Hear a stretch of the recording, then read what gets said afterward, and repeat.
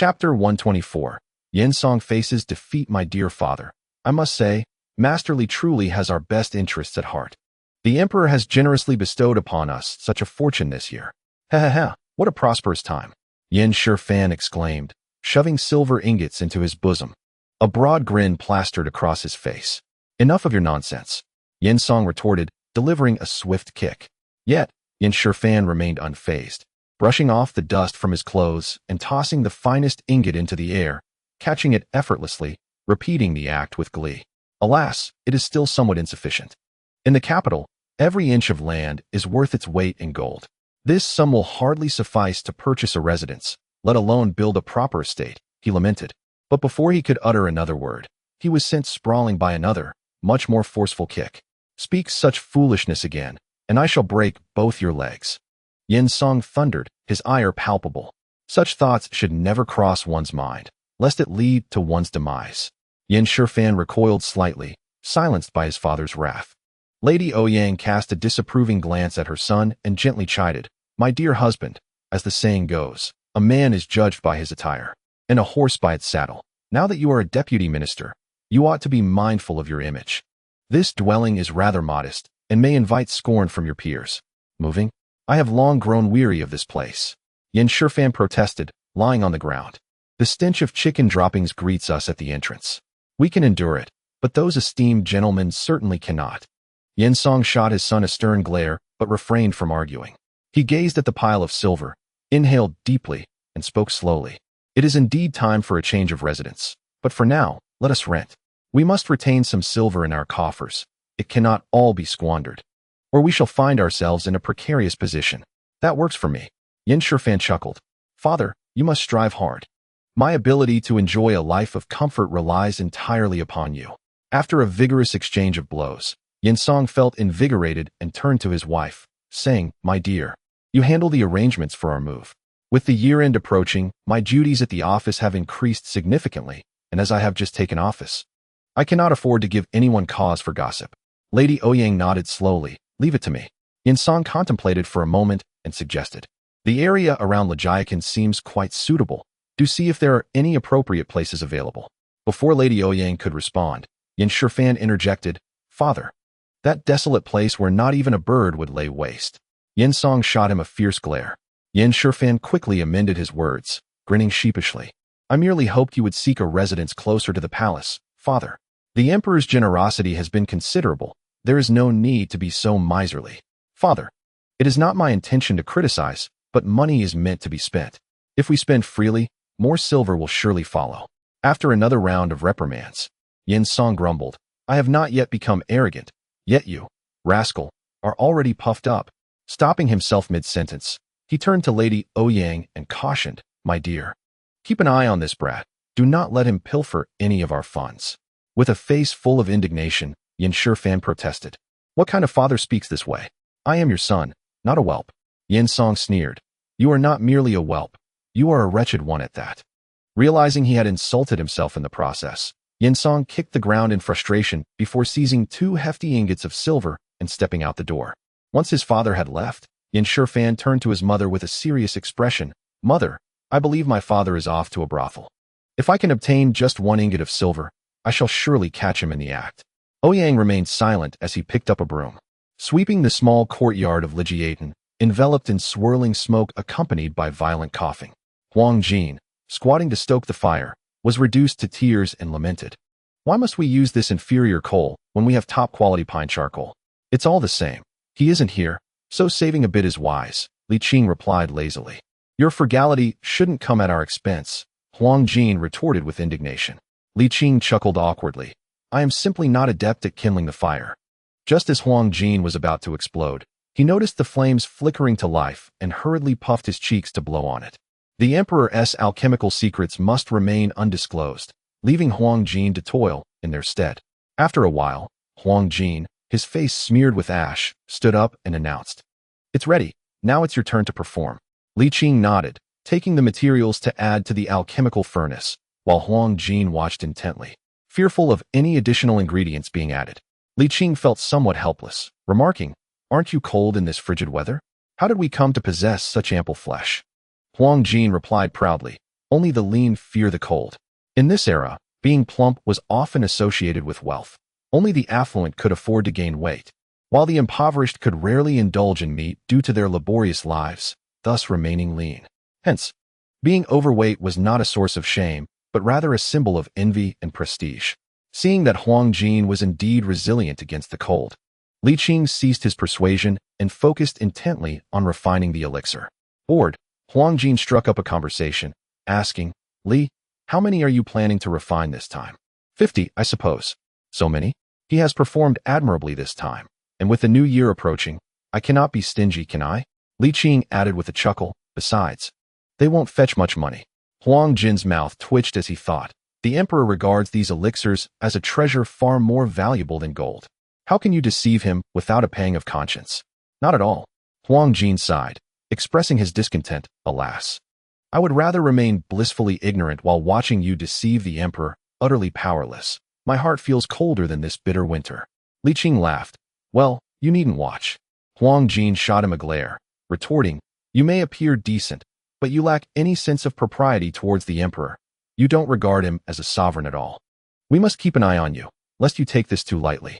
After exchanging light-hearted banter, Li Qing sat beside Huang Jin, hands tucked into his sleeves, and cheerfully said, the elixirs I create are quite effective. Would you like one? Huang Jin scoffed. Who would desire that? Go perform your sorcery elsewhere. I'm not bored. Li Qing rolled his eyes. I knew it. Huang Jin exclaimed angrily. You are simply afraid of being burned. Not afraid, but why invite discomfort upon oneself? Li Qing responded. But you are making me quite uncomfortable. Huang Jin retorted. Li Qing raised an eyebrow, teasing, Huang the Fat, your temper seems to be growing. Eh? Do you believe I won't slap you again? Just as Huang Jin was about to retaliate, he suddenly recalled something and inquired. Did you hear from the emperor or Liu Bing about the time during the last mid-autumn festival when I bumped my head against your door? You suddenly sprang up. Your hair flying wildly, your garments fluttering, and persimmons falling all around. Was that true? What do you think? To speak frankly, my family does not believe it. However, Huang Jin scratched his head and replied somewhat disgruntled, we have known each other for many years, and at that time, Liu Bing truly did not seem like one to lie. Can you perform a demonstration? Huang Jin pointed at the snow accumulated on the withered persimmon tree and remarked, if you can make that snow fall, then we shall see. Li Qing, speechless, retorted, if you are asking me to do this, how could I possibly save face? If you can indeed accomplish this, our family might treat you with a bit more favor. Huang Jin, in truth, harbored the intent to expose Li Qing, hoping to steer his master back on the right path. Do you not possess extraordinary abilities? Reveal them, and blind us with your brilliance. Li Qing, perceiving this subtle scheme, teased, let me be honest with you, it's all a facade. I had already tampered with those persimmons, making them appear precarious, while the wind is merely natural. I intentionally caused the wall grass to topple. I do not share this with just anyone. Huang Jin, feeling even more frustrated, stood up indignantly and declared, we shall duel. Very well. Li Qing replied, having nothing better to do, and immediately assumed a martial arts stance. After a brief moment, Huang Jin, dejected, squatted on the ground, drawing circles with his short, thick fingers, his face a picture of gloom. How about I teach you a couple of moves another day? I do not wish to converse with you. Huang Jin turned his back, presenting his rear to Li Qing, and let out a loud fart. Finally managing to regain some semblance of dignity, Li Qing cursed under his breath, quickly distancing himself 3 paces, which sent Huang Jin into peals of laughter. Feeling rather pleased with himself, suddenly, Li Qing announced, someone is coming. Who are you trying to fool? The loud knocking interrupted Huang Jin, followed by a respectful voice asking, is the national master at home? Huang Jin cast a glance at Li Qing and snorted, if you engage in collusion, you can rest assured that we shall report you. You are aware of collusion? Li Qing inquired, astonished. Do you truly think our family is foolish? Huang Jin, now angered, retorted. Do you believe that the position of the chief of the ceremonial office is merely for show? With that, he stormed off to open the door. As the door creaked open, Yinsong instinctively prepared to bow, only to find a rotund man with a face as dark as coal. He hesitated, straightening up to ask, is the national master at home? Huang Jin scrutinized him deeply and silently noted, get lost. Yinsong was somewhat incensed, thinking to himself that he was now a vice minister. Even a 7th-rank official should not be treated in such a manner. You are uncouth and unworthy of my attention. Where is the national master? Yin Song waved his sleeve, his expression darkening. After much effort to attain the position of vice minister, his temperament had naturally changed. Oh, I recall now. You are the newly appointed right vice minister of rights, Yin Song, correct? Huang Jin coldly scoffed. Yin Song was taken aback. How do you know? Huang Jin lifted his sleeve and wiped it across his chubby face, leaning closer to him. Take a good look. Yin Song, with his view obstructed by the round face, still failed to recognize him. How could one focus on examining the chief of the ceremonial office when one finally meets the emperor? Who are you? I am Huang Jin. Huang Jin glared. The chief of the ceremonial office, Huang Jin.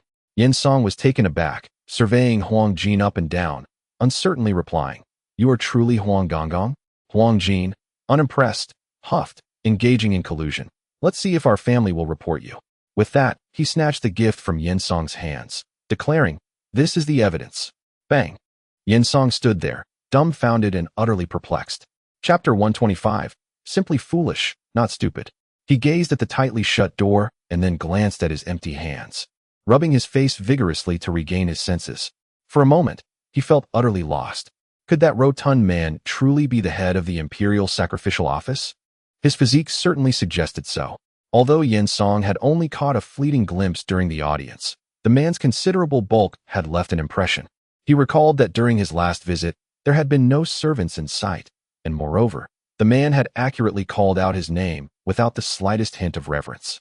With this realization, Yin Song grew increasingly anxious. Simultaneously, he gained a clearer understanding of Master Li's influence.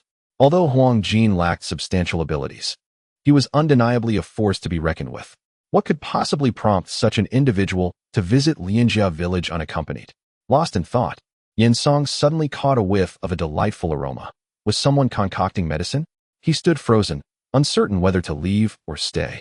Huang Jin, in a fit of anger, approached Li Qing and demanded, What is going on with this Yin Song?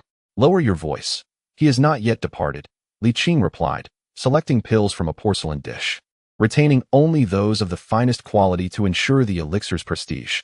Li Qing casually remarked, It is true that you hold the position of the head of the imperial sacrificial office, but should one delve deeper into the matter, you are merely a servant.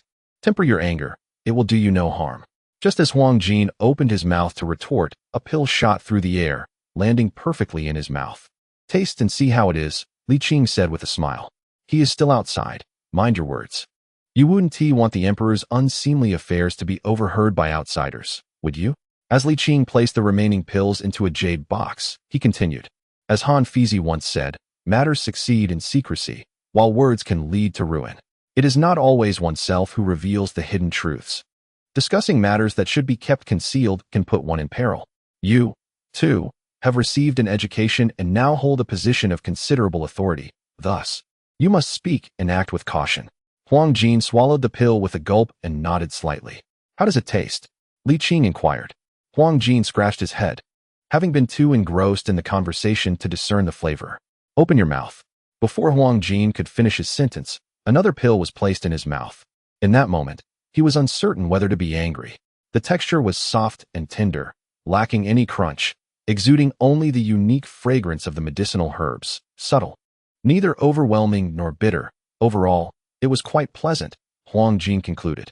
Li Qing felt an urge to facepalm, several times on the verge of speaking, but ultimately saying nothing. Instead, he casually produced a few more pills, stating, These are of inferior quality and cannot be used as bargaining chips. It would be a pity to discard them, so I shall generously offer them to you. Huang Jin, noticing Li Qing's gesture to indicate he should open his mouth, retorted in annoyance. Do you truly think of us as mere pets? Despite his words, Huang Jin was not shy. He stepped forward, extending his plump hand, and with the other, grasped Li Qing's wrist, tipping all the pills into his palm. We do not require your feeding, he declared, tucking the pills into his robe. Li Qing observed this with a gentle shake of his head, saying, Either consume them or discard them. Your misguided kindness will only backfire, eroding the trust between you and your master. Unlike last time, when it was done openly before him. To Yin Song's surprise, Huang Jin refrained from countering Li Qing for once. Silently, he extracted the elixir and hastily stuffed it into his mouth. Chewing vigorously yet failing to savor even the slightest flavor, he overlooked the soothing sensation that washed over him as the elixir settled in his belly. A sense of grievance washed over him. After so many years of companionship, how could he not know his master's temperament? He may be foolish, but he is not dim-witted. And thus he felt aggrieved. Li Qing spoke leisurely. You are a good person, and coincidentally, so am I. However, we are fundamentally different. Your innocence is too pronounced. One cannot remain stagnant in their position. A degree of growth is essential. I only hope that after having deeply experienced the sordidness of the world, you can still retain your original intentions. Huang Jin remained silent.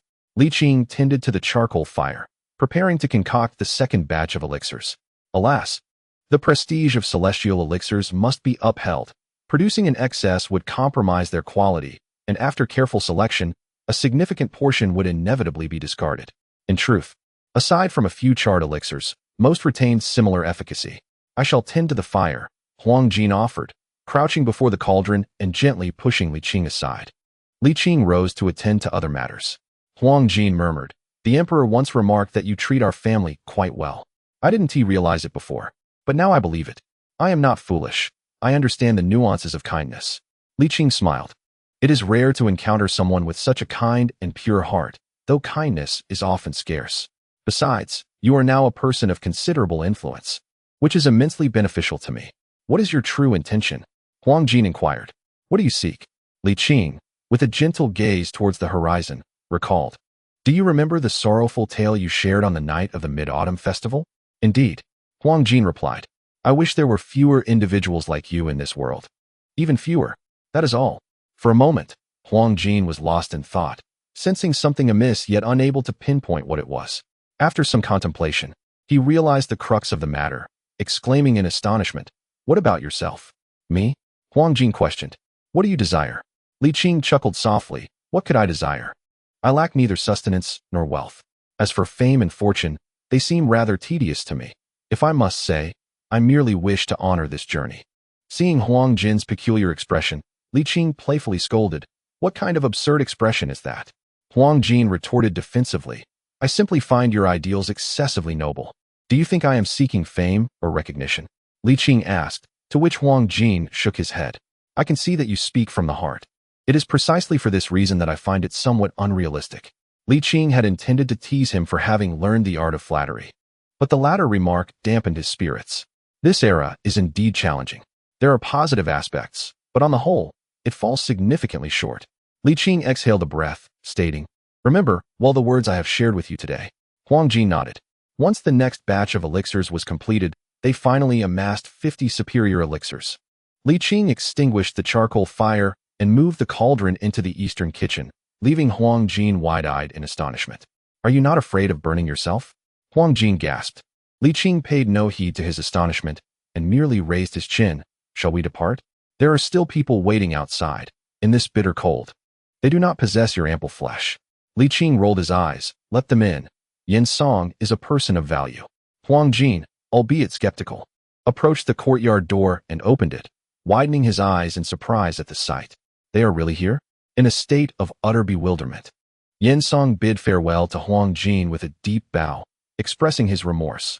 Master Huang, I was blind to your greatness just now. Please pardon my transgression.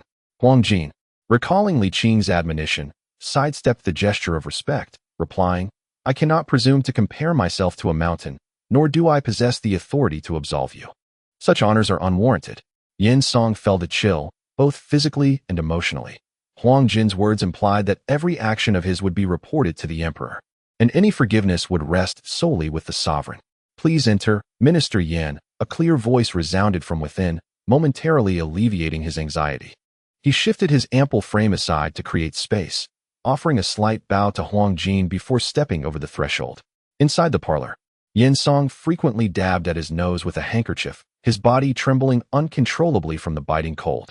Li Qing, imbued with true energy, and Huang Jin, with his robust physique, busied themselves near the alchemical furnace, impervious to the chill. Yen Song, however, was no longer youthful. He had reached the age of discernment and was advancing towards the wisdom of age, and after being startled by Huang Jin, he had stood in the frigid air for far too long, thoroughly chilled to the bone. His speech quivered with trepidation, especially upon noticing the gifts laid out on the table, which only heightened his anxiety. What business could this portly figure, Master Huang, have in Lianjiaten. Surely, he was not seeking to ingratiate himself with the family? That seemed implausible. As a trusted confidant of the emperor, he would have no need nor the audacity to do so. Yin Song was perplexed, his heart racing with unease. Li Qing inquired, "What brings you here today, Minister Yin?" It was painfully obvious. "I have come to present a gift," Yin Song replied dryly. "With the emperor's grace.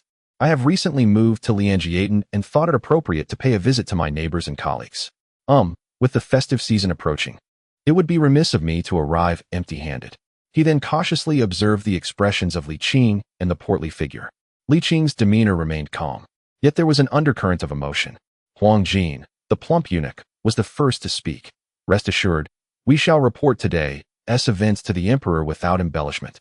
Yin Song froze, his heart sinking, and he dared not contest the assertion. This portly figure was no ordinary eunuch. He held the highest authority in the Directorate of Ceremonial Affairs. If the chief minister were likened to an external minister, then Huang Jin was akin to an internal minister. A comparison that was not an exaggeration. Moreover, he basked in the emperor's favor, making his influence even more formidable than that of Zhang Tsong. How could Yin Song not be filled with trepidation? This was precisely why, despite Huang Jin's seemingly easy demeanor, no one dared to truly cross him. Yin Song managed to force a smile, one that was more grotesque than a frown. After a moment's contemplation, Li Qing remarked, "Since this is a housewarming celebration, I shall accept the gift. If there is nothing further, Minister Yin, you may take your leave. I have matters to discuss privately with Master Huang." "Ah, yes," Yin Song replied, his fears slightly alleviated. Accepting the gift was a relief. "Master Huang, I take my leave. Travel safely," Li Qing said, remaining seated. As did Huang Jin. Once Yin Song departed and the door closed, Huang Jin cast a sidelong glance at Li Qing and scoffed. "To think I genuinely believed you were a good person. How naive." Li Qing chuckled. "Is that all there is to it? Do not blame us for lacking in righteousness. I shall recount everything to the emperor upon our return to the palace." Huang Jin replied, "Go ahead." Deep down, Huang Jin was not the heartless and unyielding character he pretended to be. He muttered, "This gift shall be taken away by us, and the matter will no longer concern you." Li Qing laughed. "You do not think I am someone who accepts payment to settle disputes, do you?" Chapter 126. A Fool's Errand. On the way back to the palace, Huang Jin could not contain himself and spat disdainfully, grumbling, "What a good person. He is clearly a fool. It's utterly ridiculous." Yin Song returned home, anxious and uneasy, merely uttering, "We must move to Lianjiaten today, without exception." Yin Shifan, rarely one to speak out of turn, understood that in such a state, contradicting his father would be tantamount to courting disaster. After years of marriage, Ouyang recognized that her husband was troubled, though she could not fathom the cause. It was evident that something significant had occurred. In the Qianxing Palace, after speaking the truth, Huang Jin hesitated. Emperor Zhu Hozong chuckled. "Are you attempting to defend the two?" "Your Majesty is indeed wise," Huang Jin nodded, sheepishly adding, "It is not particularly valuable. Merely 20 taels, a token for a housewarming."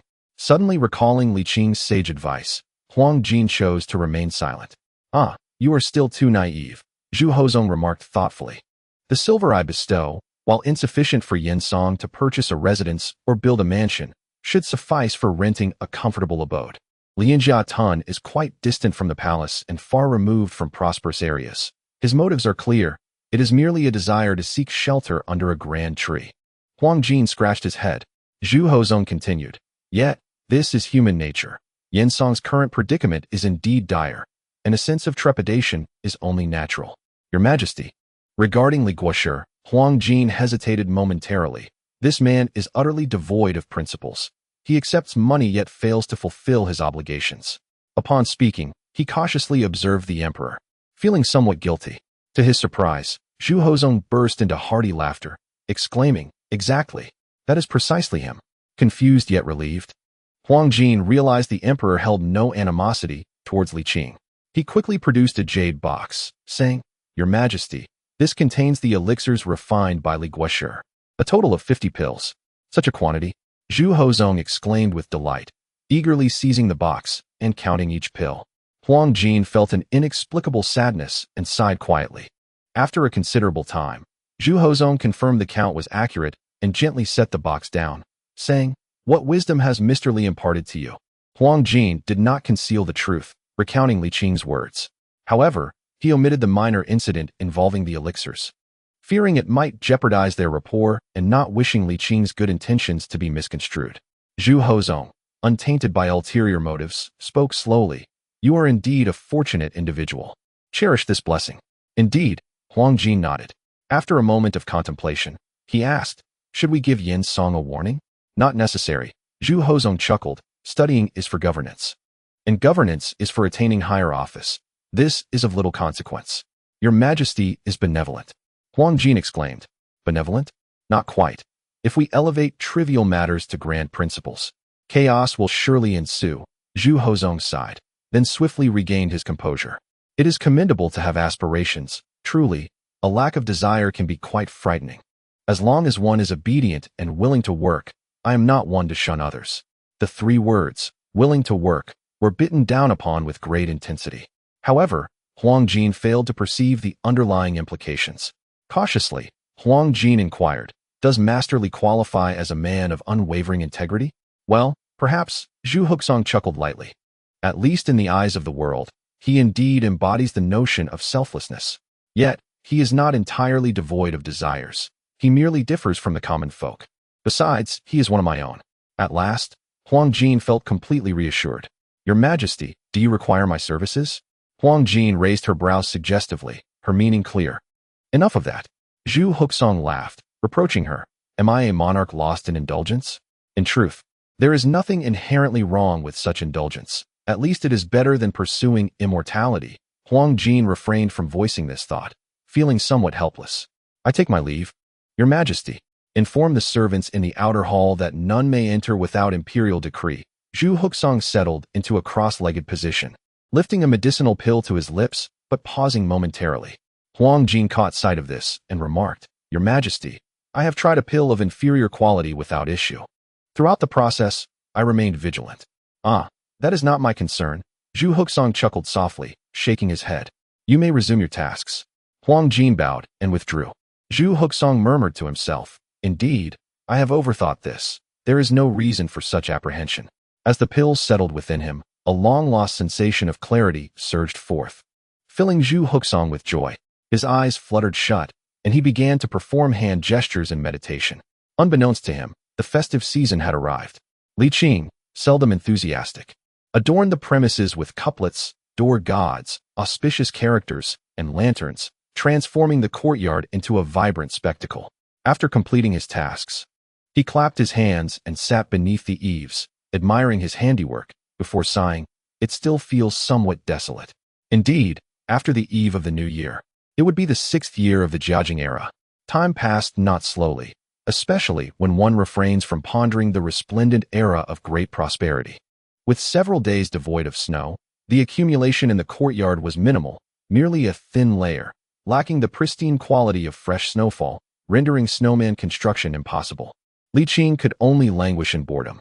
His mind was a blank slate, unaware of his own thoughts, as he remained in a single position from noon until dusk. With no inclination for sleep, he, like any ordinary household, lit candles and laid out citrus fruits and candied seeds to keep vigil through the night. 3 framed portraits were retrieved and hung side by side in the parlor, while the opposite side displayed a poorly executed image of a disheveled Taoist. Regardless, the old man was already unattractive, and even if painted by Tang Bohu, it would not improve significantly. Li Qing muttered to himself, lost in thought. At midnight, he swung open the parlor doors and ignited firecrackers in the courtyard, letting off fireworks. In the 6th year of Jiajing, the first day of the new year, early in the morning, snow began to fall, continuing until the afternoon. By the time Li Qing awoke, the snow had accumulated to half a foot, blanketing the surroundings in a white haze that stung the eyes. The courtyard, rooftops, and walls were laden with snow, ample for his enjoyment. Indeed, after this flurry of activity, the atmosphere was far from desolate. Following a brief festive interlude, the court resumed its operations, yet the spirit of the new year lingered, as vibrant as ever. In this era, the new year was not considered complete until after the Lantern Festival had passed. As a consequence of the circumstances, the power dynamics became remarkably harmonious. After all, it was the festive season. Due to the intense work commitment before the new year and the subsequent sluggishness of affairs, Everyone seemed quite leisurely. Observing that there was little to occupy his time, Li Qing decided to indulge in some mischief. On the 6th day of the new year, Li Qing was roused from his slumber by a knock at the door. Expecting it to be Huang Jin or perhaps Zhu Hoxiong himself, he was taken aback to find two not-so-young siblings waiting outside. "Greetings, Master Qing. Happy New Year." "Happy New Year, Grandfather Li." Li Qing's momentary surprise quickly morphed into exasperation. "Do you still think of yourselves as the youth? In this frigid weather, why aren't you staying home to keep your mother company? What brings you to my abode? Begone. Come now, aren't you being a bit stingy?" Li Hao teased. "Even if you're reluctant to give us red envelopes, you shouldn't send us away. At the very least, let us enjoy a warm cup of tea." Li Qing shot him a glare. "You have no respect. You're only emboldened by the fact that I wouldn't dare strike you." "Haha, I'm not as resilient to a beating anymore," Li Hao replied, maintaining his youthful irreverence as he stepped into the courtyard. "Oh, Master Qing, your culinary skills have truly improved." Before he could elaborate, his sister playfully slapped him, prompting him to promptly close his mouth.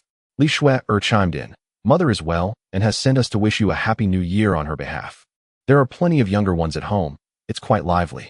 "Very well, let us head inside," Li Qing said, securing the door before making his way to the eastern kitchen to ignite some premium pine charcoal, which he brought to the parlor. "If you have matters to discuss, do so in writing. It's far too cold and distant. Please, do not come again." He began to fuss as he entered the room. Deep down, however, he did not wish to sound so harsh. It was simply an instinct he could not suppress. Li Shui stepped forward to take the charcoal basin, placing it near her elder brother and smiling brightly. "It was his insistence to come. I couldn't dissuade him. After all, he is the head of the family." Li Hao, seemingly accustomed to being teased, merely chuckled and nodded in agreement. "Master Qing, we have not gathered properly in quite some time, and I wish to share a drink with you. Additionally, I need to report on the overseas mergers." "Not so fast," Li Qing interjected. "Let us first enjoy a warm meal while we converse." Fortunately, Zhu Hoxiong had sent over a generous supply of provisions: rice, flour, oil, and various meats. Li Qing effortlessly prepared 2 steaming bowls of fragrant noodle soup. "Let us start with some dumplings and noodles. I will prepare something delectable for you both shortly," he declared, tying on an apron as he took his seat at the head of the table, his hands dusted with flour, gazing fondly at the 2 younger ones. The siblings, engrossed in their meals, dared not look up. "Master Qing, your culinary skills have truly reached new heights. Though it is a tad spicy, I'm in tears," Li Hao exclaimed, wiping his face with a chuckle. "If the noodles are this delicious, I can only imagine how delightful the main course will be. It's almost too much to fathom." "I dare to imagine," Li Shui mumbled through her soup, savoring every bite. Li Qing smiled and remarked, "But have you encountered any challenges with the mergers?" "Master Qing, you underestimate me. I can resolve any issues that arise. There's no need to trouble you," Li Hao declared proudly. "After all, I am the esteemed Duke Yongqing." As soon as the words left his mouth, he felt a tinge of embarrassment and awkwardly laughed. "Ah, how foolish of me." Chapter 127. The nature of greed. After finishing a bowl of noodle soup, the siblings felt a comforting warmth in their bellies. Their bodies warmed as well. Li Hao patted his belly and commanded, "Sister, tidy up a bit. Just leave it there. I will take care of it all at once later." Li Qing chuckled softly, replying, "Such is the fate of young masters and mistresses. It's freezing outside. We wouldn't want anyone to catch a chill." "It's not that delicate," Li Shui remarked, rising to gather the dishes. Li Qing raised a hand, gently pressing her down, and said with a pleasant demeanor, "We've just eaten. Let us take our time. You can lend a hand when preparing lunch later." "Well, that is fine," Li Shui conceded. Li Qing turned to Li Hao, urging him to speak. Li Hao nodded, stating, "The expansion of Manlagia has reached its zenith. It's no longer just about farmland. We've diversified into various businesses, such as silk shops, porcelain tea houses, money exchanges, and taverns. Now, aside from the king, we are the wealthiest entity. Further expansion is becoming increasingly difficult and costly, so I plan to focus next on the Longyamen and Java regions." Li Qing pondered for a moment and asked, "Are you contemplating whether the Li family should intervene directly or if Jiaoji should mediate?" "Wise as always, Master Qing," Li Hao acknowledged, frowning. "I find myself at an impasse and would appreciate your guidance." Li Qing was deep in thought when Li Shui interjected, "May I share my thoughts?" "Speak." Li Qing gestured with a nod. "I believe it would be better for Jiaoji to mediate. The Li family is already quite conspicuous.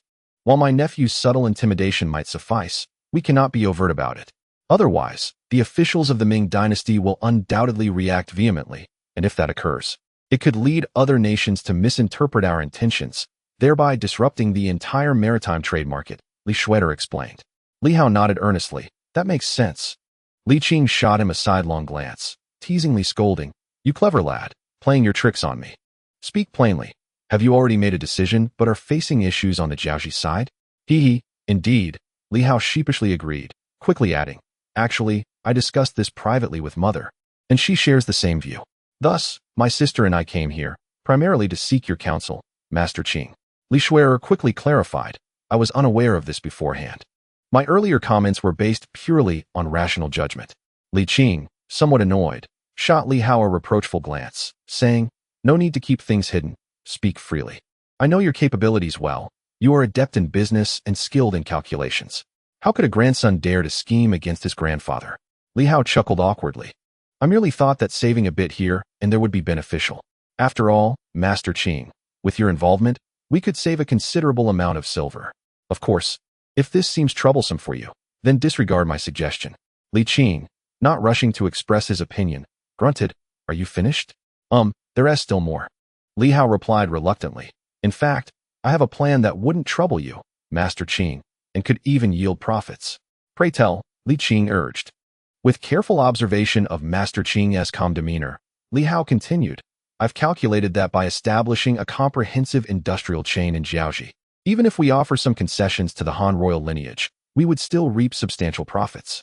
Suddenly, Li Hao fell silent, sensing that Master Qing's expression had darkened, indicating he was on the verge of reprimanding him. "You little rascal, is this the true motive for your long journey?"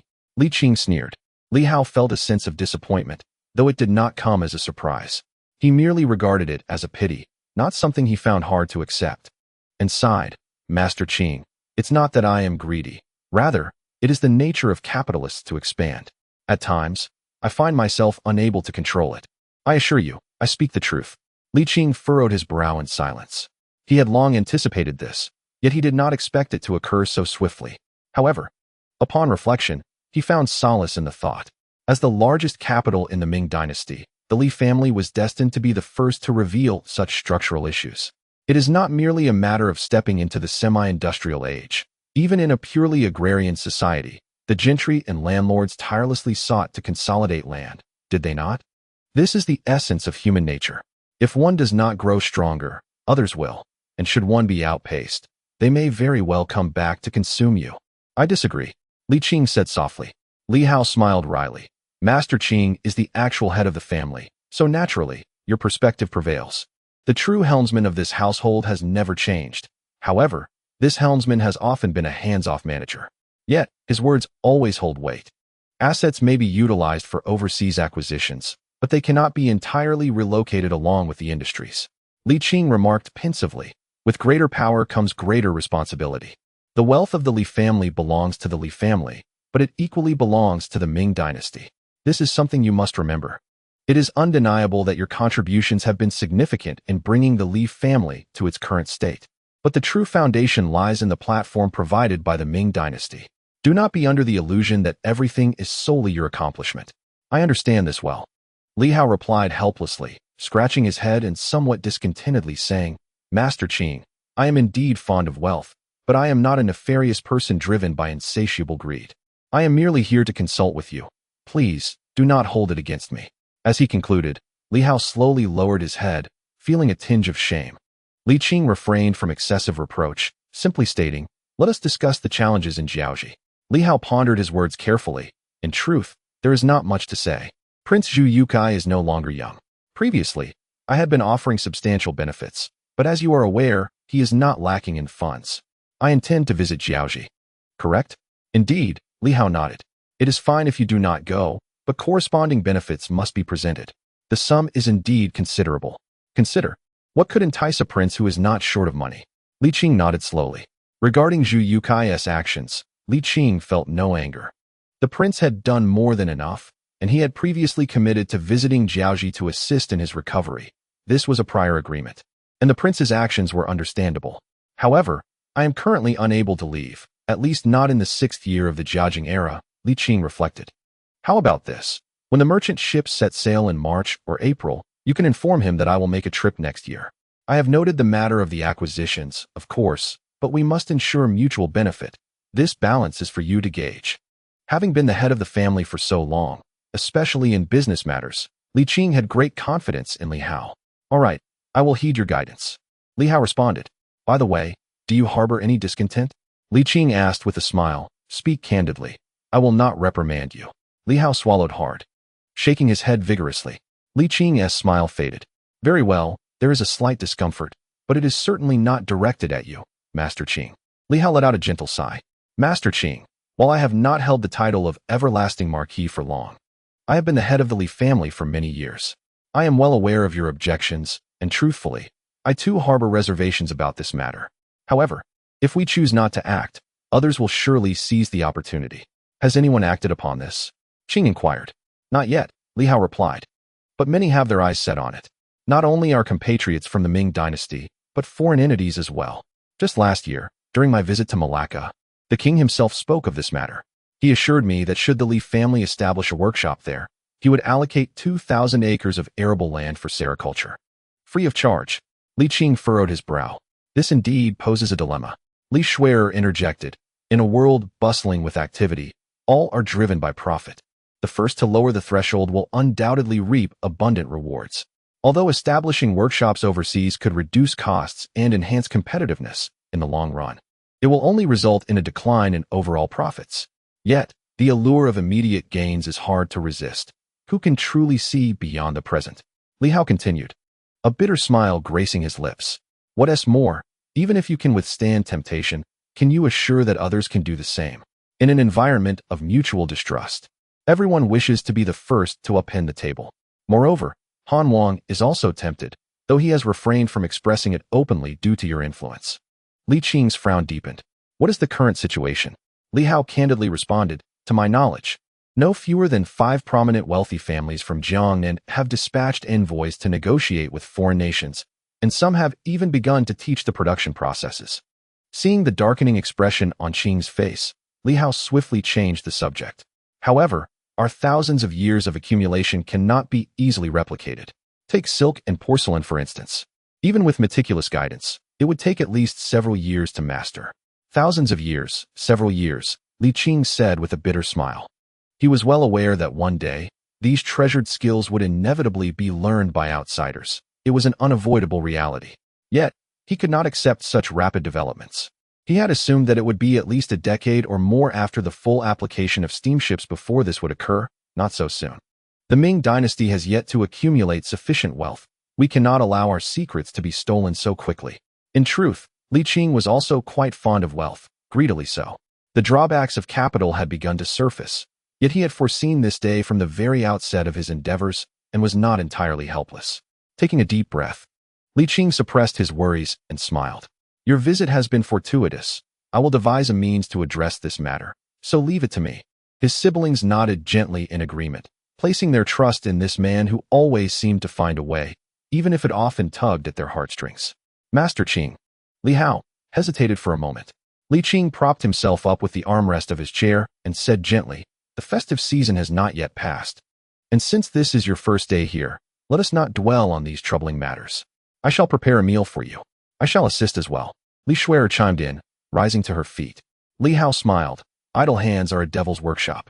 As the siblings entered the kitchen, they were met with neatly arranged rice, flour, oil, and various meats, as well as neatly stacked firewood.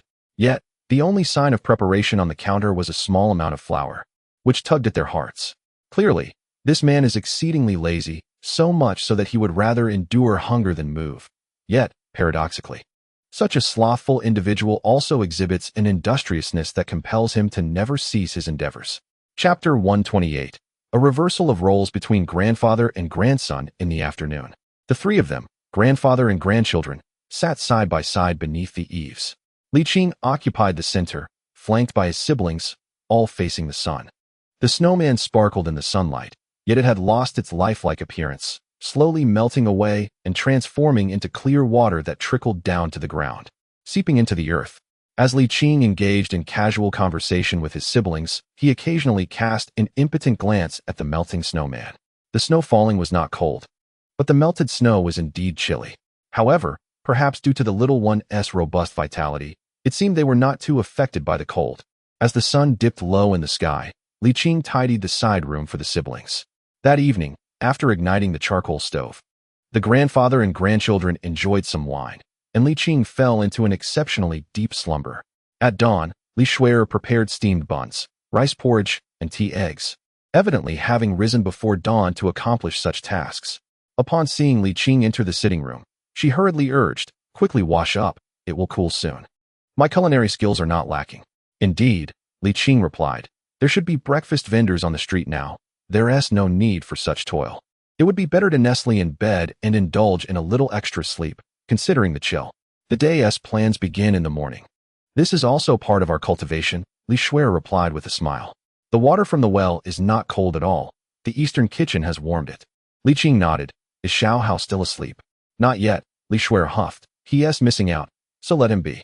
After a pause, she added, "There's still some saved for him in the pot." Li Qing nodded. "Indeed, the journey has been arduous. Let him rest a while longer."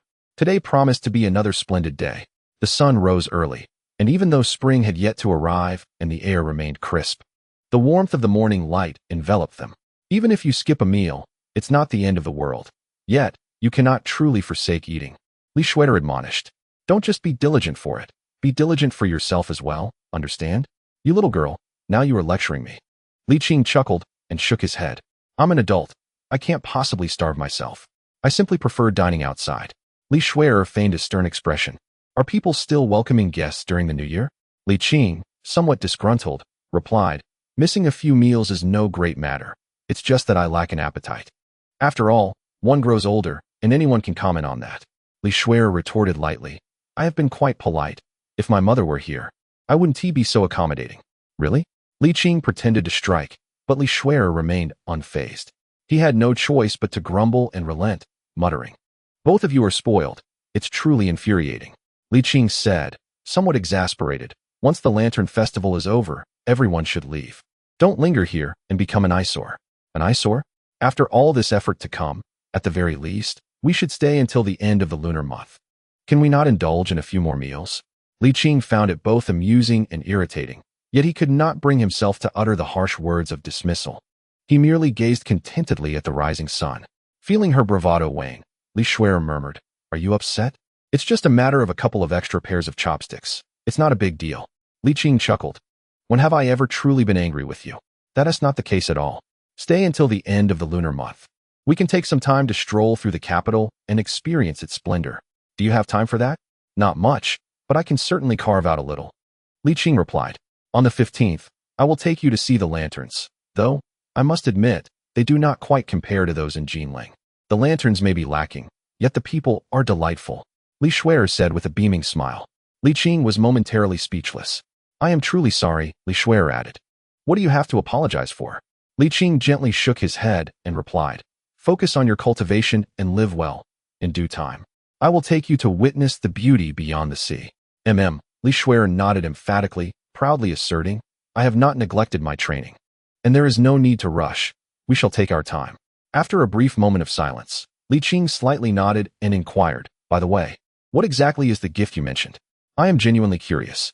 "Allow me to keep you in suspense," Li Shuer replied. "In any case, you will surely find out.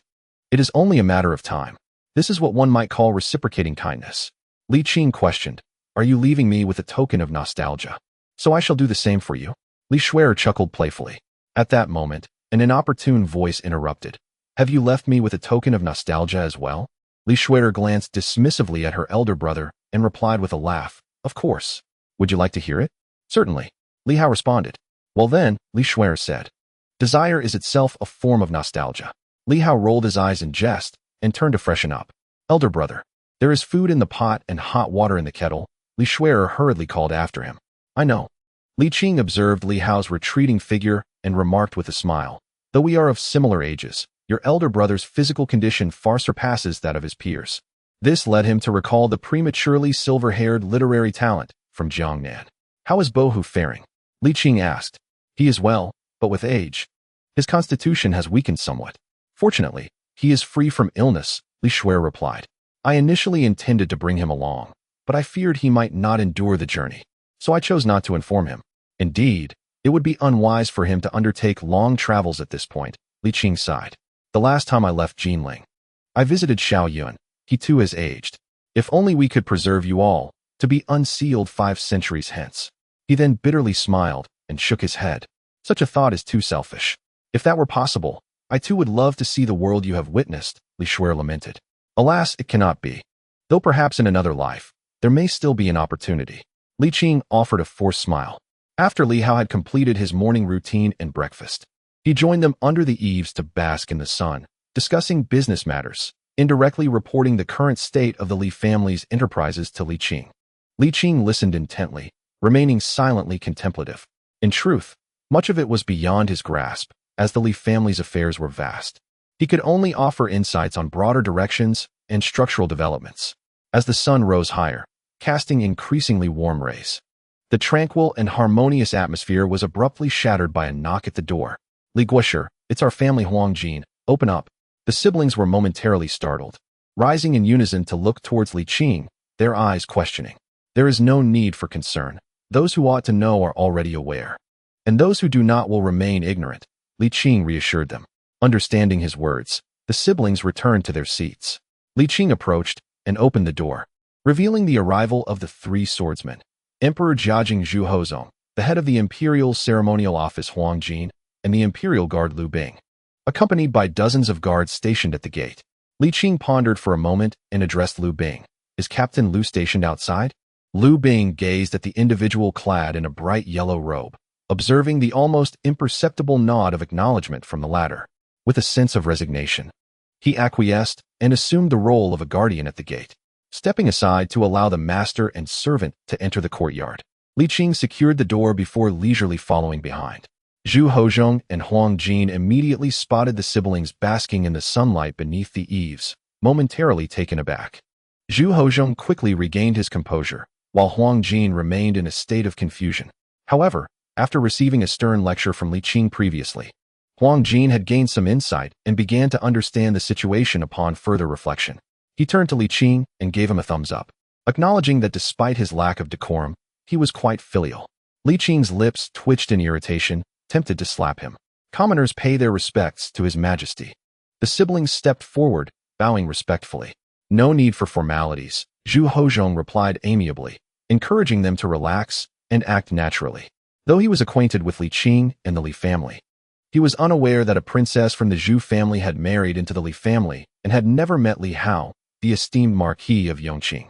However, he had seen Li Hao's eldest son, General Li Xin of the naval forces, who bore a striking resemblance to his father.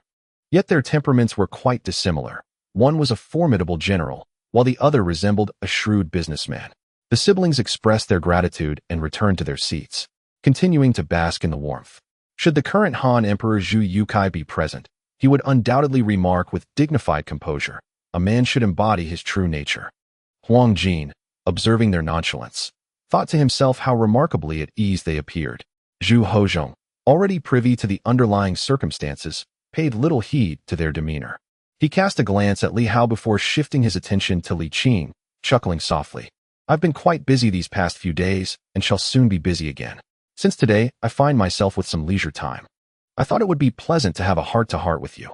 During the new year, besides paying birthday tributes to the matriarchs of the harem and distributing red envelopes, the emperor also had to worship at the ancestral temple, indeed a busy time for him, though not as exaggerated as Zhu Hozhong suggested. Typically, it only took 2 or 3 days. The real reason for his busyness lay in the ample supply of elixirs, as Zhu Hozhong had been preoccupied with his cultivation, momentarily neglecting Li Qing. With the sun shining brightly and Huang Jin's reminder, he finally decided to pay a visit. Li Qing nodded. Shall we go to the reception hall? Zhu Hozhong glanced back at the radiant sun overhead and cheerfully replied, wouldn't it be a shame to waste such splendid weather? Huang Jin promptly bent over and hurried to the reception hall, retrieving a chair and placing it a bit farther from the siblings. Li Qing raised an eyebrow. Huang Jin then brought another chair for Li Qing. As the 2 gentlemen engaged in conversation, they refrained from discussing political matters or cultivation, instead sharing a rare camaraderie. Huang Jin, finding the exchange rather dull, moved another chair closer to the siblings. Realizing he couldn't best Li Qing in a contest of strength or wit, he decided to appeal to Li Qing's elders, hoping they would rein in the impudent Li. You need not feel anxious or constrained, just be yourselves. The siblings remained silent. Huang Jin, with a grin, remarked, "You are the grandparents of Li Zi," glancing at Li Shuer and tentatively adding, "Or perhaps grandmothers?" The siblings felt a surge of irritation. Unfazed, Huang Jin continued, "You two are quite elderly, are you not?" Li Shuer, unable to endure his comments any longer, retorted without mercy, "You're not old." "Not old at all." Huang Jin shook his plump hands and chuckled awkwardly, stating that regardless of age, elders are elders, and even a step-grandmother is still a grandmother. "Oh, we seem to be digressing," he added. Clearing his throat, he continued, "As for your grandson." Li Shuer suddenly stood up, and Li Hao shot a fierce glare. The couple appeared ready to confront him, bearing expressions akin to when Li Mei was about to strike. Huang Jin pondered, "Why do you wish to resort to violence merely from what I said?" Had it not been for the fact that one was a woman and the other carried an air of seniority, he might have retaliated with a headbutt. After all, he was the chief of the ceremonial office, deserving of respect. Irritated yet restrained, Huang Jin remembered that they were elders of Li Qing and that the ongoing pleasant conversation should not be disturbed. He silently shook his head at the couple's excessive protectiveness, choosing instead to bask in the warm sunlight, his round face radiating contentment. The siblings had earlier referred to themselves as common folk to conceal Li Qing's connections with the Li family. With Huang Jin distracted, Li Hao decided it was best to not pursue the matter further. However, Li Shuer cast several glances at Huang Jin. During their prior encounter on Wudong Mountain, she had discerned that Zhu Hochong was the son of the Prince of Xing, who would later become the Emperor Jiajing. With this prior knowledge, and observing Huang Jin's distinct physique, she naturally recognized that the stout man before her was indeed the same individual. Nevertheless, it was evident that Huang Jin had a poor memory or was simply carefree, as he had not made the connection. After all, it is often said that a generous heart corresponds with a robust physique. Li Shuer felt a pang of discomfort, wondering if her own transformation over the years had made her appear significantly older. Huang Jin, bewildered, thought to himself, women truly hold grudges. It was merely a mention of a step-grandmother. Truly, it is said that it is difficult to nurture both the petty and the woman. After a short while, as mealtime approached, Li Qing noticed that Zhu Hochong showed no intention of leaving and decided to expedite matters. "The emperor must return to the palace for your meal, correct?" Zhu Hochong smiled. "I have heard from Huang Jin that your culinary skills are quite exceptional. I wonder if I may have the pleasure of tasting your creations?" Li Qing turned to Huang Jin. "You, my friend?"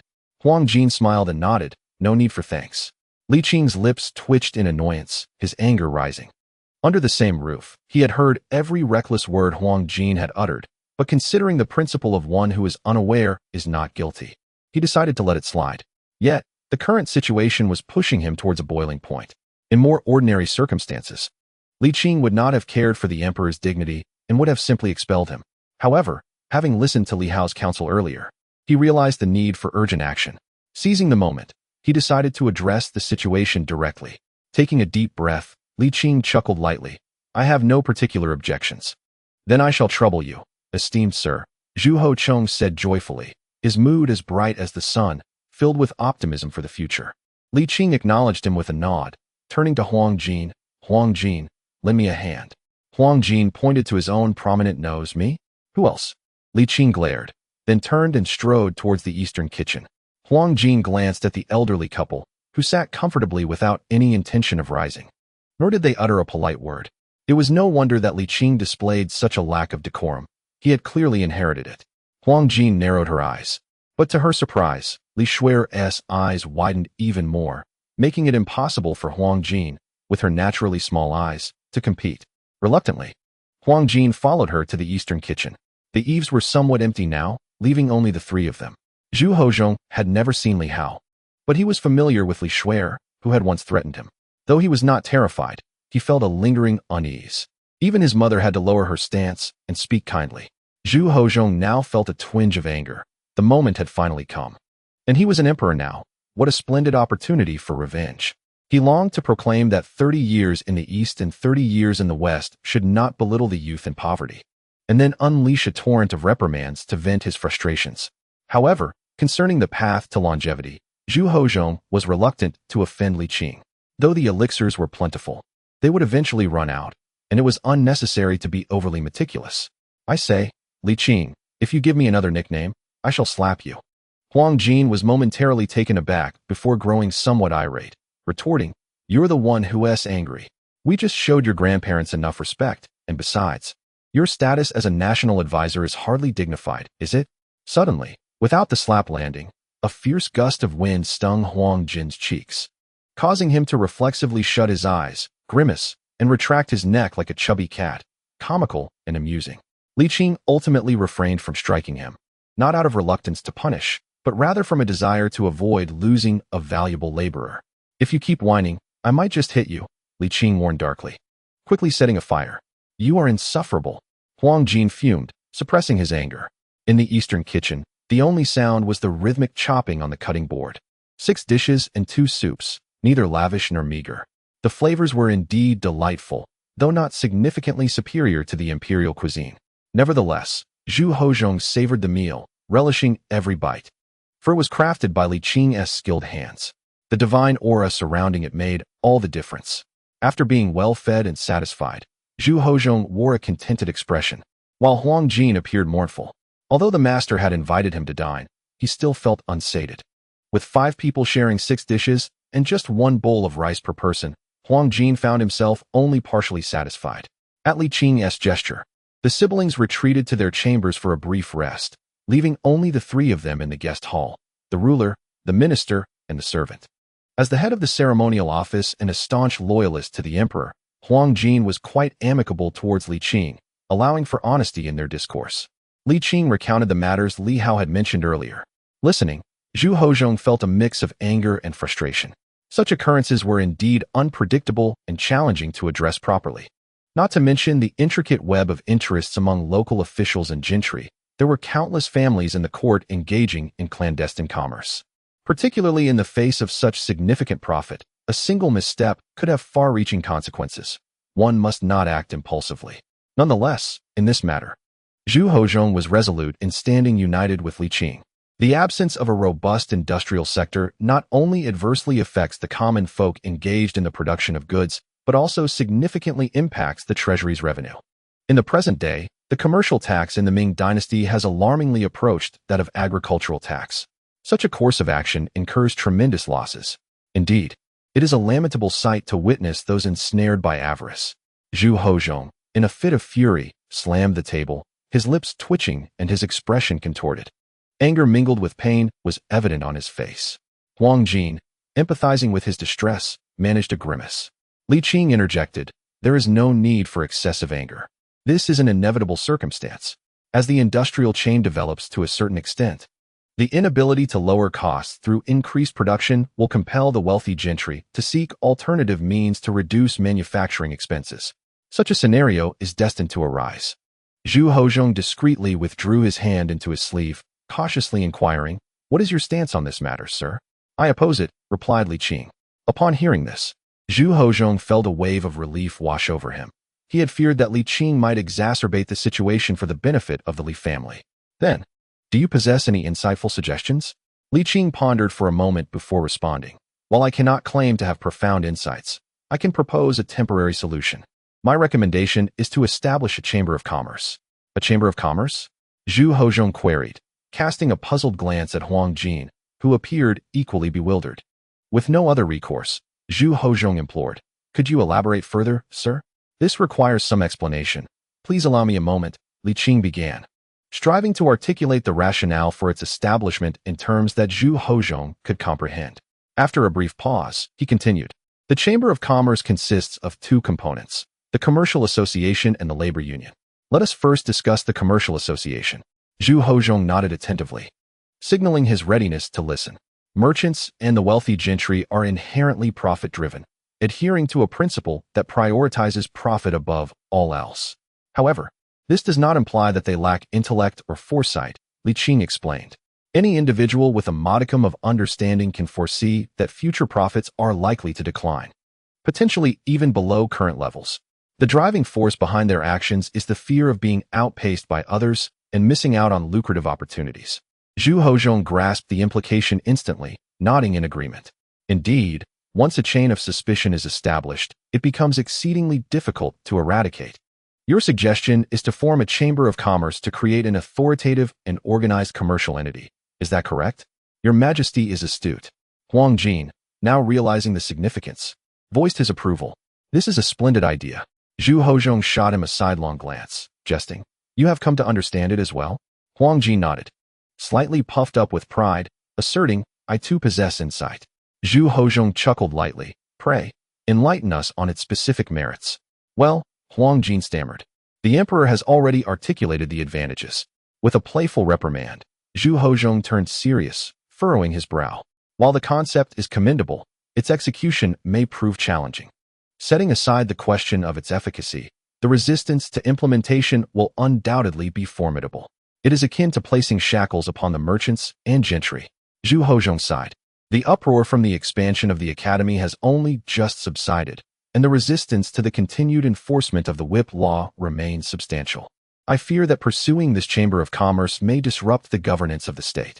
Li Qing smiled reassuringly. In truth, it is not as daunting as you might presume. This endeavor is considerably simpler than the previous two national policies. How so? Since it is a chamber of commerce, it must naturally accommodate the participation of merchants. Zhu Hozhong's expression suddenly darkened, and he appeared quite irate. Is it not tantamount to watching them grow stronger? Is it not advantageous to grow stronger? Li Qing retorted. The very reason for the Ming dynasty's prosperity for over a century, steadily moving towards the better, lies fundamentally in the flourishing of commerce and industry. The lives of the common people have improved, the court has increased tax revenues, and the export of goods itself is a form of cultural dissemination. As far as I know, among the foreign nations, many affluent individuals yearn to reside in the Ming, even desiring to establish their ancestral roots here. Is this not a good thing? Zhu Hozhong was rendered speechless. Li Qing continued, when faced with two evils, one should choose the lesser. When confronted with two benefits, one should opt for the greater. In this way, one can indeed have both fish and bear's paw. Why then do you hesitate, constantly looking back and forth? Zhu Hozhong replied solemnly. This will severely impact imperial authority. Chapter 130. The Theory of Elevation and Rivalry. Li Qing chuckled. While imperial authority is indeed significant, do you comprehend the very foundation of a dynasty's existence? Zhu Hozhong furrowed his brow in silence.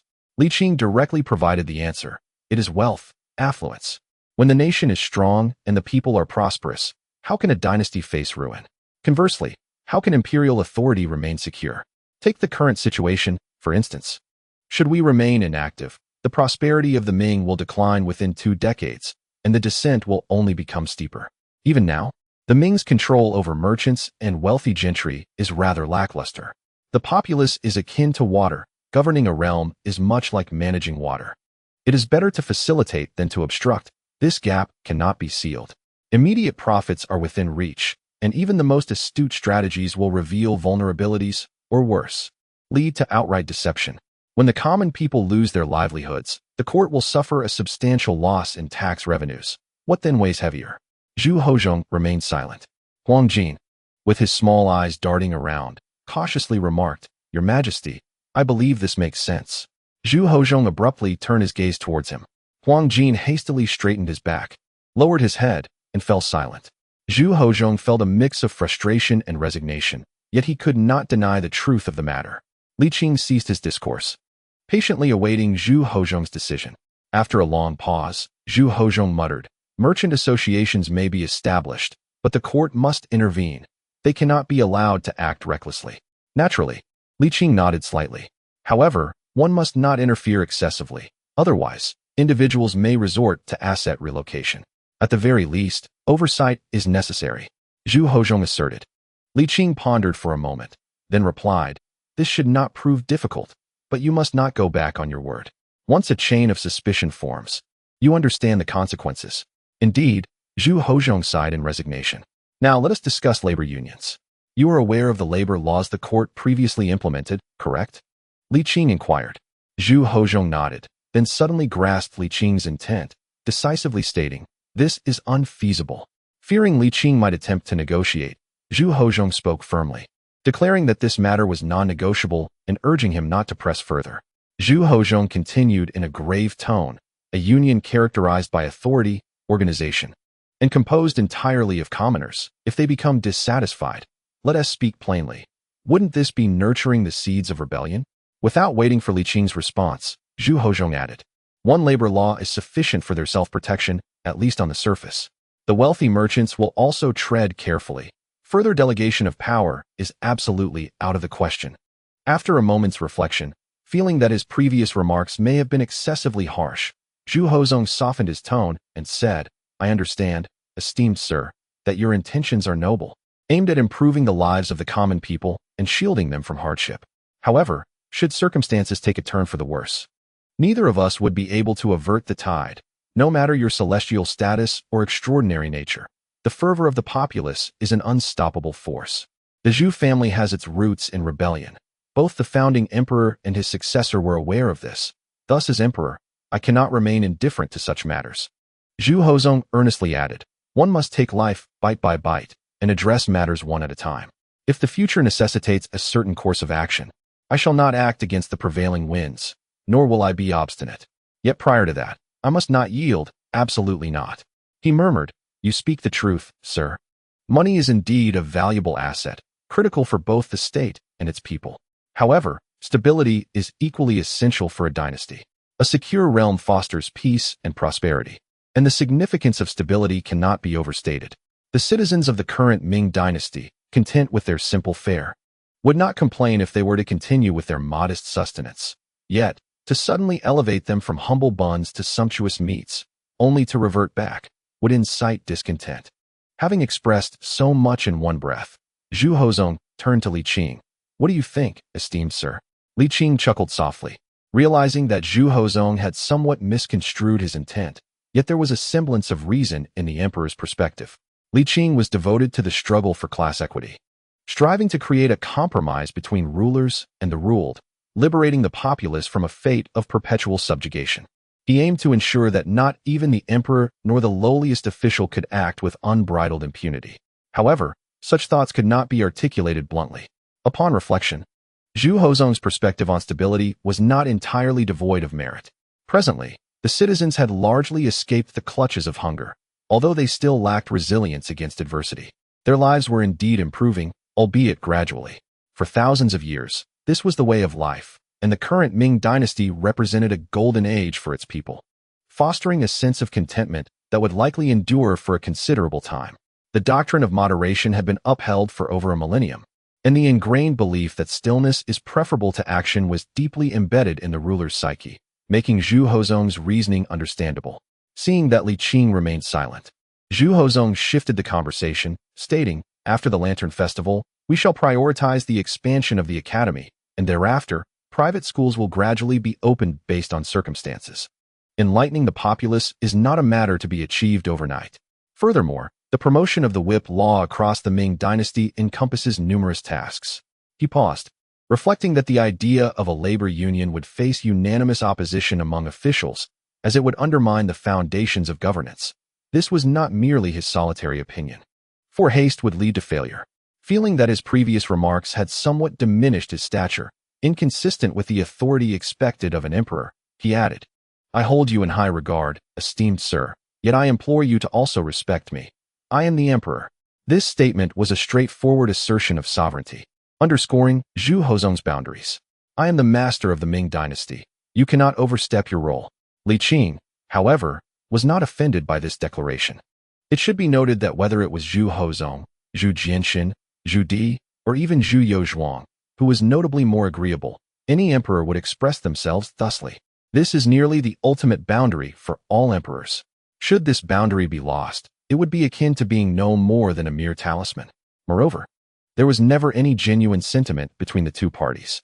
Seeing the atmosphere become somewhat tense, Huang Jin approached Li Qing and prodded him with his finger, urging him to make way for his majesty. Li Qing shot him a fierce glare, causing Huang Jin to feel a wave of grievance. Why does everyone always glare at me? After all, I am the head of the Imperial Ceremonial Office. Truly, there is no respect whatsoever. Grievances aside, Huang Jin had no choice but to endure. After all, when Li Qing is in a good mood, he is indeed pleasant, but when he is not, he can be quite intolerable. and one misstep could lead to a swift reprimand. Noticing that Li Qing remained silent, Zhu Hozhong spoke slowly. I have shown you my utmost sincerity and respect, and I trust you will not take advantage of this to deceive me. Li Qing sighed deeply and nodded slightly. Let us proceed as you say, one matter at a time. Zhu Hozhong smiled and replied, indeed. As for the commercial meeting, after the Lantern Festival, I shall announce it publicly in court. I believe the composition of such a meeting will encounter minimal resistance. Li Qing simply acknowledged with an mm. Zhu Hozhong continued, at this moment, there is no rush. Before the 15th, you may rest and recuperate. It is not often that your family visits. It would be good to spend time with them. Li Qing smiled. I am grateful for your Majesty's kindness. Not at all. You have worked hard, and I am well aware of it. Zhu Hozhong replied with a smile. It is essential to balance work and rest. I am not the type of ruler who demands perfection. Your Majesty is indeed wise. Zhu Hozhong laughed heartily. I thank you for your hospitality today. I shall take my leave for now and hope to return when time permits. Initially, he had wished to seek Li Qing's counsel on matters of cultivation, but due to this minor interruption, he had to set that aside for the time being. After seeing Zhu Hozhong off in his dragon carriage, Li Qing closed the door and returned to the parlor, at which point the siblings emerged from the side room and entered together. Li Hao led the way, laughing heartily. I recall I once said that one day, the two of us would walk together, and to outsiders, they would be unable to distinguish whether we were grandfather and grandson. Today, that prophecy has finally come to pass. Li Qing gave him a sidelong glance and inquired, do you enjoy laughing so much? Li Hao immediately ceased his laughter. I was merely joking. Look at you, lacking any sense of humor. Li Shui'er pressed her lips together. She had been quite annoyed at that moment, but now found it somewhat amusing. Has the issue been resolved? She asked. Resolved halfway, I suppose. Li Qing briefly summarized the outcomes of their discussions. Li Shui'er pondered for a moment and replied, this is quite good. Moderation is key.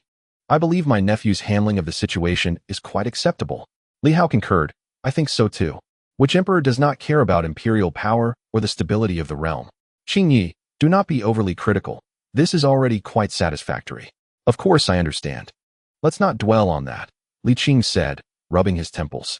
Overall, it falls within an acceptable range, and after the Lantern Festival, it will be made public in court. Xiao Hao, prepare yourself mentally. Li Hao, with a hint of skepticism, asked, Qing Yi, does this not count as commerce interfering in governance? Haha. Do you dare to disrupt governance with commerce? How could I dare? Li Hao replied with a wry smile. I was merely asking, mainly out of concern for others. Just focus on your own affairs. The court will handle its own matters. There is no need for you to worry. Li Qing remarked, however, now that the Li family possesses a certain degree of influence, it is imperative to wield it appropriately. Should you engage in wrongdoing, I shall not hesitate to teach you a lesson. Look, here comes Li Hao, he retorted with irritation. Am I truly so unworthy? But you are quite fond of wealth, interjected Li Shui'er. Li Hao scoffed. Is it now that I have developed a love for riches? When you extend your hand for money, why do you not voice such sentiments then? Li Shui'er fell silent, slightly disgruntled. Li Hao, with a serious demeanor, continued, Elder Qing, as you can see, it is essential for your secrets to be preserved within the Li family. If not, calamity will surely follow. I wish for our descendants to avoid wrongdoing and do not desire your legacy to be squandered. Li Qing, with a resigned nod, sighed, as you wish. Even if he disagreed, Li Hao would proceed regardless, and Li Qing found himself unable to contest him. Moreover, Li Hao's concerns were indeed valid. Elder Qing is astute. Li Hao exclaimed joyfully. Li Shui'er concurred, her face illuminating with a smile. Family is family. It should always be this way. Li Qing, with a dark expression, replied, having you both is my fortune. The siblings feigned ignorance in unison, saying, it is also our good fortune. Chapter 131. The talents of advisors in the time leading up to the Lantern Festival, the court exhibited a remarkable harmony, a state that had persisted for over a century. After all, there is scarcely any issue that cannot be resolved with the phrase, a great new year, regardless of how troublesome matters may be. Disturbances are avoided during this period, with both sovereign and subjects adhering to established customs. With rare leisure at hand, Li Qing preferred not to squander time in idleness like Zhang Tsong and others, who merely passed the time. He dismissed such superficial posturing with disdain. Instead, he chose to remain at home and relish a few days of tranquility. When it was time to labor, he did so diligently. When it was permissible to rest, He would not impose hardships upon himself. This has always been Li Qing's approach to life. One's day begins with the morning. Naturally, he would practice a set of health-preserving Tai Chi in the early hours, ensuring he did not squander the opportunity. Over the years, the siblings had honed their skills to perfection. Not to mention Li Shuer, even Li Hao emanated an air of profundity, embodying the demeanor of a master as a well-to-do gentleman, which greatly pleased Li Qing. After breakfast, the three of them engaged in leisurely conversation, discussing the Li family's enterprises and the progress of research. Unbeknownst to them, half a day slipped away, and as noon approached, they began preparing lunch. It must be noted that the time of the three, each holding significant roles, one shouldering the responsibilities of the state, another a capitalist with global ventures, and the third a pioneer of innovation, was indeed precious. To waste it would be a grave misallocation. Yet, they all relished the experience. They were human too, and at times, weary souls yearned for respite. As the dishes were served and the wine poured generously, the experience of this leisurely life was genuinely delightful. Li Qing set down his chopsticks and suddenly inquired, "Young Hao, what are your thoughts on the single whip policy?" "Me?" Li Hao responded with confusion. "I am merely a businessman. What insights could I possibly have on national policy?" "You are a businessman, and the single whip policy is fundamentally an economic matter. There are no outsiders present. Speak freely," Li Qing said with a cheerful demeanor. "What you articulate will fall upon my ears. Surely, Elder Qing would not deceive you." Li Hao pondered for a moment and nodded. "Then I shall speak candidly. Should my words be lacking, you must not take offense." Li Qing nodded in agreement. Li Hao cleared his throat and pondered. Firstly, national policy is undoubtedly commendable. However, implementing it across the entirety of the Ming dynasty poses significant challenges of no small magnitude, of which I am acutely aware. Li Qing interjected, "You are a master of commerce. I wish for you to articulate your perspective from a businessman's standpoint. As for the difficulties of implementation, that is not for you to concern yourself with. The members of the Zhu family generally lack economic acumen, while the Li family does not. Li Hao, being a business-savvy individual, understands economics well, and the single whip policy was originally designed to enhance the national economy. I seek to gather diverse opinions and viewpoints to avoid a narrow perspective." Li Qing continued, "You may adopt the mindset of wealthy gentry or even ordinary citizens." With that, Li Hao requested a moment to contemplate. He slowly set down his wine glass, lost in thought. Li Qing did not rush him, instead raising his glass with Li Shuer in a toast. After approximately a quarter of an hour, Li Hao finally spoke. "Let us begin from the perspective of the wealthy gentry. If I were solely motivated by profit, I would first hoard silver, and subsequently devise ways to extract the currency from the hands of the common people. For instance, I might artificially inflate the prices of essential goods in a short span, inciting panic and encouraging the populace to stockpile." Li Shuer interjected, "Why only silver? The court also accepts banknotes." Li Hao chuckled. "Banknotes have previously experienced significant devaluation. Although they were later forcibly stabilized, it made the populace acutely aware, as long as the court prints money without limit, the purchasing power of the Ming banknotes will diminish indefinitely. Who can confidently assert that the court will not emulate the reckless issuance of banknotes seen during the reigns of the Taizu and Taizong? Furthermore, the durability of banknotes is far inferior to that of silver."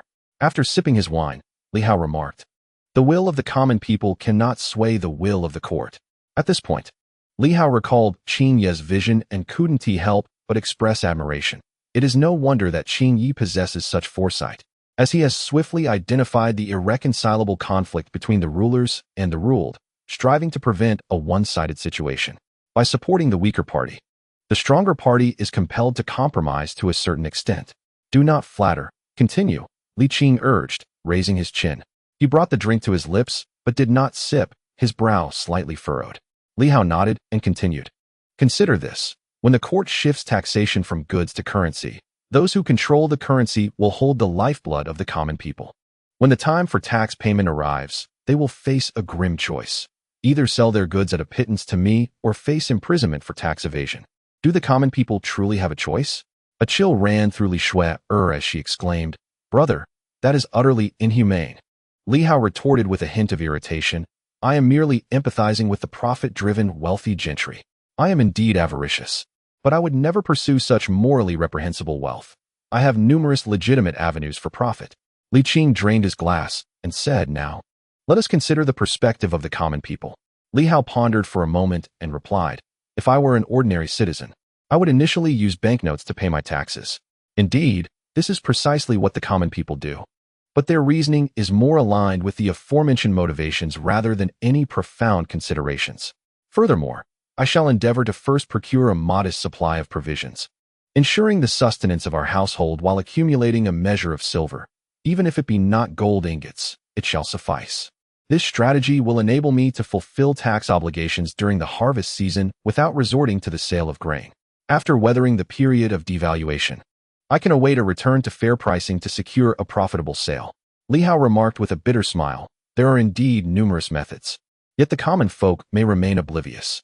Even if you were to elucidate the situation clearly to them, absent the sting of personal loss, it is often challenging for individuals to deviate from ingrained habits.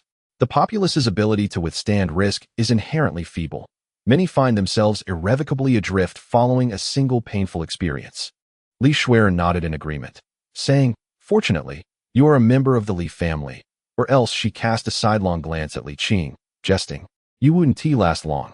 Li Hao, regaining his composure, laughed heartily. Indeed, after such an analysis, I suddenly perceive myself as possessing the qualities of a chief minister. Alas, if only my noble status allowed me a place in the cabinet. But then again he paused, shaking his head, I would rather engage in commerce, reveling in the joys of profit and counting silver. Li Shuer shot him an exasperated glance and turned to Li Qing. Surely, you anticipated all of this? Li Qing nodded slightly. Yet, little Hao's analysis is more comprehensive and incisive. After pouring himself another cup, he drank it down and sighed. Our focus has been on capitalists, yet we have somewhat neglected to recognize that landowners are, in essence, capitalists as well. At this moment, Li Hao felt a surge of confidence, convinced of his formidable intellect, as he adjusted his robe and reclined casually, stating, young Master Qing, do share your plans. I would be more than willing to offer my counsel. Li Qing replied, such a scenario would not transpire in Jinling, nor in many prefectures of Jiangnan. The region's commerce and industry are exceedingly advanced, making it the primary recipient of foreign silver. Even if the affluent gentry wished to influence matters, it would be a daunting task. As for the provinces and counties with relatively underdeveloped industries, they will continue to adhere to traditional tax methods, providing the populace with more options. However, this would significantly undermine the beneficial national policy of the whip law. Little Hao, do you have any sound strategies? Li Qing sought to elicit Li Hao's insights, curious to see if he might possess a viable solution. Me? A sound strategy? Li Hao was taken aback by such respect, momentarily stunned, hesitating several times before ultimately shaking his head. No. Li Qing immediately discerned his insincerity, his expression darkening as he retorted, do not compel me to discipline you during this festive season. Li Hao slumped his shoulders, dejectedly stating, there are indeed methods. It's just what is it? Li Shuer inquired curiously. It requires the Li family to take the lead. Li Hao sighed. By establishing a foothold in the north and leveraging the privileges of the merchant guild, we could alleviate the predicament to a significant extent. However, such an approach would be too conspicuous. Li Shuer hesitated, casting a glance at Li Qing. It is indeed conspicuous, Li Qing remarked slowly. Do you possess any alternative strategies? Li Hao lamented. Who else besides the Li family would be willing to take the reins? Either they are solely profit-driven or lack the requisite capabilities. Only a fool would undertake such a thankless endeavor. Li Qing regarded him with a sidelong glance, teasing, you are no fool. Li Hao sighed, expressing his discontent. Indeed, there are profits to be made, but I possess a more astute method of earning, one that does not draw such attention. Deep down, I am reluctant to take this course of action. For the Li family, the risks far outweigh the potential gains. He paused, contemplating the ramifications. Should we truly venture into northern commerce, it would be impossible to keep it a secret, not to mention the fierce opposition from those with vested interests. Even the emperor himself might harbor suspicions. What if? Li Hao muttered. What if the emperor turns against the Li family? You would be powerless to intervene. Qingyi, surely, we cannot resort to regicide. Brother, tread carefully with your words. Li Shuer interjected sharply, her expression grave. For someone who heads a family, do you not think before you speak? Li Hao fell silent, begrudgingly acquiescing. This is my plan. How we proceed is up to you. Qingyi. After a moment of contemplation, Li Qing replied, In a few days, I shall speak with him personally. Wait, did you not say that what I uttered would be kept between us? You have barely turned around, and now you wish to sell me out? Li Hao protested, his indignation palpable. Li Qing rolled his eyes. I will not disclose that it was you who suggested it. Li Hao paused, then retorted, you are plagiarizing my idea. Do you have a problem with that? Li Qing raised an eyebrow, cracking his knuckles in a show of intimidation. As they transitioned into the next chapter, the allure of the capital city was undeniable. However, for the siblings, who had grown up in Jinling, it felt somewhat mundane. Yet, as Li Shuer pointed out, the enjoyment of sightseeing largely depended on the company. They had visited the capital before, but that was long ago. Returning now, they found their perceptions altered. Li Hao reflected, while Shuntianfu may not possess the charm of the southern waters, as long as the Ming dynasty continues to thrive, Shuntian will inevitably surpass Jinling, with Suzhou and Hangzhou following suit. Mind your words, lest the Wuqing Bingmashi or the Jinyue hear you, Li Shuer cautioned. Li Hao chuckled. They are all provinces of the Ming. What is there to worry about? Besides, we have Qingyi to protect us. Li Qing, unfazed by any potential controversy, merely smiled. Qingyi, where shall we seek our amusement? Li Hao inquired, his expression mischievous. Li Qing was rendered speechless. Li Shuer frowned. Is it appropriate to speak of such things in front of your sister? How about you return home first, and I shall engage in activities befitting gentlemen with Qingyi? Li Hao suggested earnestly. Li Shuer scowled. Do you think I won't hit you? Such audacity. Li Hao glared. You must remember your place. An elder brother is like a father. Li Shuer scoffed. You, a father figure? Such a notion is preposterous. Suddenly, memories of their family gathering at a brothel flooded back to Li Shuer, causing her to close her mouth in irritation.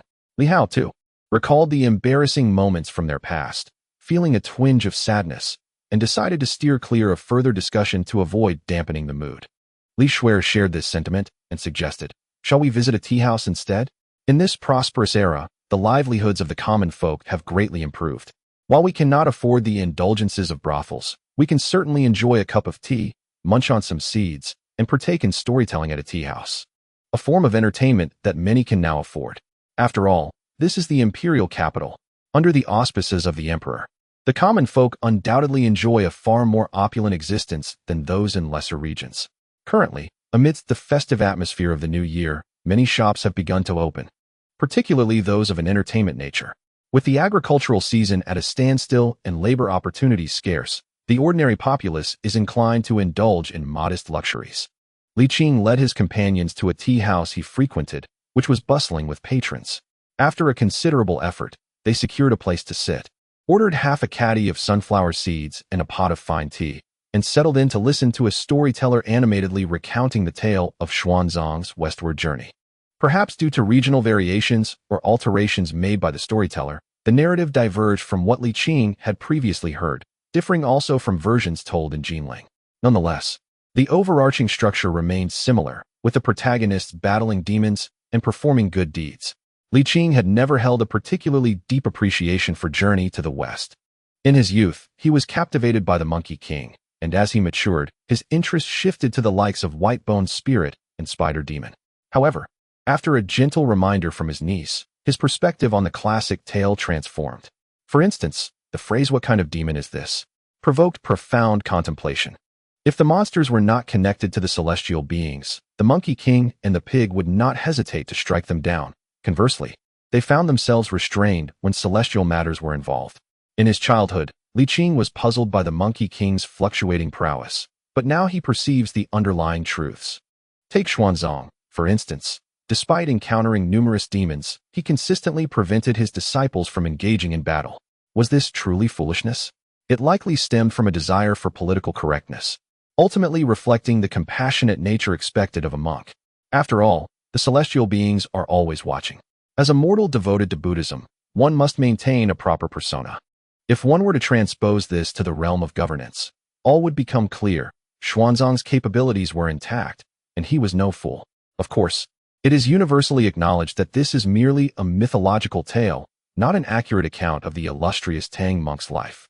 This does not lead to any misunderstanding of Master Xuanzang.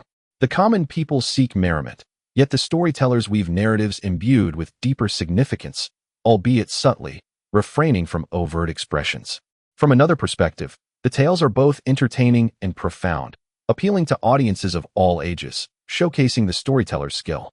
Journey to the West is celebrated as a classic for good reason. However, the current rendition is not the ultimate version. It bears imperfections and lacks a cohesive structure, resembling more of a mythological prose travelogue. In truth, the genuine journey to the West awaits the emergence of a figure named Wu Cheng'an, who will elevate the narrative to its zenith, rendering it impossible to surpass, establishing it as the definitive version. Li Qing had perused the original text and viewed adaptations over the years. Although many details had faded from memory after years in officialdom, he believed he could still achieve that ultimate rendition if he so desired. Yet, Li Qing harbored no such ambitions.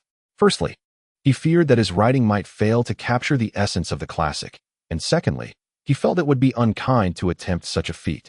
It was better to let things unfold naturally, for all originated from the great Ming dynasty. In contemporary times, Romance of the Three Kingdoms and Water Margin have already been published, and it is anticipated that Journey to the West will soon follow. The only remaining classic among the four great novels is Dream of the Red Chamber, a work that Li Qing admits he knows little about, rendering him incapable of emulating its literary essence. However, this is of little consequence.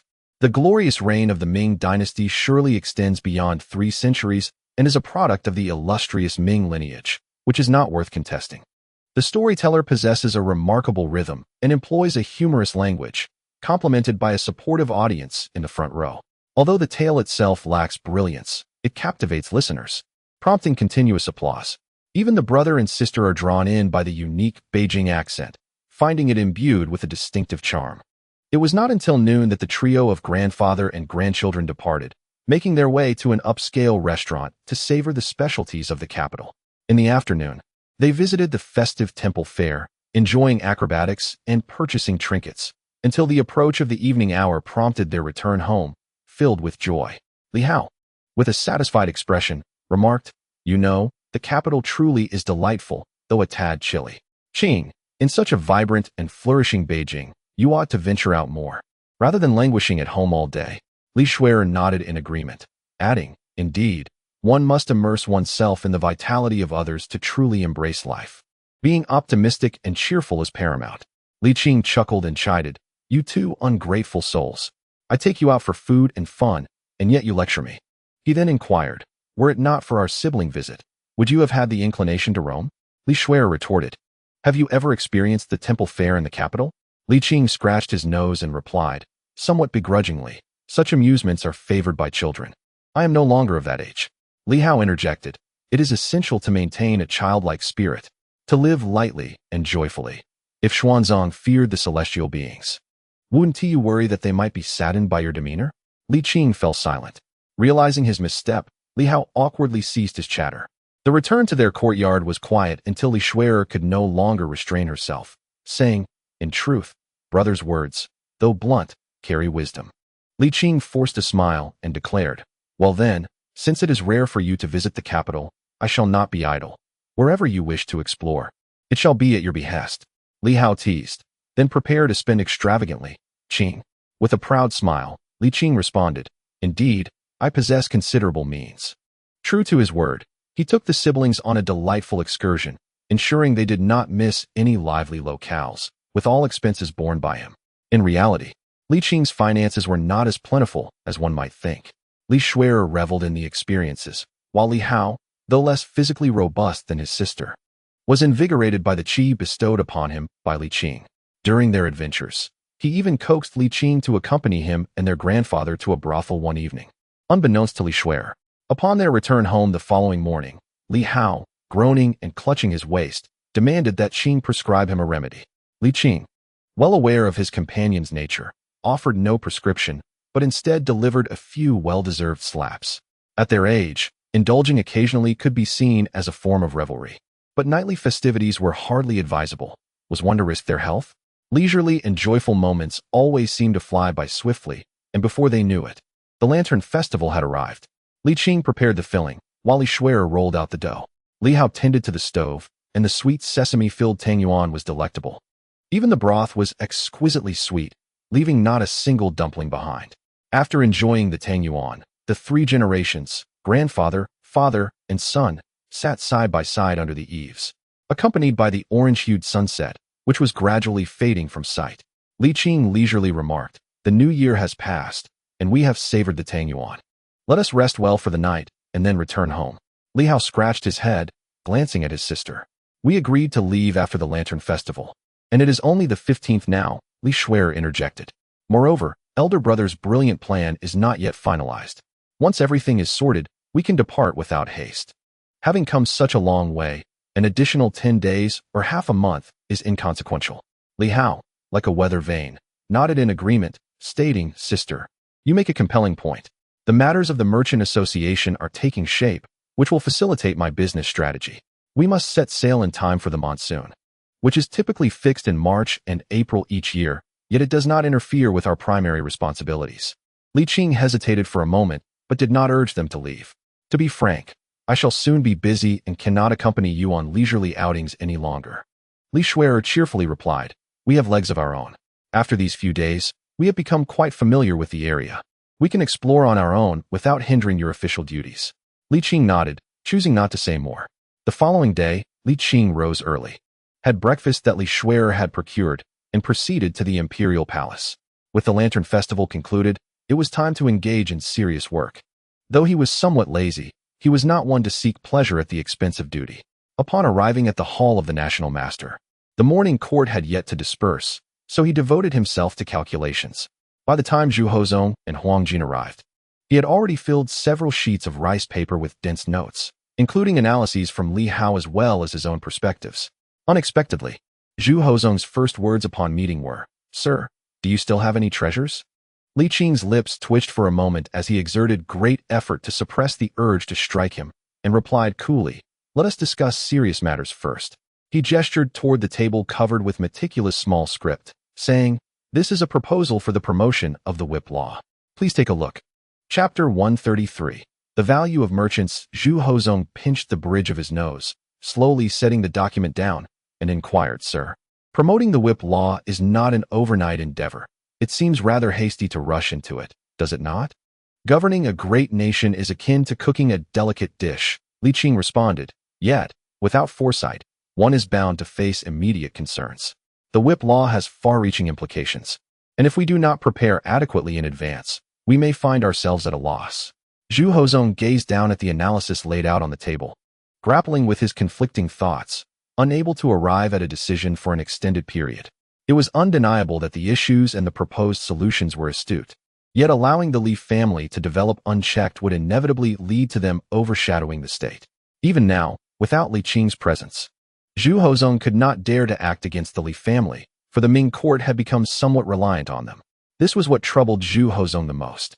Li Qing seemed to have discerned his inner turmoil and chuckled, "This is merely one proposal.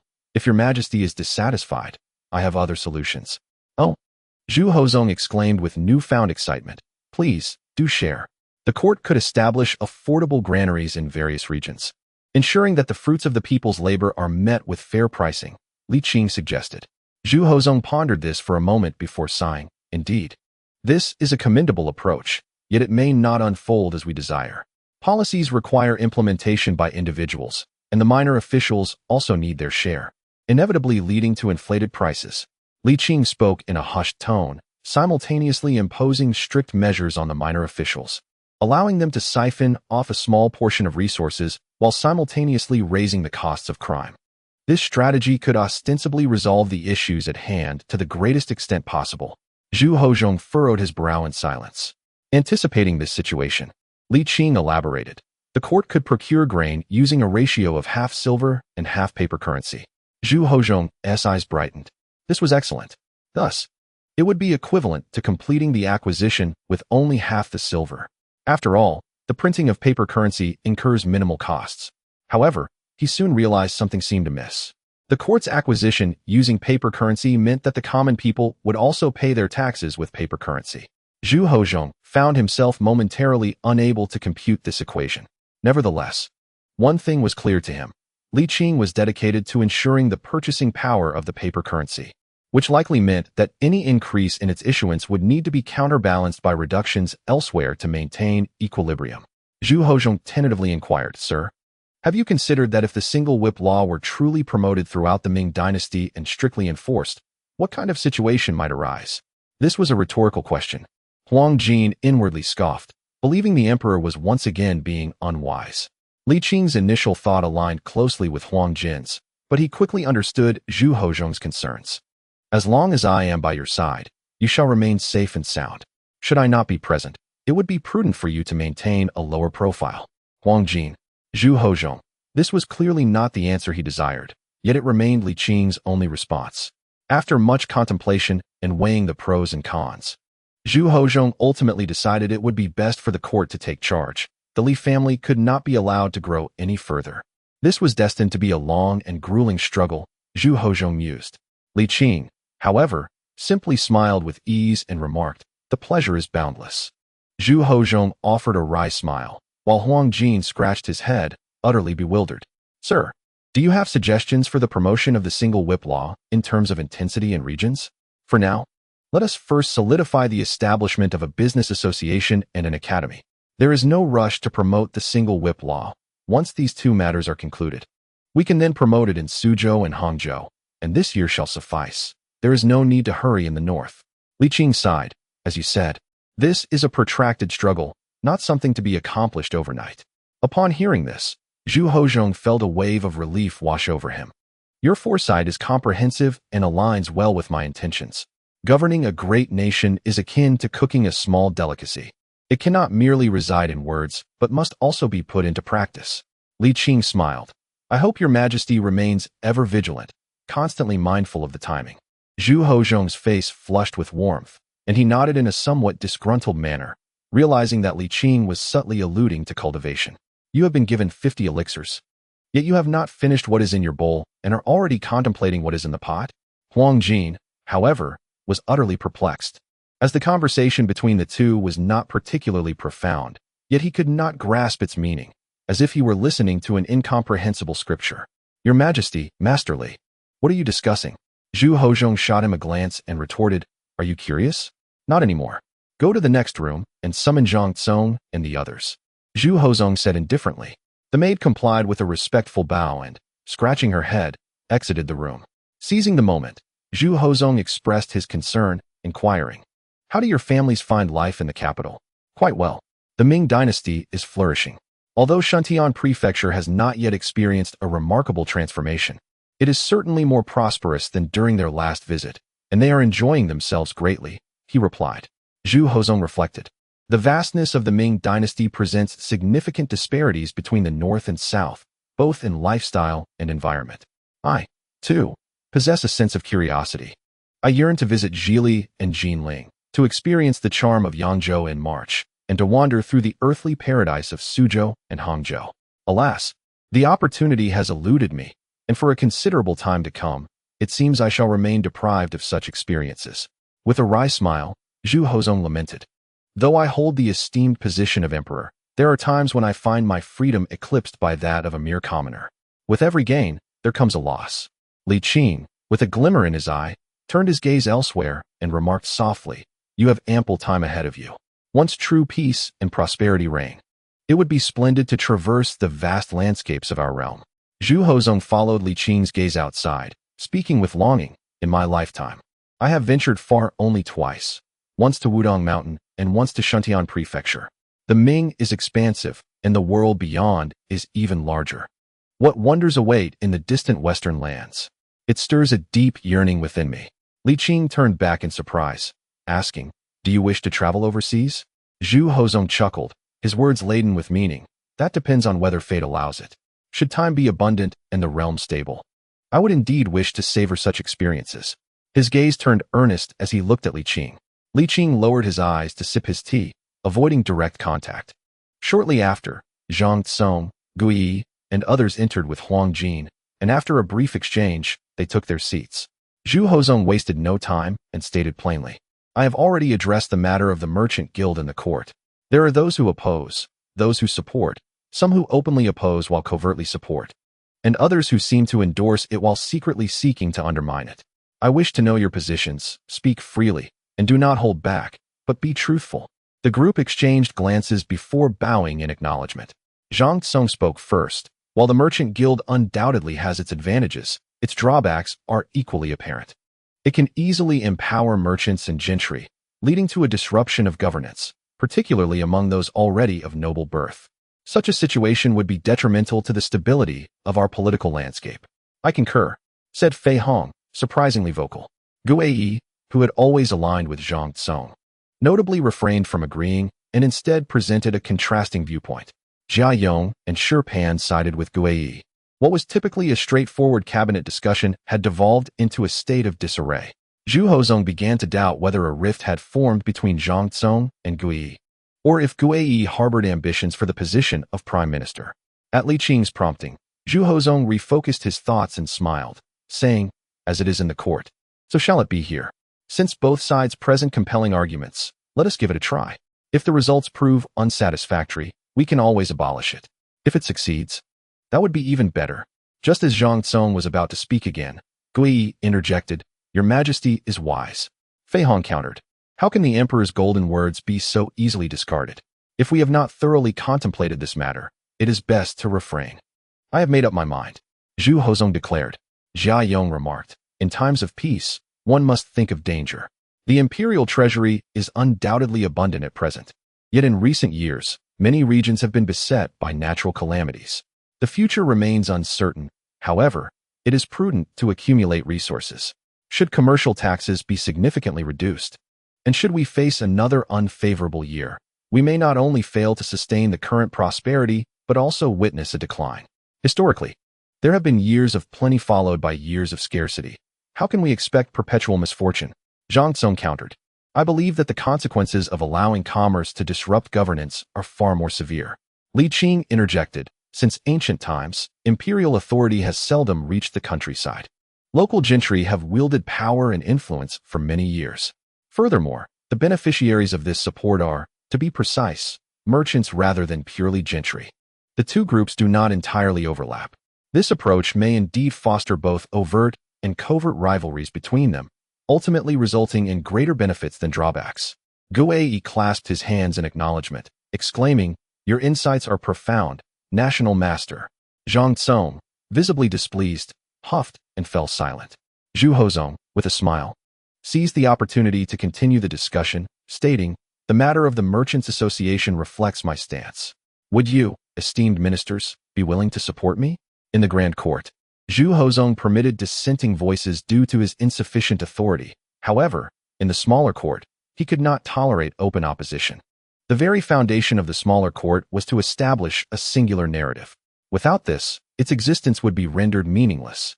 Being seasoned figures within the court, Gui, Jia Yong, and Shi Pao immediately expressed their agreement, while Zhang Tsong and Fei Hong silently sighed, refraining from further opposition.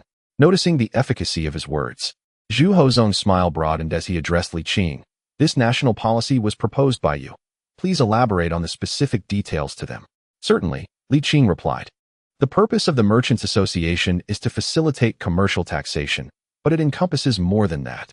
For merchants, joining the association enhances their social standing. For the court, it allows for transparent oversight and the establishment of regulatory discipline."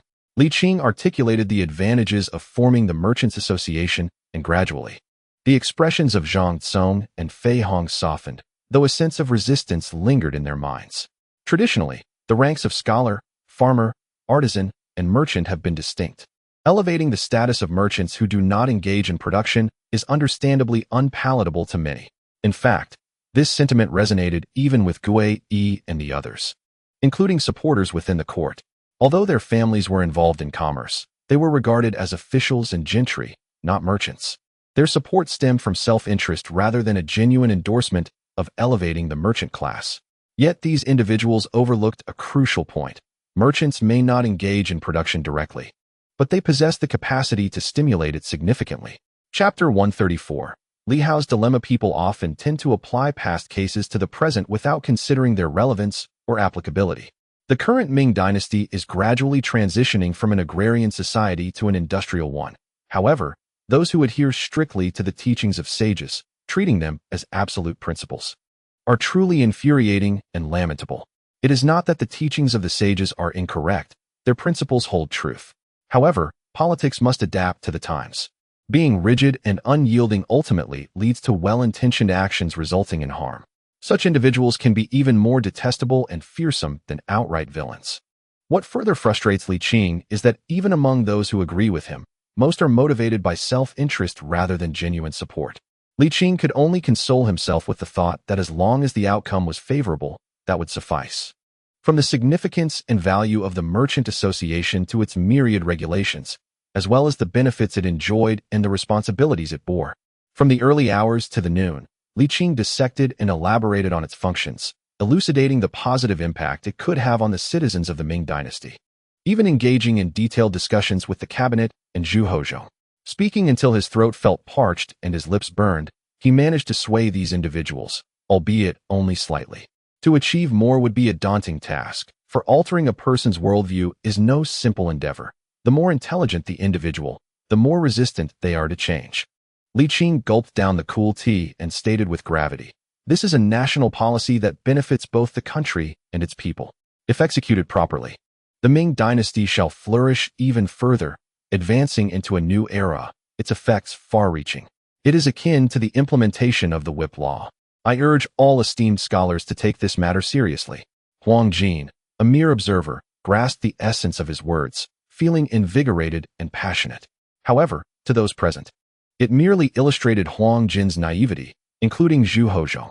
The so-called wise men stubbornly clung to their own beliefs, instinctively rejecting opposing views and constructing their own rationale to counter them. Fortunately, Li Qing had managed to gain the favor of Jiajing, who in turn had control over the cabinet, allowing for a relatively harmonious atmosphere in which to set the tone.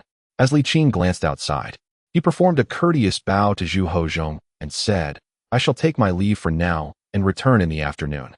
Zhu Hozhong quickly replied, "A meal will be provided at noon. You need not trouble yourself with the back and forth."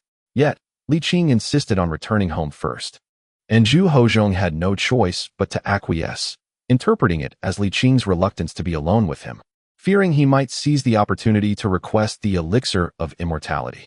However, such elixirs were in short supply. Zhu Hozhong cast a glance at Huang Jin, subtly signaling him. Huang Jin understood and respectfully bowed before following Li Qing out. Outside the palace gates, Huang Jin caught up with Li Qing, walking alongside him and cheerfully remarking, "What you articulated in the National Teachers' Hall was truly stirring." Li Qing chuckled, "Ah, but you are the only one who felt that way. Surely, the emperor and the esteemed scholars understand the reasoning. They are simply too concerned with their pride to show any vulnerability in front of a young boy like you." Li Qing's lips twitched in amusement, choosing to ignore him. "Hey, slow down. Wait for me." Huang Jin hastily quickened his pace to match Li Qing's, grinning as he said, "Filial piety is paramount. For this reason alone, I shall not clash with you in the future." Li Qing rolled his eyes. "Such flattery is merely a means to curry favor with the emperor, so that I may concoct elixirs for him, is it not?" Huang Jin gasped in astonishment. "You figured it out?" Li Qing replied, "Indeed." Huang Jin hurriedly added, "My praise of your filial piety is not mere flattery, but a sincere sentiment. I genuinely mean it. I am their elder." Li Qing, unable to tolerate the role reversal, clarified, "In my household, I hold a senior position, an exceedingly long-standing one. In truth, they are my grandchildren, and I am their grandfather." "Ah?" Huang Jin was taken aback. "Your lineage is quite extensive, then. Your father having a child at 80 is hardly sufficient." "I cannot be bothered to explain," Li Qing retorted. "The facts are as they are, believe them or not." Li Qing scoffed, remarking that they were siblings, not a couple, and advised Huang Jin to be mindful in his speech. Huang Jin scratched his head awkwardly and replied, "Is that so? Then we shall remember that at home. Let us go back," Li Qing said nonchalantly. "I will not give him the elixir. At least not in the near future." "Oh, come now," Huang Jin pleaded, bowing repeatedly and lamenting. "We are friends. Can't you do this for me?" Li Qing smiled. "Do you think your face is large enough?" Huang Jin promptly leaned in with his face and asked, "Do you think it is large?" "Stop being clever. If I say I 1T refine it, then I 1T, Li Qing replied coolly. "As the saying goes, rarity enhances value. Another old adage states that kindness can breed resentment. If I am too generous to him, he will not cherish it. Do you understand?" Huang Jin felt a bit uncomfortable and retorted, "You always judge others with a narrow mind, thinking too poorly of the emperor. Who is the narrow-minded one? Me? Am I not justified?" Huang Jin chuckled, Previously, I judged you with a narrow mind, but now I believe in you. Your elixir is not only harmless, but also truly beneficial. The emperor has been taking one daily these past days, and his complexion has noticeably improved. Don't be so stingy. How about I pay for it? Li Qing sighed softly. Huang Jin, why are you so benevolent towards him? Huang Jin replied earnestly. Isn't it only right? It may be right, but it is your prerogative. You cannot impose it upon me. Li Qing said helplessly. I have my own principles. Do not project your sense of righteousness onto me. Understand? Huang Jin, somewhat disappointed, hesitated several times to speak, ultimately deciding against further persuasion, and walked alongside him with his head down. Why are you still following me? He asked. The emperor permitted it, Huang Jin replied, feeling aggrieved. Returning now? The emperor is bound to think too much. Rest assured, I want to have lunch at your home. If you wish to eat, then light the stove, Li Qing said. Huang Jin nodded, his spirits lifting slightly. Upon returning to Lianjiaten, the siblings had already prepared food and drink, waiting for him, which indeed allowed Huang Jin to benefit greatly. Aware of the previous misunderstanding, Huang Jin apologized to the siblings and engaged in some polite small talk about trivial matters, which made the siblings, who had almost been ready to confront him, feel somewhat awkward. The siblings began to recognize this chief of the imperial ceremonial office and grew curious about how someone like him attained such a position. Was it merely due to being favored by the emperor? After the meal, Li Qing took Li Hao outside and informed him of Zhu Hozong's decision. Hearing that he need not strategize for the north brought a sigh of relief to Li Hao, who smiled and said, to be honest, I truly look down upon such meager gains. It's not that you look down upon it, but rather fear that I might ask you to concede too much, correct? Well, let us not speak of it openly, Li Hao chuckled awkwardly. However, the significance of the merchant association to the Li family is monumental. It prevents others from exploiting the title of the Yongqing Marquis to bully us, and without worries about public sentiment, I can act without restraint. As the Yongqing Marquis, Li Hong, Li Hao's father, was the former commander of the naval forces, and Li Hao felt he need not be so constrained. The reason for his caution was to avoid attracting negative attention to the Yongqing Marquis. Li Qing sighed gently. Do you feel that I am too controlling, making you uncomfortable? I am not so unreasonable. I appreciate wealth and have my own interests, but I am not a fool blinded by money. Li Hao earnestly stated. I too possess a sense of responsibility to benefit the world when I prosper. Otherwise, if I were to casually curtail unnecessary expenditures, the annual profits would burgeon significantly. For instance, merging lands to cultivate mulberry trees is an endeavor easily accomplished, promising substantial profits, yet I have chosen to forego such opportunities. This, of course, is related to you, Elder Qing, but the education I have received also does not condone such actions. Li Qing nodded appreciatively, patting him on the shoulder. Hearing you articulate this brings me great joy. Li Hao, feeling a bit embarrassed, remarked, I fear I am the most unambitious Duke of Yongqing. Achieving great accomplishments is a mark of ambition, but benefiting the populace is equally commendable. There is no hierarchy in such virtues, Li Qing reassured him. In my eyes, you are quite commendable. Really? Indeed, Li Qing said with a smile, then added, after a few more years of hard work, you should consider passing the reins. You are no longer young and are ill-suited for extensive travels. Begin to delegate responsibilities and nurture the younger generation. Li Hao paused and said, Elder Qing, there is a matter I have long wished to discuss with you. Speak your mind. I aspire for my younger sister to take the helm in the future, Li Hao declared. Li Qing was instantly incensed, rebuking, with so many descendants in the Li family, how could you burden a girl with managing such a vast enterprise? What kind of elder brother are you? Elder Qing, please refrain from anger. Allow me to finish, Li Hao replied with a wry smile. My thoughts stem from a valid reason. Proceed, but I cannot guarantee your persuasion. Li Hao exhaled with relief and explained, according to conventional customs, only the legitimate eldest son can inherit the family business. Deviating from this norm invites complications. However, Li Xin is devoted to the naval service and is wholly incapable of assuming control. As for my eldest son, he is still quite young and aspires to a career in governance. It would be inappropriate to pass the responsibility to the younger son, as that could also lead to further issues. Entrusting the leadership to Xiao Shui would mitigate such risks. Would that truly be without complications? Absolutely, Li Hao asserted.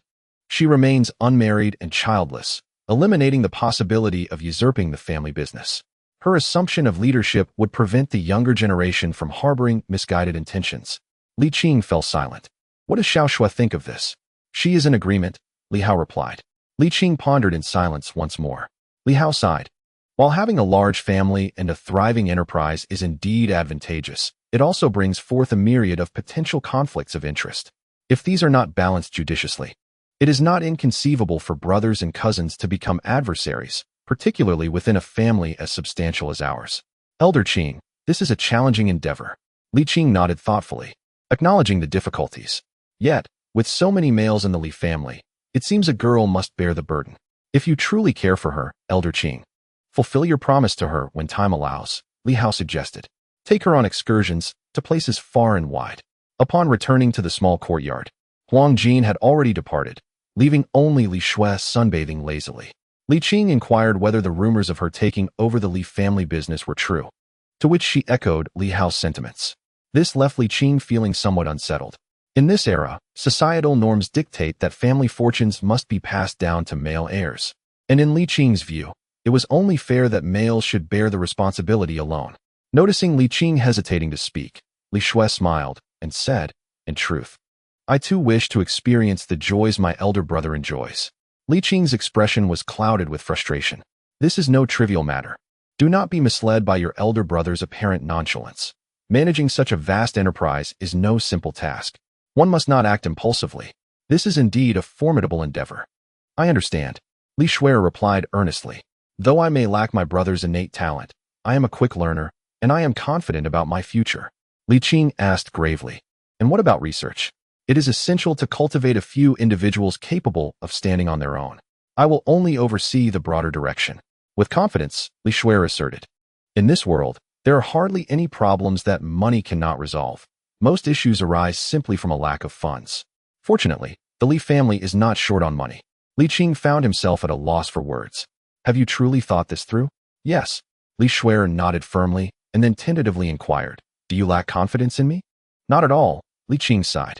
I merely feel that with so many males in the Li family, it shouldn't fall upon you, a young woman, to shoulder all the burdens. As long as you have no objections, that is sufficient for me, Li Shui smiled. Li Qing could only shake his head in resignation. In the afternoon, within the Wenhua Hall, the emperor had yet to make an appearance. Li Qing and the cabinet ministers had gathered in the hall, as was customary. The atmosphere was harmonious, with proposals being drafted and oversight being conducted in an orderly manner. The cabinet ministers had grown somewhat accustomed to Li Qing. While they still held him in reverence, they were no longer as hesitant as at the beginning, and the intensity of their work had returned to normal levels. After a period of activity, they entered a brief recess to extend their time. Li Qing, unfazed by the proceedings, having spent many years in the political arena, was well aware that some superficial efforts were unavoidable. Nevertheless, his primary concern was to ensure the emperor's comfort, which in turn would grant him peace of mind. Seizing the opportunity during the break, Li Qing broached the topic of the affordable grain reserve. This is not an innovative idea. It was implemented over 1,000 years ago to prevent merchants from hoarding goods and disturbing market prices, which could incite civil unrest. However, the results were generally unsatisfactory. Consequently, when Li Qing proposed it, none of the cabinet ministers, including Zhang Tsong, expressed optimism, even though Li Qing stated it was to facilitate the promotion of a unified taxation system. With a teasing tone, Zhang Tsong remarked, I recall that Wang Mang, who usurped the Han dynasty, attempted something similar, only for it to result in officials engaging in coercive buying and selling, profiting at the expense of the common people. Li Qing chuckled. Did not our dynasty's founding emperor also undertake such measures? And did the common people not suffer then? Zhang Tsong was momentarily rendered speechless. The subject of political correctness allowed no room for debate. Fortunately, Li Qing's remarks were merely casual observations and not elevated to a serious critique. It was true that the effectiveness of such policies was generally moderate. As for adverse outcomes, one must remember that the Ming dynasty is not the Han dynasty. Regardless of the legitimacy of the Han emperor's reign, his power does not compare to that of our Ming emperor. This is a fact. Although it may appear that the Ming emperor has a difficult lot, in truth, emperors throughout history have fared little better. In terms of imperial authority, the Ming dynasty can be regarded as one of the most centralized regimes. Of course, the subsequent Qing dynasty exhibited even greater centralization, to the point of pathology. Li Qing stated with conviction, as long as it can be effectively implemented from the top down, there will undoubtedly be results. Gui, holding her teacup, responded with calmness. While your reasoning is sound, the issue with public pricing is that it cannot be generalized. Prices vary in prosperous years, in years of hardship, and in times of disaster. Not to mention the differences between the South and the North. Li Qing, observing his head shaking and endless banter, interjected, the reasoning is sound. Why not give it a try? Take the one-whip policy as an example. Though the rationale is valid, its execution poses significant challenges. Yet, are we not striving for it? Guao lowered her head, sipping tea with a hint of displeasure. Jia Yong pondered, public pricing is governed by public opinion, yet such opinions can be manipulated. Local wealth affords this capability. And so do local authorities. If both parties conspire for personal gain at the expense of the public, it is the common folk who suffer. The court may intervene forcefully, but such actions may exacerbate the people's pain. Li Qing remained unperturbed, responding slowly. The treasury is robust. It could initially absorb the costs before settling accounts, ensuring that the populace feels no distress.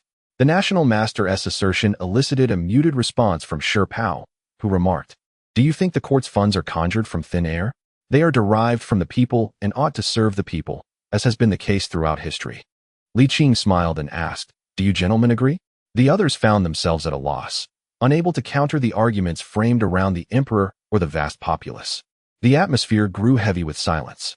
After a long pause, Zhang Tsung spoke slowly, setting aside fiscal expenditures. If we proceed as the national master desires, a surplus of grain will inevitably surge. However, the treasury is not lacking in provisions. Foodstuffs are not like gold or silver. They spoil, rot, and are subject to vermin. How do we account for such losses? He continued, to my knowledge, our Ming dynasty still needs to procure a substantial amount of rice from Jiaoji each year. When the granaries are excessively full, pests and rodents will proliferate. What then is to be done? Li Qing chuckled. This is the first time I've heard someone say that grain is too hot to handle. Guao interjected, the people depend on food. It is not wrong for the court to store grain. The issue lies in the surplus already amassed. While the national master's suggestions may alleviate the situation to some extent, the quantities are limited. Li Qing scoffed, if this is not the case, how shall we implement a one-whip policy in the north, while landlords and merchants manipulate market prices? Hoarding is historically a grave offense. Guao stated solemnly. Li Qing smiled. What if among those hoarding, there are officials or even high-ranking court members? Guao opened her mouth, but fell silent, lowering her gaze. The others, too, remained quiet. Some thoughts must be kept to oneself. Even if mutual understanding exists, they cannot be voiced. At last, Fei Hong remarked, this ultimately rests with the emperor. The emperor has already consented, Li Qing replied. May I ask, is this based on the advice of National Master Li? Li Qing acknowledged it readily. Shi Pao sighed gently and said, National Master Li, I have a word of caution. One cannot sustain such a position with your approach. Li Qing, smiling, responded. Thank you for your kind advice, Scholar Shi. This is simply my nature, unchangeable and unyielding. Zhang Tsung lamented, if this course is truly pursued, even the cabinet will face immense pressure, potentially leading to chaos. National Master Li, you also stated that cutting off a person's means of livelihood is akin to murdering their parents. Why insist on this path? For the sake of the Ming dynasty and its people, Li Qing answered. Zhang Tsung fell silent. Li Qing continued, did you, Scholar Zhang, when you were not engaged in official duties or in the cabinet, ever hesitate as you do today? His words caused Zhang Tsung to flush with embarrassment. And Guao felt a heat rise to her cheeks as well. The remaining individuals were not in a better situation. When one possesses nothing, it is often the case that they can remain resolute in their desires. Yet when they accumulate much, it becomes exceedingly difficult to maintain their original intentions. This is a common human sentiment. Li Qing did not seize the opportunity to mock them, but instead remarked, to remain true to one's original intentions is to achieve lasting success. While one's original intentions may be easily attained, sustaining them is a formidable challenge. The achievements you have today will undoubtedly benefit your descendants. Why not strive for everlasting glory? His words ignited a mixture of shame and fervor among his listeners. Yet after the initial excitement, they returned to the harshness of reality. With elders above and children below, and their kinfolk watching with eager eyes, how could they remain steadfast? The distinction lies in the varying thresholds of individuals. Some possess higher moral standards while others have none at all. Individuals like Li Qing are rare, and their scarcity is indeed alarming. I ask, how many can forsake their readily available beautiful wives and concubines, living lavishly, to endure a life of frugality and hardship? At their level, a mere word, or even simply refraining from dissenting at critical moments, brings forth an abundance of advantages without the need for further effort. In such circumstances, how many can remain untainted? Few can emerge from this great cauldron of corruption with their integrity intact, even if one could genuinely uphold their original intentions. Such resolves seldom last long. They might be ousted from the political corps, forced to retire to their hometowns, or face dire consequences. Li Qing is able to do so because he is unencumbered by desires, has lived long, holds a high status, and possesses formidable strength. Such individuals are not commonplace. Li Qing is also aware of this fact. Therefore, he never expects others to emulate him. One may indulge in wealth and sensual pleasures as long as they maintain clarity in significant matters and do not merely occupy their positions without contributing. Although the members of the cabinet have various flaws, they are generally acceptable, especially Zhang Tsong and Gui Yi, who, despite their imperfections, shine with more virtues. The implementation of a singular whip law has infinitely elevated Li Qing's tolerance. He is not the type to focus solely on a black spot on a white sheet of paper, dismissing the entire sheet for a mere stain. Thus, throughout his tenure as the national master, Li Qing has consistently treated the cabinet members with courtesy. However, this was merely Li Qing's unilateral wish. The scholars did not perceive his politeness at all. They remained unaware that Li Qing had long ceased to be ostentatious. Had they encountered him during the Hongwu or Yongle eras, it would have been far more unpleasant for them, and some might have even been ousted. With age comes clarity, and one's temperament tends to soften. Yet, this does not imply that Li Qing possesses an amiable disposition. Should he encounter great treachery or wickedness, he would show no mercy. He has not shied away from enforcing the law beyond its bounds. Li Qing sighed and said calmly, "A life of glory cannot compare to achievements that endure through the ages and a name that resonates through eternity." The others could not help but clench their fists, their spirits ignited. Even knowing that Li Qing was inciting them, they could not suppress their aspirations and longings. The next day, in the Qinqing Palace, Zhu Hozong appeared particularly delighted by Li Qing's unexpected visit. However, the moment Li Qing spoke, his smile vanished. "I am about to leave the capital for a while." Where are you going?" Zhu Hozong appeared anxious, as the implementation of national policies was imminent. At such a critical juncture, "You must not depart." Last time, Li Qing was away for nearly half a year, and Zhu Hozong was reluctant to let anyone go so easily. If this continues, the cultivation of immortality will undoubtedly be adversely affected. Not to mention, the supply of elixirs is likely to run dry, and it remains uncertain when it can be replenished. "Sir, it is unbecoming of a gentleman to burn bridges after crossing the river," Zhu Hozong murmured. "I have bestowed upon you my utmost confidence and support. How can you be so heartless?" Huang Jin interjected, Indeed.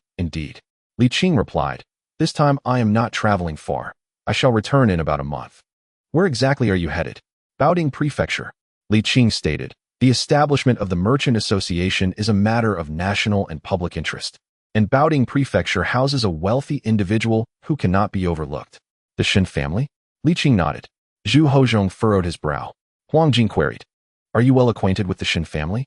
Li Qing ignored him and said, "Baoding Prefecture is not far from the capital. I will certainly return within a month, and at that time, I shall concoct a few elixirs for you." "A few? I am nearly out of stock," Li Qing replied nonchalantly. "I nearly depleted my resources last time. At most, I can manage 5. Huang Jin smirked, impressed by Li Qing's audacity in fabricating such claims. "Sir, I have long wished to inquire." Zhu Hozong probed cautiously. "Did you attain your abilities through elixirs?" "Talent surpasses all. Elixirs serve only as a secondary aid," Li Qing responded. Zhu Hozong quickly asked, "Do you think I have a chance?" Li Qing tugged at the corner of his mouth and replied, "You possess talent, yet it is merely satisfactory." After a pause, he added, "I cannot promise anything too grand, but extending life is certainly within reach." Upon hearing this, Zhu Hozong felt a tinge of disappointment. Yet he acknowledged that such a situation was only to be expected. Throughout history, many emperors had failed to achieve success.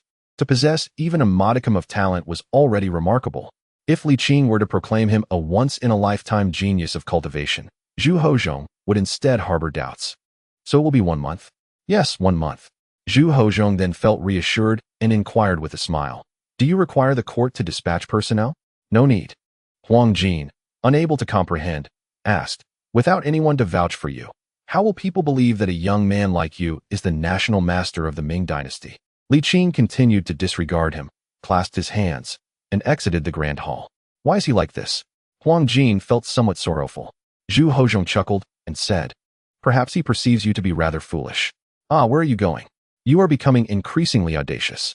Reluctantly, Huang Jin halted and returned to Zhu Hozhong's side. Yet he could not contain his frustration. Gritting his teeth, he stated, Your Majesty, allow me to speak frankly. The materials required for alchemy are neither rare nor extraordinary. One can procure as many as one desires. Zhu Hozhong scoffed, regarding him with the eyes of a fool. Your Majesty does not believe me? Well, he is not particularly courteous to me either. Why must you be so concerned? Zhu Hozhong chuckled. He treats you quite well. Do not be so ungrateful. I am not angry for that reason. I simply cannot bear to see him deceive your Majesty. Huang Jin muttered, in truth. I have accompanied him in the alchemical process several times and have learned quite a bit. Zhu Hozhong remarked, trusting you would be less credible than believing a pig can climb a tree. Truly, your Majesty, if you believe me, I can indeed. Ah, your Majesty, please do not leave. Huang Jin stamped his foot and sighed, stewing in his frustration for a while. With a resolute heart, he decided to venture out of the palace to procure an alchemical furnace and medicinal herbs, aiming to seize some of Li Meiping's business. This endeavor was not for the purpose of avenging Li Qing, but rather to prevent his master from remaining in ignorance. If this prompted his master to reconsider and abandon the obsession with the path of immortality, it would be a tremendous achievement. As for Li Meiping, Huang Jin held no concerns. From Li Meiping's behavior yesterday, it was evident that he would undoubtedly become his master's trusted aide. With such a sagacious master, he would surely not be punished for this transgression. Huang Jin thought this way, feeling no guilt in his heart, striding forth with an air of confidence and bravado. Your Majesty, just wait and see. The so-called elixir? I can make you treat it like candy. Upon Li Qing's return, he promptly said, pack your things. I am taking you out. The siblings were instantly overjoyed, disregarding their inquiries about the destination. Where are we going? Back to Jinling together? To Baoding Prefecture. Li Qing succinctly explained. For decades, the Shun and Li families had maintained a deep collaboration, and although the business matters had not yet been officially documented, this visit would serve to foster goodwill and finalize some cooperative agreements. Certain matters could not solely rely on imperial edicts. Approaching them from a perspective of mutual benefit proved far more effective. I see, Li Hao chuckled. When I was a mere youth, I could hold my own against the head of the Shin family. After all these years, dealing with the new head of the Shin family should be as easy as taking candy from a child. Keep boasting, Li Shuer murmured. Oh, you can ask Qing Yi if you don't believe me. Li Qing nodded with a smile. Xiao Hao is not exaggerating. It was indeed so back then. However, whether he can manage the current head of the Shin family remains to be seen. Li Hao laughed heartily, boasting, when I was still naive, I navigated those waters with ease. Now, having reached the pinnacle of commerce, if I cannot handle a young man yet to reach his 40s, it would be a waste of my life. Is it appropriate for us to accompany you? Li Shuer inquired, glancing at Li Qing. There is nothing inappropriate about it. I won't be acting in my capacity as the national master, but merely overseeing things. Xiao Hao will be the main player. Li Qing smiled at Li Hao. Reminiscent of the past, you are the star of the show.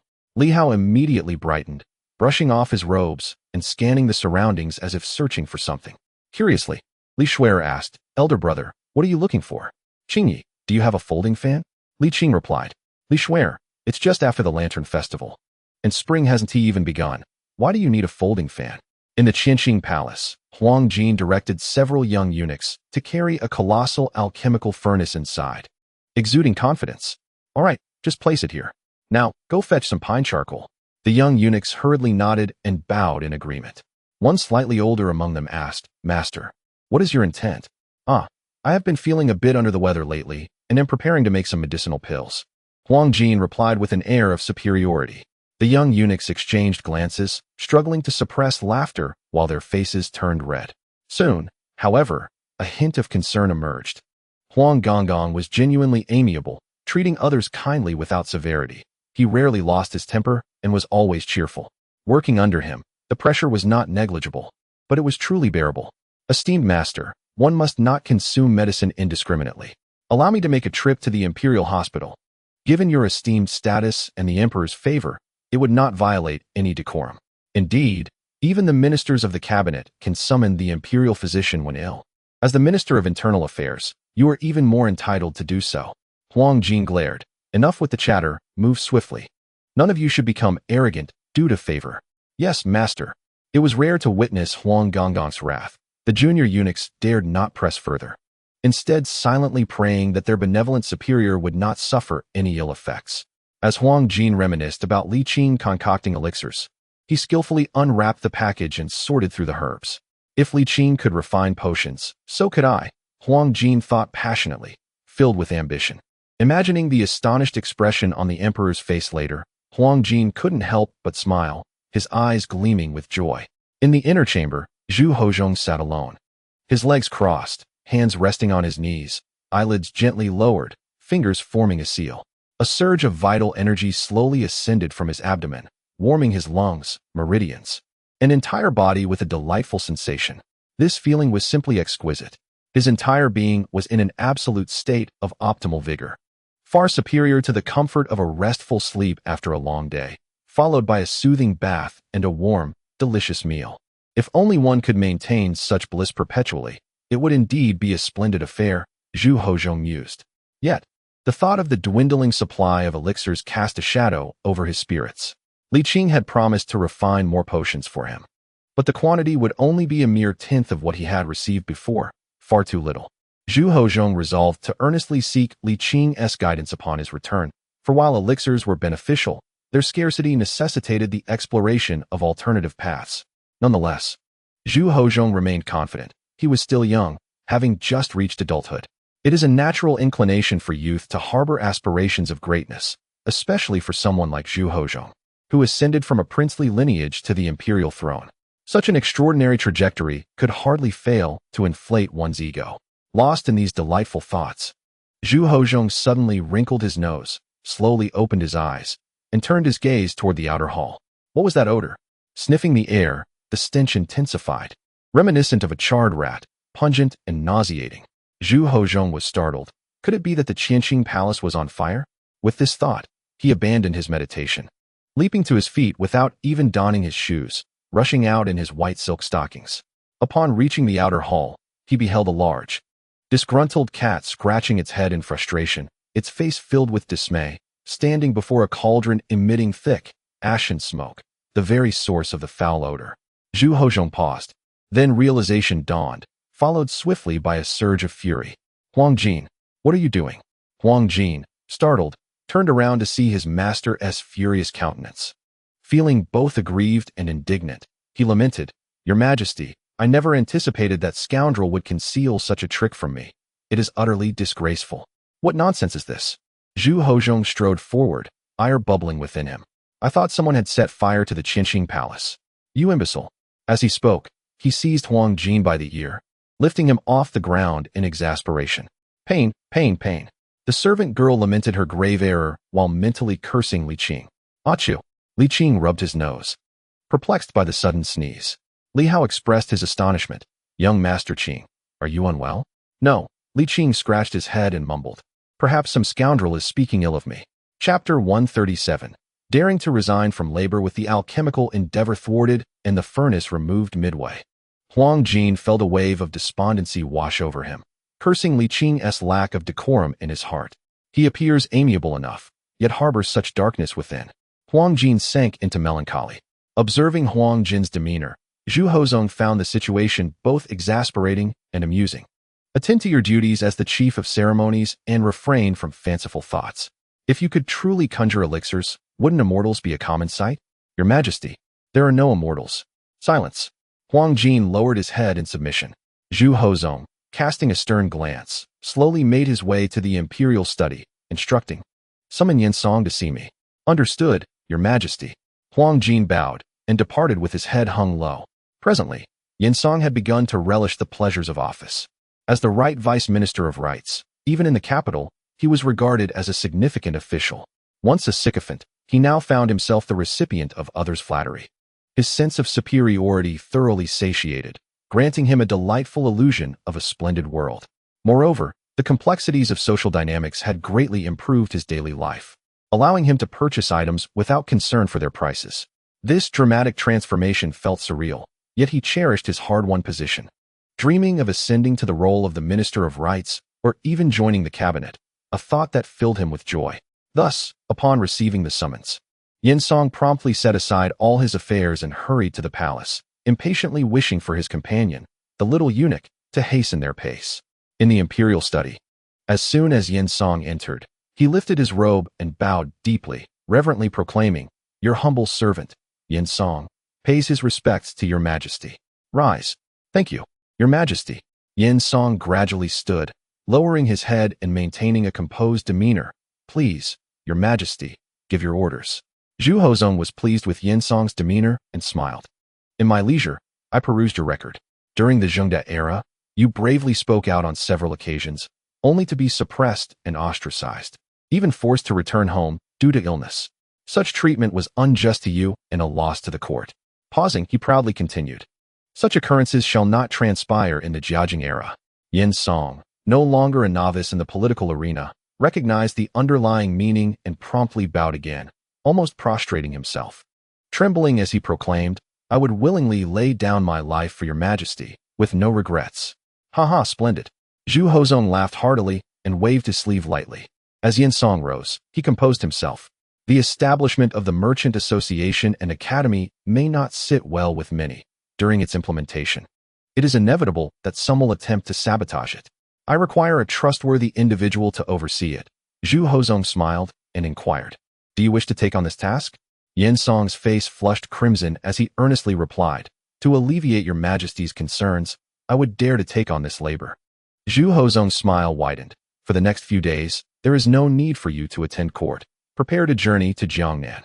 With your talents, a position as Right Vice Minister of Rights is insufficient." Suppressing his excitement, Yinsong performed a grand bow. Noticing the absence of further directives from the emperor, he wisely took his leave. "Your humble servant bids farewell." In the Li family compound, Yin Shifan was grinning from ear to ear. "Ha! Our Yin family is about to prosper. Father, you shall become a grand minister, and I will be a junior minister." Overcome with delight, Yin Shifan shook Yinsong's official robe vigorously. Suddenly, he stumbled, losing his balance and crashing to the ground, a bewildered expression replacing his earlier mirth. "You scoundrel!" Yinsong exclaimed, slapping him several times in anger. "If you dare speak nonsense again, I shall break your legs." The stern gaze of his father made Yin Shifan fall silent, feeling the weight of his father's disapproval. Ouyang, his mother, glared at her unproductive son and inquired, "My husband, how long will your journey to Jiangnan take?" "I cannot say for certain. It may be a brief affair of 1 or 2 years, or extend to 3 or 5 years, Yinsong replied. "It ultimately depends on when the emperor requires my return." "And what about me and Shifan?" she asked. "You shall remain in the capital, my dear. I have a premonition that this is merely a formality, and I may return by the end of the year. If circumstances change, I will send someone to bring you to me," Yinsong said, turning to Yin Shifan. "You will accompany me." "What?" Yin Shifan protested, reluctant. "Father, I wish to stay in the capital to honor my mother."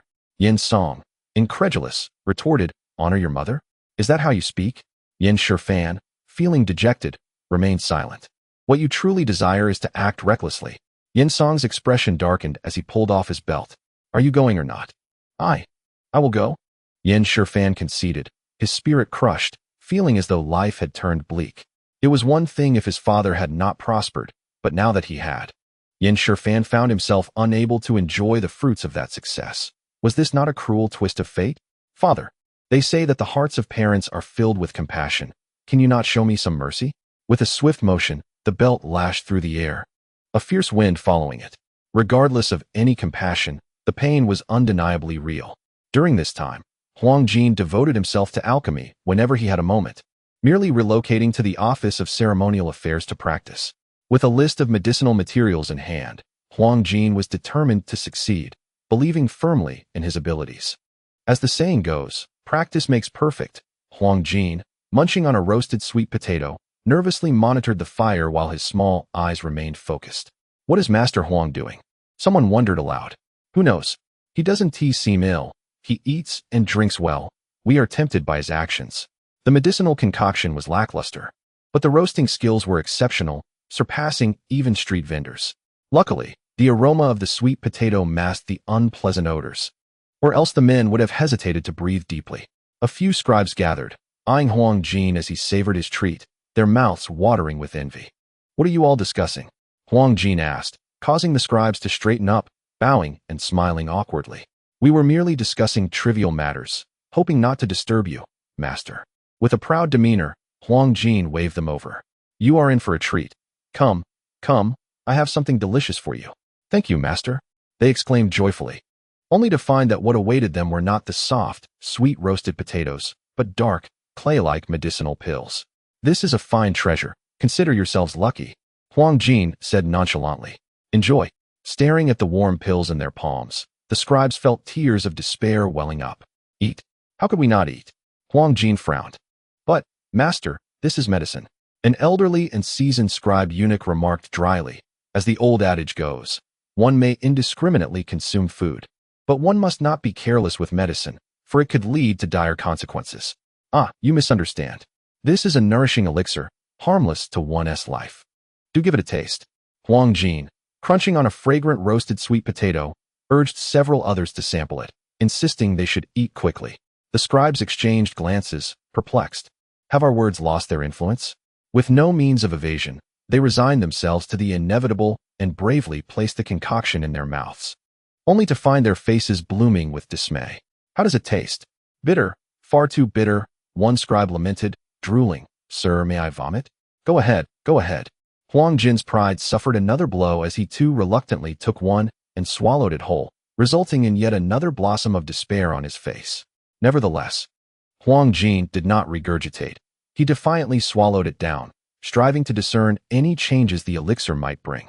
After a prolonged moment of introspection, he felt nothing at all. He could only continue to curse Li for his lack of taste while plotting retribution upon his return. Achoo! Achoo! Li Qing wondered if he had truly fallen ill. After a careful self-assessment revealed no discomfort, he attributed it to mere coincidence. Li Shui lifted the carriage curtain, peering out. "May I take the reins for a while?" "No need. We're almost there," Li Qing replied, glancing back to see Li Hao soundly asleep, eliciting a chuckle from him. "He can sleep anywhere." Li Shui adjusted her brother's blanket and then stepped out of the carriage to sit beside Li Qing. "I'm not worried about catching a chill. It's but a slight breeze," she declared.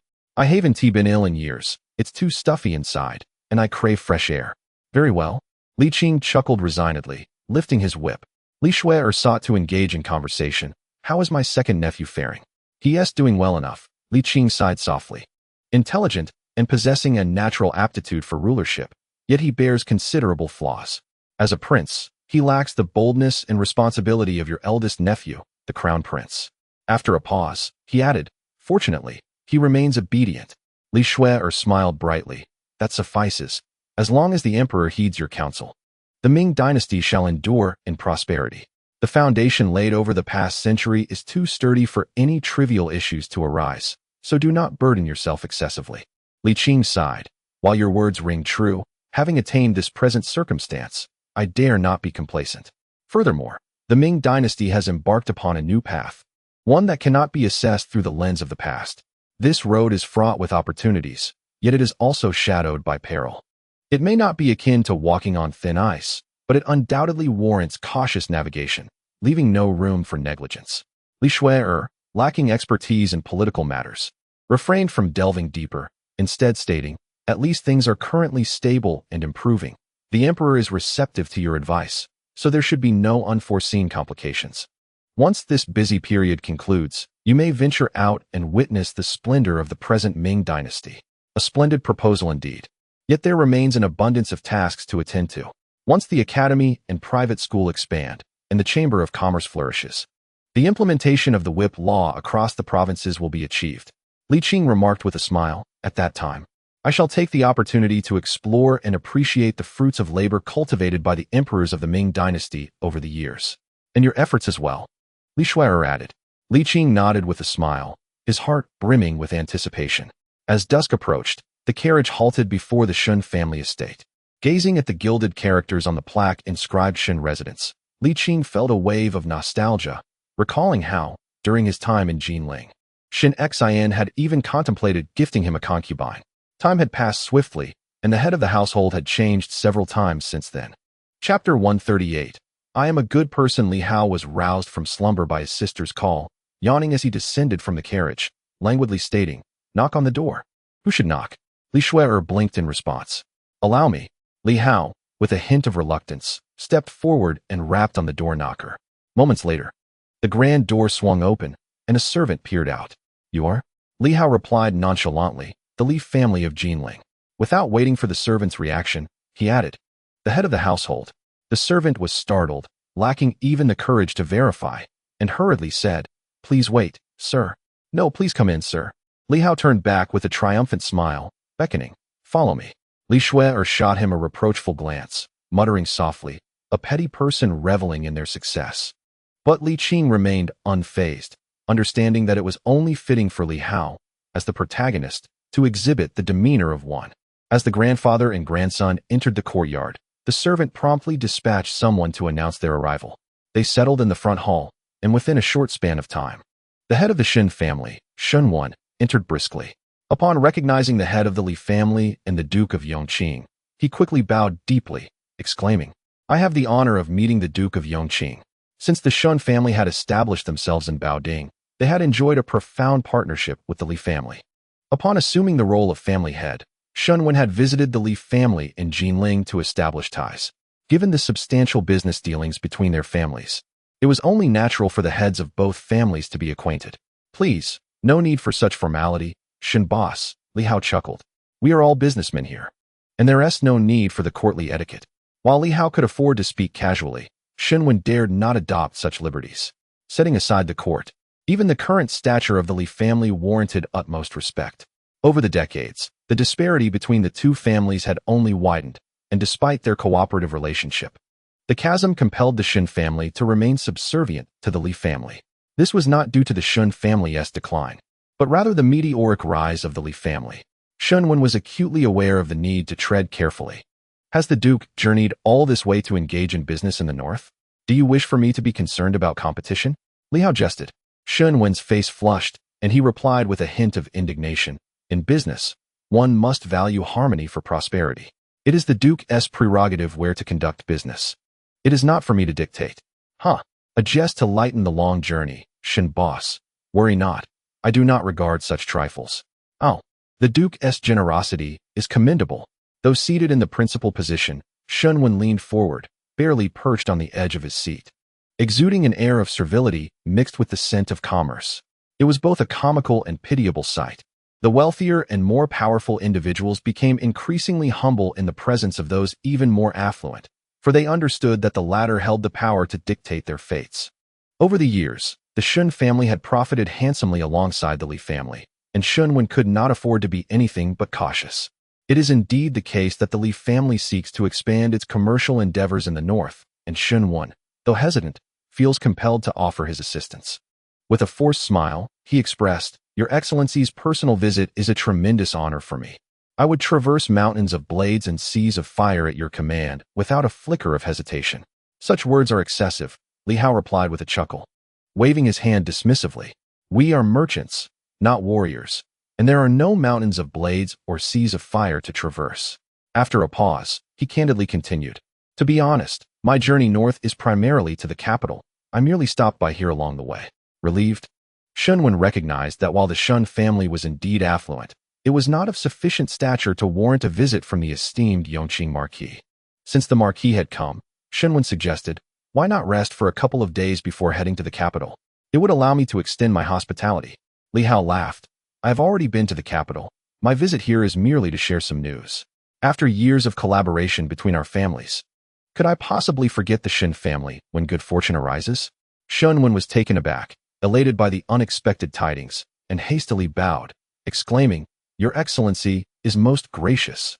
After a moment's pause, he cautiously inquired, "May I ask about the court?" "The court intends to establish a chamber of commerce," Li Hao replied without hesitation, elaborating further. Shunwen's excitement grew with each word, and by the end, his fair complexion flushed a deep crimson, nearly overwhelming him. The court's initiative to elevate the status of merchants and grant certain administrative privileges although limited, filled him with uncontainable joy. Traditionally, merchants had occupied the lowest rung of society, often deemed inferior to even the most modest farmer, despite their wealth. The Shin family, unlike typical merchant gentry, hailed purely from a commercial background, rendering them unable to present themselves as officials, thus intensifying their desire for social elevation. Nervously rubbing his hands, Shinwen stammered, "If I may be so bold, what position might the Shin family attain?" Li Hao turned towards Li Qing, who smiled and replied, "Based on your family's wealth, achieving a position within the top 3 in the north is entirely feasible." The prospect of such an elevation sent Shun into a euphoric state, nearly rendering him faint. Li Qing continued, "However, Mr. Shun, once you enter the Chamber of Commerce, you will also bear corresponding responsibilities, such as stabilizing the market and cooperating with the court's national policies. Rest assured, the court shall not oppress merchants and will provide certain conveniences. For specifics, the Yongqing Marquis is well versed. You may consult him." Some matters were better conveyed by Li Hao than by Li Qing. Nodding in acknowledgement, Shinwen began to query Li Hao for further details, which Li Hao answered with great care. Throughout their conversation, Li Qing had already relayed the intricate particulars to Li Hao. Observing their engaging exchange, he chose to remain silent, simply enjoying his tea. The proceedings were far smoother than Li Qing had anticipated.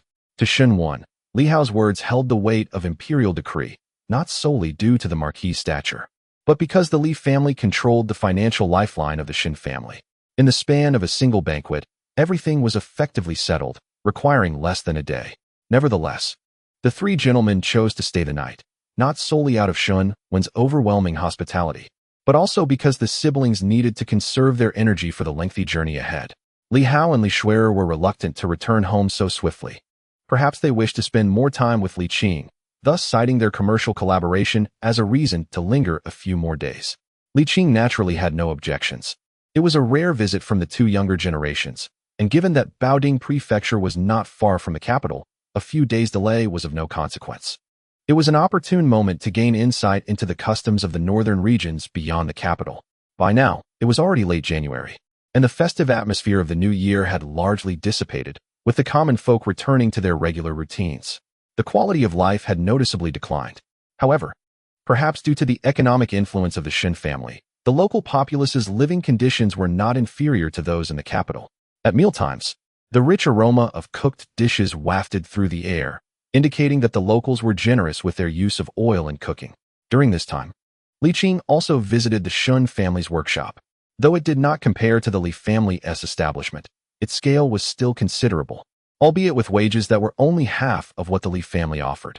This disparity arose from the fact that the Li family's workers were already compensated above the market rate, and the cost of living in Baoding was far lower than in Jinling, leading to cheaper labor in economically backward areas. Li Qing refrained from imposing his standards upon the Shin family, as the local residents were quite content with their circumstances. Merchants were driven by profit. If they were unable to earn, the common folk would inevitably suffer as well. After lingering for 5 or 6 days and gaining a satisfactory understanding of the local conditions, the siblings had also enjoyed ample rest, and it was then that Li Qing proposed his departure. Outside the Shun residence, he remarked with a smile, "With the Shun family providing a carriage and driver, and with little Shuer protected by her innate energy, I feel at ease on this journey.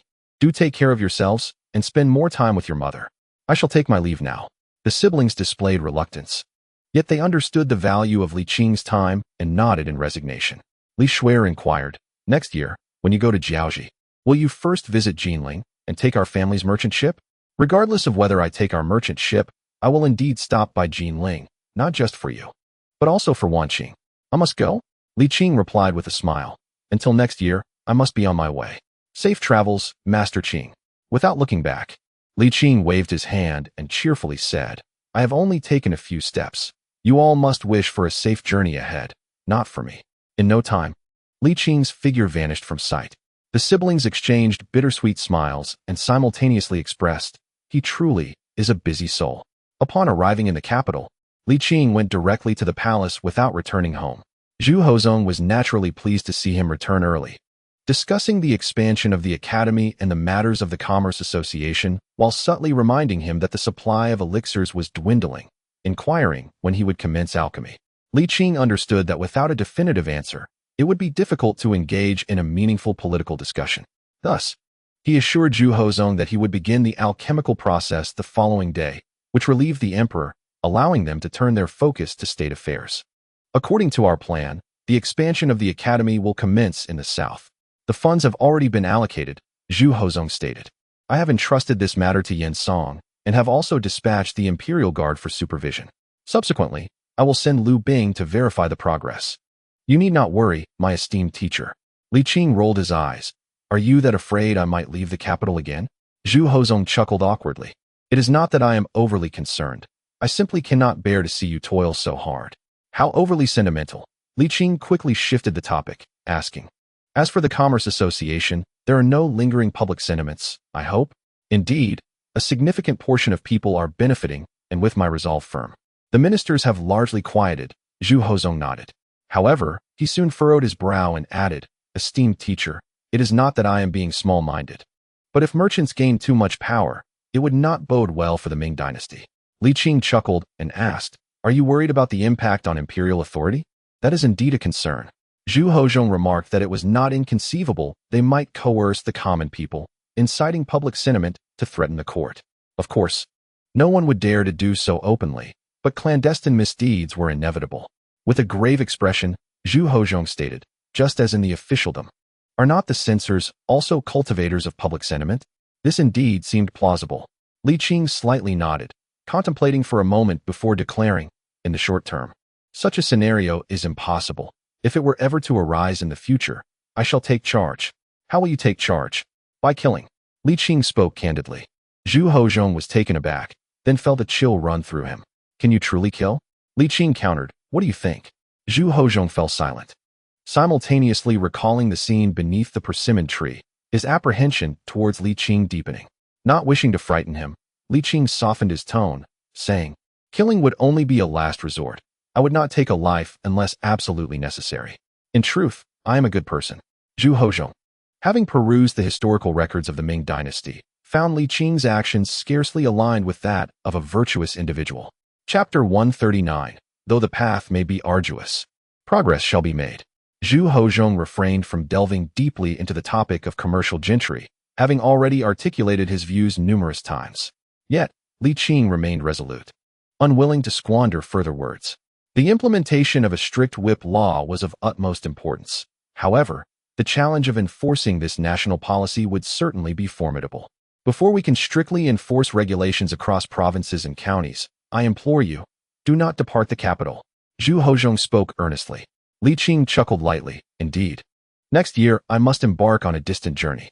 You are to travel again? Zhu Hozong expressed his dismay. Could you not refrain from wandering aimlessly? Li Qing shot him a sidelong glance, displeased. Do you think I relish long journeys? It is for the sake of the Ming dynasty.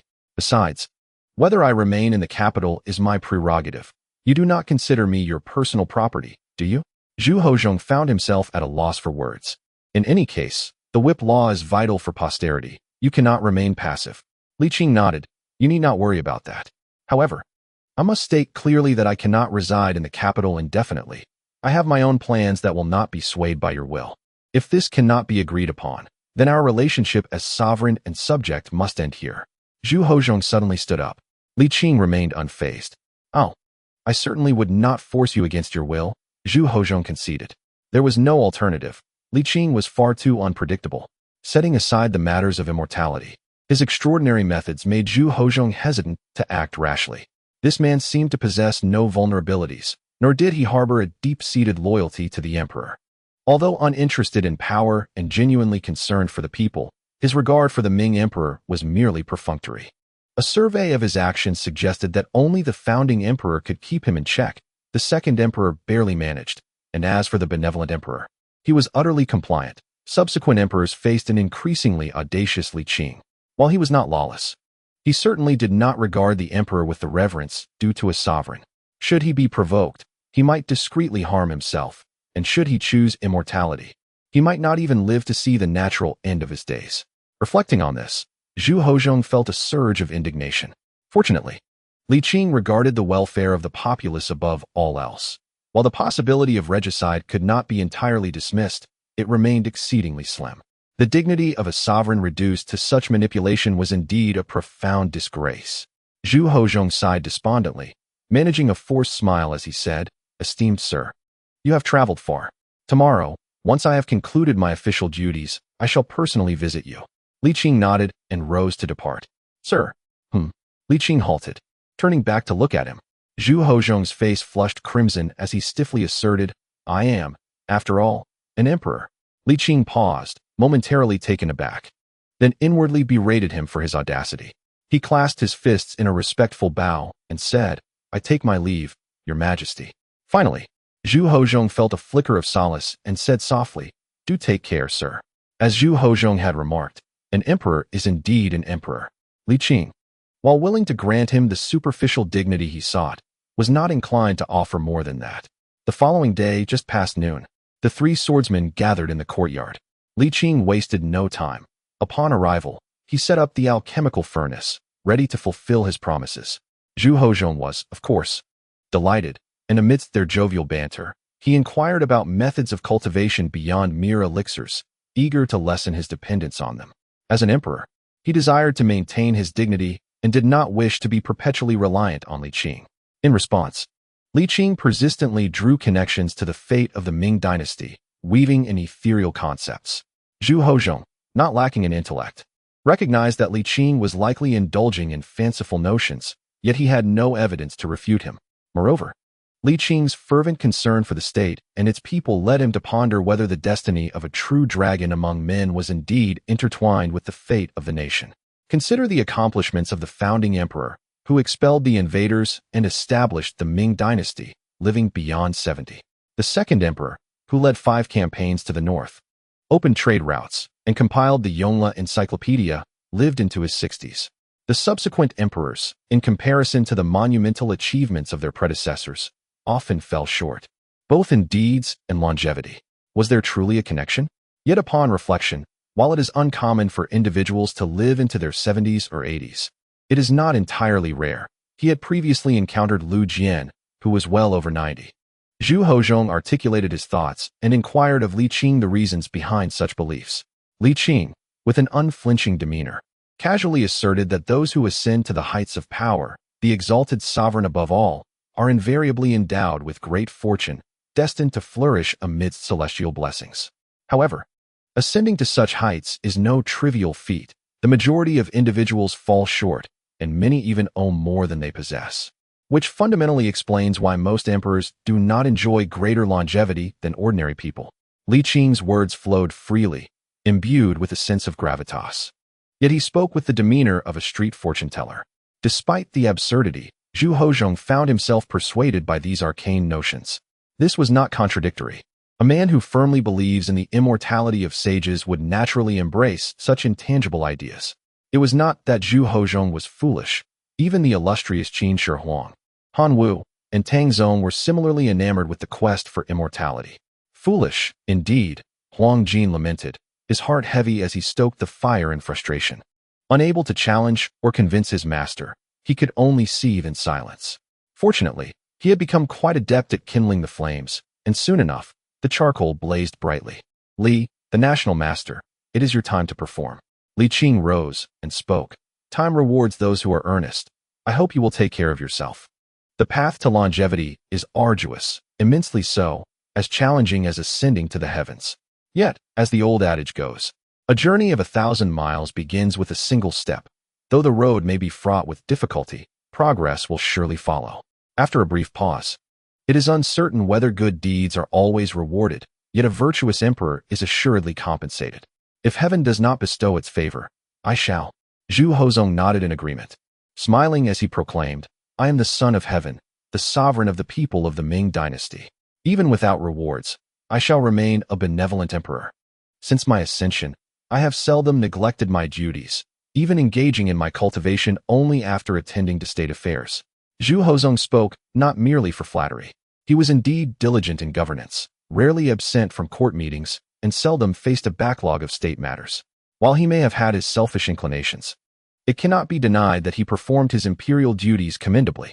At least in the current context of being an emperor, Zhu Hozhong exhibited no significant faults. Li Qing smiled and nodded, reiterating the wise counsel he had previously shared with the cabinet. To remain true to one's original intentions is to achieve lasting success. The initial resolve is easily attained, yet maintaining it proves far more challenging. We hope His Majesty remains steadfast. Naturally, Zhu Hozong replied with a smile. Which emperor does not desire a stable realm and a prosperous age? Without looking back, Li Qing proceeded towards Huang Jin, reflecting upon the emperor's thoughts. The common people are fortunate indeed. Zhu Hozong gazed up at the azure sky, reminiscing about the time of his ascension. Recalling the emotions he felt as he inscribed the characters Jiajing on the imperial edict. Jia, meaning beautiful, Jing, symbolizing peace. In that moment, the once dimmed sense of responsibility became vividly clear again, and Zhu Hozong's ambition surged forth, his gaze commanding.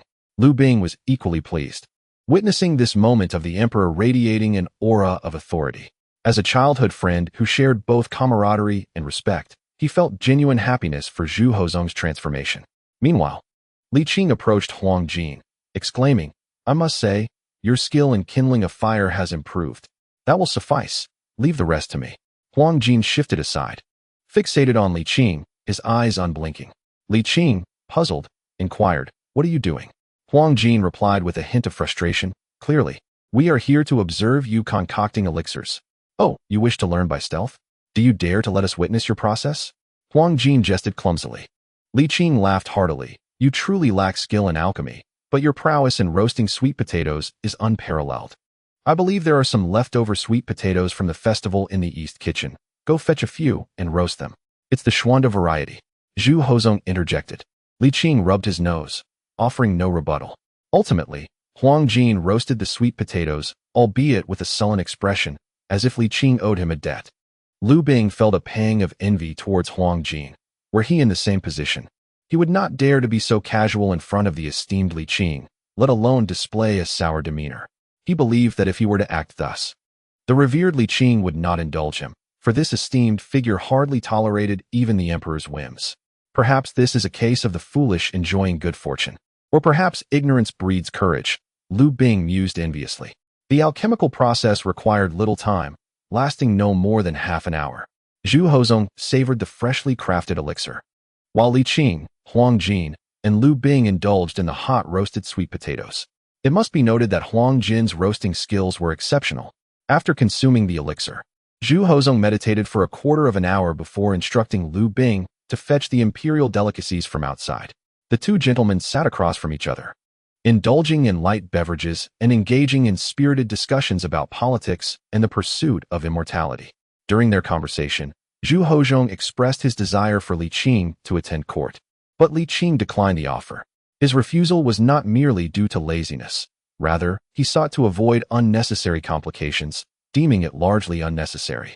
To this day, Master Li has already ruffled many feathers, and it is no secret that the emperor frequently visits Lianjiaten. The role Li Qing plays in the minor court has already been somewhat exposed. Should he assume a more ostentatious position in court affairs, it would undoubtedly provoke outrage among the ministers. Li Qing has already established a significant foothold in the minor court and has garnered the emperor's favor. There is no need to adopt an air of tyranny. At present, as various national policies are being implemented, it is unwise to stir internal discord. Seeing Li Qing's reluctance, Zhu Hozong did not press the matter further and shifted the conversation to other topics. As the afternoon waned, Zhu Hozong returned home with 4 remaining medicinal pills. His spirits high, Li Qing, having indulged in ample food and drink, reclined lazily in his chair, basking in the sunlight while contemplating his future strategies. Unless unforeseen circumstances arise, it is unlikely that Li Qing will change his identity or disguise himself again.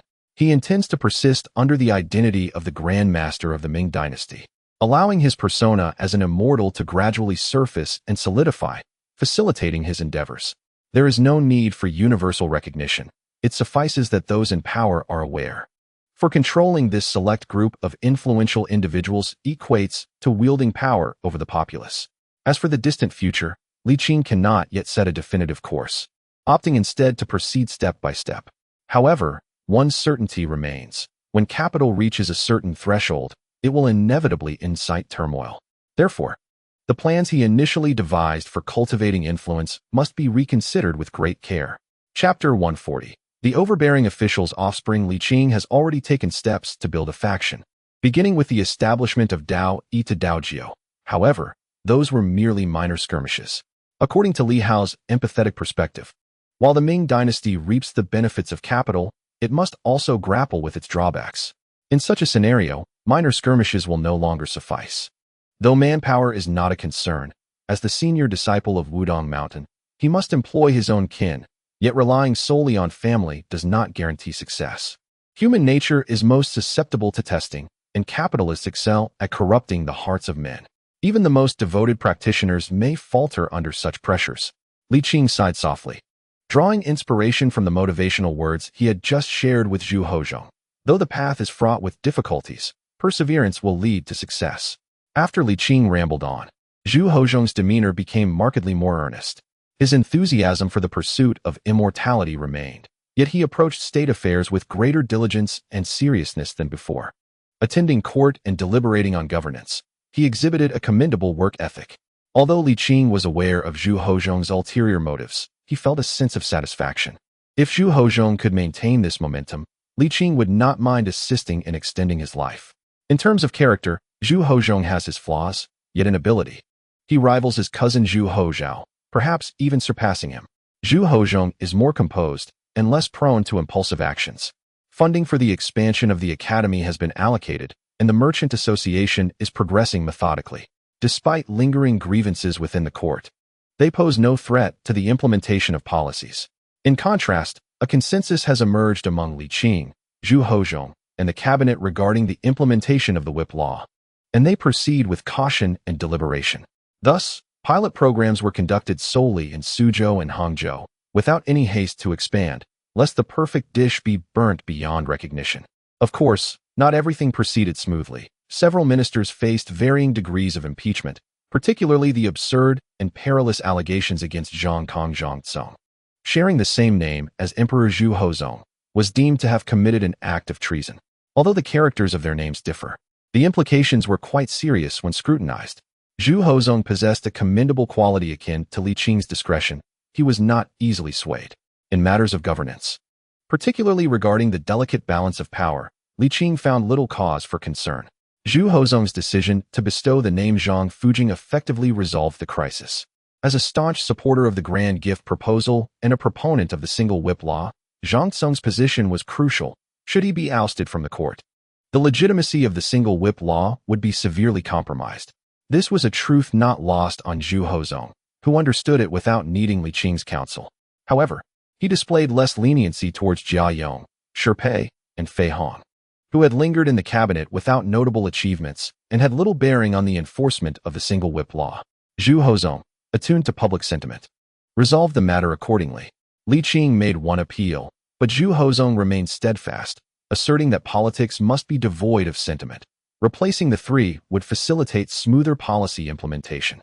This argument left Li Qing with no counterpoints, and with the three departing in dignified fashion, he ceased to insist further. It must be said that Zhu Hozong displayed foresight. The new appointees indeed brought vigor and a desire to prove themselves, positively impacting the political landscape. Furthermore, Zhu Hozong seized the opportunity created by the vacancies to promote several favored officials, leading to a noticeable calming of reform-related sentiments. This success filled Zhu Hozong with pride.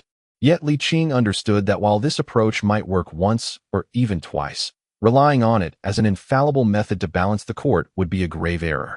In a detailed discussion at the Grand Master's Hall, Li Qing elucidated the stakes involved. Initially dismissive, Zhu Hozong ultimately adopted Li Qing's counsel. Thereafter, matters progressed smoothly, aligning closely with expectations. In May, the Jinling Academy of Arts and Martial Arts was completed, and in July, more auspicious news from Suzhou and Hangzhou emerged. By the end of August, the Jiangnan Chamber of Commerce was officially established, led by the affluent Li Hao, who was en route to the capital. Simultaneously, the wealthy from northern Hebei and Shandong provinces were also making their way to the capital. Observing Jiangnan's stabilization, Zhu Hozong dispatched Liu Bing to communicate with Yan Song and verify details, while assembling a temporary committee led by the Grand Master and the cabinet's ministers, supported by the vice ministers of the 6 ministries, to oversee the activities of these commercial representatives. A vibrant atmosphere of prosperity was almost palpable. In this moment of joy, Li Qing found Zhu Hozong increasingly agreeable and prepared 2 batches of elixirs for him. Naturally, Zhu Hozong was delighted and rewarded Li Qing with ample gold and silver. After such a prolonged period of interaction, this was the first time both parties made mutual efforts, fostering a significantly harmonious atmosphere in their daily dealings. Time flew by, and before they realized it, autumn had nearly passed, with winter fast approaching. As the weather in the capital began to cool, the leaves turned yellow, and a sense of desolation enveloped the surroundings. The streets bustled with citizens donning heavy garments. Li Qing strolled leisurely down the thoroughfare, his hands clasped behind his head, reveling in the lively atmosphere. Having been preoccupied with the intricacies of meeting preparations, he finally found a moment to wander about. Suddenly, a commotion erupted from a nearby shop, suggesting a quarrel between a customer and the shopkeeper. With nothing else to occupy him, Li Qing approached to observe the unfolding drama. A young man, whose shoulders were uneven, shouted indignantly, "What if I merely touched your daughter? It's not as if I've taken a pound of flesh. Stop your wailing, or I'll ensure your shop faces ruin."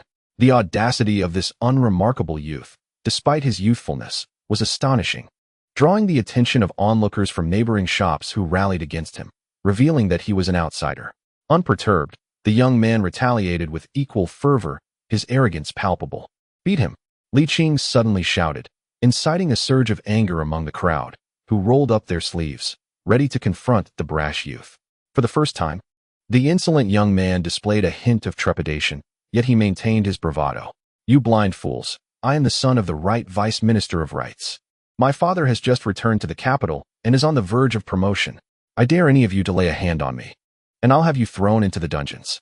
His proclamation carried a significant weight, causing the crowd to retreat, even silencing the shopkeeper whose daughter had been wronged. The young man, emboldened, stepped forward, pinching the girl's cheek as if to taunt. "What's the harm in a little touch?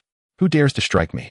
Suddenly, a resounding slap echoed through the air, sending the brash young man flying, his vision clouded with stars and his molars rattling.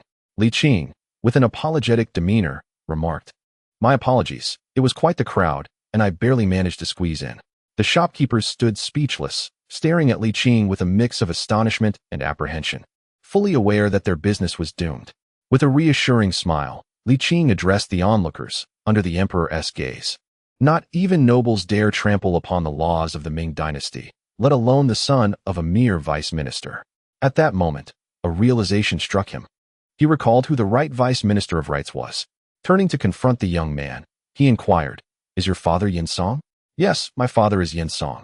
The young man, Yin Shifan, nodded, his fury igniting. "You insolent." But before he could finish, Li Qing's foot landed squarely on his chest, causing him to sputter in shock. Utterly speechless, the crowd dispersed immediately, no longer willing to partake in the spectacle. Li Qing leaned down, asking, "Your father has returned?" Coughing, Yin Shifan glared at Li Qing but refrained from further threats. "Who are you?" "I am Li, and I too am a servant of the Ming dynasty." Li Qing spoke calmly. "As a scion of a Ming official, you should be well aware of the laws of the Ming dynasty. To know the law and yet break it is to incur even greater punishment. Come with me." With that, he seized Yin Shifan by the collar and lifted him with ease, much like a chick, as he strolled towards the palace. The common folk lining the streets cast glances of both reverence and admiration, though they dared only to silently commend him. Li Qing, in a seemingly good mood, held Yin Shifan in one hand while waving to the bystanders with the other. Initially, Yin Shifan was filled with rage, but as he regained his composure, a sense of trepidation washed over him. In the capital, where talent lay hidden like a tiger, the position of a right assistant minister of the Ministry of Rights was substantial, yet not overwhelmingly powerful. The fact that this individual knew his background and still dared to act so boldly suggested he had formidable backing. Realizing this, he quickly altered his demeanor, forcing a painful smile as he said, "My good fellow, we are from the same circle. Why resort to violence over a mere commoner? My father is currently an assistant minister and is on the verge of promotion. Surely, you would not want to create trouble for your own family?" Li Qing replied with a cold smile, "I have no family." Yin Shifan was momentarily taken aback, but soon regained his bravado. A young man not much older than himself, devoid of any influential family ties, posed little threat. "Let go!" Yin Shifan shouted angrily. "If you release me now, I will let this slide." Li Qing chuckled in disbelief. raising his hand to deliver 2 sharp slaps. You are courting death. With that, he stopped and unleashed a flurry of strikes. Such a privileged second-generation official could not be allowed to run rampant. If left unchecked, who knew what chaos would ensue in the future? Not to mention the son of a right assistant minister. Even if Yin Song himself were present, Li Qing would show no mercy. He had confronted the emperor and buried ministers without hesitation. The son of a mere assistant minister was inconsequential. Who are you, really? Yin Shifan stammered, his face swelling like a pig's head, struggling to articulate his words. Dare you reveal your name? I am Li, serving at the hall of the national teacher. Li Qing replied with a smile. Can you guess why your father moved to Lianjiaden? Chapter 141. Yin Song is dazedly, serving at the hall of the national teacher. And your father moving to Lianjiaden. Yin Shifan's gaze turned blank. You, how is this possible? He gasped in disbelief. You are far too young. He could not fathom how such a youthful individual could command such respect from the emperor, earn the acquiescence of the cabinet's esteemed officials, and compel his father to treat him with deference. It was not that he judged by appearances. The sheer youthfulness of Li Qing was astounding. At the age of coming of age, not only could one achieve great feats in the political power center, even passing the imperial examinations to become a scholar was a significant accomplishment, let alone being the national teacher of the Ming dynasty. Yin Shifan was still quite young, having been born in the 8th year of the Zhengde reign, and was merely at the beginning stages of his education. He had little understanding of court affairs, having only heard his father mention them a few times without ever discussing the national teacher's age or appearance. He could hardly believe that the person before him was the renowned national teacher of the Ming dynasty. There were many named Li, and serving at the hall of the national teacher did not necessarily mean he was the national teacher. He could merely be a member of the imperial guard. As for his family's relocation to Lianjiaden, Yin Shifan concluded that this individual must have some insider knowledge, thus slowly regaining his composure. Young individuals should not be overly impetuous, for the affairs of the court are profoundly intricate. Meddling may ultimately lead to one's own downfall. Li Qing did not indulge in idle discourse, raising his hand to deliver a resounding slap, echoing loudly. The pampered and rebellious scion of a powerful official possessed little reason to articulate. The solution was simply to discipline him until he was submissive, fearful, and deterred from further transgressions. In the Hall of Supreme Harmony, Yin Song slightly bowed as he reported on the achievements of national policies over the past 6 months.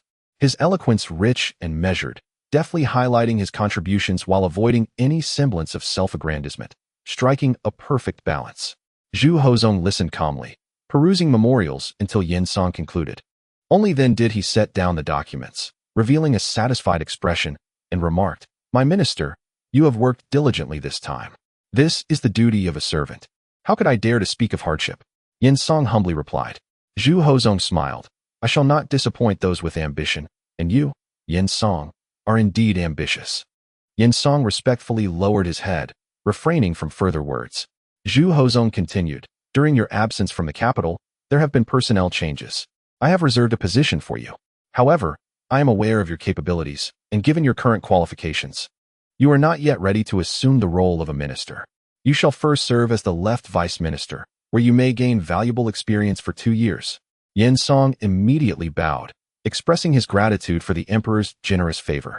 Without connections and lacking remarkable political achievements, his swift promotion was indeed rare. He understood that advancing 2 ranks to become a minister was beyond his grasp, at least for now. Returning after a 6-month absence to receive a promotion was already fulfilling. The position of left vice minister was truly deserving of his efforts over the past half year. The role of left vice minister, one step closer to the ultimate goal of entering the cabinet, filled him with joy. Yin Song's voice trembled as he pledged his loyalty. "Should your majesty require anything, I would sacrifice my very life without hesitation." "Haha, splendid. You may rise." Zhu Hozong was greatly pleased with Yin Song's perceptiveness, having successfully recruited a devoted official. He was in high spirits, anticipating the arrival of merchant guild members to the capital in a few days. "Having just returned from Jiangnan, you may elaborate on the details." "Your servant shall comply," Yin Song replied with a bow, ready to speak, when he noticed the emperor gesturing for silence. "Do not rush. Wait a moment for the national master." "Yes," Zhu Hozong called out, "summon national master Li into the palace." A distant young eunuch stepped forward, bowed, and hurried away. Seeing this, Yin Song could not help but feel envious. suddenly realizing that the position of Grand Scholar was not as appealing as he had thought. The emperor's trust in National Master Li was extraordinary, a respect that was not unwarranted. At such a young age, his accomplishments were remarkable, promising an even brighter future. Alas, I cannot compare, Yinsong lamented. With effort, entering the cabinet may still be attainable, but the position of National Master is utterly beyond reach. A quarter of an hour later, the young eunuch returned, respectfully announcing, Your Majesty, National Master Li is at the palace gates, requesting an audience. Yinsong was taken aback. Zhu Hozong, somewhat puzzled, remarked, Did I not instruct that the National Master need not announce his arrival? He should be granted immediate entry. Yes, that is correct. But the National Master is accompanied by a young man. The eunuch replied, his expression peculiar. The young man Zhu Hozong was somewhat perplexed and let out a laugh. Xian. Suddenly, Yinsong's right eyelid twitched uncontrollably, prompting him to reassure himself that it was merely superstition and not to be taken seriously. Before the palace gates, it was only at this moment that Shifan believed in Li Qing's identity as the National Master.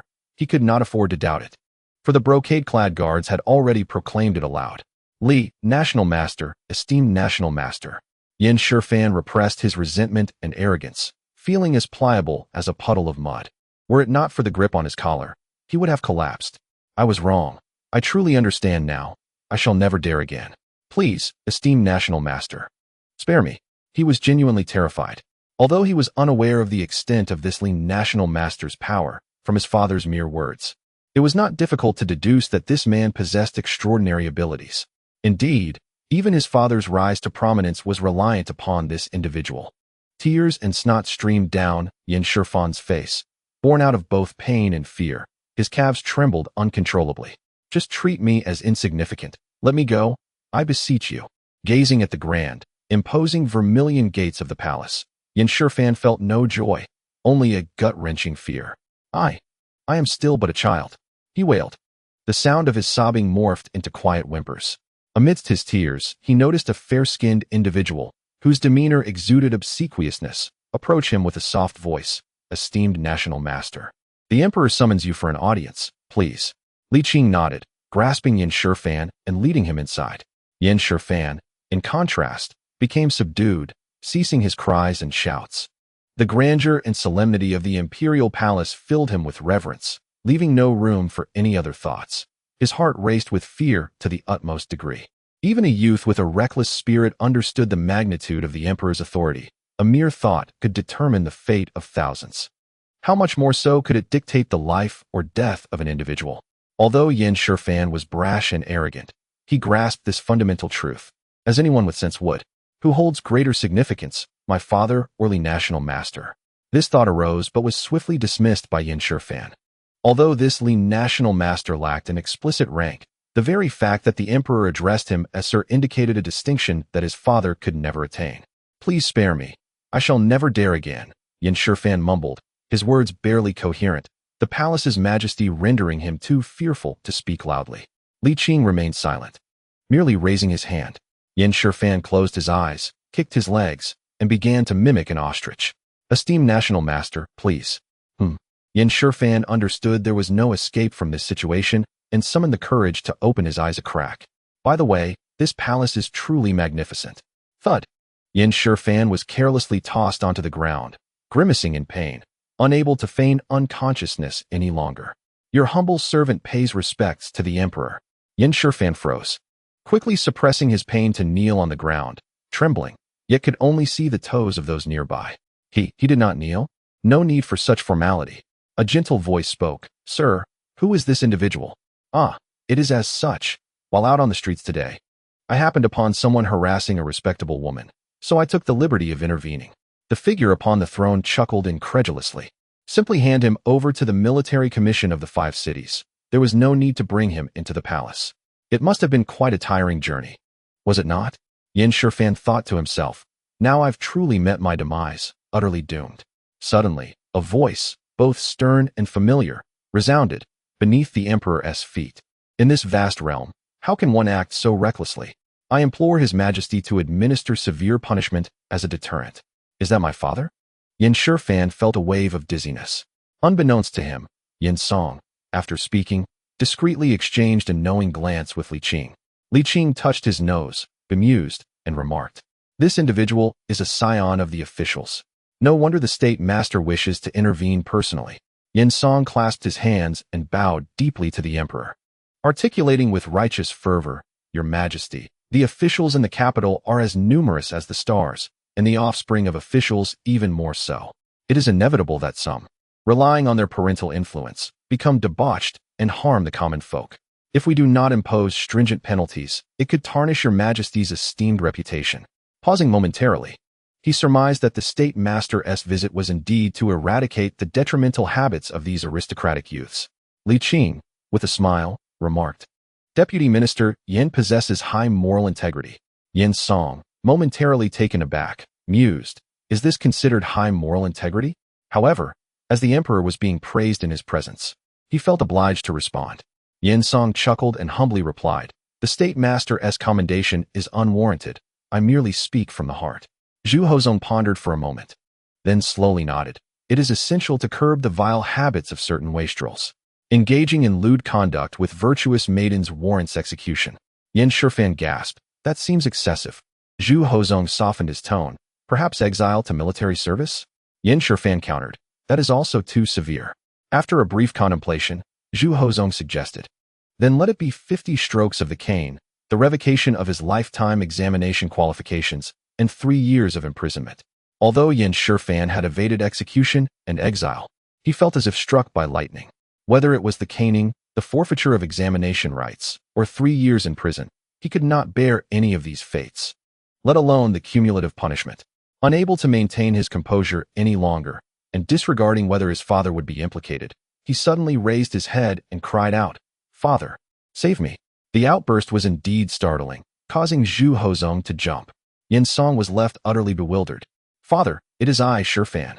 Yin Shifan, throwing caution to the wind, pointed to his swollen face, disfigured like a pig's, and exclaimed, "It is I, Father." Yin Song, having raised a son for over a decade, despite the current disheveled appearance, could still recognize him upon closer inspection. Yin Song was in a state of shock. Is this truly what high moral integrity looks like?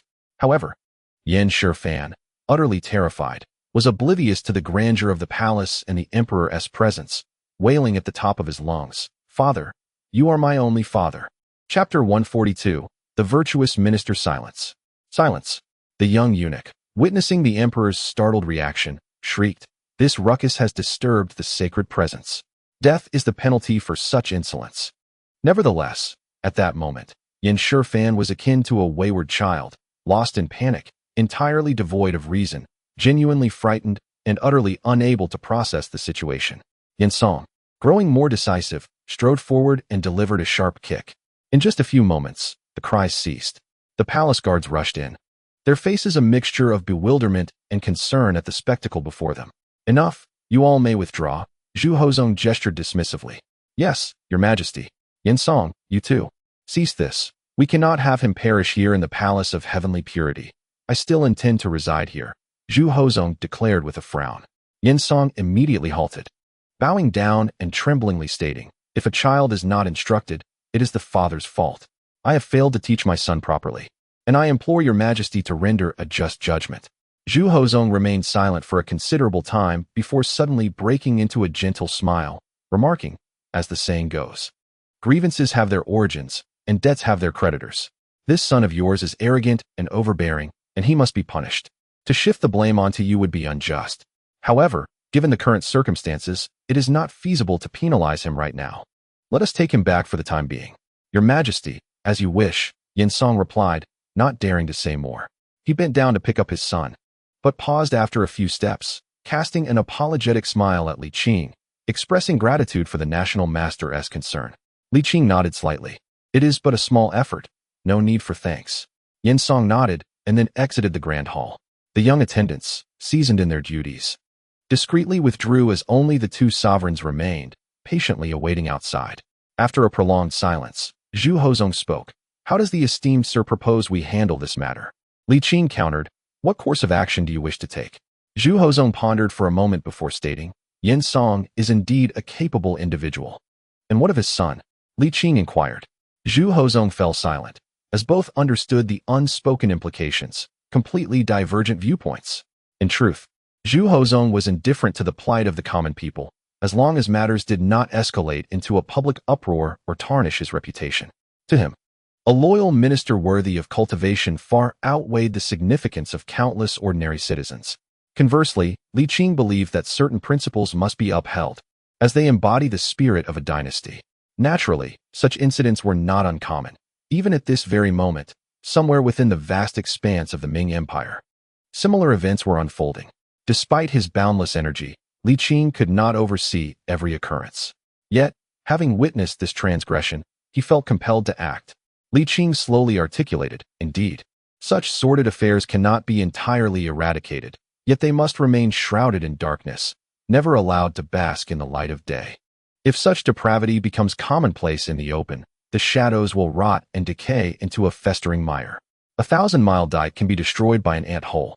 Inaction only serves to fortify the impending collapse. Some matters, even if unprofitable or resulting in great loss, must be addressed. It is imperative. Zhu Hozong's eyelids drooped, and after a while, he abruptly smiled, declaring, "A ruler speaks no empty words. Your Majesty is wise." Li Qing replied with a bow, before taking his leave. Upon returning home, Li Qing found Yin Song awaiting him at the entrance. Upon seeing him, Yin hurriedly approached, bowing deeply. "My son has been arrogant and oppressive towards the people, and I am grateful for the national master's assistance in educating him. I am truly ashamed." Li Qing glanced at the food box and wine jar placed at the doorway, chuckling, "Deputy Minister Yin, instead of attending to your son at home, you have come to see me?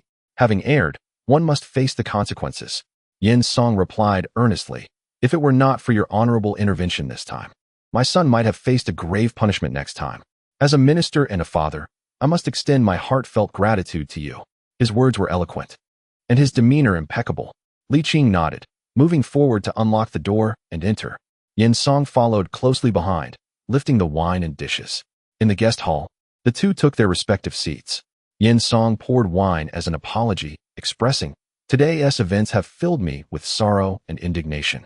I harbor no ill feelings towards the national master, so I implore you not to take it to heart."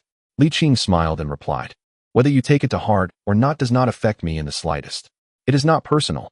Even if it were a high-ranking minister or a member of the cabinet, I would apply the same standards."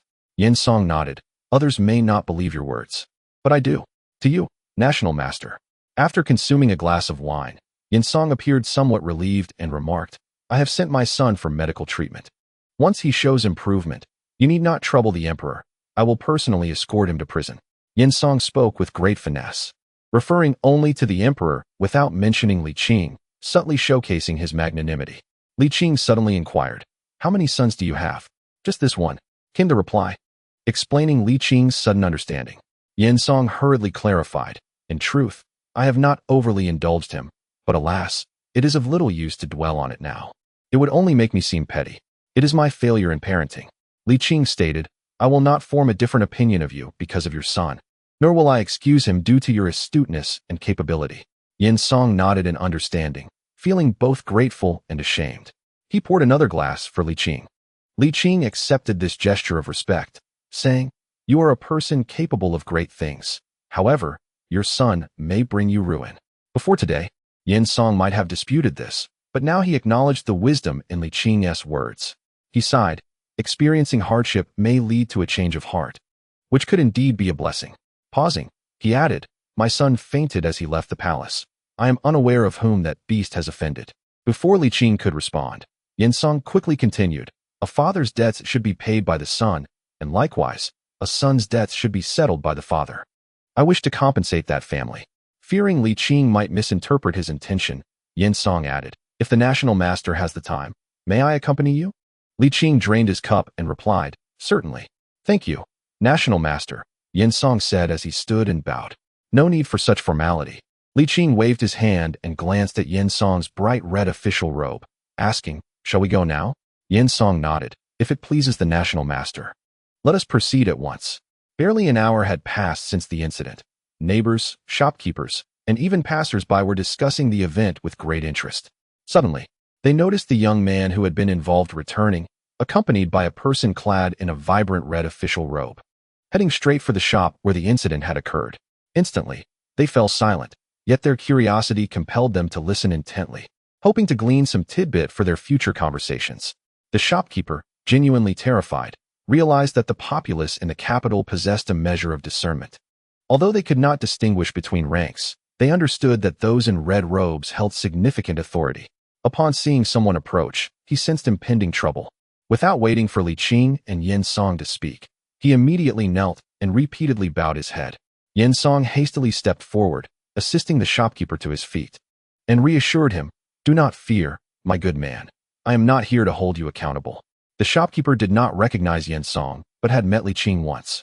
Looking at him with hope, Li Qing smiled and nodded, saying, "This esteemed official has come to offer an apology." "Apologize? Apologize?" The shopkeeper's expression turned blank. With a respectful bow, Yin Song expressed his regret, stating, "To be honest, my elder brother, the one who committed that unlawful act, is none other than my son. A failure in educating my child is indeed the father's fault. Fortunately, that scoundrel has merely sullied his hands and has not tarnished the young lady's virtue. Otherwise, how could I maintain my dignity as a court official and a father to the people?" As he spoke, he produced a banknote of 100 taels from the capital. "While this sum could hardly compensate for the young lady's grievances, rest assured, I shall not shield my son. And the emperor will not stand idly by while the common folk suffer oppression." After delivering this heartfelt apology, Yin Song exited, standing beneath the shop's sign, and addressed the pedestrians and neighboring shops with a formal bow. He proclaimed, "I am Yin Song, currently serving as the Right Assistant Minister of Rights. The wretched individual who committed that disgraceful act is my only son, Yin Shifan. As a father, it is my dereliction of duty to have raised such a rogue. As an official of the Ministry of Rights, I am equally accountable for my son's impudent behavior. I extend my sincerest apologies to all present." Li Qing merely observed without interjecting. Yin Song continued with great fervor, "The emperor cherishes his subjects as his own children. It matters not if one is the son of an assistant minister or a high-ranking official. All shall face severe punishment for transgressions. The principle that a prince is subject to the same laws as a commoner is the emperor's governing philosophy. Please be assured, the emperor has already rendered judgment upon Yin Shifan. 50 strokes of the cane, a lifetime ban from the imperial examinations, and 3 years of hard labor as a warning to others." Yin Song raised his voice, declaring, "The wise and benevolent emperor allows no one to bully the common people. If you have been wronged, do not hesitate to speak out. Do not suffer in silence. The emperor will advocate for you, regardless of your rank or status." His impassioned speech brought tears to the eyes of the gathered crowd. Such occurrences were typically found only in theatrical plays and stories. Never had they witnessed such a scene in reality. The fact that the son of a dignitary had violated the law, yet the emperor did not extend favoritism, evoked a profound sense of being valued and cared for among them. "Long live the emperor!" Someone shouted, and soon a chorus of voices echoed the sentiment. The common folk, no longer resembling frightened mice before a cat, gathered around Yin Song, their faces alight with fervor. Some even pleaded for leniency on behalf of Yin Shifan, suggesting that the punishment could be somewhat mitigated, provided he did not offend again. Yet, Yin Song resolutely refused, stating, "There are laws of the state and rules of the family. Yin Shifan, knowing the law, committed an offense, and thus deserves a heavier sentence." In that moment, the crowd's enthusiasm surged even higher. It was evident that, from this day forward, Yin Song's name would be widely spoken among the people of the capital. As for Yin Shifan, he had awakened, his face contorted with pain and rage. Upon seeing his father enter, he scrambled from the bed and cried out, "Father, I am your only son. You cannot abandon me in this dire hour." Yin Song, looking down upon him with indifference, replied, "You will not die. The emperor has not decreed your death sentence. What is there to fear?" "Thank you, father. Thank you," Yin Shifan exclaimed, nearly weeping with joy as he prostrated himself several times. However, when he raised his head, his expression was filled with resentment. "Father, that Li Guoshi." Bang! Yin Shifan tumbled off the bed, dazed and disoriented. "Father, do you seek revenge?" "I, Yin Shifan, dare not." "It is well that you do not dare," Yin Song grunted. "The emperor has no desire to take lives. Not even 50 strokes of the cane would extinguish your existence. Being stripped of your examination qualifications is of little consequence. Given your pitiable state, you would not excel anyway. As for 3 years in prison, You are still young. This brief interlude shall not greatly affect you. Yin Shifan's heart raced.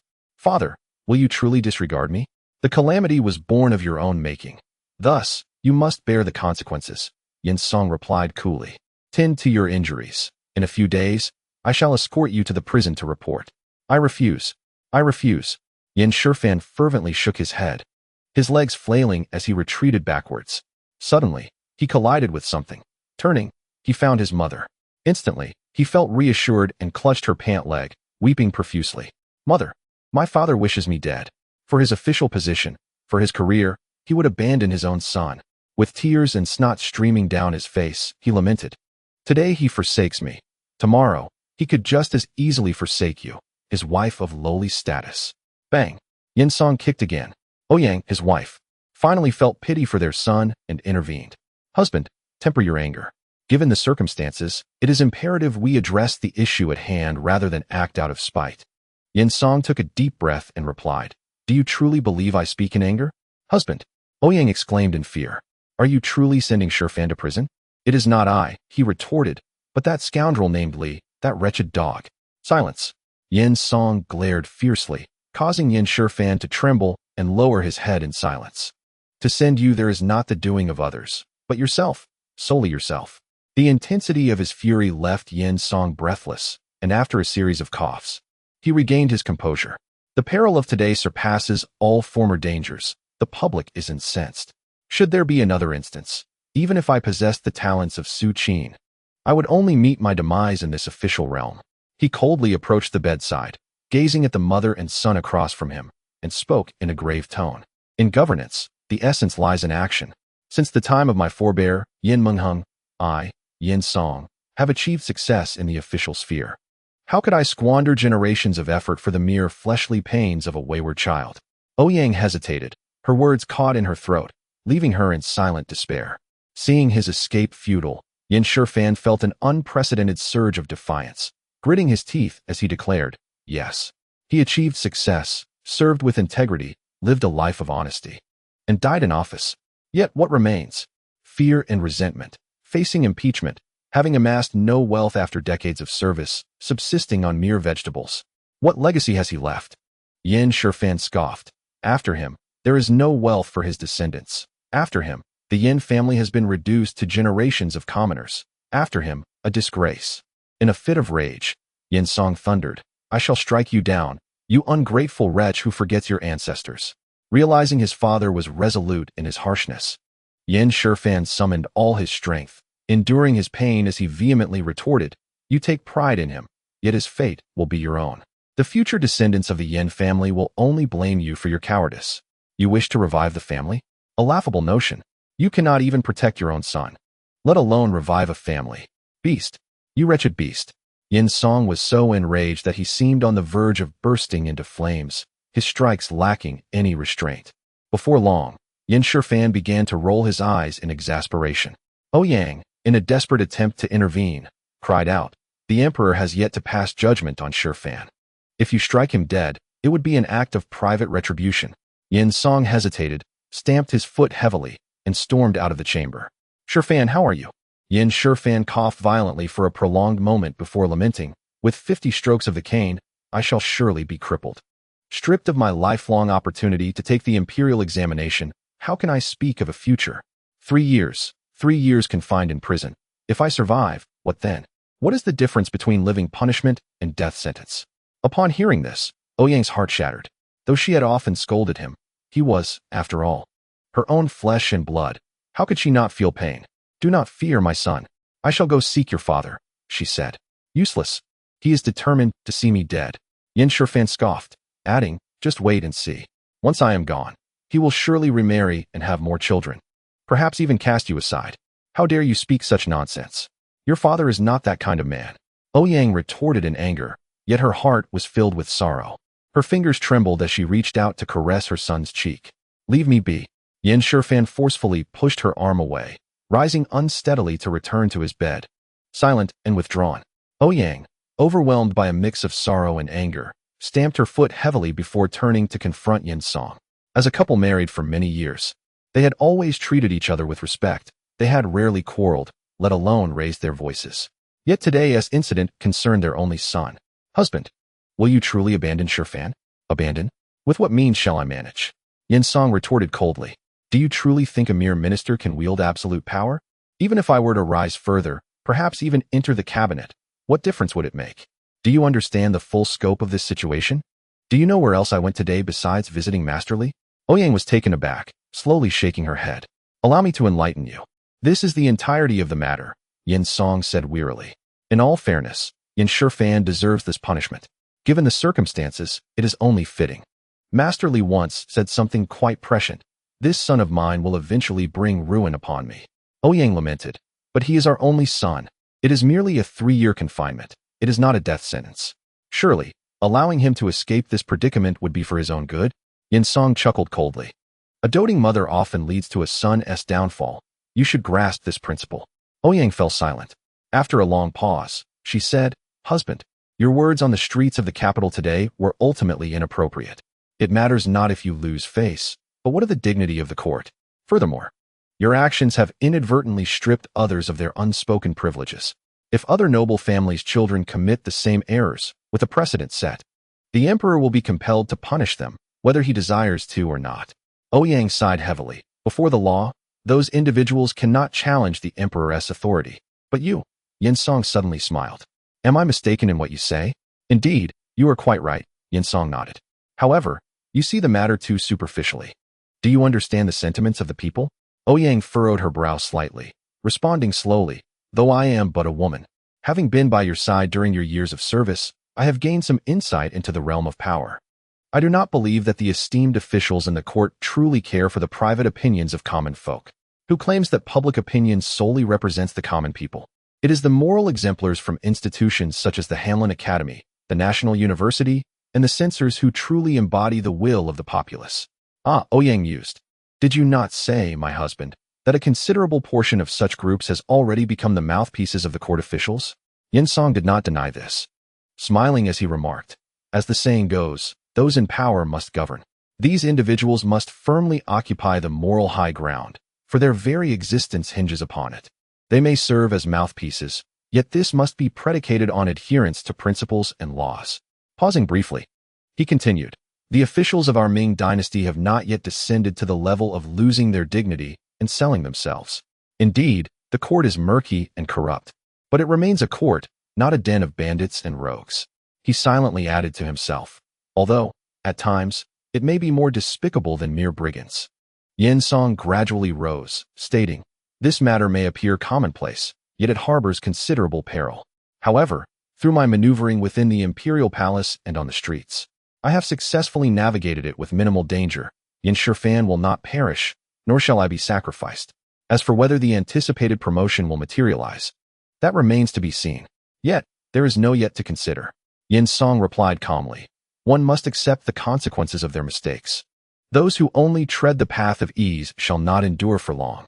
Ouyang could not restrain herself and rose, exclaiming, is it not true that even the fiercest of tigers do not consume their young? He is your son. Yinsong paused briefly, then resumed his stride, declaring, he shall not perish. Where are you going? To fulfill my duties, as one in power must govern. I am off to the yamen. Yinsong continued on. For receiving the court's stipend necessitates fulfilling one's responsibilities. Ouyang opened her mouth, yet lacked the courage to pursue him, sinking back into her chair, her heart heavy with despair. This turmoil quickly gained momentum, sweeping through the capital and making a significant impact. Within a few days, it became common knowledge. Yinsong's impassioned rhetoric reached the ears of officials both high and low. Some were supportive, others scoffed in secret, while some seethed with resentment. However, outwardly, they all offered praise for Yinsong's seemingly righteous act of filial piety. Yet, having merely touched the young lady's face, he faced the penalties of the court, including flogging, disqualification from the imperial examinations, and imprisonment. Even the most fastidious of censors could find no fault. Yinsong is indeed a formidable figure. Nonetheless, the top brass harbored discontent towards him, including Emperor Zhuhozong. While Yinsong's actions garnered him much acclaim, they also elevated the court's standing. In Zhuhozong's view, the court must not become too approachable, for it would raise the public's expectations, leading to dissatisfaction and resentment when those expectations remain unmet. Chapter 144. Enduring punishment with his son, this Yin Song. Zhu Hozong lightly struck the table, feeling a headache and a sense of helplessness. He sighed, considering that Li Qing shared this sentiment. So be it. At this moment, a young attendant entered and respectfully announced, "Your Majesty. Yin Song has come with his son to request an audience at the palace gates." Zhu Hozong inhaled deeply, casting a nonchalant glance at Huang Jin beside him. "You may go," he instructed. The maidservant complied. Outside the palace gates, Yin Shifan had completely lost the heroic demeanor he once displayed, even daring to insult his ancestors. All that remained was his trembling, his teeth chattering incessantly. The court's punishment was notorious. Countless officials had succumbed to its wrath since the founding of the Ming dynasty. It was said that the Jinyui, who wielded the court's punishment, were exceptionally skilled, capable of inflicting fatal blows without leaving a single mark on the skin. If the emperor wished for a man to die, he need not summon 50 strokes of the rod. Even 20 could suffice to rupture one's internal organs. Although the emperor had expressly stated that he would not execute him, Yin Shifan felt that, given his frail constitution, he might not survive even without a lethal blow. In despair, Yin Shifan cried out, "I am but a child." "Silence," Yin Song admonished softly, urging him to muster the courage he once displayed when toying with women. "Just endure, it will soon pass." "Endure? Pass?" Yin Shifan gaped, his wails growing louder. "Father, father, I do not wish to die. Save me. If I perish, you will have no air left." "Huh, what a statement," Yin Song scoffed. "I am still capable of moving my limbs." He did not intend to add to his son's misery, but sought to divert his attention. Otherwise, in his current state, Yin Shifan would likely lose control before the punishment even commenced, which would be quite disgraceful. Yet, Yin Song had overestimated his son's composure. Yin Shifan was consumed with the fear of death. "Father, just this once. I promise I will never again bully others." His voice faltered as he noticed the palace doors creaking open, instinctively retreating, only to be grasped firmly by his father. "Just endure, it will soon pass," Yin Song reiterated, his tone devoid of emotion. Yin Shifan found himself at a loss for words, unable to articulate a single coherent thought. Huang Jin stepped forward, glancing at Yin Shifan with feigned ignorance. "Is this your son, Sir Yin?" "Indeed, it is, Lord Huang," Yin Song replied. Huang Jin nodded and gestured for the Jinyui to approach. They bowed respectfully to Yin Song, who stepped aside, allowing them to approach Yin Shifan. Just as he attempted to speak, pain shot through his legs, causing him to stumble and fall to the ground. In that moment, Yin Shifan wondered if this pain could be considered a form of punishment. But as he regained his senses, he found himself pinned down by 2 rods crossing his neck, followed by a harsh blow to his backside. The searing pain elicited an instinctive gasp, but before he could utter a sound, a wooden stick was thrust into his mouth. Huang Jin cleared his throat and declared, "Commence the punishment." "Is this truly the beginning?" Yin Shifan nearly cursed aloud, but the ensuing tempest of blows left him utterly speechless. Huang Jin glanced at Yin Song, contemplated briefly, then stepped forward. "Sir Yin, may I have a word?" Yin Song quickly bowed and replied, "In the presence of the Lord. I cannot be addressed as Sir Yin. Please, go ahead." "Very well," Huang Jin said, leading the way to the side, as Yin Song cast a final glance back before following at a measured pace. "Sir Yin, His Majesty has remarked that you possess a great understanding of the broader picture. Yet not everyone shares this discernment. Your son has not been sent to the prison of the Ministry of Justice, but rather to the Zhaoyuan of the Jinyui. You need not fret about the possibility of personal vendettas." After a pause, Master Li also interjected. The latter part of this statement was fabricated by Huang Jin, as Li Qing had never uttered such words. Huang Jin merely wished to avoid creating enemies for Li Qing. After all, the emperor's will was indeed as such, and this did not constitute deception of the sovereign. Upon hearing this, Yin Song was naturally elated, promptly clasping his fists in gratitude, proclaiming, "Your Majesty's grace has left me overwhelmed with gratitude." After a moment, he added with a pleasant demeanor, "Might I trouble you, esteemed eunuch, to convey my gratitude to the national master?" Huang Jin chuckled awkwardly in agreement. It was rather disconcerting for the honest Huang Jin to witness Yin Song engaging in light-hearted banter while his only son was enduring punishment. Yin Song appeared entirely unfazed and inquired, "May I ask, esteemed eunuch, has His Majesty summoned me for an audience?" "Summoned you for an audience?" "Ah, indeed. A few days prior, I returned to the capital to report back, and His Majesty instructed that I discuss matters in detail with the national master. Thus, setting aside the issue regarding my son, Yin Song elucidated. Huang Jin scratched his head and replied, His Majesty has not summoned you for an audience. Is that so? Yin Song nodded slowly, retrieving a document resembling a memorial from his bosom. All the pertinent details are contained herein. I kindly request you to present it to His Majesty for the enlightenment of both him and the national master. Sir Yin, you are too courteous. This is our duty. Huang Jin responded, taking the document. Rest assured, regarding your son, Sir Yin, once the 3 years have elapsed, we shall certainly restore to you a healthy son. Huang Jin suddenly recalled that he had observed Yin Shifan appearing rather unwell earlier, and thus added, a healthy son. Thank you for your concern, esteemed eunuch. Yin Song replied with a smile and a nod. Huang Jin awkwardly chuckled and said, Then we shall keep an eye on things, Sir Yin. You may proceed as you see fit. He truly wished to avoid further solitude with Yin Song, as the man's extreme demeanor made him quite uncomfortable. In the palace, Huang Jin reported on the situation's handling and presented the memorial submitted by Yin Song. Emperor Zhu Hozong, visibly fatigued, waved his hand dismissively without glancing at it, stating, Leave this matter to the national master. It is his responsibility, and I shall not interfere. Huang Jin acknowledged this. After a moment's hesitation, he cautiously inquired, Your Majesty, are you troubled by the matter concerning Yin Song's son? Oh, Zhu Hozong was taken aback. You discern this? Well done, Huang Jin. You have made significant progress. Huang Jin, embarrassed, smiled and replied, One becomes red by associating with the crimson. Zhu Hozong, caught between amusement and exasperation, jested, What does this Zhu mean? Huang Jin's expression turned conflicted as he pondered how to respond. Enough. Zhu Hozong, unable to continue teasing, sighed. What appears to be a minor issue may indeed carry significant repercussions. Huang Jin scratched his head, intrigued. Isn't it only right for the law to be strictly enforced? Moreover, isn't the entire court praising the emperor's wisdom? You only see the surface and are unaware of the implications that lie beneath. Forget it. You wouldn't comprehend even if I explained. Just attend to your duties, the emperor instructed. Yes, Huang Jin replied, turning to leave. Wait a moment, Zhu Hozong called back. After a moment of contemplation, he added, Inform the national master that I shall personally receive the Li family from Jinling. Huang Jin, puzzled yet not wishing to inquire further, bowed slightly and departed.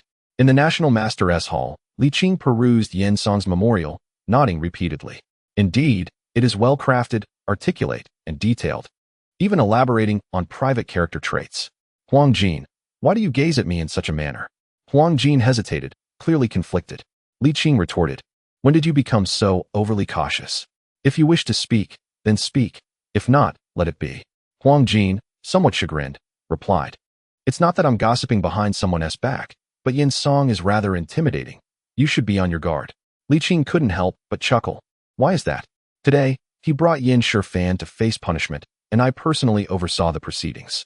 You cannot fathom the wailing of Yin Shifan.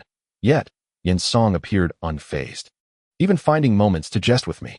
Huang Jin swallowed hard. Such a person, would you not agree, is indeed frightening? Li Qing's amusement faded as he asked, Do you believe he harbors resentment towards me, waiting for an opportunity to retaliate? Huang Jin awkwardly admitted, To think that way does seem somewhat petty. He confessed and accepted his punishment with a commendable attitude. It is unfair to judge him so harshly. Yet what? Huang Jin pondered. If I had a son who wept inconsolably from being beaten, I would be heartbroken, unable to find mirth. Would you not agree? Indeed, you have made progress. Li Qing commended, raising his thumb in approval. Huang Jin, sensing his nonchalance, grew anxious. Do not dismiss this. Similar plots abound in stories. Li Qing smiled lightly. Yin Song has no intentions of seeking revenge against me. He would not even entertain such thoughts. Why is that? Huang Jin inquired. Because Yin Song is an astute man. Li Qing replied. Huang Jin appeared bewildered. Li Qing continued. In any case, I appreciate your concern for me. Next time I concoct elixirs, I shall prepare a couple for you. As long as you do not regard me as a schemer, Huang Jin sighed. Very well, you are indeed much wiser. If you believe it to be so, then so it shall be. After a pause, he asked, By the way, the emperor is quite troubled by this incident. Does it truly hold such significance? Indeed, it is of great consequence. Li Qing nodded, his tone leisurely. However, certain matters must be upheld. Huang Jin seemed to grasp this partially. Li Qing offered no further explanation, merely stating, "There must be justice in the world." Huang Jin comprehended this, yet remained puzzled about the extent of its significance. Noticing Li Qing's reluctance to elaborate, he refrained from further inquiries. During this period, numerous matters, both grave and trivial, have arisen. The emperor, already weary, is now further burdened by this event. Could you possibly concoct another batch of elixirs? Is that your suggestion? Huang Jin quickly clarified, No, the emperor did not mention it. It was I who thought it might cheer him. Li Qing pondered for a moment and nodded. I agree to your request. Huang Jin was taken aback and pleasantly surprised. Why are you so agreeable this time? Because I am in good spirits. Li Qing responded. Huang Jin rolled his eyes, suddenly recalling something. Oh, the emperor mentioned that the Li family of Jinling requires no reception from you. He will summon them personally. Li Qing was momentarily taken aback, then sighed. Jiajing remains as he always has. Yet, it is understandable. Do not speak disrespectfully of the emperor. Huang Qing admonished. Li Qing shrugged. There are no outsiders present. Huang Jin replied gloomily. Though we are friends privately, this is a matter of state. You ought not to say such things. No, even in private, one should not. Li Qing retorted, rolling his eyes. I was merely paying him a compliment. Huang Jin looked on with suspicion. Are you attempting to fool me? Li Qing. Chapter 145. Is Li Meipin the eternal Qing Marquis Li Qing? Time swiftly passed, and soon it was the season of the beginning of winter. The members of the Southern and Northern Merchants Association finally gathered in full. Yin Song, the then Right Assistant Minister of Rights, arranged accommodations for them, and subsequently went to report to the Li family courtyard. In the courtyard's guest hall, the two sat facing each other. Yin Song maintained his usual demeanor, showing no sign of sorrow over his son's recent predicament, let alone any resentment. Sir, there are a total of 48 individuals coming to the capital this time. I have already conveyed the court's regulations to them in detail. Here is the list for your perusal. Li Qing took the document, and upon a brief glance, he slightly furrowed his brow, only to gradually relax. To his surprise, the representative from the Jinling Li family was none other than Li Hao. It was unexpected indeed. It should be noted that during their last visit to the capital, the siblings had directly encountered Emperor Jiajing in the courtyard, and not only him, but even Huang Jin had seen them. Although both the sovereign and his minister were aware of the underlying implications, this layer of unspoken understanding had never been truly addressed. Now, this situation was tantamount to revealing their cards. However, considering his future plans, it would ultimately have little impact. He understood that this was likely the intention of his eldest niece, believing that she was providing him support. Li Qing put away the list, exhaling softly, and said, Let us proceed to the Grand Master's Hall. Is that appropriate? Yin Song chuckled awkwardly. The Grand Master's Hall is a place reserved for His Majesty, the various Grand Scholars, and yourself. I am merely the Right Assistant Minister of Rights. There is nothing inappropriate about it. If I instruct you to go, then go you shall, Li Qing replied, rising slowly.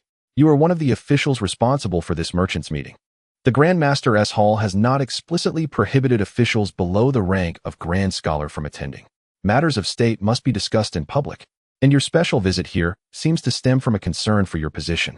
Yin Song was momentarily taken aback, then felt a chill run through him. Li Qing had already begun to walk outside, casually remarking, The political arena is akin to a battlefield, where cunning, schemes, and open strategies can all be employed. However, one must discern the appropriate moment and the right audience for such tactics. I neither reject them nor do I particularly favor them. Yin Song hurriedly replied, I understand. Your Excellency. As he watched Li Qing's retreating figure, Yin Song silently marveled. What kind of experiences could cultivate such extraordinary wisdom in one so young? In the Qinqing Palace, Zhu Hozong received more than a dozen pills, his heart brimming with joy, and the worries of recent days were swept away. He was not entirely convinced by the theory of the emperor's national fortune being bound to him, nor could it be verified in the short term. But the efficacy of the elixirs was undeniably immediate. After consumption, one could instantly feel the changes within one's body, an experience truly beyond words. Well done, Zhu Hozong said slowly as he closed the jade box, hesitating for a moment before reopening it to retrieve a slightly smaller pill. He gestured to Huang Jin, Come, open your mouth. Huang Jin shook her head. Your Majesty, you should keep it for yourself. I am not hungry. Zhu Hozong's expression darkened. This is not food. One pill will not harm you. Accept this reward. It is a precious item. Really, I do not need it, Huang Jin insisted, waving her hand. Who knows how long it will be until Masterly refines more pills. It would be wasteful for me to consume it. To be honest, as the producer with knowledge of the formula and ingredients, Huang Jin did not perceive the pills to be particularly valuable. Seeing her master treasure them so dearly was both amusing and a bit exasperating. To speak without exaggeration, he had consumed nearly half a bowl of the elixir in Lianjiaten, which, upon conversion, amounted to no less than 20 pills. Curiously, despite his substantial appetite, he felt an overwhelming sense of satiety after ingesting the potion. And even after 1.5 hours had passed, he found himself devoid of hunger. This was a sentiment he dared not express, for it would surely catch the emperor off guard. Regrettably, he lacked the skill of alchemy. Otherwise, he could have delighted the emperor with sugary confections. A thought that left Huang Jin inwardly lamenting. Unbeknownst to the pair, the elixir concocted by Li Qing was a mere shadow of the true pills produced in Jinling, not solely due to favoritism, but primarily to elevate the prestige of the celestial elixir.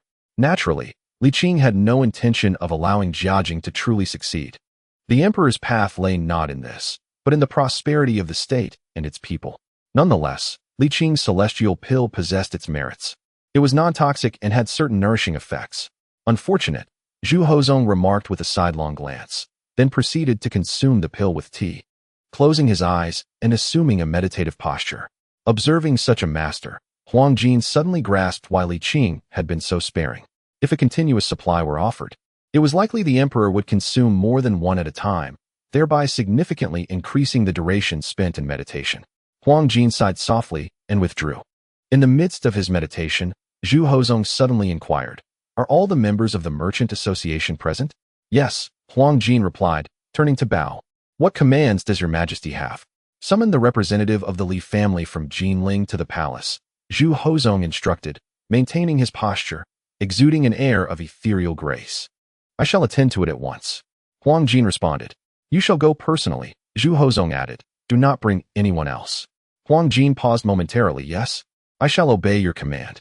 Yangfang Street, being close to the palace yet discreet, was a favored temporary lodging for officials from the Ming dynasty when they arrived in the capital. Most would choose to stay in the vicinity of Yangfang Street or nearby temples for convenience.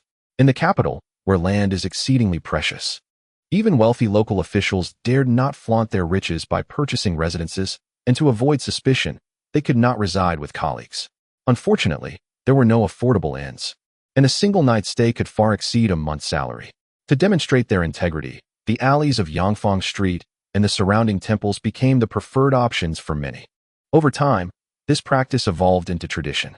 The court, as the ruling authority, was also keen to project an image of upright officials, and thus this area transformed into a de facto guest house for officials arriving in the capital. Today, Yangfang Street appears dilapidated from the outside, yet is lavish within. Outsiders remain oblivious unless they reside there personally. The court was well aware of this reality, yet no one would dare voice it, lest it provoke public dissent.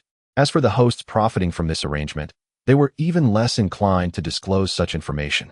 However, to the common people, this painted an entirely different picture.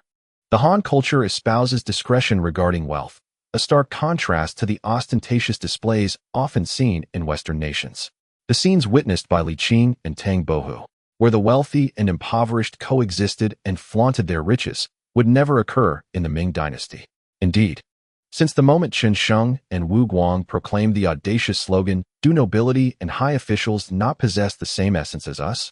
the land of Huaxia has, in a true sense, liberated itself from the shackles of slavery. The Han dynasty, having learned from the past, initiated a compromise for the first time, fostering a relationship with the populace and implementing lighter corvée labor, this being one of the manifestations of Han civilization's superiority over the West. However, Li Qing felt this was insufficient, profoundly inadequate. His commitment to the dissemination of education and the enlightenment of the masses was aimed at achieving a second compromise, a harmonious balance between the rulers and the ruled once again. Suddenly, a resounding knock echoed at the door as Huang Jin called out, "Is Lord Yongqing at home?" A moment later, the door creaked open, revealing a young servant of the Li family peering out. "Who are you?" he inquired, with no one accompanying him. Huang Jin had to fully disclose his identity, for Lord Yongqing was no ordinary nobleman. "I am Huang Jin, the the chief of the rites, summoned by imperial decree to invite Lord Yongqing to the palace.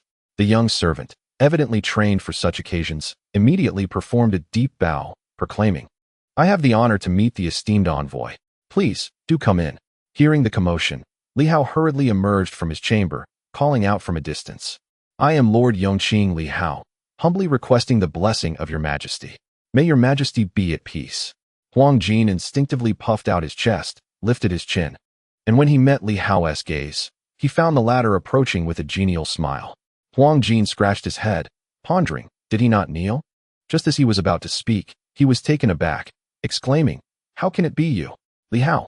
Being aware of Huang Jin's status from a previous encounter during the New Year celebrations at Lianjiaden, responded with a warm smile and a slight bow. "Good Sir Huang, it has been quite a while." Huang Jin, still stunned, returned the gesture, his mind racing. "You are the Yongqing Marquis?" Li Hao chuckled heartily, countering, "Does it not seem so?" Indeed, it did not appear so at all.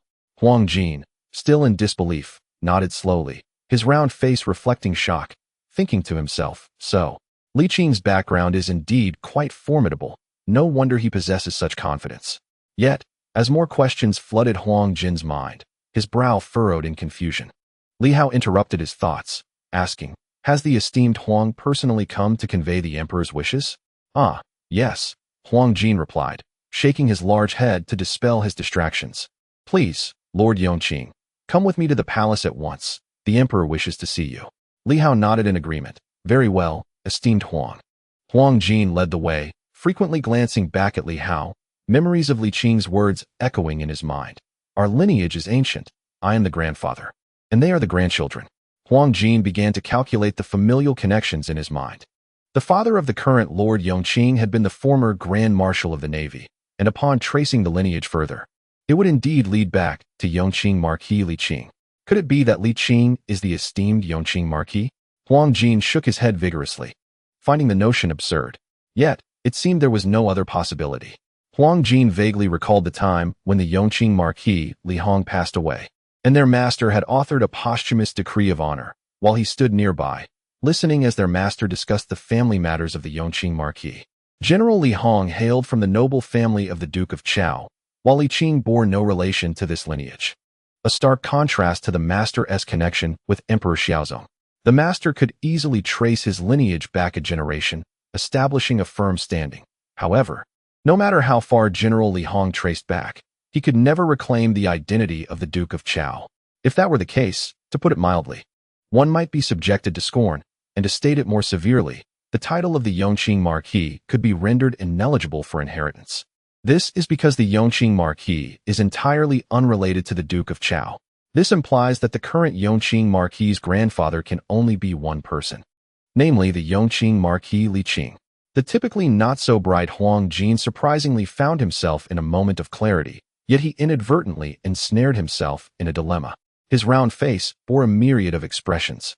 Chapter 146. Better to offend a gentleman than a scoundrel. As he approached the Qianqing Palace, Huang Jin still could not calm his tumultuous thoughts. The myriad of concerns were simply too convoluted to unravel. It was only with Li Hao's reminder that he regained his composure. "You wait here. I shall go and report," he said. Li Hao nodded with a smile, seizing the opportunity to observe the surrounding architecture of the palace. To be honest, this was his first visit to the palace. He couldn't help but think of his grandfather, who had once been an emperor in earnest. Although he had made mistakes, he was still a legitimate sovereign. Li Hao couldn't help but feel a pang of nostalgia, pondering what might have been had his grandfather not committed that misstep. Would he have basked in the glory alongside his sister? Yet, upon further reflection, he concluded that the present circumstances were far better. After a brief while, Huang Jin returned and said, "Come in with me." Li Hao took a deep breath and followed Huang Jin at a measured pace, the silent hall echoing only with the sound of their footsteps. The usually irreverent Li Hao adopted an unusually solemn demeanor. Upon entering the inner hall, he beheld the emperor seated upon the throne, clad in the yellow dragon robe, with his head bowed and eyes lowered. Li Hao lifted his robe and knelt, respectfully proclaiming, "I, Li Hao, pay my respects to your majesty. Long live the emperor."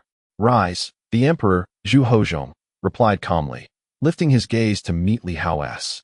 There was no trace of surprise on Zhu Hozhong's face. It would have been unreasonable otherwise. "Last time we met, You referred to yourself as a commoner, and now you call yourself a minister.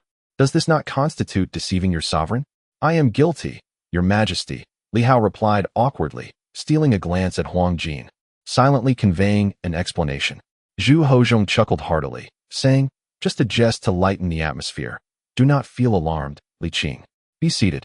Huang Jin bowed slightly and retrieved a chair, saying, the Yongqing Marquis requests you to take a seat. Li Hao expressed his gratitude and sat down. Casting another glance at Huang Jin, Zhu Hozhong smiled and gestured. Huang Jin is my trusted confidant and shares a close bond with the Prime Minister. There is no need for reservation. After a pause, he continued, some matters must eventually be disclosed. Zhu Hozhong did not wish to continue his clandestine cultivation forever. Moreover, he sensed that Li Qing was also reluctant to remain hidden. It would be prudent to gradually unveil the truth, allowing people to adapt and thereby averting any unfounded rumors later on. Huang Jin felt warmth in his heart, although he was primarily astonished. By now, even with a lengthy reflection, he had grasped the crux of the matter. Li Qing, the Yongqing Marquis, was indeed likely one and the same person. Huang Jin counted on his fingers for quite some time, but could not ascertain the truth. He knew little about Yongqing Marquis Li Qing. All he knew was that he was a figure of prominence during the Zhengtong era, a significant statesman who navigated through the Zhengtong, Jingtai, and Changhua dynasties, and beyond that, he was utterly in the dark. Was that man truly Li Qing? Huang Jin found it rather difficult to accept. If true, his grandson had grown so much. How could he possibly be a celestial being? Huang Jin couldn't help but ponder the elixirs he had consumed. Could they truly be immortal pills? Yet, he felt no remarkable change within himself. Meanwhile, Zhu Hozhong and Li Hao maintained their composure, exuding an air of tranquility. I am but a humble servant. Unaware of the purpose behind your majesty's summons, Li Hao inquired. Zhu Hozhong chuckled lightly. In matters of commerce, we must indeed discuss commerce. The establishment of this merchant association aims to regulate the merchants. Although Li Qing hails from a distinguished lineage, he too must adhere to the conventions of trade. Would you disagree, Li Qing? Not at all, your majesty. I would never presume to object. Zhu Hozhong exhaled deeply, seemingly casually remarking. The Li family in Jinling today flourishes far beyond the times of Hongwu and Yonghua. I find great solace in this. A nation's strength begets the prosperity of its people. It is not merely the wealth of the Li family, but the grandeur of the Ming dynasty that thrives, Li Hao replied, leaving no room for error. Meanwhile, Huang Jin was left astounded. Wasn't this about the Zhengtong period? How had the conversation veered towards the reigns of Hongwu and Yonghua? Was Li Qing? Oh, it seemed there was indeed a Li Qing during the Hongwu era. Huang Jin gasped in surprise. The two dignitaries felt a palpable increase in tension. Li Hao respectfully stated, the Ming dynasty is not solely represented by the Li family. Not only the merchants, but also the common folk are experiencing an ever-improving existence, thanks to our ancestors and the wisdom of your majesty. Despite the flattery being transparent, the pleasure derived from it was undeniable. Otherwise, sycophancy wouldn't endure through the ages. Zhu Hozhong's smile deepened, yet he did not linger in the euphoria of flattery. Once Li Hao had finished, he moved to the crux of the matter. The initiative to establish the Merchant Association was proposed by the National Advisor, not only to sustain the prosperity of commerce and industry, but also to regulate merchants whose pursuit of immediate gains might lead to short-sightedness, resulting in actions that prioritize trifles over significant matters. Your advisor's wisdom is commendable, and your majesty's insight is unparalleled, Li Hao exclaimed.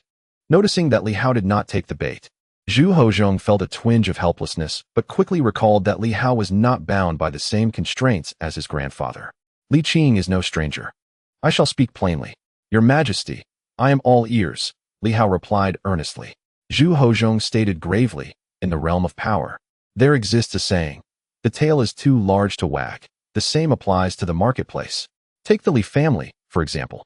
They are now the wealthiest in Jiangnan and indeed in the whole of the Ming dynasty, and their every action significantly influences countless lives. Naturally, the Li family abides by the law, pays taxes diligently, treats workers with kindness, remains loyal to the court, and engages in philanthropy. Li Hao listened quietly, feeling no delight. He was well aware of the art of rhetoric, and he knew that the following, however, was of utmost importance. Indeed, however, if a nation could thrive solely based on personal virtue, what need would there be for systems and laws? Can a nation place its hope on individual character alone? Do you concur, Li Qing? Your Majesty is wise. Zhu Hozhong nodded with a smile. Of course, I am not targeting the Li family, nor do I doubt your integrity, Li Qing. I merely wish to prevent any unforeseen issues and ensure the long-term prosperity of the Li family. Your Majesty's concerns are deeply appreciated, Li Hao acknowledged. Realizing he could not evade the matter any longer, he candidly stated, Please, Your Majesty, enlighten us. Emperor Zhu Hozhong nodded in satisfaction and remarked with a smile. Since you are so understanding, I shall speak plainly. After a brief pause, he fixed his gaze intently on Li Hao, his eyes gleaming with fervor. I wish for the Li family to submit an annual account book to the capital so that I may keep myself informed. Would you be amenable to this? Of course. Li Hao responded with a respectful bow. Since the 7th year of Jiajing, I shall meticulously record and organize the Li family's operations within the Ming dynasty, presenting it annually at year-end for your perusal. Would that be acceptable? Very good, very good. Zhu Hozhong, oblivious to the underlying implications of the Li family's business dealings, was immensely pleased with Li Hao's compliance. However, he jestingly added, I shall send someone to verify your accounts, you know.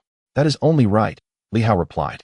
After a moment's pause, he boldly continued, Business is exceedingly complex, and while I could consult the court on every matter, I fear it may divert the court's focus. Zhu Hozhong understood the implication and refrained from being overly domineering, responding with a jovial demeanor, Rest assured, I shall not intervene in every detail. However, should I choose to offer guidance, you must heed it with the utmost seriousness. Li Hao immediately assumed a solemn expression, stating, as a subject, one must always respect the imperial decree. Ha ha ha, you are truly wise, Zhu Hozhong exclaimed, his joy palpable. He then turned to Huang Jin and commanded, quickly, instruct the imperial kitchen to prepare a banquet. I wish to indulge in a few cups with Minister Li.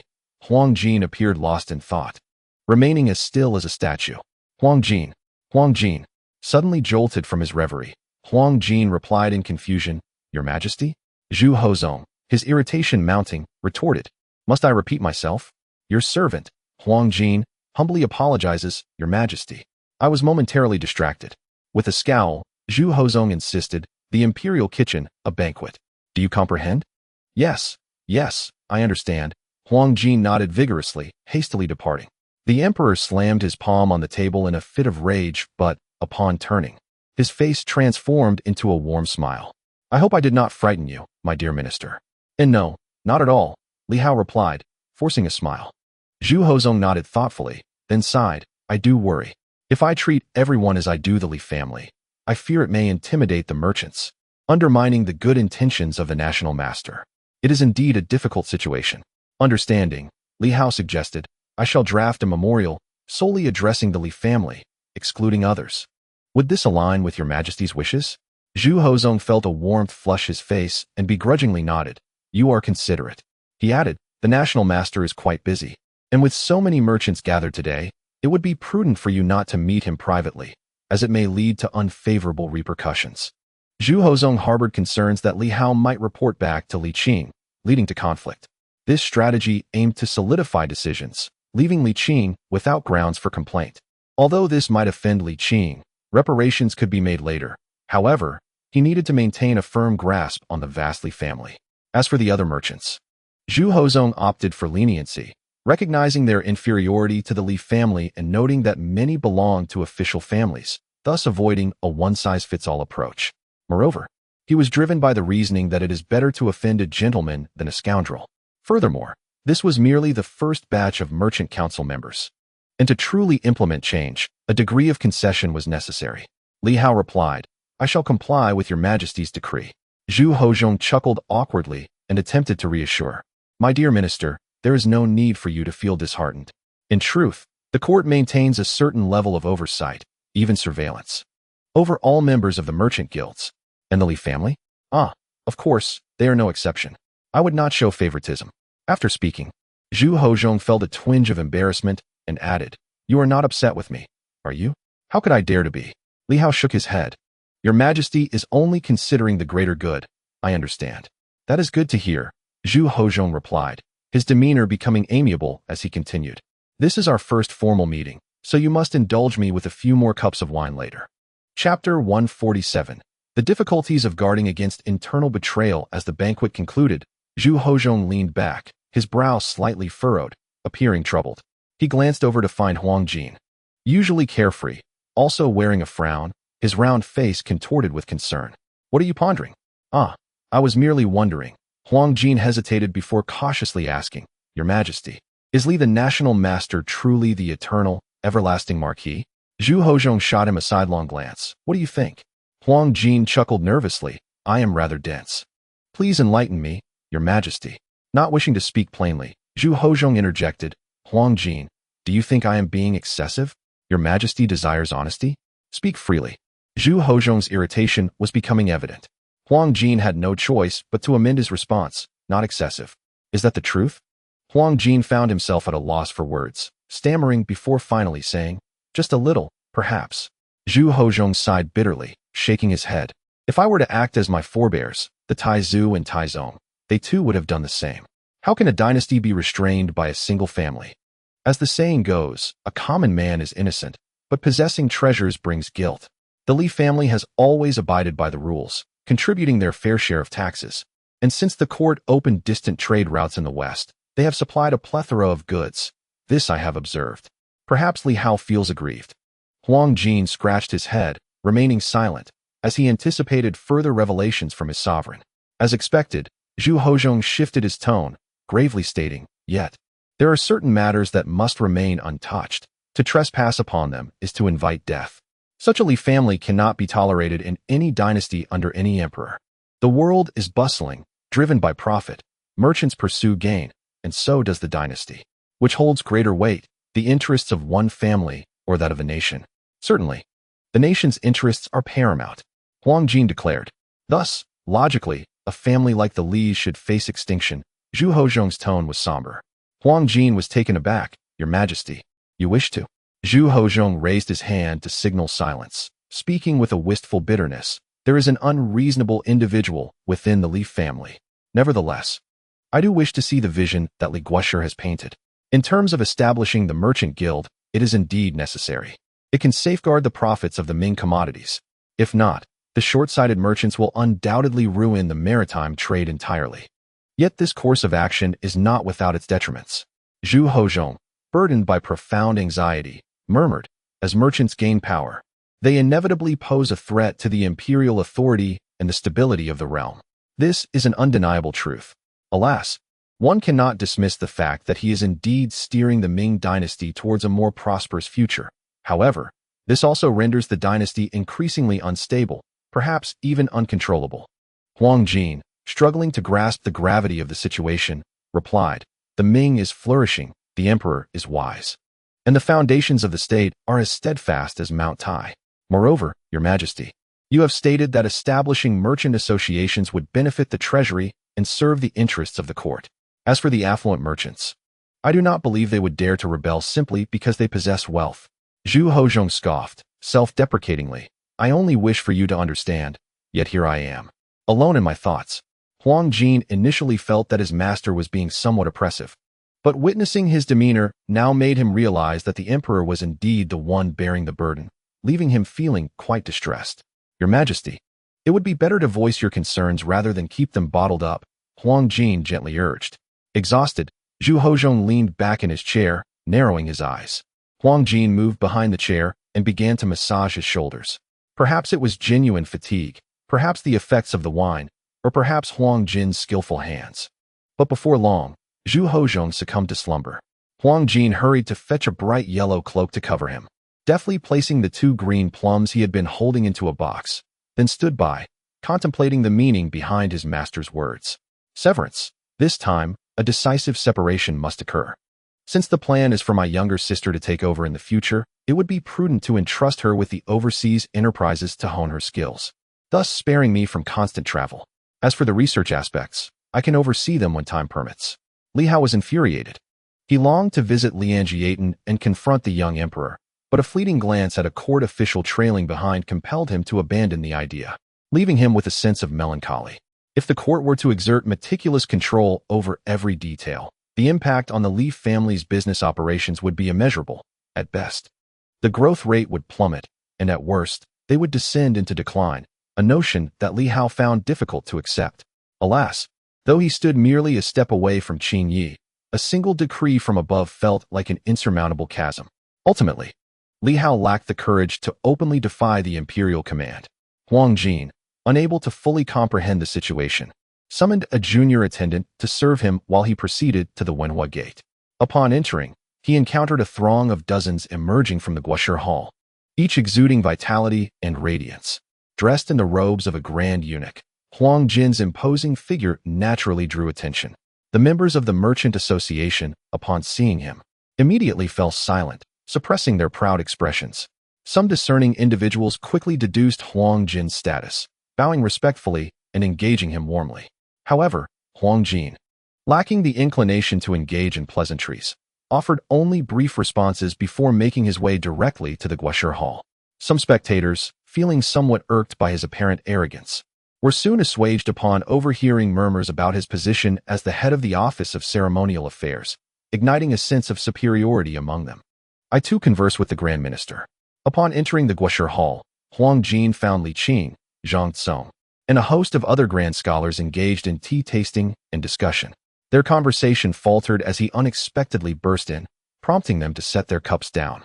Zhang Tsong inquired, "Lord Huang, has the emperor summoned you?" "Ah, no. I have some matters to discuss with the Guoshi," Huang Jin replied. Zhang Tsong and his companions exchanged glances, each wearing a countenance filled with jealousy and helplessness. Naturally, they did not believe Huang Jin's words, assuming that the emperor had private matters to discuss with Master Li, preferring to keep them in the dark. Seeing that Huang Jin was on the verge of ushering them out, they had no choice but to rise and excuse themselves, claiming they had business at the Wenhua hall. Li Qing stretched languidly and smiled at him, inquiring, "What is it?" Huang Jin sat beside him, visibly hesitant and on the verge of speaking several times, finally asking, "Are you Li Qing?" "Indeed," Li Qing replied. Huang Jin, taken aback, thought to himself about Li's potential reactions. Based on his understanding, two possible scenarios could unfold. 1. A stubborn denial, or 2. A refusal followed by a swift slap to silence him. This immediate and casual admission took Huang Jin by surprise, leaving him uncertain on how to continue the conversation. Was he about to be silenced for good? Huang Jin swallowed hard and moved to sit beside Li Qing, maintaining a respectful distance. "Do you know who I am referring to when I mention Li Qing?" Huang Jin tentatively probed. Li Qing chuckled. Who else could it be but the Duke Yongqing? Huang Jin was astonished for a moment, stammering, "Are you truly he?" Li Qing smiled. "You don't actually believe that mere elixirs could deceive Zhu Hozong, do you? Do not speak the emperor's name so carelessly," Huang Jin admonished, wide-eyed. Only then did he realize his folly. After all, he was addressing a figure who had commanded respect since the reigns of the Zhengtong and Hanwu emperors. Would his outburst provoke a deadly response? Lost in such thoughts, he noticed Li Qing shifting closer to him, causing his heart to race. What are you doing?" Huang Jin stammered. Li Qing rolled his eyes. "That question should be mine to ask. Surely you did not come here just to inquire about that?" I. Spit it out," Li Qing interrupted tersely. "We've been busy for half the day, and I haven't even had a bite to eat yet." Huang Jin hesitated, touching his head and shaking it slightly, relieved to find no immediate issues. Previously, he had dismissed Li Qing's threat of a slap, but now he felt shaken. Who wished for their own demise? Seeing Huang Jin's apprehension, Li Qing chuckled, "Rest assured, I will not silence you. However, do refrain from spreading rumors. It's not the right time for such revelations." Huang Jin nodded, albeit hesitantly. "What brings you to me?" Gathering his resolve, Huang Jin declared, "I believe the Li family in Jinling has been rather excessive. You must intervene and rein them in, do you understand? They are making things very difficult for the emperor." "Is that so?" Li Qing replied, perplexed. Huang Jin instinctively raised his arms to protect his head, peering nervously at Li Qing through narrowed eyes, reminding him, "You promised not to silence me. Whatever is going on here?" Li Qing remarked, bemused, casting a sidelong glance at Huang Jin. "Do you have any insights?" Seeing that Li Qing did not seem angry and showed no signs of aggression, Huang Jin's courage swelled slightly. "We do not possess great insights, but the emperor does." "Oh, pray tell," Li Qing replied, leaning back, all ears. Huang Jinren may be somewhat simple-minded, yet his memory is indeed remarkable.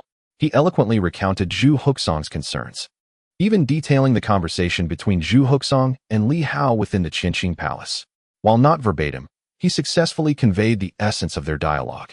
In the Qinqing Palace, the slumbering Zhu Huxang was abruptly awakened, startling the young eunuch attending him, who hurriedly stepped forward to support his arm.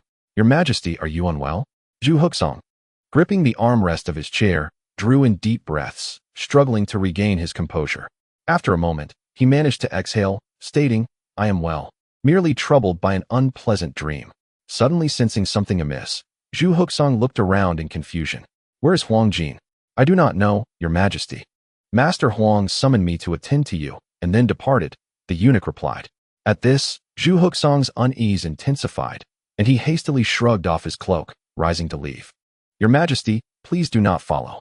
I wish to walk alone." Zhu Huxang hurried out of the grand hall, glancing in the direction of the Wenhua Hall, quickening his pace. "Have you finished?" "Yes, I have." Huang Jin, having overcome his initial trepidation, scoffed, "Your Majesty, you are being treated most unfairly." "Very well, very well." As Zhu Huxang entered the Wenhua gate, he called out anxiously, "Huang Jin." He shouted while advancing, though inwardly he hoped Huang Jin would not appear. It is often said that what one fears may come to pass. As Zhu Huxang approached the Guoshi Hall, he encountered the very sight he dreaded. Huang Jin came running out. "Your Majesty, did you call for me?" Zhu Huxang felt a chill run down his spine, the hair beneath his imperial crown slightly disheveled. "Who sent you here?" "I." "Your Majesty, did you summon me?" Li Qing stepped forward slowly, standing under the eaves with a faint smile that did not quite reach his eyes. Zhu Huxang stood momentarily stunned, suddenly overwhelmed by an urge to flee. But he fought against this instinct and managed to ask, "Have you concluded the business with the Merchant Association?" "I have only just begun. It will take another 2 or 3 days, Li Qing replied coolly. Zhu Huxang swallowed hard and forced a smile. "You have worked hard, sir. I shall visit the Wenhua Hall for a moment. You should take a rest." Watching his master flee in haste, Huang Jin looked bewildered. "What is wrong with the emperor?" Li Qing remarked with a smirk. "He feels guilty, obviously." "Not at all, Huang Fatty." Huang Jin exclaimed. "What is it?" "Nothing much. You should run as well," Li Qing said with a blank expression. "There is still time to escape." Huang Jin replied with confusion. "Why should I run?" Li Qing smirked slightly and said, "If you do not run, your illustrious emperor may lose his temper." Huang Jin chuckled. "What's the matter? Are you afraid?" "Afraid of what?" "Afraid of embarrassing yourself in front of us," Huang Jin declared proudly, his expression full of wisdom. "You merely wish to divert our emperor to make your escape. Do you think we cannot see through that? Rest assured, I will speak on your behalf later." Huang Jin boasted, "Just watch and follow my lead." "Your eyes are too small. I can hardly read your expressions," Li Qing retorted, choosing to ignore him and calling towards the Wenhua Hall. "Once His Majesty has finished, please summon him to the Guoshi Hall. I have a report to present." Huang Jin, both amused and exasperated, said, "You must speak louder. The emperor cannot hear you." "He will hear me," Li Qing replied confidently. Li Qing uttered a brief remark before turning back to the Grand Master's hall. A quarter of an hour later, Zhu Hozhong arrived at the Grand Master's hall with a demeanor reminiscent of a shy bride meeting her in-laws. It was already noon, and the esteemed teacher had been busy for quite some time without any sustenance, had he? Zhu Hozhong chuckled awkwardly, stating that he also had yet to eat. "Huang Jin, go fetch some wine and dishes," he commanded. Huang Jin, perplexed, replied, "Your Majesty, did you not dine with the Duke of Yongqing?" Zhu Hozhong clenched his fists within his sleeves and, with a fierce tone, insisted, "Go, quickly." Huang Jin, feeling somewhat bewildered and aggrieved, complied. "This servant shall do so at once." "Wait a moment," Li Qing interjected.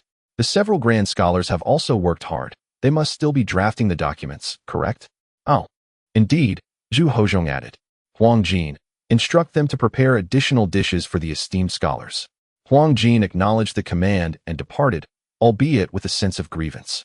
Zhu Hozhong exhaled, seated himself at the head of the table, and feigned curiosity. What did Huang Jin discuss with the esteemed teacher? "Your greatest concern," Li Qing replied with a faint smile, "or rather, the matter you wish to keep from my knowledge." Zhu Hozhong paused, his demeanor faltering, as his face flushed with embarrassment. "Why so?" Li Qing inquired. Zhu Hozhong's heart tightened with a sense of impending loss, and he hastily declared, "Esteemed teacher, please listen to me. Do you not trust me?" "I do," Zhu Hozhong quickly affirmed.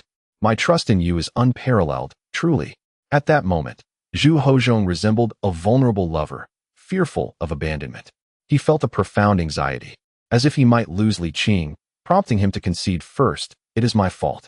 Li Qing raised his hand to silence him, and Zhu Hozhong immediately fell silent, his countenance betraying unease and a pleading gaze, as if to implore, I was wrong. Can we not part ways? Li Qing remained silent for a long while before sighing. What are you afraid of? Zhu Hozhong opened his mouth, yet found himself at a loss for words. Li Qing gazed at him steadily. Zhu Hozhong felt overwhelmed, a bitter taste forming at the corners of his mouth. Speak. This time, I shall not interrupt you. What should I say? Zhu Hozhong took several deep breaths, suppressing the tumult of emotions swirling within him, and sighed. Esteemed teacher, I acknowledge my faults, yet. Suddenly, a wave of grievance surged within Zhu Hozhong, and he found his courage returning. The more he pondered, the more aggrieved he felt, nearly shouting, Do you not have any faults? Li Qing, taken aback, retorted, What fault do I possess? You do not empathize with me. Empathize with you? Li Qing, amidst his anger, was also somewhat bewildered by the absurdity of the situation. Yet Zhu Hozhong, fueled by newfound courage, retorted, When have you ever considered me? When have you ever put yourself in my shoes? I am the emperor, a sovereign, a ruler of the realm. Who can tolerate such a powerful family as the Li clan? I know you shall say I lack vision. Zhu Hozhong, indignant, exclaimed, Is it not a grand vision to stabilize the kingdom and ensure the safety of millions? Is that not a grand perspective? Pausing, he continued, Which emperor does not regard such a colossal family with trepidation? Indeed, many have long desired to eliminate them. I am merely exercising control. What is wrong with that? Upon finishing his words, Zhu Hozhong slumped back against the chair, his earlier bravado dissipating, for this discourse had drained him of all courage. Speak, continue. I shall not. Zhu Hozhong lowered his head, adopting a facade of defiance that belied his insecurity. Li Qing coldly scoffed, If you choose not to speak, then we must part ways. Then I shall speak. Zhu Hozhong summoned his courage once more to persist in his argument. Pray tell, esteemed sir, are the subjects of the great Ming content with their current existence? Li Qing nodded slightly. Zhu Hozhong continued, If they are satisfied, would it not be wiser to seek progress while maintaining stability? He pressed, You are concerned that the Li family's rapid growth is excessive, are you not? Indeed. Zhu Hozhong did not deny it, recognizing that engaging in superficial discourse before Li Qing would only incite further disdain and irritation. He retorted, Which do you believe is preferable, a singular dominance or a flourishing diversity? Naturally, the latter. Zhu Hozhong felt a surge of joy and relaxation. However, Li Qing interjected, Yet, this is not a matter of comparison. I have previously stated that one can enjoy both fish and bear's paw.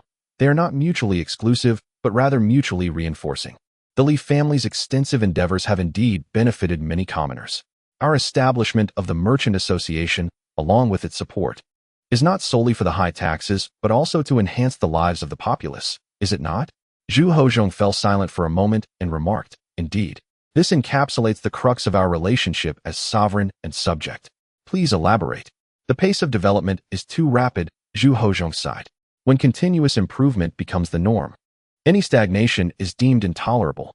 A virtuous person who commits a single misdeed may find their previous efforts entirely negated, while a rogue who performs a solitary good act may alter public perception. It is akin to a butcher laying down his knife to become a Buddha.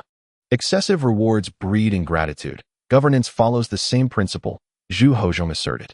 I understand, sir, that your heart is with the common people, yet you must comprehend the consequences of insatiable desires. With a bitter smile, Zhu Hozhong continued, When one is famished, even wild vegetables taste delightful. However, accustomed to delicacies, one finds it difficult to swallow simple fare. It is easy to transition from frugality to luxury, yet arduous to revert from luxury to frugality. Is this your reasoning? Indeed. Zhu Hozhong nodded, adding, Though it may not be to your liking, even if your deeds were publicized, the populace would not express profound gratitude. Yet, should you fail to satisfy their desires, a single misstep may incite their wrath, rendering you worse than a villain. Pausing, he added ominously, What is even more terrifying is that you do not merely bear the burden of being virtuous. You are entangled in the greater virtue of the Ming, and the backlash will not solely affect you, but also the very foundations of our realm. The imperial aura of Zhu Hozhong surged forth as he calmly declared, As the sovereign of a nation, how could I stand idly by while you commit a grave error? Li Qing responded, Well then, have you completed your discourse? Zhu Hozhong's demeanor softened, and he begrudgingly nodded. I have finished. He quickly added, my intentions are not to eschew virtue, but rather to adhere to the principle that pride invites loss, while humility invites gain. I do not believe the Ming can sustain its vigorous growth indefinitely. A moderation is inevitable, and indeed, a decline may occur. This is not a matter of probability, but rather an unavoidable future. I must admit, that is quite reasonable. Li Qing nodded in agreement. Hearing this, Zhu Hozhong relaxed and cheerfully remarked, I am glad you understand. Yet you are mistaken. In what way? Li Qing replied nonchalantly. If the Ming does not develop rapidly, it will be surpassed by others. Are you familiar with colonization? Zhu Hozhong shook his head. It is akin to the continuous expansion of territory. Li Qing remarked, to occupy one place after another, to engage in violent and disorderly barbaric development. After explaining the meaning of colonization, he asked, do you wish to pursue a colonial path? Absolutely not. Zhu Hozhong replied decisively, shaking his head. Such development will inevitably lead to a situation where we cannot manage the consequences. This exemplifies a cultural disparity. They are indifferent to such matters. Yet it cannot be asserted that their approach is inherently flawed. Li Qing sighed, stating, you may label it as barbaric, but you cannot deem it weak. In truth, this is the most rapid path to advancement, characterized by extreme violence and terror. When they feel capable of colonizing the Ming, they will undoubtedly come. Li Qing exhaled and continued, your theory remains rooted in preconceived notions. If you cling to this theory, the Ming dynasty's lifespan may extend to a mere 300 years. It could potentially last a bit longer, yet not by much. My established approach is to vigorously develop first, and when that stagnates, turn to gently subjugate others. I admit I may be a bit impatient, but our time is limited and the conditions for the Ming continue to deteriorate. Li Qing added, I have previously stated that should there be a next time, we shall part ways decisively. Though you may have your self-perceived justifications, they concern me not. Chapter 149, The Unconventional Li Qing. Can we not part ways? Release me. Li Qing replied coldly. To spare you the final confrontation is my greatest act of mercy. Zhu Hozhong, feeling as if he had been jolted, released his grip, only to grasp again, stammering. I calculated many factors, yet overlooked the persistent adverse conditions facing the Ming. You possess a far more comprehensive perspective, sir. Your philosophy resembles preparing provisions in a bountiful year and providing relief during a year of disaster. Quite astute. Have you concluded? I have. Release me. Li Qing's expression darkened. I've explained this repeatedly, yet you refuse to listen. Our roles as sovereign and subject must end here. No, not yet. It's still too early. Will you release your hold or not? What is happening here? Huang Jin rushed in, hearing the commotion. Zhu Hozhong, neglecting to settle accounts with Huang Jin, hurriedly said, we merely exchanged a few words, and now the gentleman is upset. Huang Jin exclaimed, what a trivial matter. Cannot you yield to the emperor? Really, we've been waiting. The food and drinks are ready. There's nothing that a meal cannot resolve. At your age? Why are you still so temperamental? Li Qing's demeanor remained frosty.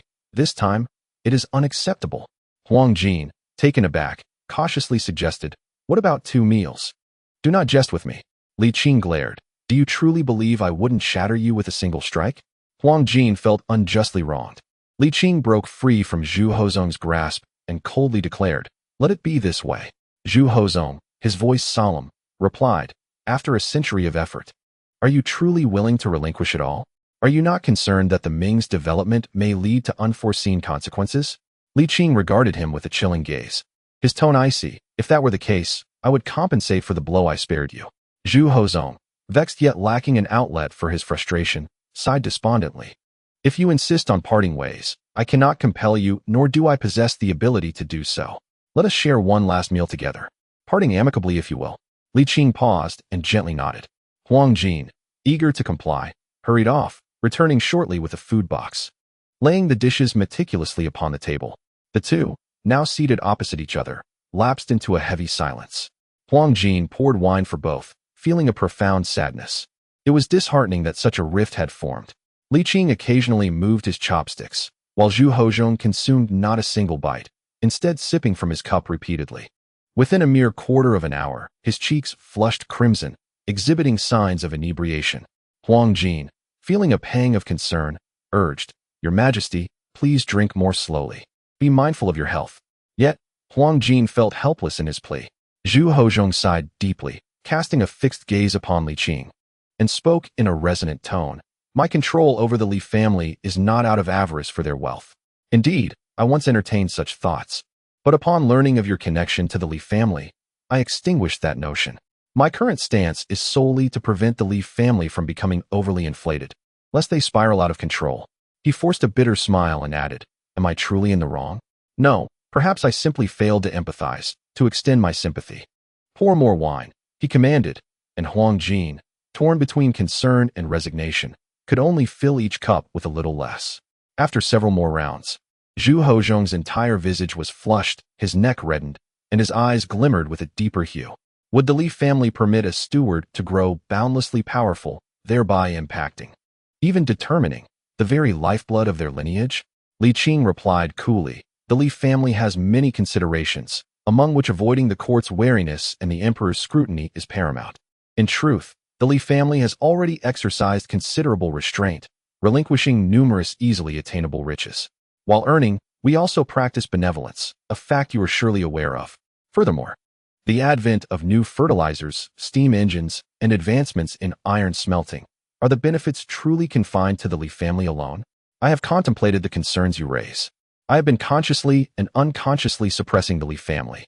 Yet, there exists a phrase, to suffer from choking on a fruit, and expanding the orange, to make it larger and more abundant, is the optimal choice. Li Qing raised his cup and drank deeply. It is undeniable that even with my restraint, the Li family continues to flourish at an astonishing pace. My willingness to allow a certain degree of freedom is not solely favoritism towards the Li family. Rather, it is my intention to ensure they do not descend into malevolence. Li Qing's eyes sparkled with brilliance, his spirit soaring. Yet, the situation of the Ming is entirely different. The Ming does not need to fear anyone, nor does it have to regard anyone as countenance. Thriving, flourishing, and ever more prosperous, the strong remain strong. The Li family exists within the Ming, and the Ming exists within the world. Do you comprehend the vastness of this world? Do you know how many souls inhabit it? Do you realize the multitude of mountains and rivers that traverse it? Do you grasp the boundlessness of the ocean? The Ming is vast, the world even vaster. The sun and moon illuminate not just China. Li Qing's profound gaze shimmered like a resplendent galaxy. At this moment, he appeared strikingly different, enchanting Zhu Hozhong and Huang Jin alike. Weariness and fatigue, along with any hint of illness, dissipated entirely. His stellar eyes seemed to harbor an infinite ocean, swirling and surging. In this instant, Li Qing embodied the vigor of youth, exuberant and spirited, wild and unrestrained. Perhaps it had been too long since he had expressed such genuine emotions. In his rapture, he remained oblivious to the surging energy radiating from him. His long, dark hair cascaded freely, his robes billowed gracefully, and the tips of his hair brushed against his cheeks and lips, as if an invisible halo enveloped his entire being. Gone are the days of the imposing persimmon tree. What remains is but an ethereal, transcendent essence of nature. After a prolonged moment, Li Qing finally withdrew his thoughts and turned to Zhu Hozhong, stating, You claim that I lack empathy towards you, yet the truth is, it is you who fails to empathize with the Ming dynasty. Your understanding and your self-assumed correctness in governance are rooted in the perceptions of past dynasties, grounded in the inherent views of feudal monarchies. Have you ever considered the Ming, or the present moment? It is undeniable that some of your assertions possess merit. However, they are ill-suited for the current Ming. Li Qing continued, to speak candidly. You are a ruler endowed with political acumen, possessing grand ambitions and a desire to achieve great things. Your dedication to governance, your refusal to succumb to unruly ministers, and your aversion to indulgence are commendable traits. Zhu Hozhong gazed at Li Qing, listening intently, yet he did not exhibit signs of joy, for he sensed that the next words would bear a caveat. However, your background limits you. Li Qing stated with gravity. I do not seek to belittle your origins. I merely lay forth the facts. The beliefs shaped in youth often accompany a person throughout life. My interactions with your father were few, yet he was a ruler who cherished knowledge and possessed a noble character. As a vassal prince, he educated you well. However, you are not merely a successor to your father's title, but the emperor of the Ming. You have read extensively. Yet have you pondered whether those texts truly apply to governing the state? Li Qing's gentle demeanor, rather than soothing Zhu Hozhong's spirit, only heightened his anxiety and unease. To him, this transformed Li Qing was far more daunting. Zhu Hozong even wished for Li Qing to express his discontent vehemently, to chastise him with fervor, rather than the current demeanor, for he feared that he might truly lose Li Qing. I am known for my irritable temperament, yet I am not devoid of reason. You may perceive my actions as excessive, but in fact, I have exercised restraint. Li Qing sighed softly, acknowledging, of course, that not all blame lies with you. The influence of one's original family can be profoundly significant, which is why I have often shown leniency. It has been 6 years since the 6th year of Jiajing, and soon we shall enter the 7th. Yet your transformation has been negligible. As we find ourselves at odds, perhaps it is best for us to part ways. No, it is not as such. I have never harbored any irritation towards you. It is true that I have had occasional grievances, but I have never truly disliked you. Zhu Hozong implored with sincerity, almost swearing an oath. Li Qing chuckled softly, then shifted the conversation. The establishment of a merchant association not only serves to orderly regulate the trade market and bolster the national economy, but it also harbors a significant, albeit subtle advantage: centralized coordination. This coordination is not an imposition, but rather a facilitation, akin to the court providing a platform for resources to achieve maximum value with minimal loss.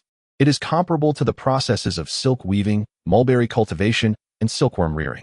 Utilizing the theory of production lines, Li Qing elucidated the crux of the matter, concluding, in the future, the court need only impose regulatory oversight on this platform, allowing for flexibility in minor details. Excessively stringent control would render merchants ineffectual, thereby contradicting the very purpose of establishing the merchant association. Li Qing earnestly asserted, thus, we can firmly grasp the lifeblood of merchants while fostering the flourishing of commerce and industry, all while alleviating unnecessary complexities. Indeed, the enduring prosperity of commerce and industry hinges upon the diligence of the workforce.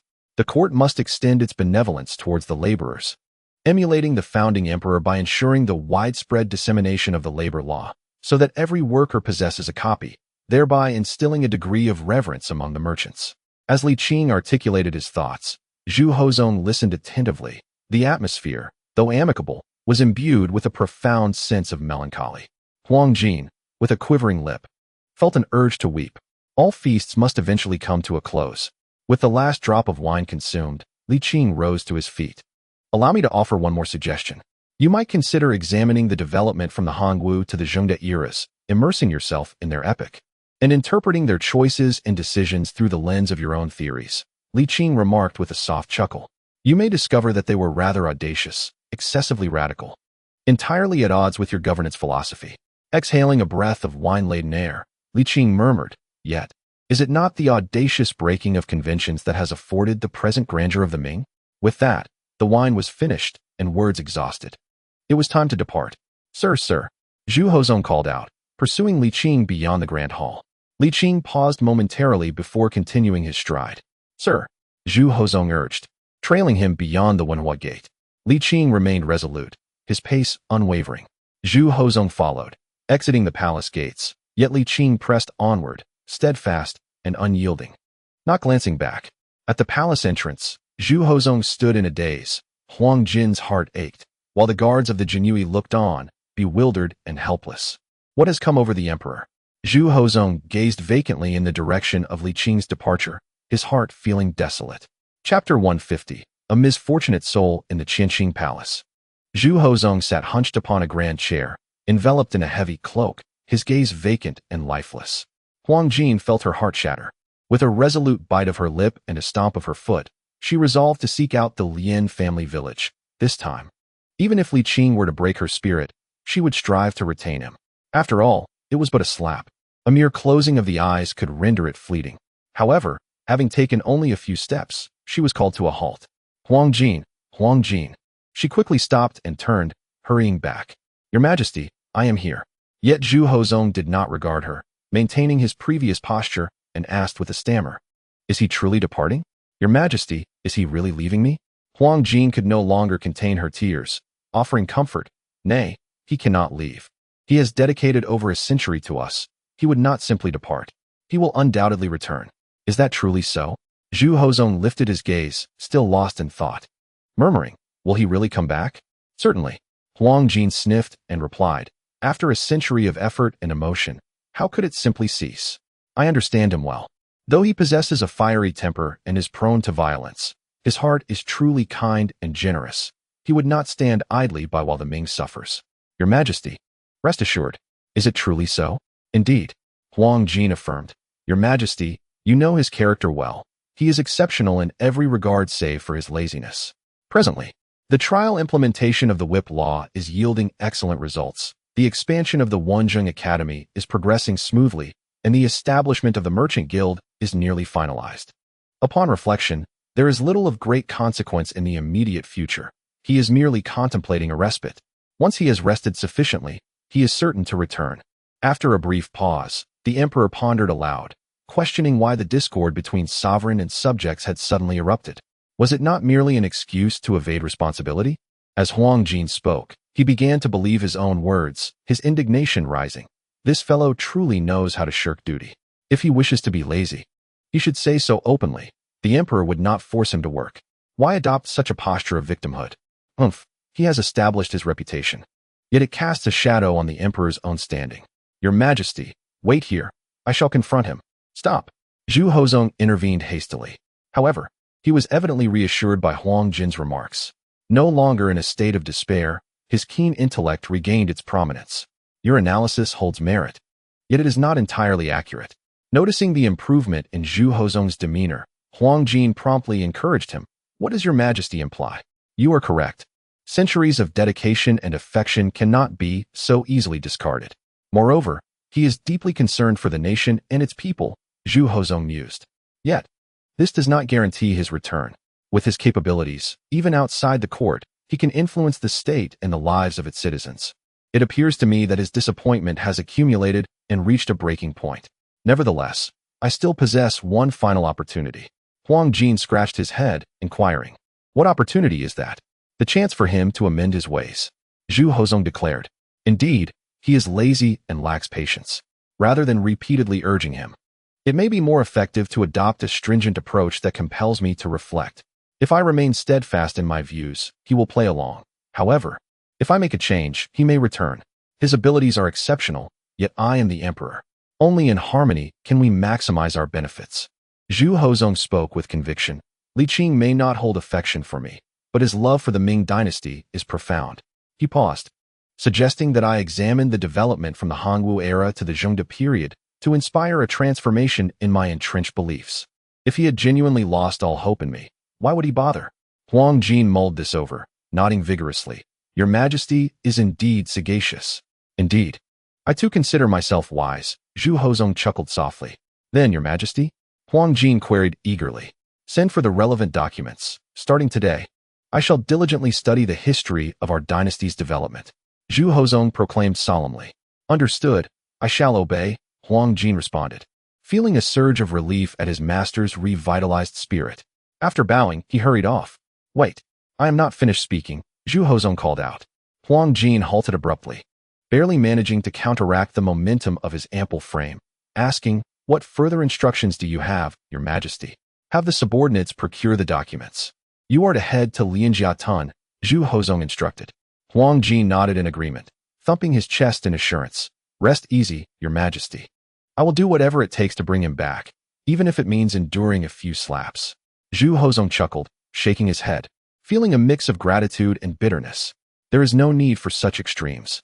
Simply spend a few days with him amicably. Huh. Huang Jin was bewildered. Just do as I say, Zhu Hozong replied with a sigh.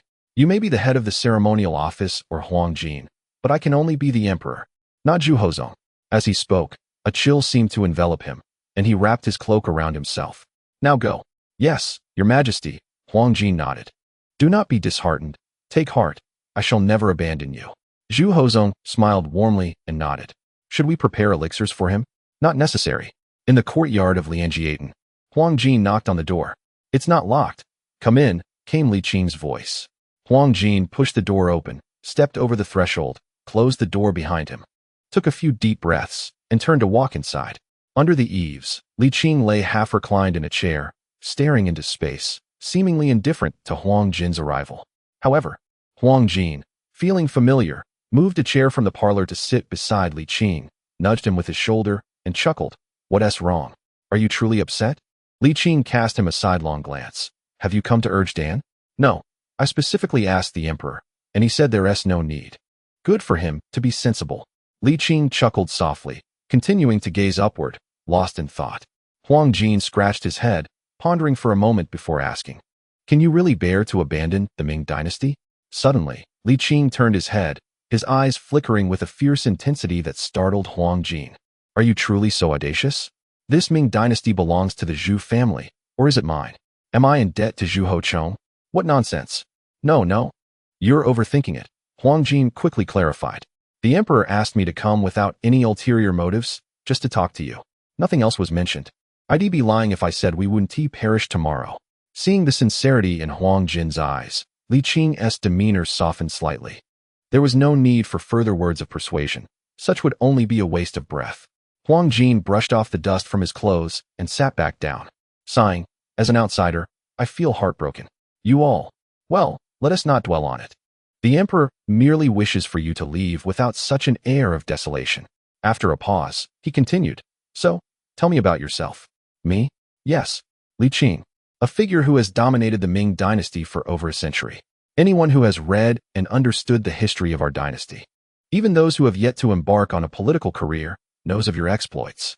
Back in the Xingwang mansion, the emperor often mentioned you. I remember then. I was about this tall. Huang Jin gestured to a height at his shoulder. Now, I've grown older than you. Well, at least I look older. It's quite astonishing. Isn't it? Li Qing smiled wryly. Astonishing? Indeed. Immortality. Just think how delightful that would be. Huang Jin's round face was filled with longing. Do you find that appealing? Is it not? Li Qing paused before asking. If you could be the only one to attain immortality, would you accept it? Huang Jin pondered. Could I share it with the emperor? Li Qing's eyes moistened, and he shook his head. No. Huang Jin scratched his head. Then that doesn't sound so wonderful. It would be better if it could be shared. Indeed, it would be better if it could be shared, Li Qing murmured. Huang Jin quickly dismissed his fantasies, chuckling. Right now is quite good. Someone like me doesn't deserve it. The emperor is the one who truly deserves it. Li Qing merely scoffed. Are you truly planning to leave? Yes. When exactly? Perhaps in a couple of days, Li Qing replied. Huang Jin suddenly understood. Realizing he intended to depart alongside the Yongqing Marquis, Li Hao, feeling melancholic, just like that, when will we meet again? Li Qing hesitated, ultimately saying nothing. Huang Jin lamented. You all clearly have the best interests of the Ming dynasty at heart, yet alas, it is truly disheartening. The emperor is deeply saddened, and I, too, feel the weight of this sorrow. Yet you, unperturbed, seem utterly devoid of emotion. How cold and unfeeling you are. Li Qing found himself at a loss for words. Zhu Houzhong's sorrow stemmed from profound expectations, while Huang Jin's sadness was pure and selfless, truly for Zhu Houzhong rather than for his own gain. Such inherently virtuous individuals were held in high regard by Li Qing. After leaving the capital, where will you go? Huang Jin inquired. Li Qing replied. I shall first venture to a place beyond the Ming, though my plans beyond that remain uncertain. I see, Huang Jin said, scratching his head, unsure how to continue the conversation. If you find yourself with nothing to do, why not roast a couple of sweet potatoes? Li Qing recognized that engaging someone as reticent as Huang Jin in a small task would ease his mind. Otherwise, he feared Huang Jin might feel he had failed to fulfill his master's expectations. All right, just wait, Huang Jin declared, patting his chest. They will be delectably soft and sweet. Li Qing smiled and nodded, watching him head to the eastern kitchen. Leaning back in his chair, he sighed wearily, pondering. How could one ever betray such a grand Ming dynasty? When the sweet potatoes were ready, Huang Jin dashed out of the kitchen, grinning widely, only to discover that Li Qing had already fallen asleep. He quickly closed his mouth, going to the side room to fetch a blanket to cover him, then sat quietly beside him, watching. He is truly handsome, though the slight furrow in his brow detracts from his beauty. Could it be that he carries worries even in his dreams? Perhaps so. After all, after so many years, even idleness could lead to fatigue, especially for one who was habitually busy. Observing the depth of Li Qing's weariness tugged at Huang Jin's heartstrings. He must be quite exhausted. It is indeed a burden for him. Alas, he is a pitiful soul. Chapter 151. A holiday. When Li Qing awoke, it was already nearing dusk. Why haven't you left? Huang Jin scratched his head and said, Shall I take my leave now? Go ahead, Li Qing replied with a slight nod. thinking he would return tomorrow. Very well. Huang Jin slowly rose. The sweet potatoes are ready. They just need to be warmed a bit before eating. Indeed. Huang Jin sighed, reluctantly departing. Li Qing sat quietly for a while, then stood to close the door and began to pack his belongings. Merely a few paintings he carried with him. Soon, he found himself at a loss for what to do. Having slept for part of the day, he felt invigorated and decided to venture outside. As evening approached, the early winter air in the capital was quite frigid. The streets were nearly deserted, the biting wind adding to the desolation. Upon exiting Lianjiatin and reaching the main thoroughfare, the atmosphere improved slightly. At this hour, with some time remaining before curfew, shops and taverns had yet to close, while the brothels and theaters were ablaze with light and activity. Nowadays, entertainment venues offered a combination of dining, lodging, and leisure. Though the court enforced a curfew, it merely restricted movement in the streets, leaving overnight stays outside unprohibited. However, such pleasures were reserved for the affluent. As he passed a brothel, the courtesans, with their flowing silk sleeves and alluring glances, failed to entice Li Qing, who continued his aimless stroll in the night breeze. After wandering several streets without finding a destination, he ultimately made his way to the alleyway near the sheep pens. Li Hao indulged in a warm bath and donned a soft, cozy cotton jacket, pouring himself a drink. The opulent private room glowed with brilliant lights, adorned with the signature dishes of the capital's most prestigious restaurant, accompanied by a jug of exquisite wine exceeding 10 taels. Even the chairs were upholstered in luxurious mink fur, while the fragrant incense wafted gently through the air, and the fine pine charcoal crackled warmly, creating an inviting atmosphere. The expenditure for just this one evening could sustain a family of 3 for an entire year. Such extravagance is truly remarkable. However, Li Hao did not display any signs of indulgence. For him, this was merely a standard of living, one that was even less comfortable than his life in Jinling. He found himself envying his cousin. The Li family possessed wealth, yet they refrained from acquiring ill-gotten gains or engaging in unlawful activities, always generously aiding others and even contributing to the imperial court. Wasn't that sufficient? Li Hao felt a mix of helplessness and frustration, though he could somewhat comprehend the situation. Yet, understanding aside, when the blade cuts into one's own flesh, how could one not feel the pain? How could there be no grievances? Li Hao took a sip of wine and sighed. It is not that I am insatiable. It is simply that I cannot stop. If I were to sever all ties to my enterprises and relinquish my position as the leader of this commercial empire, could anyone possibly maintain it, as the Li family has? Not to mention the efforts of Emperor Jiangwen and Emperor Jingtong, as well as my own unwillingness to let go. I fear that even Qing Yi would not permit it. With him around, the Li family can remain grand without resorting to malice, benefiting not only ourselves, but also the court and the common people. No other family could replicate this. They would either grow too cumbersome or allow the court to exploit them. In either case, the commercial and economic development of the Ming dynasty would stagnate or even decline. With a wry smile, Li Hao shook his head in frustration, fully aware of Qing Ye's true identity. Why then was he so miserly? If Qing Yi truly had the Li family's best interests at heart, how could the family ever forsake the wealth readily available to them?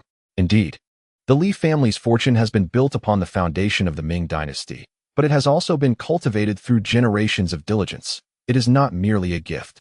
Suddenly, the door swung open without warning, startling Li Hao, who stumbled slightly. Not daring to turn and look, he quickly exclaimed, "Your Majesty is wise." As Mencius said, in poverty, one should cultivate oneself. In prosperity, one should benefit the world. This is the responsibility and duty of the Li family. Enough of this theatrical display, Li Qing retorted as he closed the door and took a seat beside him. Li Hao was taken aback, his eyes wide with disbelief. What? How did you come here?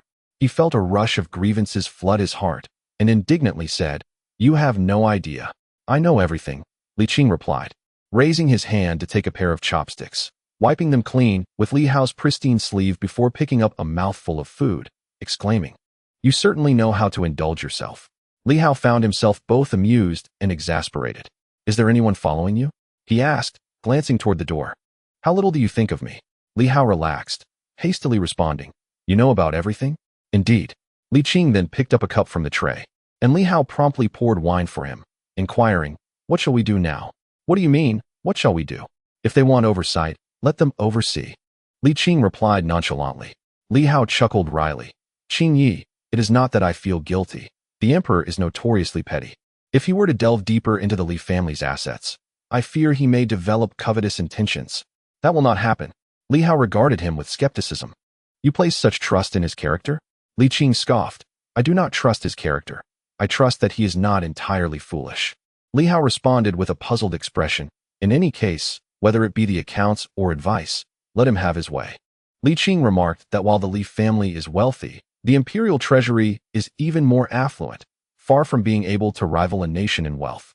Although the Ming dynasty has its various issues, overall, it remains in a relatively healthy state. The structure from top to bottom is solid, and the imperial finances are experiencing consistent growth year after year. How could the Li family possibly compare to such a grand empire? Li Hao furrowed his brow slightly, saying, I can believe that, but the emperor's political strategies can also change. He sighed. Well, with you around, I am not overly concerned about the Li family's downfall. However, while the emperor possesses considerable political acumen, he is not well versed in commerce, and I worry about an amateur leading experts, resulting in chaos. Li Qing smiled reassuringly. He will not interfere with the development of the Li family, so you may rest easy. Really? Would I deceive you? Li Hao, upon reflection, displayed a look of delight. Indeed, your methods are impressive, haha. Li Qing rolled his eyes and replied coolly. Our emperor is notoriously suspicious. However, suspicion is not entirely a flaw. When dealing with a suspicious person, it is best to be forthright to put him at ease. Only then can you find comfort, understand? Understood, understood, Li Hao nodded repeatedly. You know me. I have never harbored much ambition, right? Wait, why do you sound like you are delivering a farewell speech? Are you not planning to stay in the capital long term? Li Qing nodded. I have requested an extended leave from the Ming dynasty. Li Hao, perplexed, inquired for how long. Uncertain. It could be for the duration of the Jiajing reign, or perhaps a shorter period. Li Qing replied casually, continuing to enjoy his meal and drink. Li Hao was left dumbfounded. He had heard of people taking leave, but never in such a manner. An entire era? He had thought it audacious enough that Li Qing had taken leave for years, but now it seemed even more outrageous to take leave based on an era. The Jiajing reign. How old is the emperor now? This could mean decades. For most, aside from the very young and old, this amounts to a lifetime. Never seen such a request for leave. Li Hao stammered, feeling somewhat dizzy and at a loss for words. Li Qing cast him a sidelong glance, retorting, What? Do you have an objection? Li Hao chuckled helplessly. What objection could I possibly have? But does the emperor have any? Let him keep his thoughts to himself. Li Qing declared with authority. Li Hao, at a loss for words, paused for a moment before asking. So, what are your plans next, Qing Yi? You are first going to Jiaoji, as you arranged with Zhu Yukai, correct? Yes, we have a deal, Li Qing nodded. Li Hao, curious, asked, and after that, will you be staying in Jinling? Li Qing pondered for a moment. I will stay for a while. And then? Li Qing huffed. I suppose I am not obliged to report to you, am I? Li Hao chuckled awkwardly. You see, I am merely concerned for you, Qing Yi. What you need to know, I shall tell you. What you do not need to know, it is futile to ask. Li Qing lightly chided. Focus on your business and refrain from any scheming. Dare to plot against me, and I shall. He raised his hand as if to strike. Li Hao stumbled back, stammering. I wouldn't dare. Rest assured in your endeavors. What has transpired, and what will come to pass need not weigh upon your conscience. Li Qing retracted his hand, and took a few more bites before rising to leave. Li Hao hurriedly followed suit, inquiring, Master Qing, shall we depart together? You did bring your attendants, did you not? Indeed. However, it would not be prudent to travel together, as it would impede my progress, Li Qing replied, stretching lazily. Farewell, Jinling. Li Hao offered a wry smile and nodded, trailing out of the room. Upon reaching the courtyard, he was momentarily dazzled, scanning his surroundings. He found only the knight's embrace, devoid of Master Qing. He certainly takes unconventional paths, Li Hao remarked, returning to his quarters. His spirits buoyed, and his previous gloom dissipated. The following morning, Li Qing rose early, refreshed himself, and indulged in the cool yet sweet roasted sweet potato before shouldering a modest satchel, ready to embark. As he opened the courtyard door, he was greeted by the broad visage of Huang Jin. So early? You are leaving already? They both spoke in unison. Li Qing hesitated for a moment, then stepped aside, saying, Come in. Ah, very well. Huang Jin nodded somberly as he entered the small courtyard. Li Qing closed the door and led him to the parlor. Once seated, Huang Jin inquired, You do not intend to wait for the esteemed Yongqing Marquis? He has his attendants. It is best we part ways, Li Qing responded with a smile. The chill is becoming more pronounced. The south will be far more temperate. Huang Jin appeared quite dejected, mumbling, "Is it true that those who have lived long become desensitized? Devoid of any sorrow at parting?" Li Qing chose to feign ignorance. Huang Jin tentatively asked, "You will return, will you not?" Li Qing remained silent. Huang Jin scratched his head and pressed on. "Will you not bid farewell to the emperor formally?" "Not necessary," Li Qing said, shaking his head. After a moment's contemplation, he added, "Please convey this message. The current state of the Ming dynasty is hard won. Do not forsake the legacy of our ancestors and the welfare of the populace." "I will deliver your words," Huang Jin nodded, his expression heavy with sorrow. "Will we truly not meet again?" His hopeful gaze lingered on Li Qing, as if anticipating something more. After a long pause, Li Qing chuckled softly and replied, "In the future, should I find myself with idle time, I may come to visit." Chapter 152. The Pitfalls of Learning. Alas, he has departed. Huang Jin stood alone in the small courtyard for a long while before slowly making his way out. In the imperial palace, Zhu Hozong was struck dumb by the news of Li Qing's departure from the capital. "Huang Jin, your majesty, he shall return, will he not?" Huang Jin ventured, his mouth opening to speak, and then nodded emphatically, "Yes." Very well, Zhu Hozong repeated several times before finally saying, "Come, accompany me to the Wenhua Hall." In Shaoxing Prefecture, Yuhang County, Li Qing returned to the same academy. Yet the lectures were no longer delivered by Xiao Yun, but by a peer of his own age. After listening for a while, Li Qing proceeded to the newly established marquisate. Reuniting with old friends is undoubtedly a joyous occasion. However, Wang Shoren was still recovering from a chill and was not in a condition to indulge in wine, so the two opted for tea instead, discussing their lives during their time apart. As their conversation drew to a close, the topic turned to Wang Shoren's health. Li Qing took his pulse, prescribed remedies, and offered advice on daily living with great earnestness. Wang Shoren, however, appeared quite magnanimous, chuckling lightly. "With age comes such inevitabilities. Do not let it trouble you too much. My dear teacher, take heed of your health, engage in light exercise, and maintain a nutritious diet. There are still at least 10 years ahead of us." Li Qing remarked with a slight huff, "Don't take it lightly. Just look at this occasion. I didn't even get to enjoy a drink. It truly feels unsatisfactory." Wang Shoren chuckled heartily and replied, "The chill from the wind is nearly gone. Now that you've come, you shall surely recover in 2 or 3 days at most." "Surely, you have that little time to spare?" "Of course, I do," Li Qing replied with some annoyance. "What I mean is that you should take care of yourself. Not merely for the sake of drinking." "Ha ha, I understand. Just joking," Wang Shoren said. However, Li Qing was not in the mood for laughter. Even in the most ideal circumstances, Xiaoyan only has a little more than 10 years left, which, when you think about it, isn't exactly short-lived. Yet, how long is a mere decade? Just a handful of winters. Noticing Li Qing's melancholic demeanor, Wang Shoren tactfully shifted the topic, saying, "Since the emperor is aware of your secret and cannot escape the allure of longevity, coupled with your wise counsel, he will undoubtedly make corresponding changes. Of that I am almost certain." Li Qing sighed, "I appreciate your kind words. Those are not mere kind words, but rather a statement of fact." Wang Shoren replied with a smile, "Although I am distanced from the court, I still hear whispers of certain matters. In truth, our Emperor Jiajing is not lacking. If only he could shed his obstinate views, he might very well become a wise ruler. However, you cannot truly expect him to change overnight."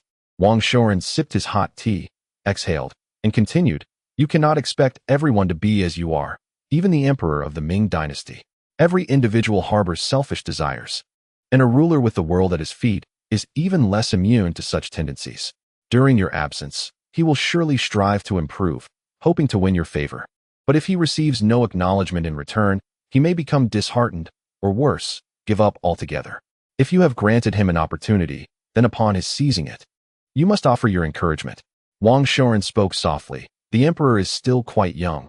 He does not share the frail health of Emperor Xiaozong, nor the frivolous nature of Emperor Zhengde. It is foreseeable that his reign will be lengthy. Conservatively speaking, he could easily rule for another 30 years. 20 years constitutes a generation, and can you truly remain indifferent to court affairs for a time span of 1.5 generations? Li Qing retorted with a smile. "Thankfully, you are not Jiajing. Otherwise, I would either be held captive or have to replace the emperor." Wang Shoren sighed with a bitter smile. You, my friend, remain as unrestrained and audacious as ever. Having mingled within the halls of power for over a century, would it not be a waste of life to live in fear? Li Qing rolled his eyes. Indeed, if that were not the case, you would not be who you are. Wang Shoren chuckled and said, knowing your time is precious, I shall not keep you here to celebrate the new year. However, do stay for the winter solstice dumplings before you leave? Absolutely. Li Qing agreed readily, calculating the days. He could still stay for a month. He chuckled. You shall have to treat me then. Ha ha ha. I still have some means. Wang Shoren reminisced and awkwardly corrected himself. As long as it doesn't turn out like the last time. Li Qing couldn't help but laugh, though a tinge of sadness enveloped him. Time is indeed merciless. Back then, Xiao Yun was still an unmarried youth, and Zhu Jinshan had just ascended to the throne. Even concubine Xiao had gone to see him. The passage of time reveals itself weakly in memories. Even long-past events feel as if they occurred just yesterday, as though they had transpired only moments ago. Even the events and individuals of the Hongwu era are similarly fleeting. Li Qing felt as though time had scarcely passed, and the Ming dynasty had witnessed the reign of 11 emperors. Time flies like an arrow, and the years weave swiftly. In my youth, this phrase evoked little sentiment. However, I now share Li Qing's profound reflections, which resonate deeply. Wang Shoren, too, expressed his nostalgia. Youth, adolescence, adulthood, and family life. Then, watching the next generation tread the same path, only to grow old themselves. Taking a breath, he jested, but you need not envy. You too shall age in due course. Li Qing was taken aback, then smiled. Let us not linger. Let us drink and be merry. I have longed for the renowned Daughter's Red from Shaoxing. Daughter's Red is a celebrated wine from Shaoxing, yet it is not unattainable beyond its borders. Without a kindred spirit, however, its essence is diminished. Wang Shoren nodded with a smile, teasing, it is not in Xiao Yun, but in you, dear sir. His playful nature remained unchanged. Li Qing acted swiftly, achieving immediate results. With a single dose of medicine and the infusion of true energy, Wang Shoren awoke feeling revitalized. However, as a recent patient, he was advised against consuming alcohol immediately. Seizing the moment, Li Qing inquired about the teaching matters. Many may comprehend the concepts, yet few can truly implement them. The Ming dynasty flourishes, with commerce and industry thriving, granting prosperity and wisdom to many. Yet this inevitably inclines hearts toward utilitarianism. The nation's rising strength has intensified material desires, and amidst the chaotic human sentiments, Wang Shoren lamented. While many can grasp the teachings of the heart school, few can truly master them, and even fewer can practice them. At times, I contemplate closing the academy to avoid counterproductive outcomes. However, the heart school has already spread across several provinces, reaching noble families, and it is beyond my control now. Li Qing furrowed his brow and asked solemnly, is there a threat? Not exactly, Wang Shoren replied. The scholarly demeanor of a learned man is rarely challenged, especially since I am, after all, a count. He sighed. The allure of the heart school surpasses my expectations, even bordering on fervor. Even if I were to pass tomorrow, the heart school would continue to proliferate widely. As he spoke, a deep worry shadowed Wang Shoren's face. I truly fear that as the heart school spreads, it may devolve into mere idealistic discourse, an impractical philosophy devoid of application. Li Qing pondered briefly and then chuckled. There is no need for excessive concern.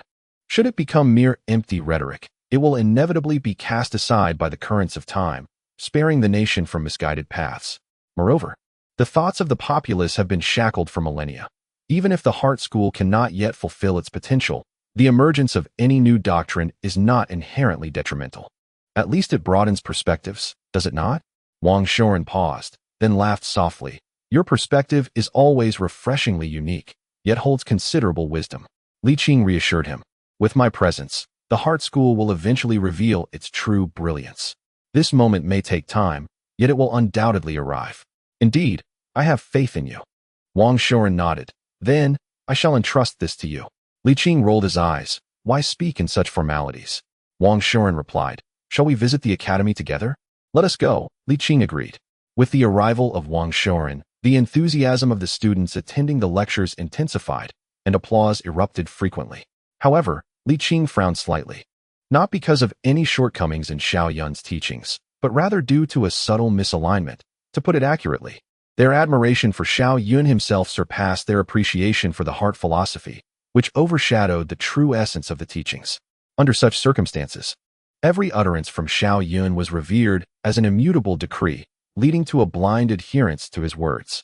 The problem lies in the profound and intricate nature of Han culture, where a single phrase can often possess multiple interpretations.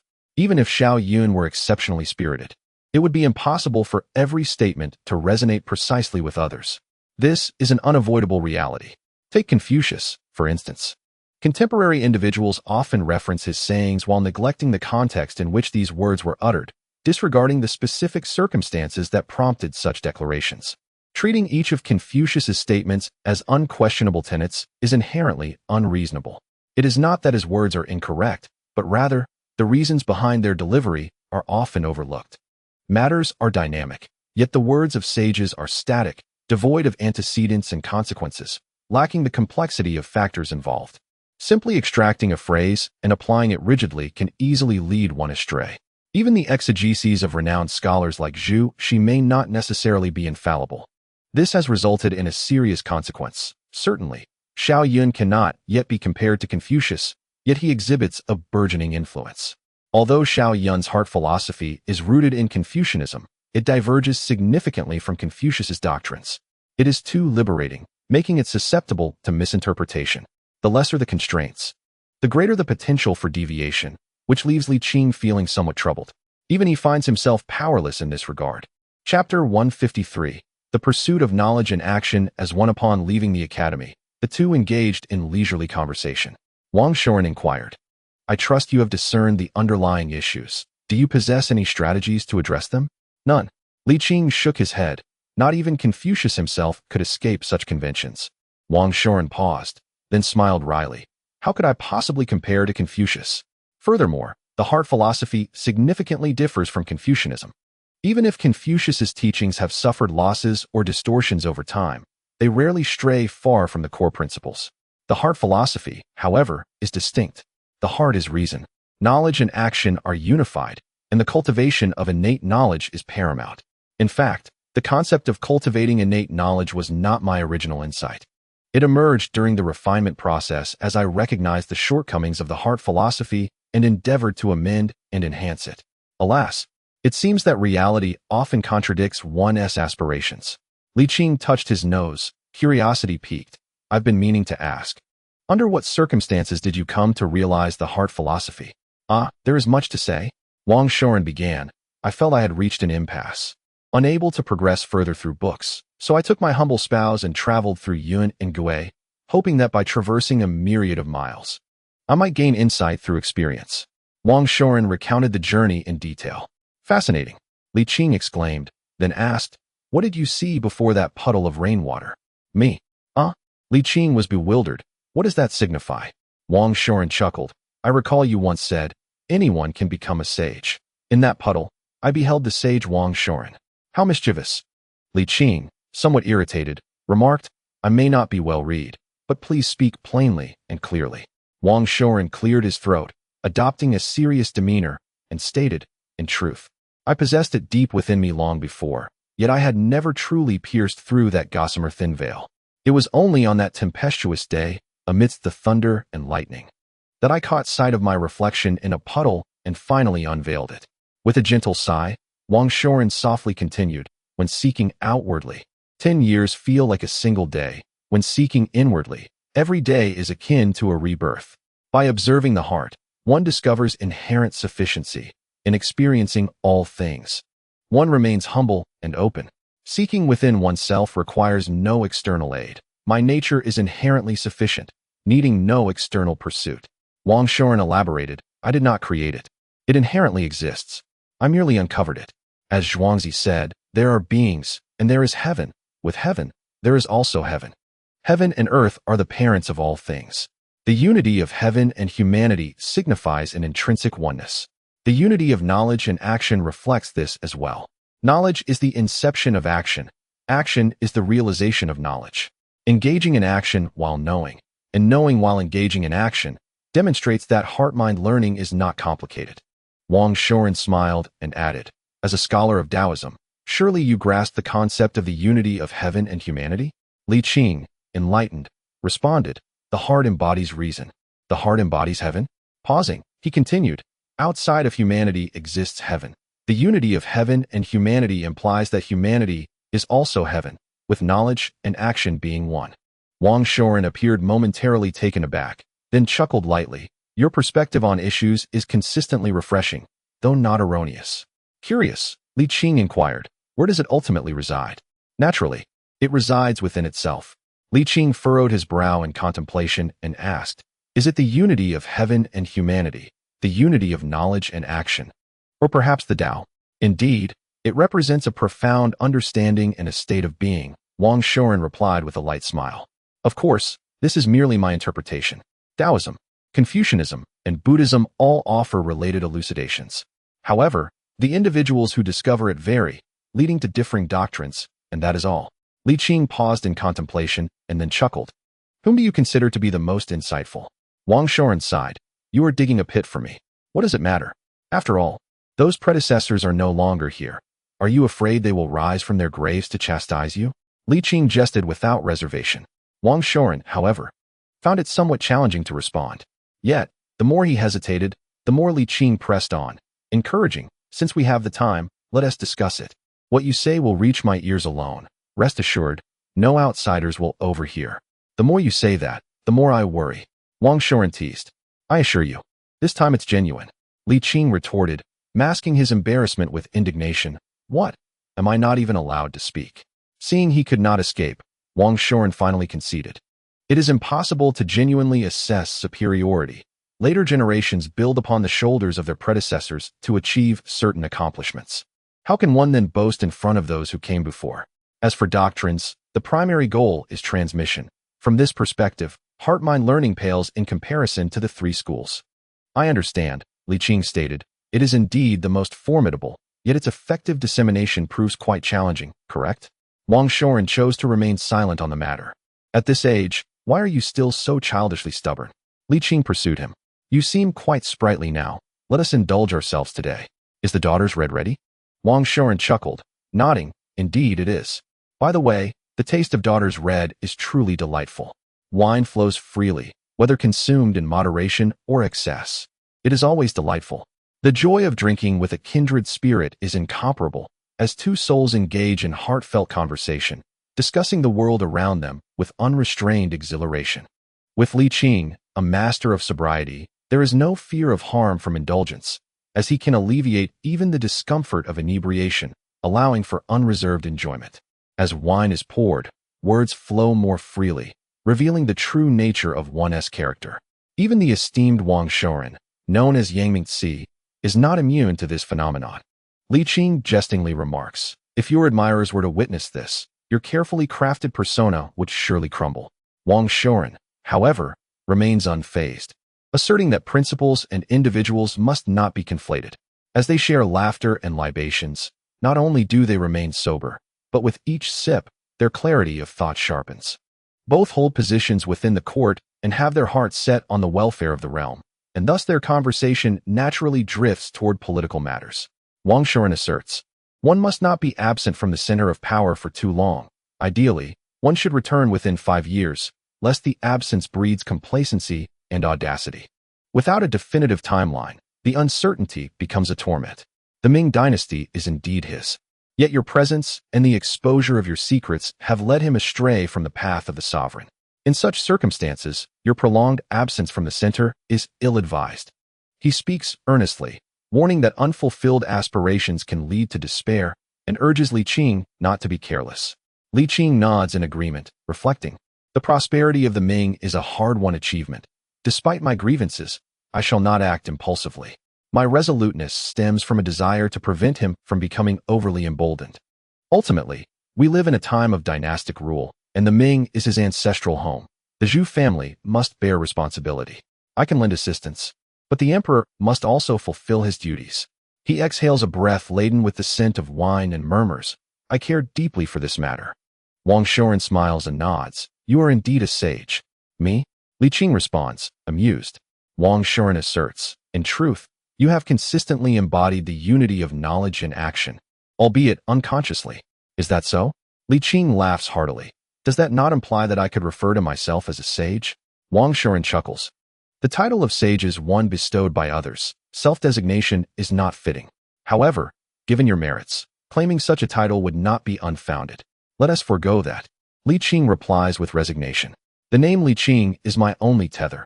I do not wish to change it, nor can I. Wang Shuren raises his glass. Your name and style are not mutually exclusive. Scholars, generals, and even sons of affluent families adopt a style upon reaching maturity. Your absence of a style in high office seems rather illogical. Li Qing self-deprecatingly remarked. Do you truly believe that, given my character, anyone would address me by my courtesy name? Wang Shuren found himself at a loss for words. To speak candidly, Li Qing's demeanor rendered him devoid of friends within the bureaucratic sphere.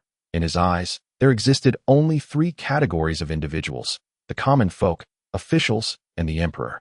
Wang Shuren inhaled deeply and stated, I could indeed call you by your courtesy name. Li Qing replied, perhaps it is best not to. I fear that in doing so, my given name may be overshadowed. He continued, you may refer to me as master or simply Li Qing. Anything beyond that is rather unnecessary. Wang Shuren ceased his insistence and suggested they indulge in some wine. The climate in Zhujiang was considerably more pleasant than that of the capital, yet the snow still fell. The waters still froze, and breath still manifested as mist. Zhu Hozhong harbored hopes, albeit without clarity on their fruition, while Li Qing too held aspirations, equally uncertain of their realization. When would this harsh climate finally relent? There was no answer. It could be 50 years, a century, or perhaps even longer. When would the extremes yield to tranquility? Again, no answer. Li Qing's hopes ran deeper, more fervent, and more anxious than those of the individual in the palace of the capital. As Xiaoyan had articulated, the most torturous weight is that which lacks a deadline. Only by touching the ground can one rebound. Li Qing feared the abyss was fathomless.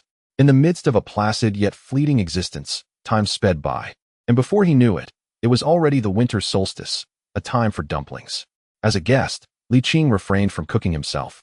Yet he still showcased his culinary prowess. The pork and scallion filling he prepared was exceptionally delectable. Even Xiaoyan's little grandson devoured a full small bowl, burping contentedly, yet still yearning for more. This filled Li Qing with joy and a sense of accomplishment. After lingering an additional 2 days, Li Qing customized a health regimen for Xiaoyan before finally bidding farewell. Wang Shuren, possessing a generous spirit, did not allow the parting to dampen his mood.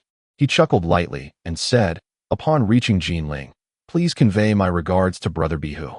Li Qing nodded, replying, take care. Next time we meet, we shall enjoy some daughter's red wine. Wang Shuren nodded with a smile. If it is of such a caliber, I am indeed well off. At this, Li Qing could not help but chuckle.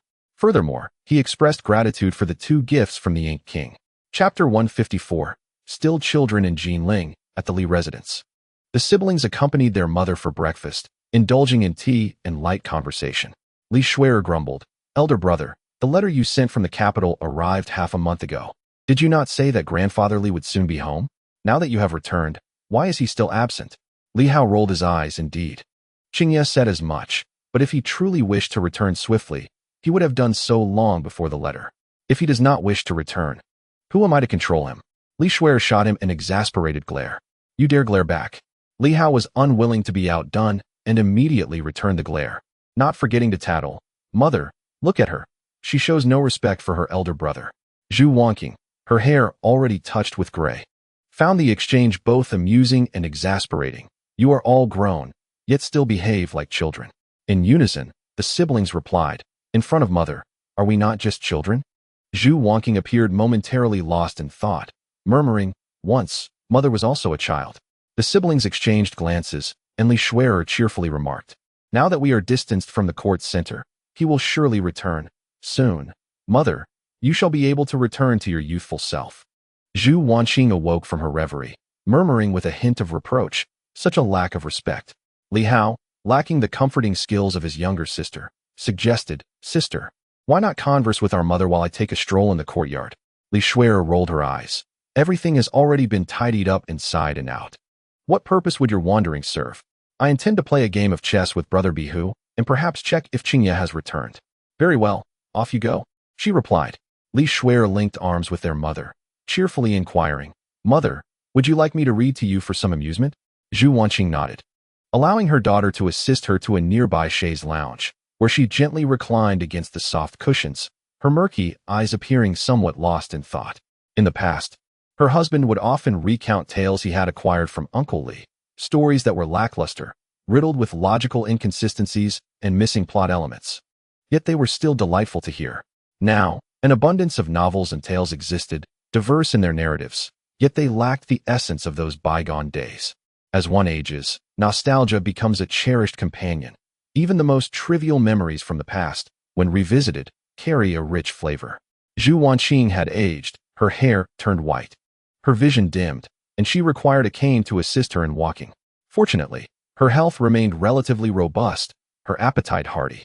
She consumed her meals without fail and retained her clarity of mind, with her siblings still appearing as mere children before her. Li Hao continued into the front courtyard, the smile on his lips gradually fading as he sighed. Mother has grown old. Time is indeed merciless. A gust of wind swept through, causing his long hair to flutter before his eyes, revealing streaks of white. He couldn't help but smile wryly, acknowledging, I am not so young myself. Gazing at the vast Yongqing Marquisate and contemplating the immense family estate, he felt a weight in his heart. Just then, a young servant rushed in, interrupting his thoughts. What is it? Li Hao inquired. A young man claims he has returned and asked me to inform you, sir. Oh, he mentioned his surname is Li. I believe you will understand the significance. Li Hao paused, quickening his pace towards the entrance, prompting the servant to follow suit, perplexed. Where is he? Li Hao questioned. The servant, catching his breath, replied, he left immediately after speaking. I do not know where he has gone. Very well, Li Hao said, feeling less disappointed. The return of the individual was not contingent upon a moment's delay. He glanced back, but chose not to inform his mother or sister, instead making his way directly out of the marquisate. Given Qingye's tendencies, he suspected he might have gone straight to a tea house to enjoy music, so it was prudent to ascertain the truth first.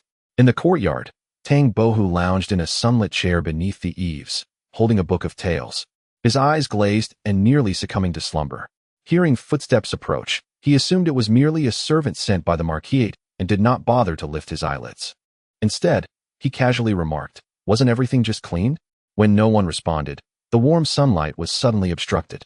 Tang Bohu craned his neck to see, and to his astonishment, he exclaimed, Mr. Li? Li Qing smiled and inquired, surprised, are we? Well, not entirely, Tang Bohu chuckled. I had heard from Miss Li that you would be returning.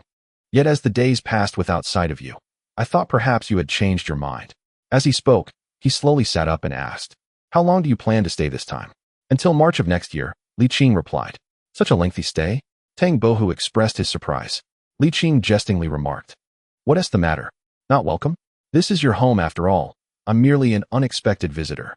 Tang Bohu, pleasantly surprised, responded, this year is bound to be lively. Well, take a seat, Li Qing said as he turned to the main hall, fetched a chair, and sat beside him. How's your health? Still holding up? Not much of an issue, just can't endure too much exertion, Tang Bohu replied with a touch of resignation. I haven't visited a brothel in nearly a year. Li Qing chuckled. Is it that you don't wish to go? Ah, it's a matter of pride. Tang Bohu rolled his eyes. Not everyone is like you. Besides, I have no taste for the plain and trivial tunes. It would be a waste of money. Better not to go, as ignorance is bliss. He raised an eyebrow and mischievously suggested, why don't you prescribe me a remedy? We could indulge ourselves properly later. Li Qing, both amused and exasperated, sighed. At your age, you should take it easy. Don't risk your health. How dull. Tang Bohu leaned back in his chair, then straightened up, asking, so, is the court less busy now that you've returned for a while? Yes, for the moment, Li Qing replied. I've taken an extended leave. I could easily stay for several years without issue. Really? Tang Bohu exclaimed with delight. Of course. That's splendid news, he added with a hearty laugh. Finally, some respite from boredom. Li Qing, both amused and a bit melancholic, lamented, although the Yongqing Marquisate isn't ostentatious, there are still quite a few servants. If you feel lonely, it's merely a matter of speaking up. Are you still being coy? Not at all, he replied. I simply prefer tranquility. Besides, I'm in good health now, not lacking in funds. Meals can be brought to my door. Without common topics to discuss, it loses its charm, doesn't it? Tang Bohu smiled and asked, with such an extended leave, you won't remain in Jinling the entire time, will you? Well, I plan to visit Jiaoji in March next year, and if all goes well, I'll also travel to Malacca and its neighboring countries, Li Qing pondered before adding. It won't be too long, perhaps around a year, including travel time. Tang Bohu slapped his thigh enthusiastically. Excellent. Take me along. Perhaps not. Li Qing scrutinized him and said, given your current condition, you would fare worse than Xiao Yun. You can hardly endure the strain. Tang Bohu shrugged dismissively. What does it matter? One day more or less makes little difference. Life should be enjoyed in the moment. I regret not having lived it up at the brothel when I had the chance. At that moment, a knock echoed at the courtyard gate, followed by Li Hao's voice. Brother Bohu, is he back? Tang Bohu glanced at Li Qing. Li Qing called out, the door isn't locked. Come in. With a loud bang, the door was pushed open, but Li Hao quickly realized it was a bit rude and sheepishly closed it again, saying, I got a bit too excited, my apologies. As he walked in, he continued, I thought you might have undergone another change and wouldn't return. It's good that you're back. Mother has been missing you. Li Qing urged. Then you should hurry back and tell her. I'm off. Li Hao exclaimed, well, I've become the one nobody wants to see. Please forgive me. Qingyi, I didn't mean to imply you're a dog. And with that, he fled in a hurry. To be honest, he moves quite briskly, Li Qing mused. In terms of physical condition, he far surpassed Tang Bohu, despite the latter being only a few years older. The tumultuous years of great highs and profound lows took a considerable toll on Tang Bohu, both physically and mentally. Such experiences would likely lead an ordinary person to despair or even madness. It is indeed remarkable that Tang Bohu managed to endure. However, without the appearance of Li Qing, it is uncertain whether he could have sustained his resilience for so long. Honestly, take me with you, Tang Bohu earnestly implored. Without your companionship, with my frail constitution, I would find it impossible to venture forth. Having spent these years in Jinling has truly stifled me. If I could travel abroad once more in my lifetime, I would have no regrets as I approach my end. Li Qing, somewhat helpless, replied, at your age, can you not temper your playful spirit? Instead of languishing in comfort, why not revel in the beauty of nature alongside a friend, embracing joy? Tang Bohu countered, my time is limited, and so is yours. Since we both have the opportunity, we should indulge while we can, shouldn't we? Your current allure captivates my very soul, and yet I remain steadfast as a mountain. How lamentable. Interrupting Li Qing, Tang Bohu recited, Li Taibai once penned, when life is at its best, one must delight in revelry, lest the golden goblet remains empty before the moon. I shall contemplate further. Understanding that any additional words would be futile, Tang Bohu remarked, you know me well. Throughout my life, I have cherished both beauty and the splendor of nature. Li Qing recognized this as Tang Bohu's true sentiment. After a moment of contemplation, he said, during this period, I shall assist you in recuperating. If circumstances permit, I shall accompany you as well. How generous! Tang Bohu exclaimed. I have not directly agreed yet. Li Qing corrected him. Tang Bohu chuckled heartily. With you as my dedicated physician, is it not as certain as fate? Well then, Li Qing playfully chided, it seems you intend to use me as your personal healer. Tang Bohu confidently replied, why be formal with friends? Courtesy or camaraderie, what say you? That does seem quite reasonable, Li Qing laughed softly. As the morning waned, a family of 3 arrived. Li Qing beheld his niece, now devoid of a single black hair, her eyes clouded and supported by a cane. Despite his efforts to suppress his emotions, he could not help but feel a pang of sorrow, his eyes moistening. Uncle Li, Zhu Wangqing gently called, her expression tender. Oh, Li Qing's voice trembled, murmuring, how have you aged? You still seem like a child. Chapter 155, Winter Yet to Pass. Spring has arrived. Li Qing found it hard to accept, yet acceptance was inevitable. Some matters are beyond personal will to alter. No one possesses the right to negotiate. Not even Li Qing himself. Uncle Li, Zhu Wangqing softly called again. Only then did Li Qing manage to suppress his emotions, clearing his throat to say, the market has not yet opened. Today you shall not taste the dishes prepared by Uncle Li. Zhu Wangqing smiled. There is still plenty of time. But how much time remains? Li Qing pondered, feeling despondent. Come, let us go inside and converse, Li Hao suggested. It is a rare sunny day. Basking in the warmth is quite pleasant. Little sister, go fetch a chair for mother. I will step out to order some wine and dishes. Later, I shall share a drink with you. Qingya. Li Shuer nodded and entered the parlor. Tang Bohu stretched and rose, saying, Brother Li, I shall accompany you. Indeed. Let us go, replied Li Qing. As the two departed, Li Qing guided Zhu Wanqing to sit on a reclining chair, while he settled down in his original position to take her pulse. Zhu Wanqing sat quietly, her expression serene. After a considerable time, Li Qing slowly lowered his hand, feeling both relief and a tinge of bitterness. Zhu Wanqing was not in any grave condition. Rather, it was merely a manifestation of normal aging, a situation over which he had no control. Li Qing adeptly concealed his negative emotions and remarked, "It seems that in Uncle Li's absence, you have been quite obedient and attentive to your health. Very commendable." Zhu Wanqing chuckled softly, replying, "I must behave. The punishment for disobedience is too painful. You little girl, still holding grudges. Who told you to be so willful back then?" Li Qing shook his head with a smile, sighing, "Even if you asked me to punish you now, I couldn't bring myself to do it." Zhu Wanqing blinked playfully, asking, "Does that mean I can be willful again? Such mischief." She laughed lightly. Li Xuan'er sat nearby, choosing not to interrupt their conversation. Instead, she rested her chin on her hands, facing the warm sunlight, quietly listening to their chat while letting her imagination roam, reminiscing about her mother's childhood. Back then, her mother was cherished by her father and loved by her mother, the little princess adored by grandfather Zhang. Her father was still a youth, spending his days regaling her with tales pilfered from her godfather to entertain his little princess. How blissful her mother was in those days. Some memories, merely contemplating them, evoke a profound sense of joy and comfort. Li Xuan'er wished time could pause at this moment, with the sun warmly shining. Her heart equally warm, listening to stories of her parents as children, when she too could relish the innocence of youth. In those times, her father was not burdened with such sorrow. Although he had lost his beloved, he still had the love of his elders.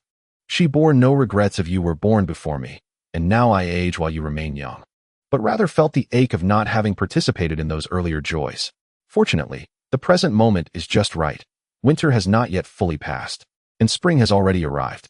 At Weiwu Tower, the proprietor, Zhang Yong, busied himself with the abacus while occasionally glancing at the account book. The wrinkles on his face deepened, yet his spirit remained remarkably vibrant. As he paused, he smiled wider, exclaiming, "Excluding procurement costs, staff wages, and commercial taxes, our net profit should be no less than 1,800 taels. Quite impressive." Zhang Yong comfortably stretched, stepping out from behind the counter while taking a look around, stretching his limbs. After all, he was no longer young and couldn't afford to remain seated for too long. He needed to take care of his health. He yearned to witness the little ones grow up and toast at their weddings. The business at the restaurant thrived as usual. The reputation of Weiwu Tower had already been established. Although it was not yet among the top tier, it certainly held its own. Observing that most tables were occupied, with a diverse array of patrons engaged in various conversations, all appearing quite content, Zhang Yong noticed a table by the window where customers, enjoying hot pot, had opened the window completely. He approached them and advised, "Gentlemen, it would suffice to open the window halfway for some fresh air. After all, it is winter, and the frequent changes between hot and cold can lead to illness." Several individuals were familiar regulars at the restaurant, and thus were not strangers to Zhang Yong. One jestingly remarked, "The owner of Weiwu Building is indeed fortunate. He only pays the accountantess wages, yet manages to operate as the manager. Why don't you join me? You offer a certain amount, and I shall add 20 taels."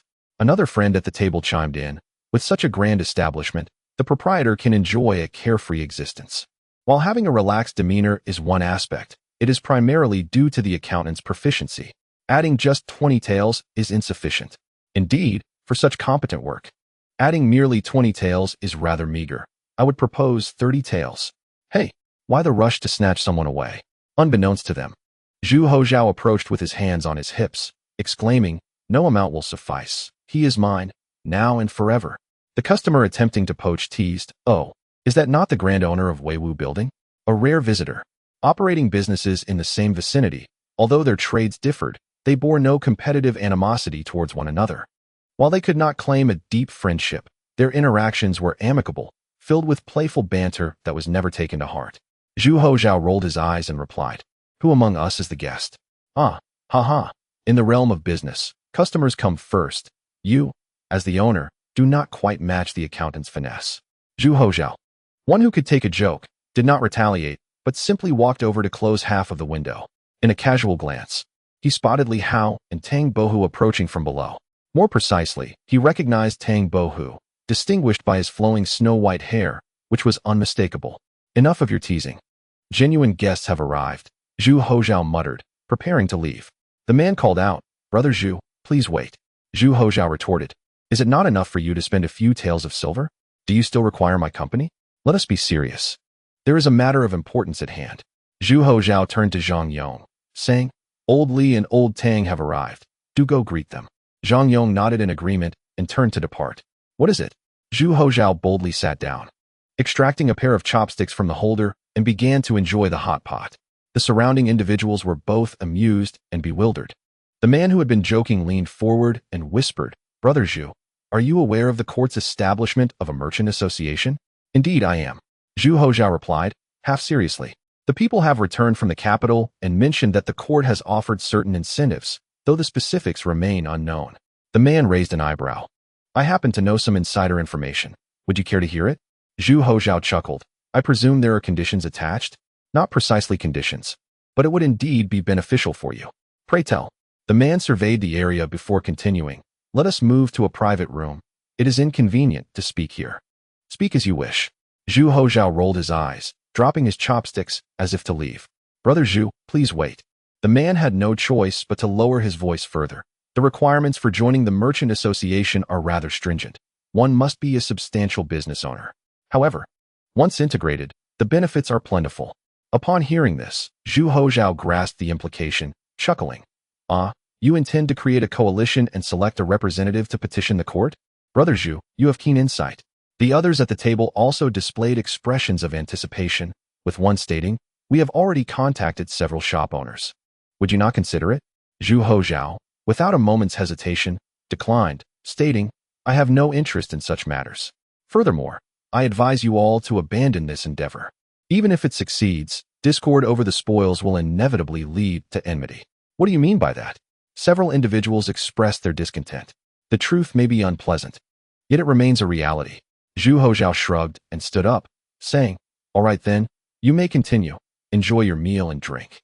Brother Zhu, as long as we assist one another, there will come a day when we all enter the merchant association, at which point our status will be significantly elevated.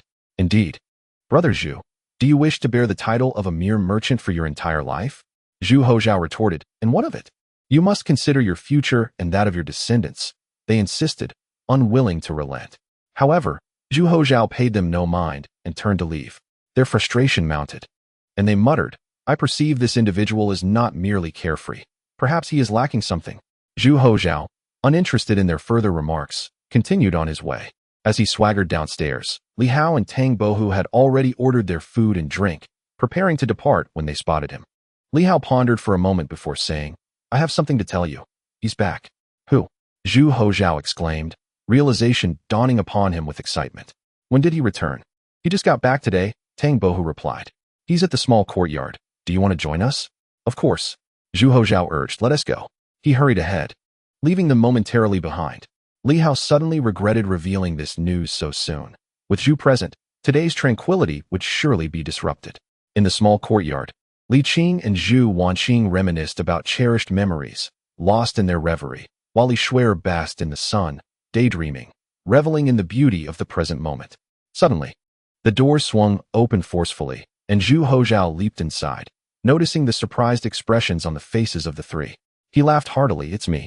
Surprised, are you? Zhu Wanqing chuckled helplessly, Li Qing's lips twitched, and Li Shuer wore a frown. The serene atmosphere had been utterly shattered. Zhu Hozhao, feeling slighted, remarked, what? Am I not welcome?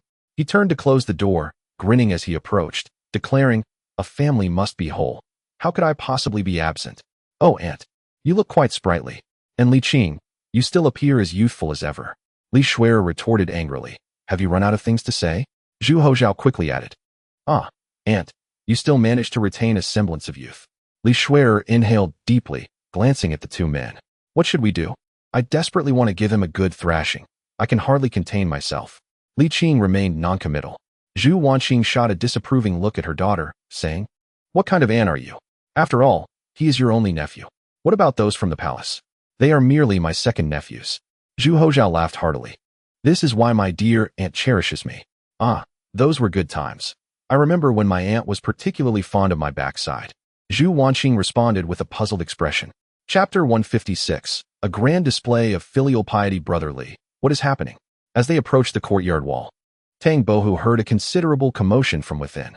Li Hao helplessly remarked, what else could it be? It must be that fellow's incessant chatter. Honestly, I shouldn't have disclosed it to him so early. Tang Bohu chuckled, realizing the innocence of Li Hao. Such naivety was indeed a sign of immaturity. Li Hao, somewhat irritated, quickened his pace and pushed open the door. As expected, upon entering, he found a young lady relentlessly chasing after his nephew. Fortunately, there were no chickens in the yard. Otherwise, it would have been a cacophony of feathers. Zhu Hozhao, seeing the two as his saviors, exclaimed, my dear cousin, don't just stand there. Li Hao scoffed, what? Should I join in as well? Hey, Li Qing, speak up. If you call me by my full name again, I'll give you a slap.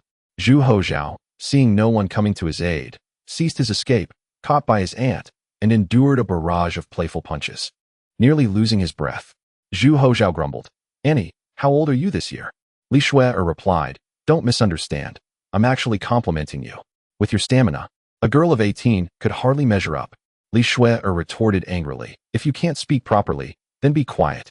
Zhu Hozhao internally criticized the lack of humor in her response, brushed off the dust from his clothes, and stood up, saying, Mr. Li, how does a busy person like you find time to visit Jinling? Having taken care of my pressing matters, why shouldn't I enjoy myself? Zhu Hozhao rolled his eyes. Why is everyone so on edge? I haven't even sparked any trouble, and you all are already ignited. Truly lacking in charm. Li Qing cast him a sidelong glance and chuckled. It seems the soil of Jinling really nourishes one well. It hasn't been long since we last met. Yet you've become so portly. Is that so? Zhu Hozhao surveyed himself and replied with a grin. Isn't it normal for one to gain weight in middle age? Li Qing had intended to express concern for him, but chose to forego it given his mischievous demeanor. Zhu Hozhao, unabashed, seized his aunt's chair and sat before Li Qing, his expression unexpectedly serious. He whispered, when we were together, I didn't notice anything amiss, but now, apart, I find it hard to adjust. Though it hasn't been long, I truly miss you. His sudden sentimental outburst left Li Qing momentarily at a loss. Zhu Hozhao then chuckled again. So, how does that strike you? Are you moved? Li Qing, expressionless, raised her fist. Dare you make a move? Zhu Hozhao promptly straightened his posture, remaining utterly still, though he blinked occasionally, looking both ridiculous and amusing. Li Qing found herself at a loss for how to deal with him, a mix of exasperation and amusement. Zhu Hozhao boasted, this is what you call being a master of the situation, a natural talent that most cannot learn.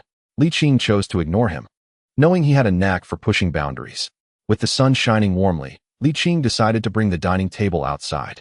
The six of them gathered around, engaging in light conversation while awaiting the arrival of food and drink. At noon, Zhang Yong personally delivered the meal. After exchanging a few pleasantries with Li Qing, he departed, promising to treat her to drinks next time. The wine was exquisite, the dishes delectable, and the company delightful. With Zhu Hozhao, the master of the moment, the first reunion dinner was filled with joy. After indulging in food and drink, feeling slightly tipsy, the six of them sprawled out in the sun, lazily basking in its warmth, speaking little, yet the atmosphere grew ever more intimate.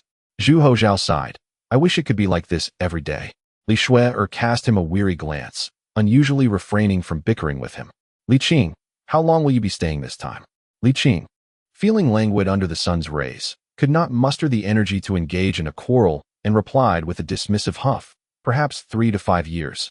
Or maybe 7 to 8, but in any case, it will not exceed 10 years. Such a long time.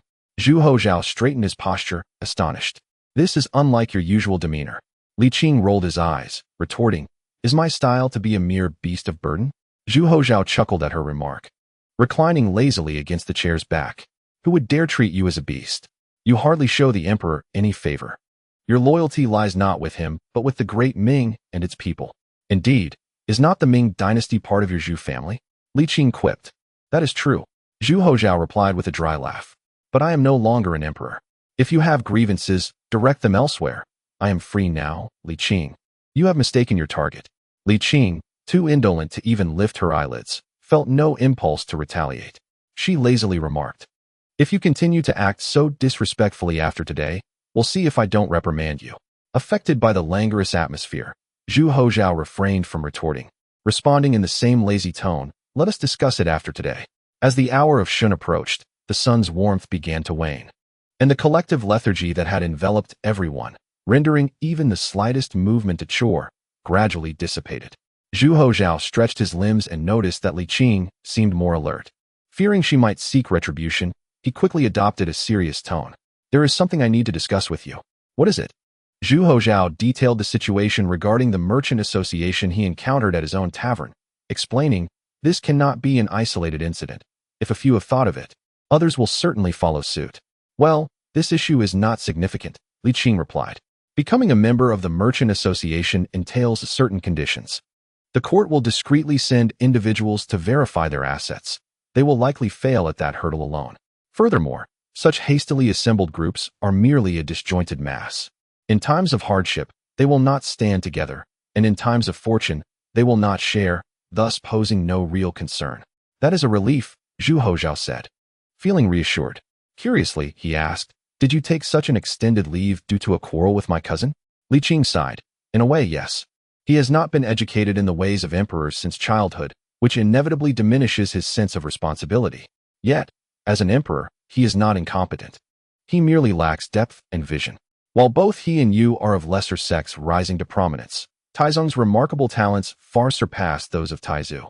Yet your cousin pales in comparison to you. Is that so?" Zhu Hozhao pressed his lips together, his wariness heightening. Li Qing shot him an exasperated glare and scoffed, "However, he possesses his own merits, such as a steadier temperament and a diligent work ethic."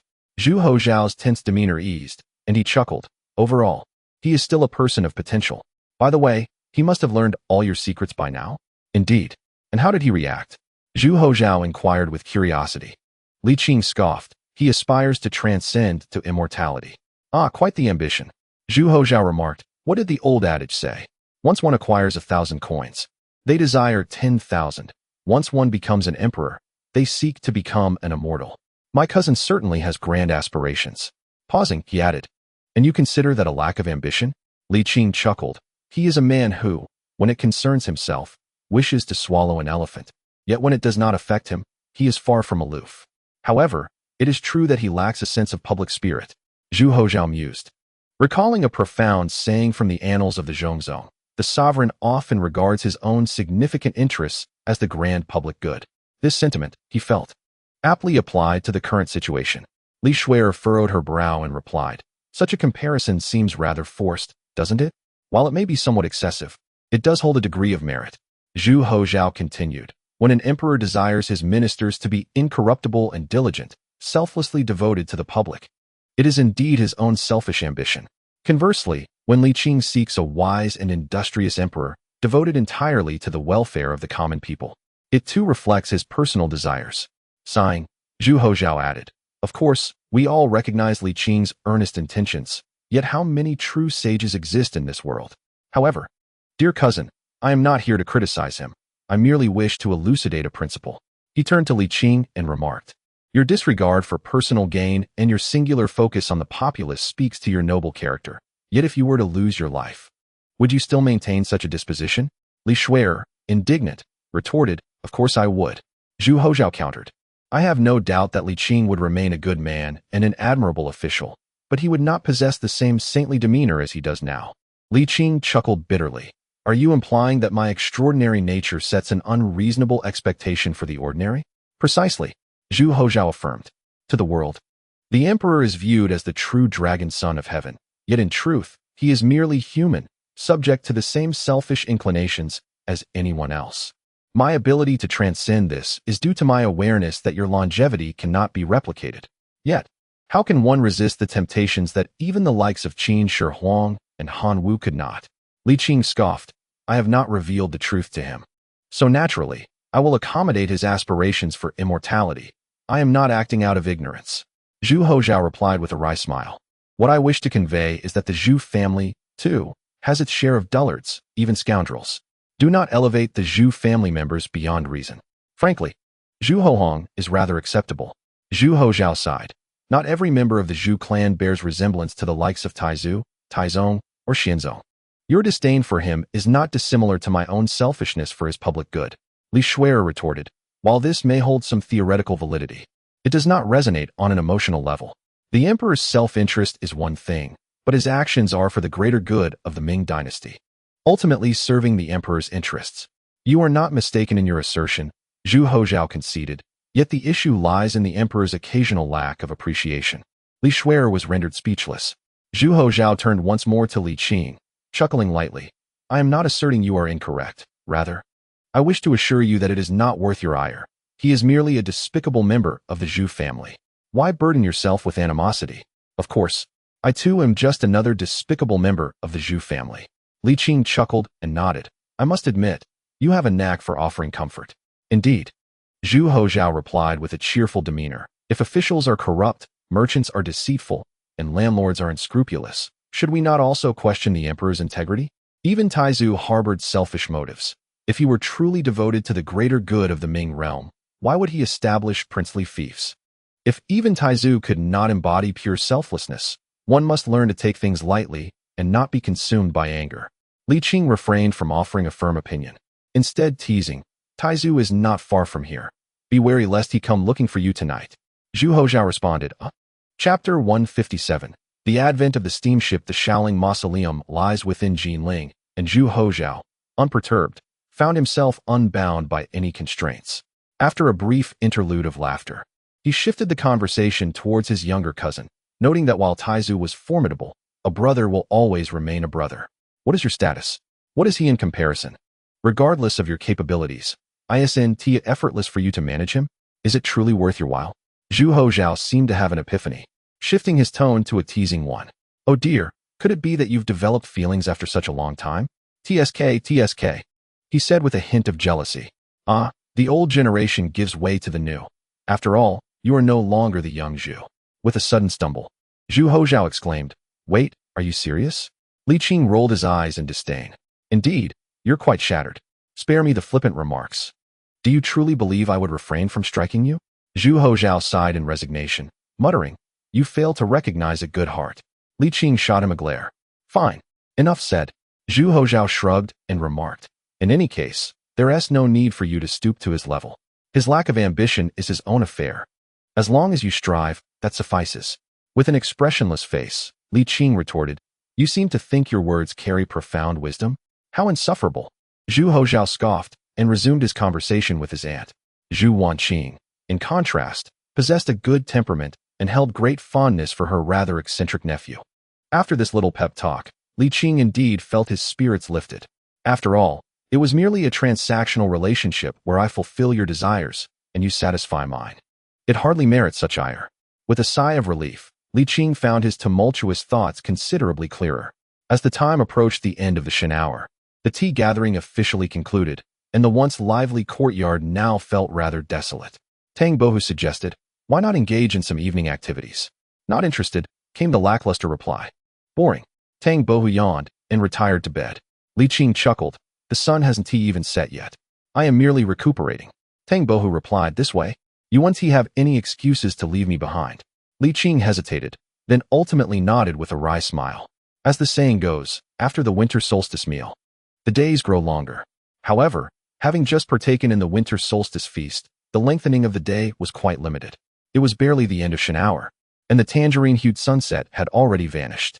Nonetheless, the remnants of the sunset could still be seen lingering on the rooftops, a beautiful crimson hue. At this moment, one could only truly appreciate its infinite beauty atop Qixiao Mountain. Taking a deep breath, Li Qing stepped outside. The next morning, Li Qing arrived early, covered in frost, and carrying a sack of fresh vegetables and meat into the courtyard, where he found Tang Bohu practicing Tai Chi. Good morning, he greeted. Is it still early? Tang Bohu continued his movements, grumbling. I've been up since the end of the Z hour, only to find your room empty.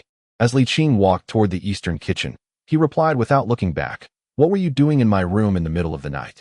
Hey, isn't that the main point? You abandoning me is what truly matters. Tang Bohu exclaimed, halting his practice. Emerging from the eastern kitchen, Li Qing brushed off his robes and replied, Do I look like I spent the night at a brothel? Tang Bohu paused, then sheepishly muttered, Well that. Li Qing raised his hand in a dismissive gesture, speaking lightly, It's been so many years. I'm no longer heartbroken. Tang Bohu scratched his head and chuckled. Changing the subject. Are you cooking today? Indeed. Then I am in for a treat. Do you need any help? Li Qing smiled and replied, You should continue your Tai Chi. Afterwards, you can assist with the vegetables. Tang Bo nodded and resumed slicing the watermelon. Li Qing then went to the eastern kitchen, washing and cutting the fresh meat, the sound of the cutting board echoing through the air. Tang Bohu sighed inwardly, recognizing the burdensome nature of labor. One could hardly find a moment of respite. At the initial hour of Chun, Zhu Hozhao, accompanied by Zhang Yong, returned once more, evidently well prepared this time, and even bearing gifts. Li Qing chuckled, "What is this? Without bringing anything, you still expect to share in the meal?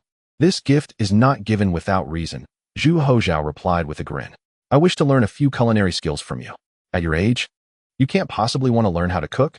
"Of course," Zhu Hozhao replied earnestly. "I am now wholly reliant on the Waiwalu for income. Having more signature dishes would surely enhance business, wouldn't it? And then, you wouldn't have to toil so hard, would you?" With a smile, Li Qing nodded. "It's hardly any remarkable skill. If you wish to learn, I shall teach you." Zhang Yong hurriedly retrieved his paper, brush, and inkstone, eager to take notes, prompting Li Qing to consider charging extra tuition. Before long, after the master and servant, the mother and daughter also arrived. Li Shuer took over the vegetable selection from Tang Bohu, while he entertained Zhu Wanqing with a game of chess, creating a warm atmosphere. The day was not favorable, with no rain or snow but a persistent gloominess, so Li Qing prepared a hot pot. Considering that everyone except Zhu Hozhao was no longer young, he reduced the amount of chili, focusing instead on the freshness and aroma. The charcoal glowed warmly, the broth bubbled, and the slices of meat danced within. The wine was smooth and mellow. The joy felt somewhat diminished compared to their initial meeting the day before, yet it was replaced by a comforting sense of daily warmth. The conversation flowed effortlessly, with the steam engine naturally becoming the centerpiece of discussion. The steam engine had now advanced to the point where it could be installed on cargo ships, operating at full power, allowing for navigation speeds that rivaled the most favorable winds. Li Qing inquired, "Does this mean it will soon be put to use?" Li Shuer nodded, adding, "The cargo ship cannot be too large, as a larger vessel would face challenges in mobility. Thus, endurance becomes an issue. However, if we disregard cargo, the range can be significantly extended. I discussed with my elder brother about establishing a fuel supply station at a fixed location come spring. This way, centered around Jinling as a transit point, the limitations of short endurance could be greatly alleviated in the waters adjoining Jiangsu, Zhujiang, and Anhui." Li Shuan sighed softly. "Yet venturing out to Jiaoji or Malacca remains quite difficult, far more challenging than anticipated, let alone reaching the distant west." Zhu Hozhao gulped down his drink and remarked, "It's already quite impressive. There is no such thing as an overnight success. The journey from nothing to something, and from something to refinement necessitates time and the accumulation of skills. Well, look at you, speaking sweetly now." Li Shuer shot him a sidelong glance, her expression surprisingly amiable. "If you can speak well, then do so more often." Zhu Hozhao chuckled, "And do not underestimate this steamship. Its potential is immense. Admittedly, while it incurs additional costs for coal compared to traditional vessels, its speed is unparalleled. In conditions where wind direction is disregarded, it can exceed double the speed of ordinary cargo ships. In the future, as steam technology advances, it will only become faster." Clearing his throat, Zhu Hozhao quoted a poem by Du Mu from the Tang Dynasty, "A rider in red dust, the concubine smiles, none know it's lychee that comes." In bygone days, to delight Yang Gui Fei, Emperor Xuanzong went to great lengths, risking lives and horses. The cost of delivering a relatively fresh lychee to her lips was exorbitantly high. This remark greatly pleased Li Shuer, who teased, "Indeed, one who has occupied a high position speaks differently. The allusions flow effortlessly. Well, do you have more?" "Certainly." Zhu Hozhao, known for his strong desire to perform, would not miss the rare opportunity to show off. He immediately replied, "The introduction of steamships will elevate the mobilization of resources across the Ming dynasty to unprecedented heights. With further cost reductions, both resource efficiency and the happiness index of the populace will soar." "Wait a moment," Tang Bohu interjected. "Did you not just say that the increased demand for coal would raise costs?" Zhu Hozhao rolled his eyes and retorted, "Are you foolish? A conventional cargo ship makes one trip, while a steam cargo ship can make 2 or 3. Is the coal consumed still considered a cost?" After a pause, he added, "Of course, initially, cost will be somewhat higher, but once we achieve scale, we can swiftly turn a profit. This is called." Zhu Hozhao pondered for a moment, glancing at Li Qing, "spreading costs over volume, right?" Li Qing felt a mix of pride and frustration, exclaiming, "The Zhu family generally lacks economic understanding. After finally producing one who does, he still throws in the towel. Why don't you just go home?" Huh. Zhu Hozhao was taken aback, wishing he could slap himself for his earlier bravado. "What are you trying to prove?" "Haha, I merely spoke off the cuff. It's just idle talk. If we were to actually implement it, that would be an entirely different matter." "Hee, you flatter me." Li Qing rolled his eyes, but did not frighten him further. Tang Bohu, feeling somewhat enlightened yet wounded, reflected that among those present, he was perhaps the least politically astute. While Emperor Zhengde may be capricious, he certainly possesses genuine knowledge. In contrast, Tang felt he had little to boast of beyond poetry and the arts. Tang Bohu sighed. "Fortunately, I never became an official, otherwise I would merely be an ineffectual figure. Oh dear, it has been so many years. Why still hold a grudge?" Zhu Hozhao chuckled. "People often say that a son repays his father's debts. Why don't you hit me to vent your frustrations? Of course, I might retaliate." Li Qing pondered, "Schwer.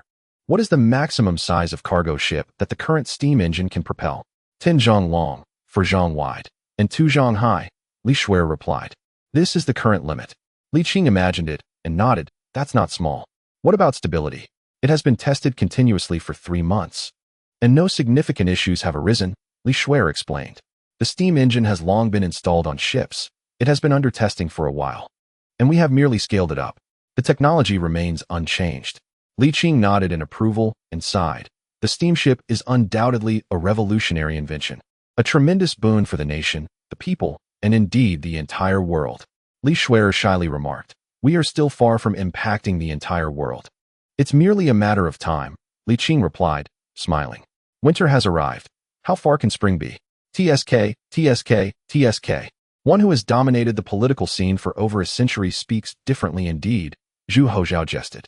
Li Qing responded, while Li Schwer playfully smacked Zhu Hozhao on the shoulder, chiding, "How bold of you to pilfer my words."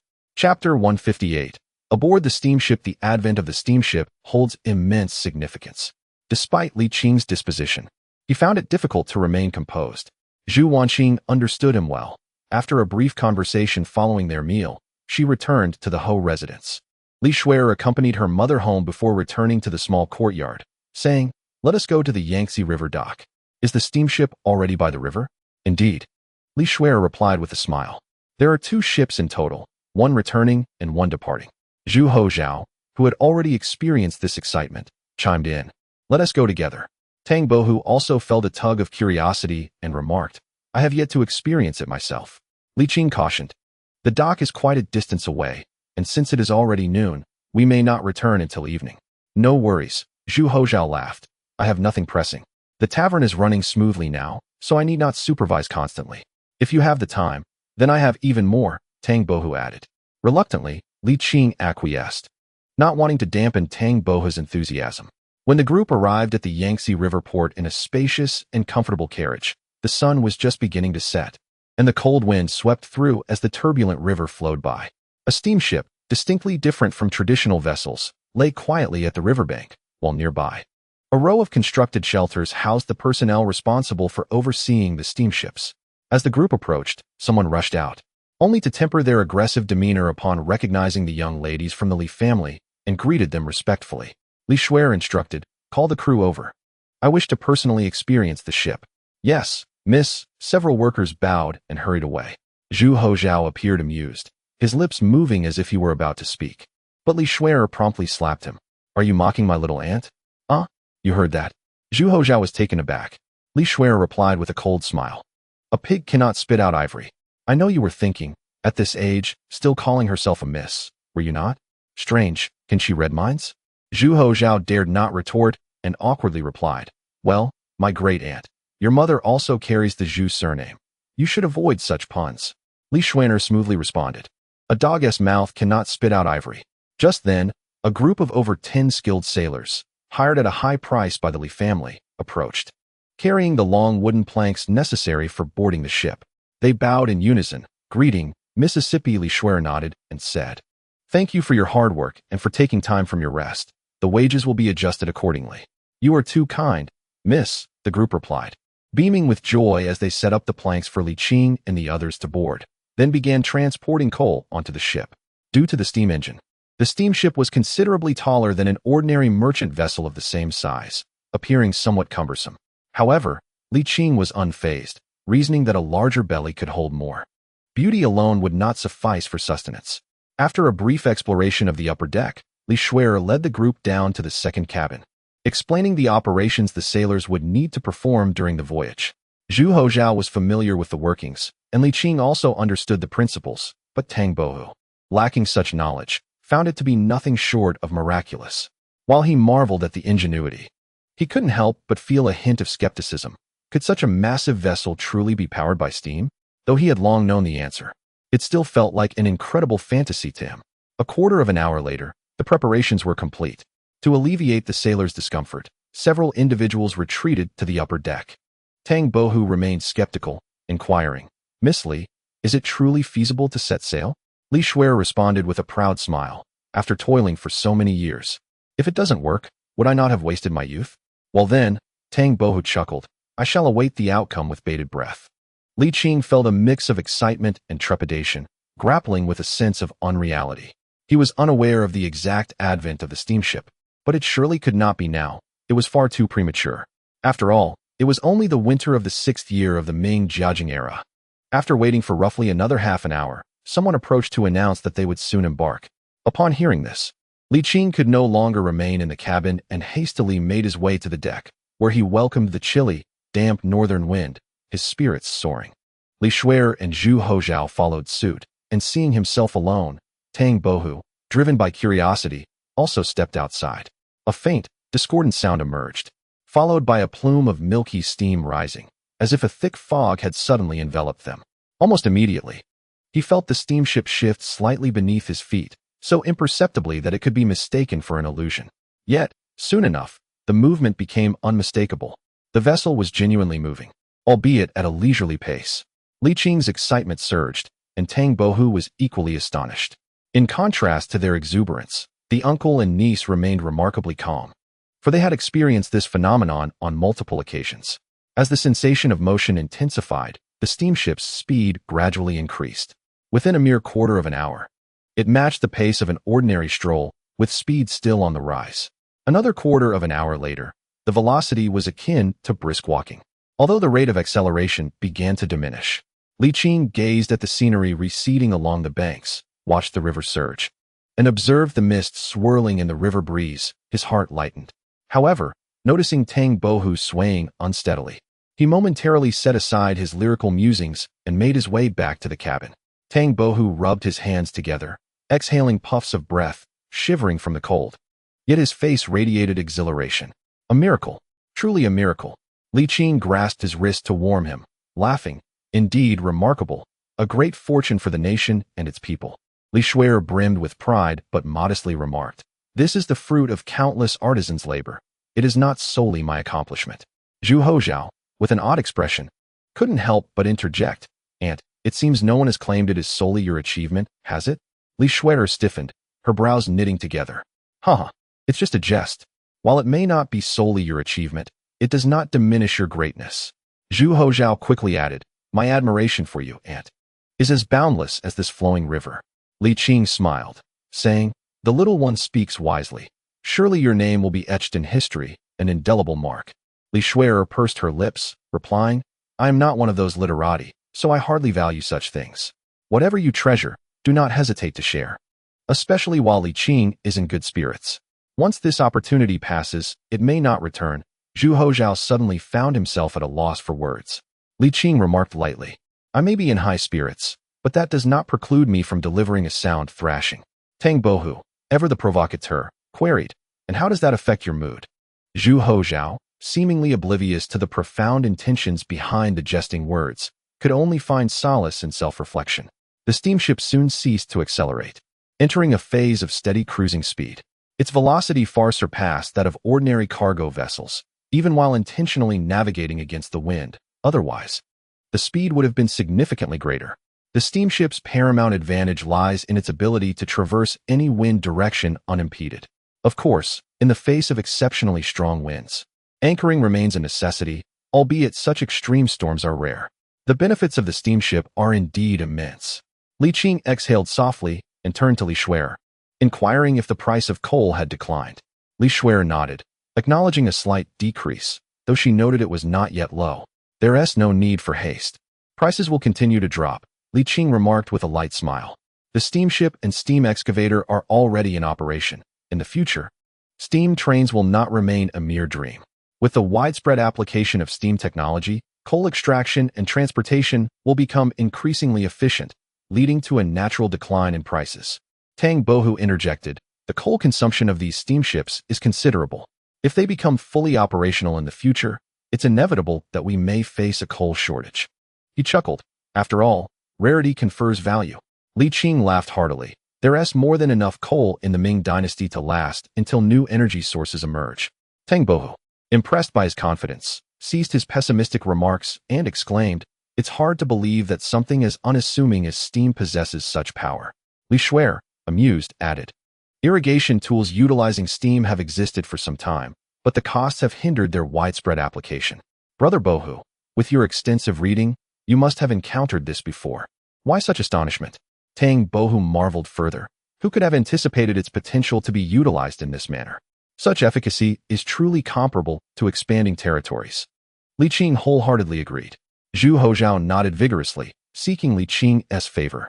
Li Qing cast him a sidelong glance and lifted his hand to release Zhu's restrictions. I was nearly suffocated.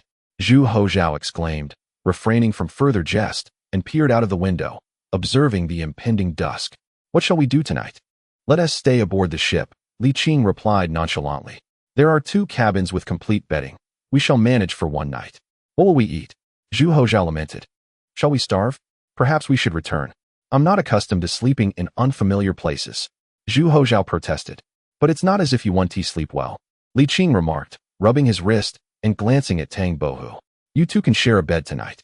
Tang Bohu was taken aback for a moment, quickly concealing his surprise, and eagerly replied, of course, no problem. He dismissed any thoughts of propriety regarding the rank, seeing this as an opportunity to repay the injustices his father had inflicted upon him, and dragged Zhu Hozhao toward the right cabin. Li Shuer remarked, you've led him to misunderstand. Is that so? Li Qing scratched his head, puzzled. Surely not. Li Shuer shot him a sidelong glance, scoffing. If I were 30 years younger, I might misinterpret it too. Li Qing felt a wave of embarrassment. Li Shuer chuckled. I was merely joking. Why take it to heart? Such irreverence. Li Qing shot her an irritated glare but soon softened, speaking gently. In spring, I plan to visit Jiaoji. Would you care to join me? Li Shuer was momentarily taken aback. Yes. Li Qing spoke softly. I will take you along. Chapter 159. Reminiscing the past. The river was damp and chilly. The steamship had not ventured far. Before the sky had completely darkened, it began its return, arriving at the dock just as the hour of Su approached. However, at this hour, the city gates had already been closed. With the influence of the Li family, they could easily have the gates opened, but such an act would inevitably seem ostentatious. Though wealthy and powerful, the Li family seldom flaunted their status. The night was long and the river turbulent. Li Qing leaned against the ship's railing, resting his elbows on the wooden planks as he gazed up at the star-speckled night sky. He chuckled lightly. The sky has been overcast all day, yet the stars have emerged tonight. It seems tomorrow will bring clear weather. Li Shuer mimicked his posture, looking up at the stars. Indeed, this year does not seem as cold as in previous years. The climate feels slightly warmer. Li Qing sighed softly. It is still too early to draw conclusions. One cannot gauge the larger trends based on transient circumstances. Over the past century, the overall climate has continued to decline, so we must not indulge in blind optimism. You always tend toward pessimism, Li Shuer replied with a light laugh. Everything has its destined course. Prosperity must eventually give way to decline, and vice versa. Sooner or later, fortunes will turn. It's better to be optimistic and not dwell on worries. You're starting to sound like a certain person from Qi. It is not mere worry. Li Qing lamented. One must maintain a mindset that allows for the occurrence of various adverse events to prevent chaos when they do arise. Li Shuer responded with a bitter smile. You take on too much responsibility. While it is true that one should strive to benefit the world, the vastness of the Ming dynasty, with its 2 capitals and 13 provinces, encompasses countless lives. If a flood were to breach its banks, how could you withstand it? You are not a deity. Li Qing sighed in agreement. If the great Xia were truly on the verge of collapse, I would undoubtedly be unable to bear it. However, If managed properly, we could transform the impending disaster into a smooth landing. Would that not be preferable? He continued, at present, I feel akin to a gambler at the table, having invested too many chips to withdraw. I must continue to wager, lest my previous sacrifices be in vain. Li Shuer fell silent. It is getting late. You should rest, Li Qing suggested. And you? I am not sleepy yet. I am not tired either. Let us chat a little longer, Li Shuer replied, changing the subject. I adore listening to you recount stories from the past with my mother. Please share more. Li Qing chuckled. Has your mother not spoken to you about her childhood? Let us go further back then. Li Shuer paused before suggesting. Let us discuss the Hongwu period. I have read the chronicles of the Ming dynasty, but it mostly covers politics. Let us talk about life instead. Li Qing hesitated. Of course. If you do not wish to share, then do not, Li Shuer added, somewhat disappointed. Li Qing pondered for a moment. Do you truly wish to hear? Yes. Then let me think about where to begin. Midnight.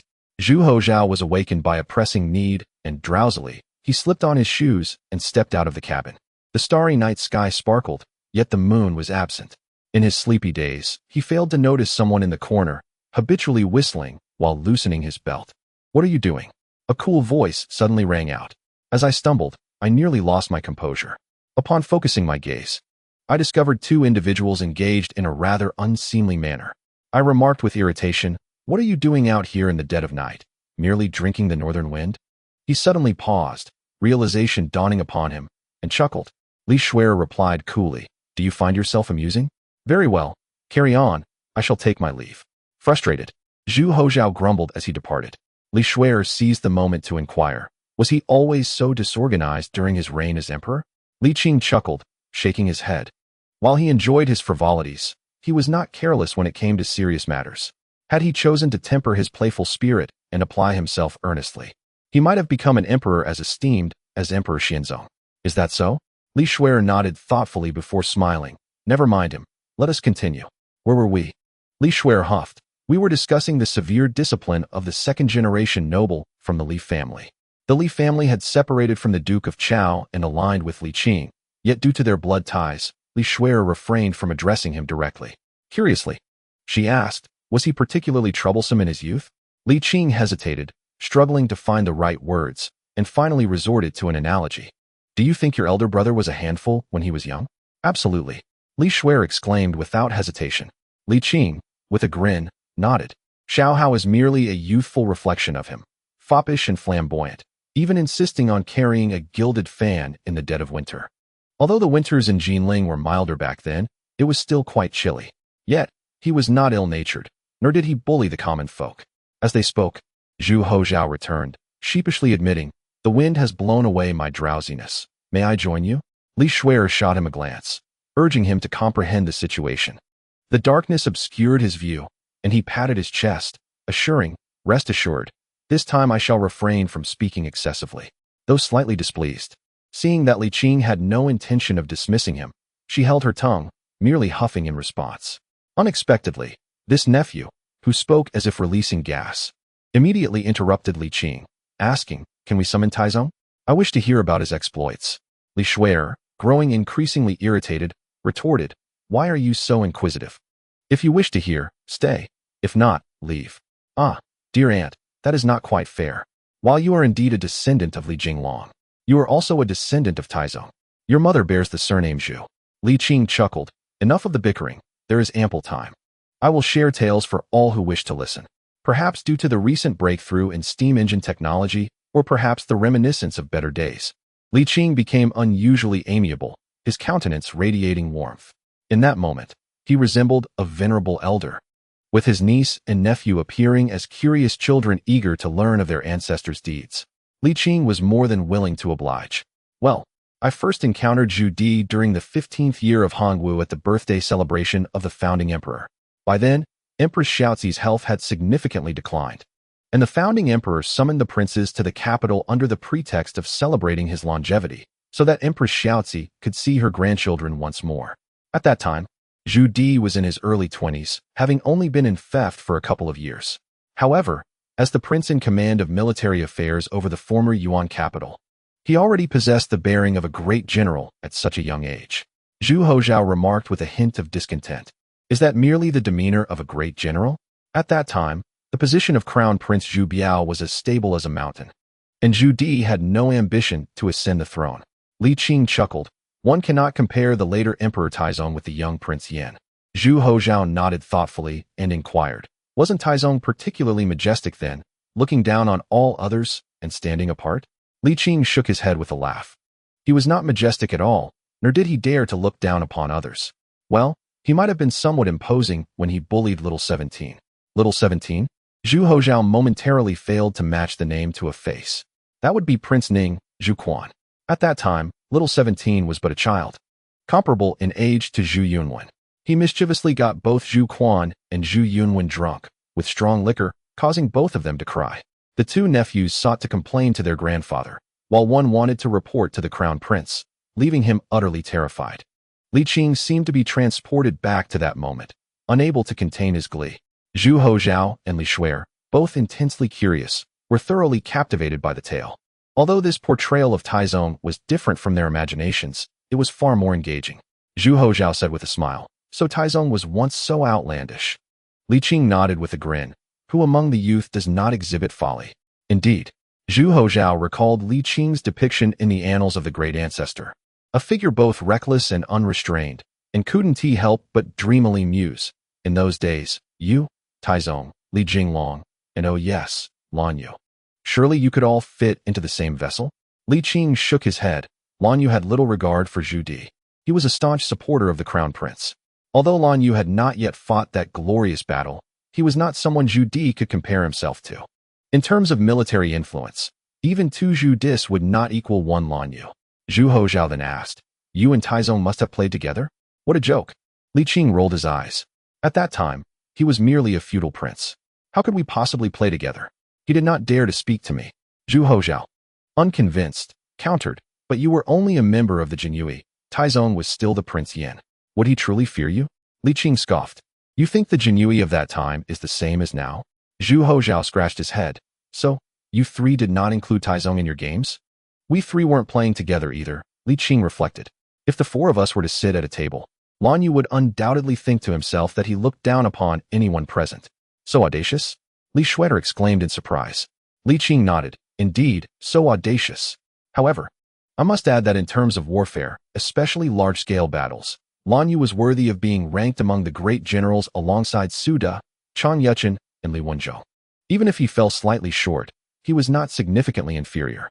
Zhu Houzhao, perplexed, remarked, Lan Yu indeed had the capital to be arrogant. It is understandable that Taizong, being a feudal prince, would not seek friendship with him. You were of too low a rank for him to regard you. But Li Jinglong was a genuine second-generation founding meritocrat, an heir to the Duke of Chao. At that time, Lan Yu was merely a marquis, correct? That is true. But it does not prevent Lan Yu from looking down upon Li Jinglong. Li Qing reminisced about the northern expedition and chuckled, recalling how Lan Yu not only looked down upon him, but also frequently beat him. Of course, Li Jinglong did not take it lying down, nearly driving Lan Yu to the brink of exasperation. Li Qing remarked, quite literally, that he almost couldn't be revived. The aunt and nephew gaped in astonishment. Li Shuer instinctively placed herself in her elder brother's shoes. The scene was indeed explosive to imagine. Zhu Houzhao was even more thrilled, rubbing his hands together in excitement. This was far more interesting than listening to a storyteller. Let us discuss it in detail, he urged. Chapter 160, The Disposition of the Steam Patent. It spoke of daily amusing anecdotes, the political intrigues, and the fervor of the northern expedition. The 3 sat on the ground, one speaking while the others listened. The speaker was animated, while the listeners were captivated. The Hongwu era was filled with countless beauties that could never be fully recounted. By the time dawn broke, Li Qing had only revealed the tip of the iceberg. Both aunt and nephew were left wanting more. Zhu Houzhao exclaimed, let us continue this tomorrow. Li Qing smiled, rising to his feet. Let us head back to the small courtyard and have a bowl of ginger soup to ward off the chill, lest we catch a cold. I possess true energy. Li Shuer provocatively glanced at her elder nephew. Zhu Houzhao, not to be outdone, immediately suggested, then, little aunt, you should return to the Yongqing Marquis' residence and skip the small courtyard. Li Shuer was momentarily taken aback. However, Zhu Houzhao was already ahead, sprinting away. Approaching middle age, yet still so mischievous, Li Shuer thought with a hint of annoyance. Li Qing chuckled, a little naughtiness isn't a bad thing. As long as it's within reason, it's quite endearing. This little one is rather charming. He didn't speak ill of him. But Li Shuer was left both amused and exasperated, teasingly adding, "You certainly do not treat this pair of cousins equally." Li Qing retorted, "Well, I suppose it's not too bad. I don't treat the one in the capital poorly either." Li Shuer countered, "You regard Zhu Hozhao as a junior, yet you don't afford Zhu Hozong the same courtesy." Li Qing acknowledged this with candor, admitting to a slight bias, but insisting, in matters of significance, "I will still uphold fairness and justice." Pausing for a moment, he mumbled, "Even parents show favoritism. I am not their father. I can like whoever I wish." Li Shuer laughed. By the time they returned to the small courtyard, it was nearly the end of the hour. Zhu Hozhao had received the true energy and, fortified by the ginger soup, returned to the tavern, while Li Shuer, citing fatigue, opted to sleep in the small courtyard, saying that her elder brother and mother would come by soon, thus sparing her the trouble of running back and forth. The small courtyard was modest, with several rooms in the wing. When it was first built, Zhu Wanqing and her mother had briefly stayed there to add some liveliness. Tang Bohu, still vigorous, performed his usual Tai Chi exercises before heading to the theater, stating he wouldn't return until noon and would dine out. Li Qing, having narrated stories throughout the night, felt invigorated. He casually picked up a novel from the study, basking in the sunlight to pass the time. After a while, he busied himself in the eastern kitchen. Time flowed peacefully. In the afternoon, Li Hao accompanied their mother over, and by then, Li Qing's dishes were nearly ready. In just a quarter of an hour, steaming hot meals were served at the table. Without calling for Li Shuer, the three basked in the sun while discussing political affairs and the development plans for the Li family. Though Zhu Wanqing had aged, her intellect remained sharp. "Uncle Li, the steamship is set to be trialed in the spring after the new year. For safety's sake, should we inform the court first?" Li Hao pondered. "Is it prudent to inform the court so soon without any formal results?" Zhu Wanqing shot him a sharp glance, prompting Li Hao to lower his head and focus solely on his meal, falling silent. Li Qing furrowed his brow in contemplation for a moment before replying. "Little Hao's concerns are not without merit. If we alert the court now, they may immediately demand steamships, and should any mistakes occur, it is likely that someone will exploit the situation." However, Zhu Wanqing held a differing opinion. Although no explicit regulations existed, appearances must still be upheld, otherwise, the emperor might grow suspicious, and the court officials may become displeased. "We cannot trouble Uncle Li with every matter, can we?" After a pause, she continued, "While the court has no strict rules, the Li family must have its own regulations. Without rules, chaos ensues. Little Hao is fine. But what about the next generation and the generations to come?" Zhu Wanqing added, "Their respect for you is insufficient. We cannot guarantee they will not harbor ulterior motives. It is better to establish certain boundaries. Experiencing a slight loss may ultimately be beneficial." Li Qing sighed and nodded. "Then let it be as you say." Only then did Zhu Wanqing relax, smiling as she remarked, "The Li family has become quite powerful. You need not worry any longer. At least, this generation of Little Hao and Little Shuer will not bring you trouble. You have done enough. It is time to conserve your strength." "Very well," Li Qing acquiesced. Zhu Wanqing continued, "Regarding the development of steamships and patent matters, I devised a plan yesterday for your review, Uncle Li, to identify any oversights." Li Hao hastily set down his chopsticks, retrieving an envelope from his pocket and handing it to Li Qing. Li Qing took it, opened it, and after a considerable pause, slowly folded it back, sighing, "Is it really necessary to be so cautious? The Li family is wealthy enough. It is reasonable to concede some profits. Being overly ostentatious may invite trouble," Zhu Wanqing replied. "As the saying goes, merchants should not contend with officials. Although the Li family is also part of the bureaucracy, such a vast enterprise cannot be overshadowed by its official nature." "All right, I will defer to your judgment," Li Qing conceded. In truth, Zhu Wanqing's proposal was not complex, consisting of three main points. Firstly, she suggested providing the patent to the court free of charge, a notion Li Qing wholeheartedly endorsed and deemed essential. Secondly, she proposed constructing steamships for the court at cost price, without seeking profit, which Li Qing found acceptable. However, he had reservations about the final point, allowing the court to profit from the patent authorization. This effectively meant that the Li family's years of research and development investment would amount to nothing. Over the years, the expenditures had exceeded 100,000, which, to put it bluntly, equated to working for free. Noticing his displeasure, Zhu Wanqing inquired with a smile, is Uncle Li distressed over money? Or is it concern for little Shuer? A bit of both, but that is not the primary reason. Li Qing sighed and explained, capital naturally seeks profit. The establishment of the patent law was intended to protect the rights of inventors. If they see no return on their investments, will they continue to devote their resources, manpower, and finances? Zhu Wanqing countered, but it states clearly that this is a voluntary donation from the Li family to the court, representing only the Li family. You may think so, but the court may not share your perspective, nor will the emperor and other capitalists might have similar thoughts, Li Qing lamented. To take advantage of others is human nature, after all. Just this once. Zhu Wanqing smiled and said, Uncle Li, the advent of the steam engine is of epoch-making significance. By surrendering the patent to the court, my intention is to release it under the auspices of the imperial authority, allowing everyone to partake in its development and contribute to the refinement of the steam engine. The Li family, in comparison, cannot rival the multitude of families in the Ming dynasty. I fully comprehend this. Otherwise, I would not have nodded in agreement. Li Qing, with a furrowed brow, lamented, however, the issue is that this could severely dampen the enthusiasm of other capitalists for invention and innovation. We must take the lesser of two evils. My dear niece believes this to be the optimal choice. Zhu Wanqing responded, the impact of the steam engine is monumental. It has undeniably transformed the landscape of trade, which the Li family cannot digest. While it is true that they cannot consume it, accepting it without compensation is still improper. Li Qing sighed, a bittersweet smile forming. When receiving something for free becomes a habit, the patent law becomes obsolete. Zhu Wanqing fell silent. At that moment, Li Hao timidly interjected. If I could still profit under these circumstances, would that not extricate me from this dilemma? Oh, both uncle and niece were taken aback, turning their attention to Li Hao. He immediately became flustered, stammering, I have confidence, but I cannot guarantee absolute success. I need to contemplate it thoroughly. Li Qing did not rush him, but simply stated, if it is indeed possible to profit in such a situation, the enthusiasm of capital for new ventures will remain ignited.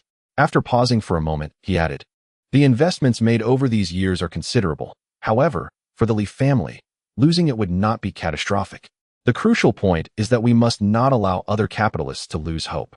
Remember this, and if all else fails, you might consider trying to garner attention even at a loss.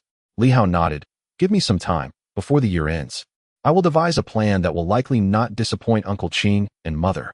Zhu Wanqing chuckled, while you may lack in other areas. Your business acumen is still acknowledged by Mother. Are you praising me? Li Hao responded, his face darkening. Is there any other interpretation? Li Qing sighed. Then let us settle on this. By the way, when sending the message, include a green plum.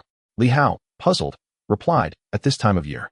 Even if one could procure a green plum, it would spoil by the time it reaches the capital. There is no need for an actual plum. A jade carving will suffice, Li Qing suggested. Zhu Wanqing furrowed her brow. I understand Uncle Li's intention, but can the young emperor discern it? Li Qing nodded. In terms of intelligence, the young emperor is no less capable than his cousin. In terms of cunning, he surpasses him. Very well, Zhu Wanqing agreed. If Uncle Li has no objections, shall we send it to the capital? Indeed. Li Qing folded the letter neatly, placed it back in the envelope, and handed it to Li Hao. Go ahead and take care of it. I will discuss matters with your mother. Li Hao accepted the envelope, took a few more bites of food, and then departed. Zhu Wanqing gently remarked, Uncle Li, in truth, it may not hold much value. I am not unwell. Less idle chatter. Can you really spare me a piece of flesh? Li Qing glared. Do you think I wouldn't dare to discipline you? Zhu Wanqing replied. I wouldn't dream of it. As noon approached, Li Shuer awoke, learning that only 3 of them were dining. She showed no disdain and filled her stomach with the remnants of their meal. Then, she noticed the uncle and nephew gazing at her with expressions of guilt. Li Shuer, perplexed, asked, what is the matter with you two? Zhu Wanqing sighed and said, Little Shuer, Mother has made a decision. Please do not be angry. What kind of daughter would be angry with her mother? Li Shuer found herself in a state of bemusement. Surely, you wouldn't sell your daughter, would you? Allow me to speak. Li Qing interjected, interrupting Zhu Wanqing. The achievements in steam technology and the associated patents will be donated to the court without charge. Li Shuer gasped in astonishment. Zhu Wanqing added, Shuer, this is your mother's idea. Li Qing scratched his head, hesitating, ultimately rendered speechless. After years of hard work, to give it away for free was disheartening for anyone. Li Shuai remained stunned for a moment before breaking into a smile. Oh, I thought it was something significant. If it's free, then let it be. The Li family can afford it. Besides, the family fortune isn't mine anyway. It's my elder brother who should feel the sting. Zhu Wanqing gently ruffled her daughter's hair, saying softly, but the effort is yours. Li Shuai responded with boldness, it matters not. If it is given away, then so be it. The Li family is capable of such generosity. Chapter 161. The Li family's petition. Li Shuai leaned against the window of her chamber, resting her chin on her hand, staring vacantly at the warm sunlight. She did not notice Li Qing approaching along the corridor. Still feeling a bit unwell? Huh. Li Shuai startled, and upon seeing him, offered an awkward smile. Not at all. Li Qing merely chuckled. Well, perhaps just a little. Li Shuai sighed, expressing her discontent over years of toil culminating in such an outcome, feeling a sense of disappointment. She quickly added, however, it's only a minor issue. It's not intolerable. Li Qing nodded with a light laugh. Not just you. Even I find it somewhat hard to accept. However, upon reflection, the benefits outweigh the drawbacks. It wouldn't be wise for the Li family to monopolize the steam engine technology. Yes, I understand, Li Shuai replied, nodding and then smiling brightly. Honestly, it's my elder brother who must be the most troubled. You should go and comfort him. Li Qing chuckled. Your brother claims he has a way to profit from it. Really? Li Shuai exclaimed in surprise. Little Hao may not excel in many areas, but when it comes to business, I cannot compare to him. We shall see. And what of the court stance? Li Shuai murmured. Given the current state of the Li family, what stance could the court possibly take? Certainly a favorable one. Li Shuai relaxed, giving a wry smile. I suspect we won't hear from the court until after the new year. Indeed, Li Qing said gently, time flies. Is it really that fast? Li Shuai chuckled softly, then fell silent as a thought crossed her mind. Time truly flies. Another year has passed. In the capital, within the royal palace, Emperor Zhu Hozhong stood beneath the eaves of the Qianqing Palace, gazing at the swirling snow driven by the biting wind, his expression forlorn. White mist escaped from his mouth and nose, quickly dissipating into the frigid air. Beside him, Huang Jin was dressed in heavy attire, his stout figure resembling that of a penguin. The wind and snow were considerable today.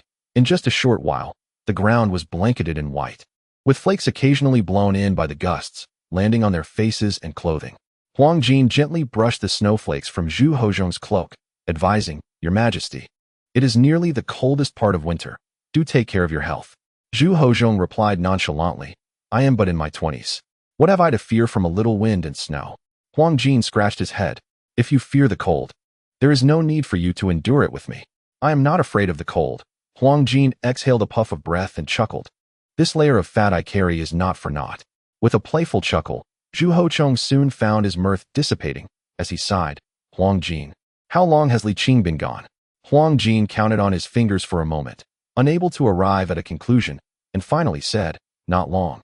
He left in winter, and the new year has yet to arrive. Only such a brief time has passed. Zhu Hozhong was taken aback, a bitter sigh escaping his lips. It feels so slow. Just a moment ago, he had remarked on the swiftness of time. How had it now transformed into slowness? Oh, I see. Huang Jin hastily reassured him, Your Majesty, he will surely return. You need not worry. Zhu Hozhong offered a wry smile. Whether he returns in 10 years, 20 years, or 30 years, a return is still a return. Can it truly be the same? Huang Jin found himself at a loss for words. Zhu Hozhong exhaled deeply and began to descend the steps. Your Majesty, the heavy snow continues to fall. Huang Jin called out anxiously. Of no concern. This little wind and snow are but trifles, Zhu Hozhong replied as he continued onward. Huang Jin, feeling uneasy but knowing he could not dissuade him, turned back to instruct a young eunuch to fetch an umbrella, hastily following behind. The biting wind and snow were as sharp as daggers, yet they seemed to scatter some of Zhu Hozhong's worries. Huang Jin, it is indeed colder in Shuntian than in Anlu. Yes, somewhat colder, Huang Jin nodded. Then suddenly recalling something, he inquired, Your Majesty, do you truly believe, as Master Li has said, that the Ming will continuously grow colder? Zhu Hozhong replied somberly. From the annals of the Ming emperors, it appears we have been gradually descending into coldness. It seems this state will persist for a considerable time. As for how long it will last, he sighed, only heaven knows. Eager to curry favor, Huang Jin chimed in, Your Majesty is the Son of Heaven, endowed with celestial mandate. If you were to converse with the heavens, perhaps the tide could be turned. Zhu Hochong laughed in exasperation. Throughout history, countless true dragon emperors have ruled. If it were that simple, how could the historical texts record so many natural calamities? Ah, but your majesty, you are different, Huang Jin retorted. Zhu Hochong scoffed and shook his head, resuming his stroll through the snow, quickening his pace slightly. Huang Jin hurried to keep up, always half a step behind, occasionally brushing the snow from the emperor's cloak. As they walked, a young eunuch hurriedly approached, his small steps brisk, presenting a bright yellow oil paper umbrella. Huang Jin swiftly accepted it and opened it over his sovereign. After taking only a few steps, another eunuch came rushing up, and upon recognizing the attendant from the Imperial Rights Office, Huang Jin instinctively slowed his pace. The eunuch from the Imperial Rights Office approached hastily, wanting to pay his respects to the emperor while simultaneously fearing to disturb his enjoyment of the snowfall, creating a moment of discomfort. "What is it?" Huang Jin inquired. "Master, the Li family of Jinling has submitted a memorial," the eunuch said, his voice not particularly loud, but Zhu Hochong, not far off, heard and promptly halted. Turning back to ask, "The Li family has submitted a memorial?" "Indeed," the eunuch quickly knelt in reverence. "Your servant. There's no need." Zhu Hochong waved his sleeve dismissively. "Where is the memorial?" "Your Majesty, it is still in the Imperial Rights Office," the eunuch replied as he rose, attempting to gauge the emperor's mood with a smile. "Shall I fetch it now? Why are you not off at once?" Yes, I shall obey." The eunuch bowed deeply and hurried away. Zhu Hochong, having lost interest in the snowfall, turned back towards the palace. Umbrella, your Majesty," Huang Jin called out from behind. "You may proceed." Zhu Hochong moved swiftly, prompting Huang Jin to hasten as well. To shield themselves from the snow, they entered the Qianqing Palace, where the distinct fragrance and warmth of pine charcoal enveloped them. Zhu Hochong involuntarily shivered, quickly stamping the snow off his boots. He tossed his cloak to Huang Jin and rushed to the fireplace. "It is rather chilly," he remarked. Zhu Hochong settled onto the soft stool usually occupied by Huang Jin, warming himself by the fire while breathing in the warmth, entirely shedding his earlier arrogance. Huang Jin felt a chuckle rising within him but stifled it, performing a slight magic trick by producing a slender piece of sweet potato from his bosom. "Your Majesty, would you care for a piece? Eat, eat, eat. All you ever think about is eating." Zhu Hochong shot him a glare. "Do you think this might be a letter from Li Qing?" Huang Jin continued to roast the sweet potato, responding, before leaving. "He mentioned that Jinling is warmer than the capital. I suspect he has indeed gone to Jinling. But whether the memorial from the Li family in Jinling is truly his handiwork, I dare not hastily conclude. Could you not say something more agreeable?" Huang Jin puffed out his chest, insisting it must undoubtedly be his work. "Is it truly?" Huang Jin, feeling somewhat wronged, replied, "Your Majesty, you know I am not clever." "You are not being fair." Zhu Hochong, exasperated, retorted, "You can only roast a Xuan sweet potato." Huang Jin scratched his head, unsure of how to respond, chiding himself for his foolishness, and hung his head in silence while continuing to roast the sweet potato. Zhu Hochong suddenly felt a pang of regret, yet his pride kept him from softening his words. He finally said, "Roast it a bit more. I wish to eat." "Understood." Huang Jin's spirits lifted somewhat, revealing a hint of happiness. Zhu Hochong rolled his eyes and focused intently on the fire. Before long, a eunuch with a brush entered, holding an envelope with both hands. "Your Majesty, from the Li family of Jinling," he announced respectfully. In the next moment, Zhu Hochong felt a lightness in his hand. He caught a glimpse of the emperor tearing open the envelope and began to scrutinize its contents, prompting the eunuch to fall silent. "Withdraw," Zhu Hochong commanded without lifting his gaze. The eunuch, somewhat disappointed yet cautious, replied, "Yes." Just as he was about to depart, the emperor added, "In the future, should urgent matters arise and Huang Jin be absent from the Office of Ceremonial Affairs, you are to present them directly to me." Yes, I shall obey." The eunuch's heart soared with joy as he exited. Throughout, Zhu Hochong had not raised his head, nor even blinked. Zhu Hochong meticulously read from beginning to end, exhaling softly, and exclaimed with delight, "It has truly come to fruition." Huang Jin, curious, inquired, "What has come to fruition?" "The steamship," Zhu Hochong exclaimed with renewed vigor. "A steamship capable of carrying cargo, able to sail swiftly against the wind, and even faster with the wind." Huang Jin glanced at the steaming sweet potato, hesitantly asking, "Can such a lightweight contraption truly be feasible?" Indeed, it is quite astonishing. However, it is a reality that cannot be denied. Zhu Hozhong sighed in wonder. I never anticipated the Li family could accomplish this, and with such grandeur. Huang Jin turned the sweet potato over, clapping his hands before stepping forward to collect the torn envelope and shredded paper. Just as he was about to utter a few flattering words, he suddenly felt a hard object at the bottom of the envelope. Curiously, he pried open the envelope, tilting it into his palm, and a jade bead, the size of a fingernail, fell into his hand. Noticing his actions, Zhu Hozhong asked, "What are you doing, Your Majesty?" As Huang Jin turned around, he raised his chubby hand and approached Zhu Hoxiong. Zhu Hoxiong pinched the jade bead, examining it closely, almost to the point of squinting, yet he found no hidden trickery. "Is this from the envelope?" "Indeed." Huang Jin scratched his head and said, "Your Majesty, this must be a tribute from the Li family." Zhu Hoxiong, exasperated, laughed with disbelief. "What sort of gift is this? Compared to the technology of steamships, this mere jade bead is insignificant, an unnecessary embellishment." Suddenly stopping mid-sentence, Zhu Hoxiong gazed intently for a moment and remarked, "Huang Jin, doesn't this resemble a green plum?" Without even glancing, Huang Jin retorted, "Your Majesty, what kind of plum is this small?" No, go fetch me 2 green plums," Zhu Hoxiong insisted, increasingly convinced. Reluctantly, Huang Jin turned and went to the inner palace, returning with 2 translucent, vividly colored green plums, saying, "Your Majesty, they are vastly different." Zhu Hoxiong, eyes wide, argued, "Could it not be a childhood plum?" As he took one in hand to compare with the one from the envelope, he exclaimed, Yes, it is Li Qing, it is Li Qing." Huang Jin, bewildered, asked, "Is it not a green plum?" Chapter 162. So difficult to guess, Zhu Hoxiong felt a warmth in both body and heart. Forgetting to clarify Huang Jin's confusion, he eagerly resumed reading the Li family's memorial, scrutinizing every word. Huang Jin, perplexed, chose not to speak further, quietly roasting sweet potatoes instead. Was this mere politeness, or genuine sentiment? Perhaps it was a test, or possibly a combination of both. Zhu Hoxiong found himself entangled in a dilemma, momentarily forgetting the overwhelming profits. Furrowing his brow, he began to unravel the deeper significance, but the weight of his thoughts only multiplied possibilities, leaving him in a tangled mess, unable to discern clarity. Huang Jin, thinking the emperor had lost interest in the roasted sweet potatoes, was about to indulge himself when he heard, "Who wants to eat?" Zhu Hoxiong retorted sharply, "Put that down.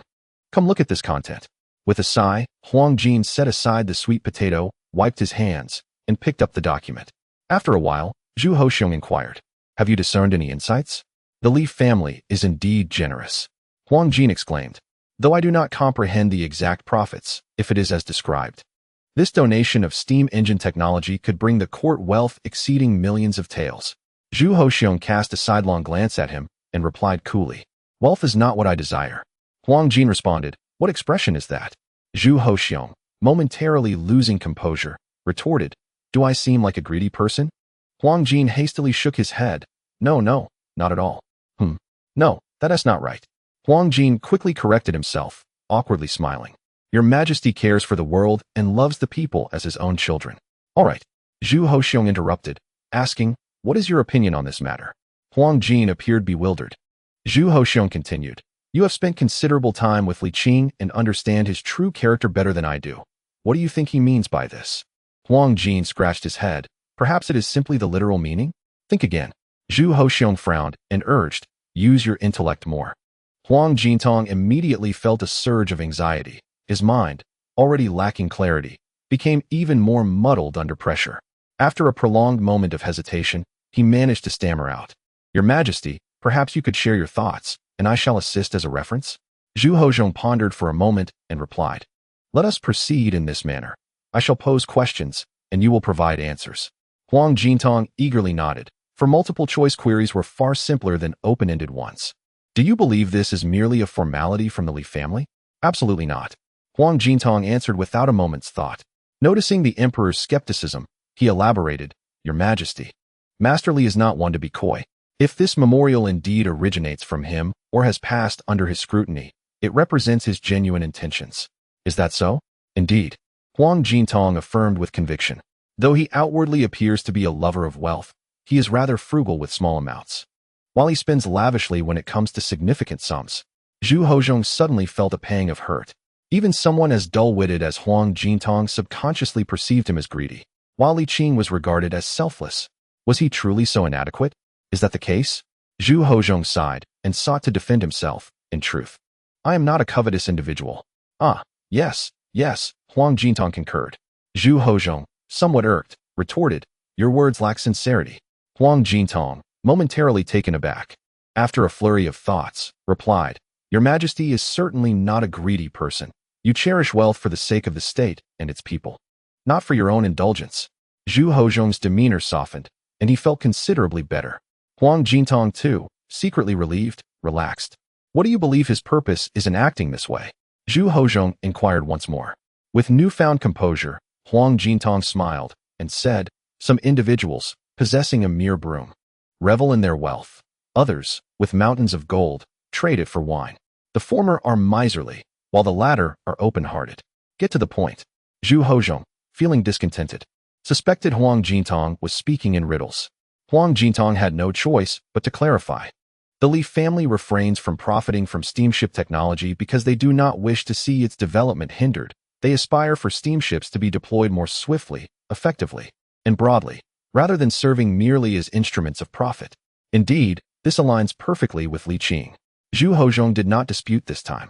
After a moment of contemplation, he slowly nodded. It seems you truly understand him well. Yes, he is deeply concerned for the world, and I even more so. The Li family's contribution of the steam patent to the court is without charge, and I shall likewise grant free authorization. Having unraveled the mystery, Zhu Hozhong's brow unfurled, albeit with a twinge of pain. If this steamship technology had been leveraged for profit over the past 20 years, it would have amounted to far more than mere millions. Huang Jintong flattered, Your Majesty is astute. Is there more? More? Huang Jintong felt overwhelmed, sheepishly admitting, I can only think of so much. I truly cannot conceive of anything beyond this. After a pause, he added, Your Majesty, might it be that you are overthinking? Zhu Hozhong chuckled wryly. If it were truly so simple, the envelope would not contain Li Qing's name. Could it be that Li Qing fears you might exploit the situation for personal gain, thereby undermining his expectations? Huang Jintong dared not voice this thought. Zhu Hozhong continued introspectively. There must be deeper significance at play. Huang Jintong genuinely could not fathom it, and thus fell into silence. Zhu Hozhong no longer pressed him. Leaning slightly against the imperial desk, his hand resting upon it as his index finger gently tapped, murmuring to himself, The steam patent, donated unconditionally, intends to promote. The steam patent? Suddenly enlightened, Zhu Hozhong burst into laughter, exclaiming, Now I understand. The crux lies here. However, this indeed presents a significant challenge. I must contemplate it thoroughly. Huang Jin hesitated. Then Zhu Hozhong raised an eyebrow and inquired, What is it? Do you have a profound insight? No.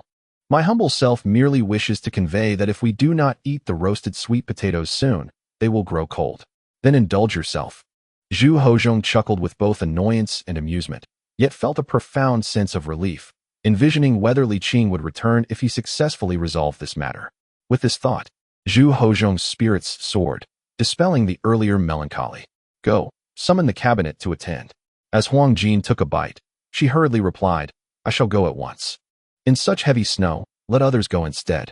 Zhu Hozhong instructed, You are the head of the Imperial Ceremonial Office. Maintain your stature and decorum. Do not coddle those below you. When habits become second nature, your kindness loses its value. Do you understand? Huang Jin felt a warmth in her heart and cheerfully responded, Yes, I understand. I shall convey the edict immediately. Now that is more like it. Zhu Hozhong's smile deepened, his eyes filled with affection. After a brief tea time, Zhang Tsong and the other grand scholars braved the snow from the Wenhua Hall to the Qianqing Palace, each feeling a sense of trepidation. Since Li Qing's departure, they felt as though the tight rein had been loosened. While they were not entirely lawless, they felt considerably more at ease. Fearing the emperor might recreate a scenario akin to Li Qing's. We pay our respects to your majesty. Long live the emperor. Rise. Zhu Hozhong shifted his gaze from the memorial to the brocade cushions below, gesturing for the ministers to sit. Upon seeing this, the ministers' unease intensified. They feared not the emperor's wrath, but rather his sudden benevolence. This demeanor of the emperor left them profoundly unsettled. Once seated, They felt as if they were on pins and needles. Zhu Hozhong relished their anxious posture and chuckled lightly, saying, "I do not intend to devour you. Why such distress?" They forced laughter in agreement.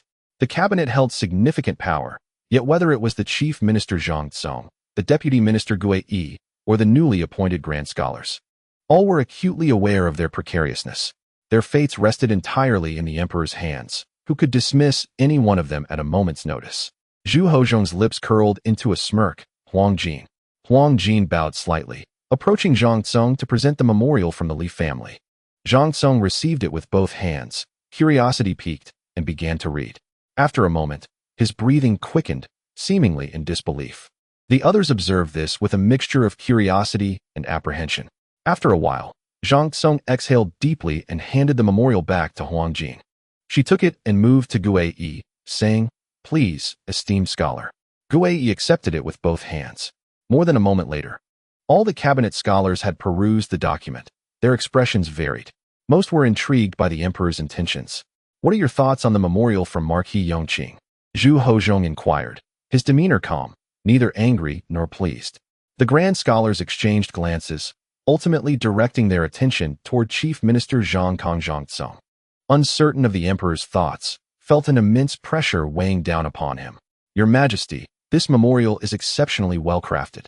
Zhu Hozhong raised an eyebrow, his dissatisfaction evident on his face, and reiterated, "I am inquiring about your opinion." On this frigid day, Zhang Tsong was already perspiring, with no means of evasion. He could only muster the courage to respond. Since it is the Li family's voluntary offer, the court might as well accept it. In this vast realm, all lands belong to the sovereign. What belongs to the Li family is, in essence, the court's. Stumbling through his words, Zhang Tsong finally completed his response. The others closely observed the emperor's demeanor, ready to adapt. Zhu Hozhong's expression was somber as he sighed, and turned to Gui Ao, "Esteemed Gui, what is your perspective?" Zhang Shoufu's answer clearly did not resonate with the emperor's thoughts. At the very least, it missed the mark.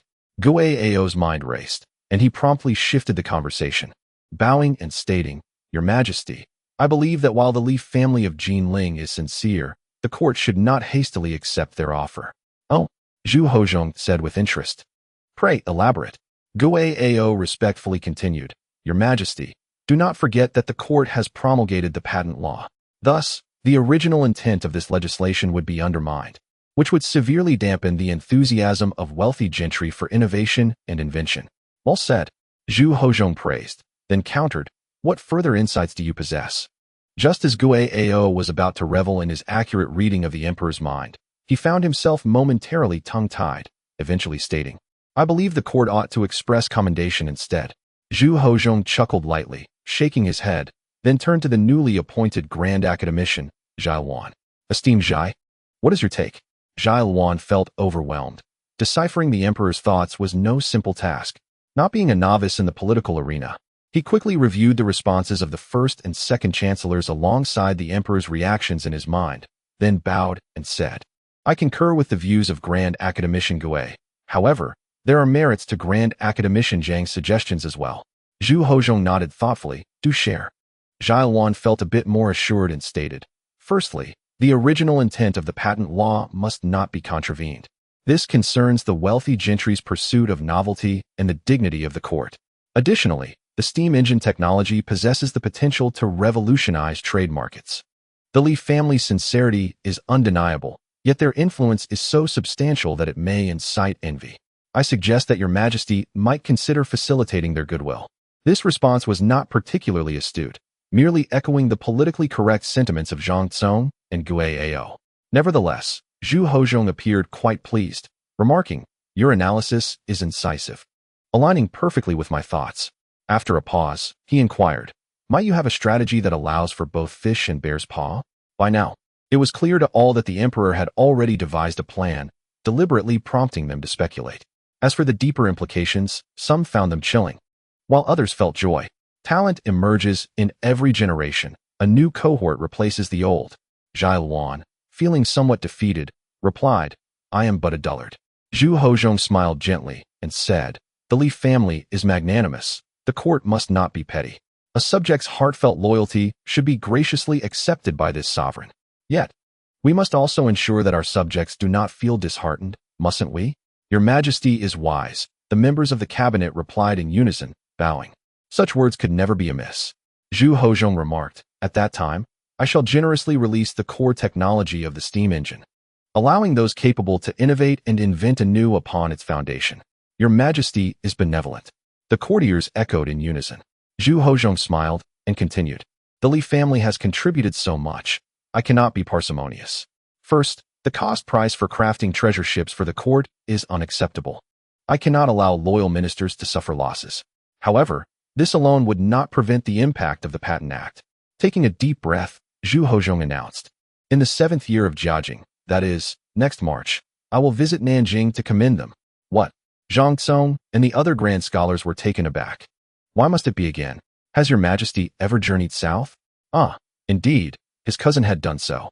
This time, they conspired together, urging in unison, Your Majesty, please reconsider. How can the Son of Heaven lightly depart from the center of power? Zhu Hozhong replied with a gentle smile. What is improper about the Son of Heaven inspecting the realm? The group fell silent momentarily. Zhu Hozhong emphasized, I shall not linger long. After my visit to Nanjing, I will return to court, and my stay will not exceed a month. Unlike Zhu Hozhao, who acted with reckless abandon during his southern excursions, Zhu Hozhong exhibited remarkable restraint. He announced his intentions months in advance, limited his travels to Nanjing, and imposed a time constraint of 1 month. It was not that Zhu Hozhong wielded less authority than Zhu Hozhao. In fact, as the 7th year of Jiajing approached, he had fully grasped the fundamental rights of an emperor. He understood the complexities involved, as everything was for the greater good of the Ming dynasty. For the long-term development of the Ming, Zhu Hozhong declared solemnly, how could I cherish my own comfort at the expense of the legacy left by our ancestors?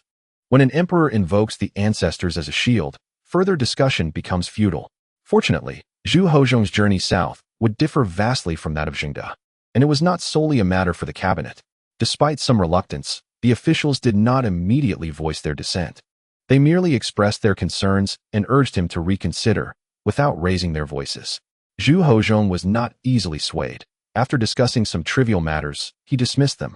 However, the cabinet members, who had arrived in high spirits, returned in silence, each lost in their own thoughts.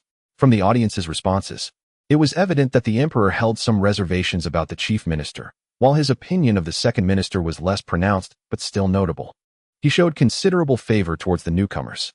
In the realm of power, no one wished to remain subservient forever. Thus, the impact of the emperor's decision to journey south was not as overwhelming as it initially appeared. In the Qianqing Palace, Huang Jin exclaimed, Your Majesty, do you truly intend to travel south? Indeed, next March, Zhu Hozhong replied. Isn't that still a journey south? Huang Jin questioned, perplexed. Zhu Hozhong chuckled, it is entirely different. The nuances of departing south now and in March next year are profound. Huang Jin did not fully comprehend. Yet he felt that the emperor's departure from the palace to the south seemed somewhat frivolous. Your Majesty, the late emperor was labeled as indulgent during his southern travels. You must not follow in his footsteps. Impudent. Zhu Hozhong erupted in anger. How dare you compare me to him? Huang Jin retracted his neck, timidly lowering his head. Zhu Hozhong let out a hum and said, I have my own intentions. There is no need for you to worry. Oh, Huang Jin responded, quietly inquiring. May I accompany you? Certainly. Zhu Hozhong nodded, but after a moment of contemplation, he elaborated, It is not that I shall neglect state affairs by traveling to the south. Wherever the emperor is, the center of authority remains. Do you understand? Huang Jin nodded. But your Majesty, will the ministers agree? Zhu Hozhong replied nonchalantly. This journey to the south is already a compromise on my part. Should they obstinately oppose me, I have my ways to make them uncomfortable. Pausing for a moment, he coldly chuckled. It is unlikely they will conspire entirely against me. I have been on the throne for 7 years now, and I am no longer that youthful boy of yore. Huang Jin scratched his head and asked, Is this for Masterly? Oh, I am more concerned with safeguarding the patent law, ensuring that the wealthy do not lose their passion for innovation. Consider this. The affluent are primarily composed of officials. Apart from profit, what do they value most? Huang Jin shook his head in ignorance. Zhu Hozhong rolled his eyes, exclaiming, Foolish. It is, of course, reputation. The Li family has suffered significant financial losses, Merely relying on the high-priced acquisition of steamships cannot compensate for their losses. Money cannot mend all, but reputation can. Is there anything more prestigious than the emperor himself making a journey to commend them? Huang Jin fell silent. Do you think my actions are misguided? I dare not say so, Huang Jin replied, shaking his head gloomily. Your Majesty is wise. Zhu Hozhong smiled. Send someone to the Yongqing Marquis's residence in Jinling to inform them promptly. Yes, Your Majesty, but matters here are not yet settled. Zhu Hozhong replied calmly. There will be no unforeseen occurrences. In Jinling, as the 12th month approached, even with the sun shining, the biting cold was unrelenting. Only at noon could one feel a semblance of warmth. Li Shuai silently withdrew her previous assertions. The winter in Jinling remained as frigid as ever. It was indeed unwise to equate a moment with permanence. As the temperature continued to plummet, Tang Bohu ventured outside even less frequently, spending his days in the warm room, either indulging in novels or challenging Li Qing to a game of chess. When boredom struck, he would gather a few friends, including Li Hao and Zhu Hozhao, to his courtyard for spirited discussions and a drink, living in utter leisure. Li Qing, however, was not as reclusive. He often visited the research facility and occasionally stopped by the workshop, but overall, he too enjoyed a leisurely existence. This morning, snowflakes began to fall, and Li Qing had intended to go out, but upon rising and seeing the weather, he abandoned the thought. Tang Bohu, practicing Tai Chi beneath the eaves, noticed him stirring and remarked, "This weather is perfect for hot pot. Shall we have some?" Li Qing, disinterested in the bustle, yawned and replied, "I think I shall catch a few more hours of sleep."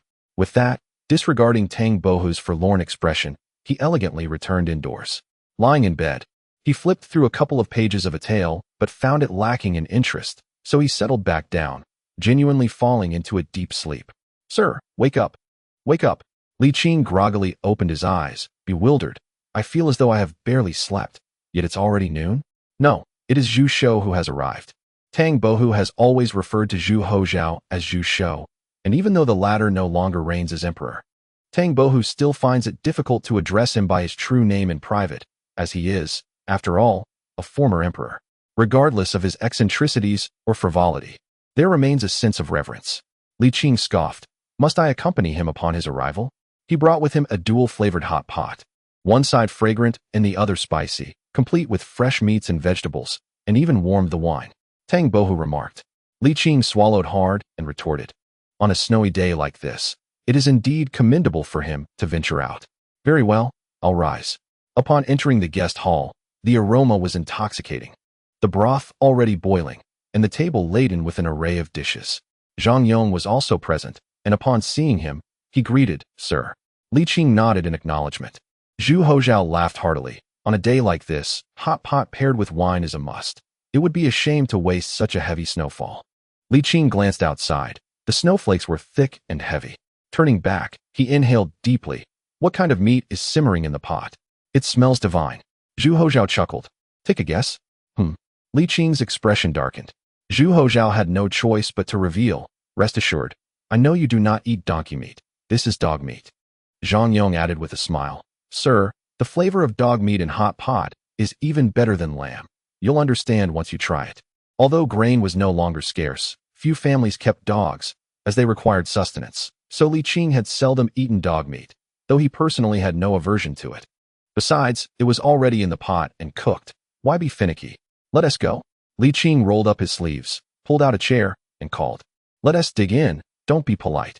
Zhu Hozhao mumbled, as if he were the host, and hastily picked up his chopsticks, saying, "Old Tang, old Zhang. You two are getting on in years. Enjoy the fragrant pot, while Li Qing and I tackle the spicy one. Let us not interfere with each other." Li Qing shot him a glare, but couldn't help but chuckle. Just as they were about to start feasting, a loud voice from outside interrupted. "Open the door, quick. There's trouble." Chapter 164. To one's satisfaction shall I go see what the matter is? Zhu Hozhao stood up. Then, feeling uneasy, cautioned Li Qing. "Do not indulge in all the dog meat while I'm away." Li Qing, both amused and exasperated, replied, "Do you think I am a glutton?" Zhu Hozhao laughed heartily. "I have witnessed your prowess at the table." At the entrance, Zhu Hozhao leaned against the doorframe, blocking Li Hao's path, and lazily remarked, "Cousin, if you have something to say, I can relay it for you." Given the scarcity of food, Zhu Hozhao did not wish to divide what little there was further. Li Hao, visibly agitated, shouted, "Do you know what has happened?" Zhu Hozhao rolled his eyes and scoffed. "What? Is the sky falling? To you? It may as well be the end of the world." Li Hao retorted angrily. "Your little brother is coming to Jiangnan." "What?" Zhu Hozhao was momentarily taken aback. "Step aside." Li Hao forcefully pushed past him, rushing into the courtyard. "Little brother? Coming to Jiangnan?" Zhu Hozhao suddenly came to a realization, and in a flurry, hurriedly secured the door before hastening towards the guest hall. Li Hao swiftly made his way to the eaves, stamping his feet, shaking his shoulders, and brushing off the snow from his head before entering. He exclaimed loudly to Li Qing, who was indulging in hot pot and wine, "Master Qing, something has happened. The young emperor is coming to Jiangnan." "What?" Li Qing, who was in the midst of savoring meat, nearly bit his tongue. Li Hao reiterated, "The young emperor is coming to Jiangnan." Not only Li Qing, but also Tang Bohu and Zhang Yong wore expressions of disbelief. "This is impossible," Li Qing declared resolutely. "The young emperor is not such an impulsive person." Glancing at Zhu Hozhao, who had just entered behind him, Li Qing chuckled. "Jiajing is not Jingda. He wouldn't act recklessly." "Who told you this?" "A special envoy," Li Hao replied seriously, questioning. "Does Master Qing think anyone would dare impersonate a special envoy to issue an edict to the Li family?" Li Qing was momentarily taken aback, and his expression shifted. "When?" "Next March." Li Hao took out the imperial edict from his bosom, saying, "Here, take a look." Li Qing accepted it and unfolded the document. Before long, his tense demeanor relaxed, and he said lightly, "Oh, I thought he was already on his way, about to arrive. It turns out he won't be in Jiangnan until next March." It's not a significant matter." "Is that really not a significant matter?" Li Hao was taken aback. Zhang Yong, however, was anxious, exclaiming, "Sir, what shall we do?" Zhu Hozhao, who had also entered, appeared somewhat tense and inquired, "What is this little rascal coming to Jinling for?"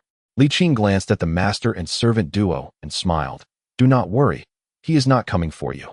It is solely for the Li family of Jinling, and one could say it is also related to the patent legislation." The master and servant were puzzled. Li Qing elaborated. "The young emperor's visit to Jiangnan is not for leisure.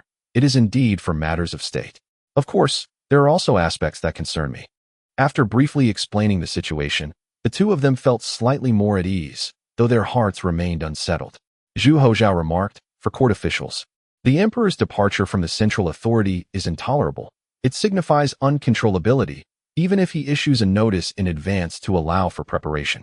I doubt he will manage to leave. He might cause a stir again." Li Qing shook his head, saying, "You are troubled by concern. His circumstances are not comparable to yours. The obstacles he faces in coming to Jiangnan are minimal. Come, sit down," Li Qing said with a cheerful smile. "It is not a significant matter. Let us eat and discuss." Seeing Li Qing so composed and unperturbed, even Li Hao felt less anxious. The group gradually sat down. Yet no one picked up their chopsticks, all fixated on Li Qing, eagerly awaiting his analysis. Li Qing poured himself a cup of wine, downed it in one gulp, smacked his lips, and then spoke. "The young emperor's advance notice undoubtedly conveys a message. I am not coming to the provinces to nitpick. He is only visiting Nanzili, not even going to Suzhou or Hangzhou, which further emphasizes his purpose is solely for the Li family of Jinling. By announcing the time and place in advance and setting a 1-month period for his visit, the obstacles he faces are naturally far less than those encountered by Zhengde during his expedition to Jiangnan." He paused, adding, "Furthermore, from certain perspectives, this action by the young emperor can also benefit the court officials, particularly those from influential families." Li Qing remarked, "Innovation and creation are pursuits reserved for the affluent or those from powerful families. The Li family of Jinling generously donates patents, while the court offers free patent releases. For such families, this is indeed a welcomed opportunity. Yet, they harbor fears that their inventions might lead them to a fate akin to that of the Li family. The emperor's grand journey to the south, specifically to honor the Li family, serves as a form of protection. Even if compelled by circumstance to donate without compensation, the court, or rather the emperor, would reciprocate. Wealth and prestige will always find their way to the deserving." Li Qing poured himself a drink and chuckled. "Consider this. How could the emperor possibly have the energy for such matters? Consequently, no one would worry about their inventions merely serving as adornments for the court." Tang Bohu inquired curiously, "What if the emperor desires both?" "History has shown that wanting both is akin to courting trouble for oneself." Li Qing responded, Li Hao pondered. It seems the trouble would be for the Li family. Li Qing smiled nonchalantly. With me in the Li family, if anyone seeks to trouble us, I shall return the favor. This is a principle that Jiajing would surely comprehend. Thus, his actions are intended to safeguard the patent legislation. The group exchanged glances, filled with doubt, not about Li Qing, but regarding the character of the young emperor. Is the young emperor truly so commendable? Li Qing chuckled. He is not as virtuous as one might think, yet he is not entirely villainous either. Besides, there is my influence to consider. It seems that the green plum has indeed worked its charm. Li Hao questioned, do you genuinely believe him to be that astute? Li Qing nodded. In terms of intellect, the emperor of the Ming dynasty is hardly foolish, including your grandfather. Li Hao countered. Zhu Hozhao shot him a sidelong glance, saying, that may not be the case. Jiang Wen certainly seemed lacking in cleverness. Under similar circumstances, if it were you, you would surely be swept away. Li Qing rolled his eyes. Given the political landscape of the time, the likelihood of the Yan prince succeeding was nearly non-existent. He is simply too young, overlooking the psychology of military leaders. Arrogance exists, but it is unrelated to intelligence. Li Qing then picked up a piece of dog meat, savoring a bite, and remarked, placing a green plum in the envelope was meant as a warning to the young emperor, advising him not to be blinded by wealth. It seems the effect has been unexpectedly positive. The young emperor not only understood, but could also draw broader conclusions. Quite satisfactory indeed. Zhu Hozhao frowned slightly and asked, if he truly comes to Jinling next March, how would you respond? Respond to what? Li Qing shrugged. At that point, I shall be heading to Jiaoji.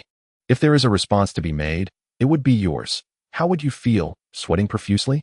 Zhu Hozhao was momentarily taken aback. Just teasing you. Li Qing laughed heartily. I mean, he has never met you, so there is nothing to worry about. Zhang Yong interjected. But he has seen me. What if we cross paths? What shall we do then?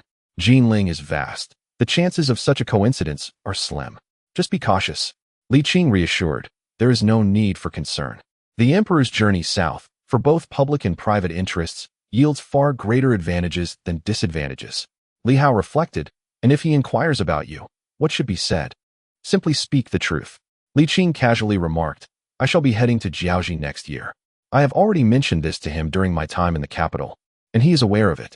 Li Hao slowly nodded, pondering for a moment before inquiring, Lord Qing, if the emperor were to bestow lavish rewards, would the entire Li family benefit? One cannot refuse the emperor's gifts. To accept is to be fortunate. Li Qing replied with a smile. Noticing Li Hao's anxious demeanor, he chuckled, rest assured, our emperor is not one known for his generosity. The majority of his bounty is reserved for his own presence, and the tangible benefits are scarce. Hence they will not incite envy. He paused for a moment and added, as it stands, as long as the emperor does not target the Li family and the family itself does not provoke any troubles, there shall be no danger. In the court, very few genuinely wish for the downfall of the Li family, both from a public and private perspective. Zhu Hozhao, ever carefree, had already begun to indulge himself. Seeing his cousin's skepticism, he interjected, his speech somewhat unclear, those individuals would prefer to have a prominent family like the Li's shielding them. As the saying goes, a tree that stands out will be felled by the wind. To them, the Li family serves not only as a guiding beacon, but also as a form of insurance. Moreover, they can navigate along with the Li family. Just like during the steam engine incident, where many officials and their families reaped rewards. Li Hao let out a gentle sigh and nodded slowly, feeling somewhat distressed. He sensed that the Li family was enduring too much hardship. Yet, if they were to avoid losses entirely, they would only draw more attention, appearing conspicuous. After much contemplation, he realized the truth in Lord Qing's earlier statement. When wealth accumulates excessively, it no longer belongs to oneself. Li Hao lamented, indeed, Lord Qing possesses remarkable foresight. Understanding his sentiments, Li Qing chuckled lightly. Isn't it enough for you to be prosperous, and for your descendants to enjoy wealth? One must learn the virtue of contentment. Not to mention the commoners, how many wealthy families in all of Ming could rival the Li family? In terms of influence and authority, who in the realm could surpass the Li family? Zhu Hozhao chimed in. The princely houses may hold status above the Li family, but in every other regard, they fall short. Do you truly wish to replace them? Li Hao felt a jolt of realization. Even if Zhengde were no longer the emperor, even if he lacked decorum and was often absurd, and still referred to himself as your cousin, those words spoken from his lips retained a significant weight. Although Li Hao had never entertained such thoughts, he was indeed startled. Ha ha, are you jesting? How could you take that seriously? Zhu Hozhao laughed heartily, with Li Qing around. Even if you had that intention, you would lack the courage. If you possessed the courage, it would have long vanished.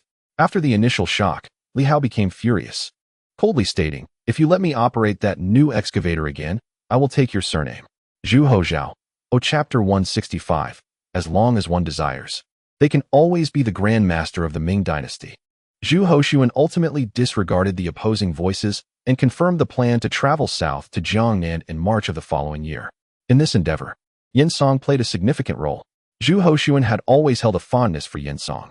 And had it not been for his son's reckless behavior being caught by Li Qing and subsequently reported to the palace, leading to a public uproar, Yin Song would have already been appointed as the left minister by now. Nevertheless, appropriate punishments were meted out, and rewards were duly given. In the Qinqing Palace, the two sovereigns found themselves alone. Zhu Hoshuan remarked, I am not an unfeeling monarch. Your son, Yin, what was his name again?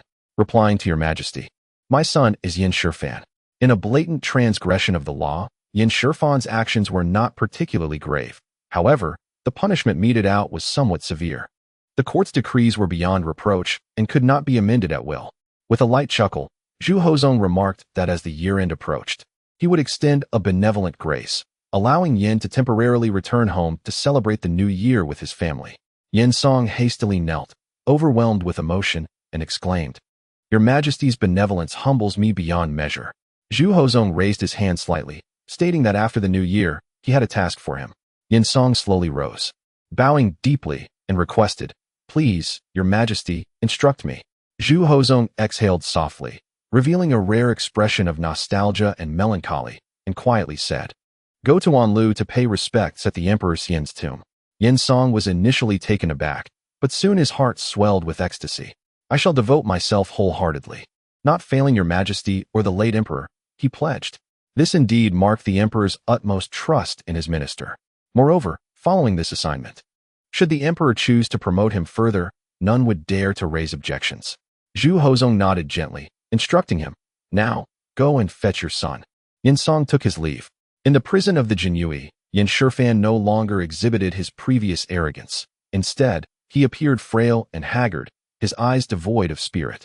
It was not due to inhumane treatment. In fact, his confinement was rather comfortable, with a tidy single cell and regular meals, free from any mistreatment. Yet, as a mere youth, enduring such prolonged darkness had taken a toll on his psyche. When Yin Shifan heard his name being called, he slowly lifted his head. Upon recognizing the visitor, his eyes widened in astonishment, swiftly followed by overwhelming joy. Father! In that instant, all his grievances surged forth. He threw aside the covers and rushed towards the wooden bars, tears streaming down his face. Father, I was wrong. Please, I beg you, take me out of here. I shall never defy you again. Yin Song sighed, nodding to the jailer nearby. The jailer retrieved the keys from his waist, unlocked the chains, and opened the barred door. Yin Shifan was momentarily dazed. Am I really to return home with you? Yin Song affirmed, leading the way out. Yin Shifan hesitated briefly. But then elation filled his heart as he hurried out of the cell to catch up with his father. Outside the prison, as he beheld the sunlight once more, he squinted, then opened his eyes wide, adjusting to the brightness. The world appeared so wondrous. Father, we shall talk when we arrive home. Indeed, Yin Shifan replied, no longer daring to act defiantly, following his father like a docile rabbit, step for step. Upon reaching Lianjiaten, his heart was no longer tumultuous. The shock had subsided, leaving only joy. Mother, I have returned. Slap. Yin Song raised his hand and delivered a sharp reprimand, admonishing, what are you shouting about? Yin Shifan recoiled, refraining from retorting, though a hint of reluctance flickered across his face. As the father and son entered the courtyard, Ouyang emerged from the house. Upon seeing her husband return with their son, she rubbed her eyes vigorously. When the sight proved true, she could not help but weep tears of joy. My son. The mother and son embraced, both weeping. In truth, Yin Shifan was merely howling for effect. Yin Song observed with a detached demeanor, his calmness bordering on indifference. After the tender exchange between the mother and son, he finally spoke. The emperor, in his benevolence, has granted a pardon to Yin Shifan just before the new year, allowing our family to celebrate a reunion.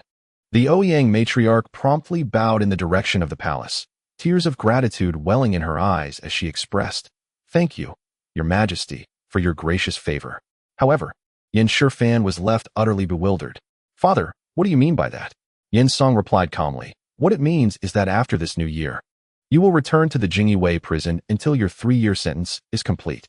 "What?" Yin Shifan protested vehemently. "So I only have a little over a month of freedom?" Yin Song's temper flared. "Do not push your luck. This leniency was granted solely because I have performed well in the Emperor's eyes. If you are unwilling, you may return to prison at once." "Father, am I not your son?" Yin Shifan's anger surged. Yin Song scoffed. "Let me tell you the truth. Had it not been for deeper considerations, I would not have brought you out. This is the honest truth. I genuinely do not wish to have you released. Nonetheless, the Emperor's decree must be adhered to. Firstly, a monarch's gift cannot be refused. Secondly, if a man does not show affection even to his own son, how could the Emperor trust him with greater responsibilities?" Of course, Yin Song was not devoid of feelings. Although he was displeased with his son's arrogance, he still cared for him. However, he wished for this incident to serve as a lesson for his son, hoping he would learn humility. Yin Song chastised, "Your father is still a grand secretary. Even if you are fortunate enough to enter the cabinet in the future, that is not a privilege for you to flaunt."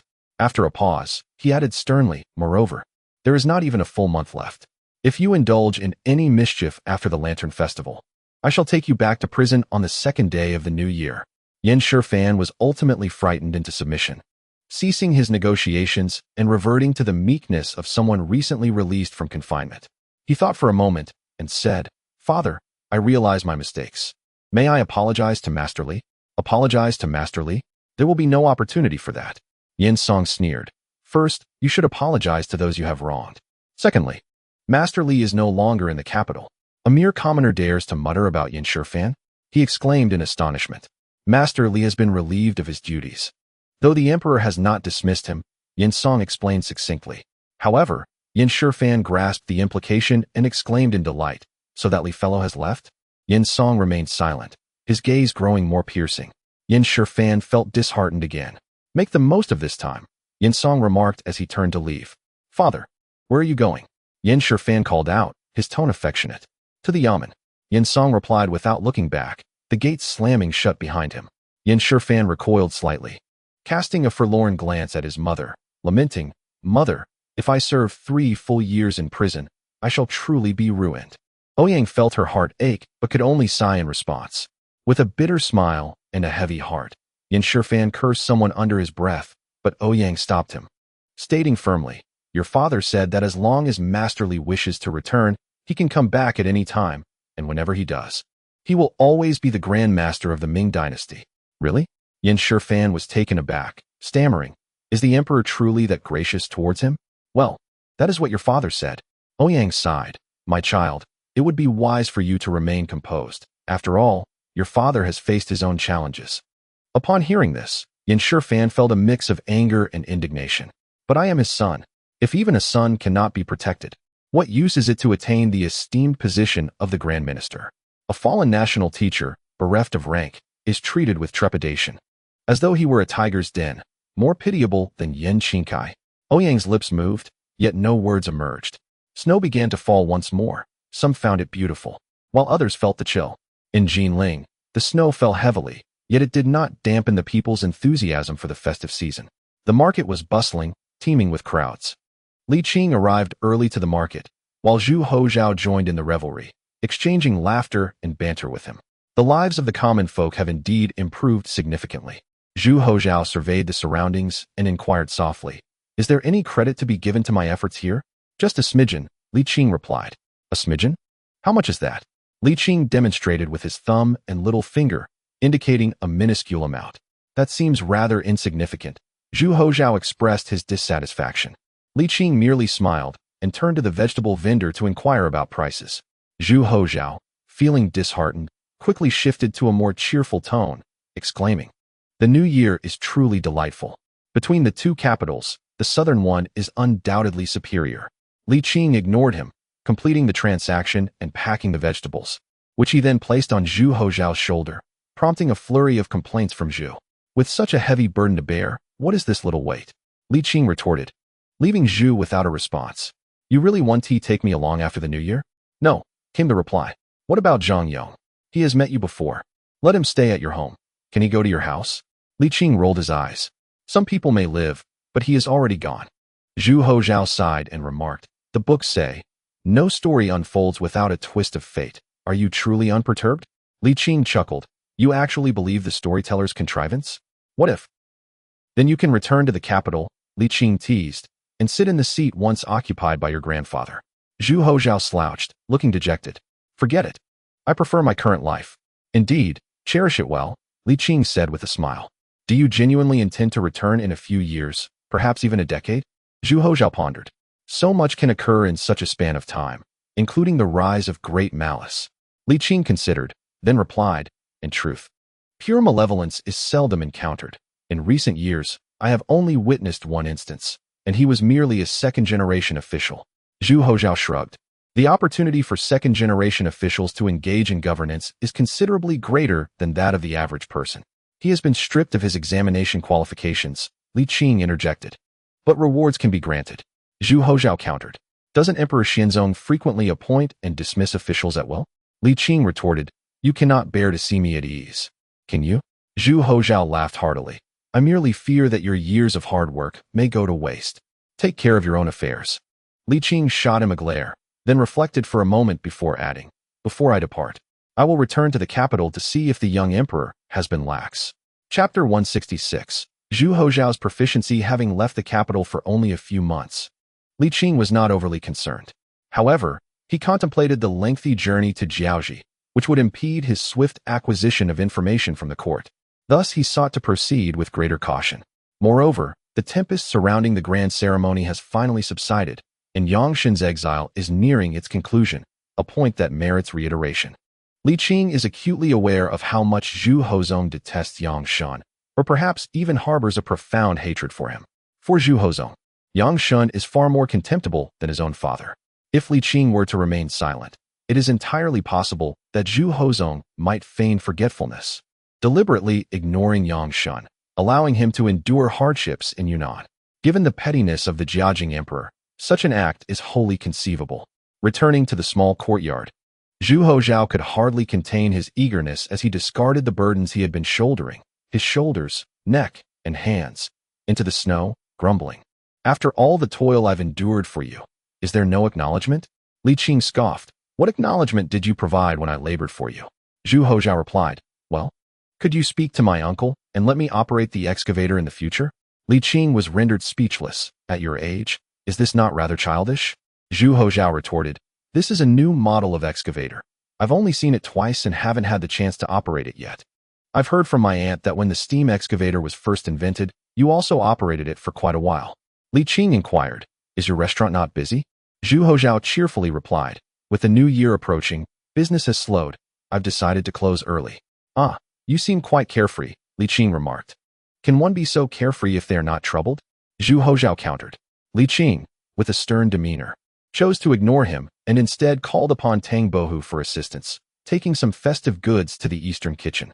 Zhu Hozhao, undeterred by any awkwardness, retreated to the study to fetch a novel, leaning against the doorframe of the eastern kitchen, idly flipping through the pages and jesting. Li Qing understood his intentions well. He merely sought to accompany him on a voyage. Li Qing had no inclination to indulge him.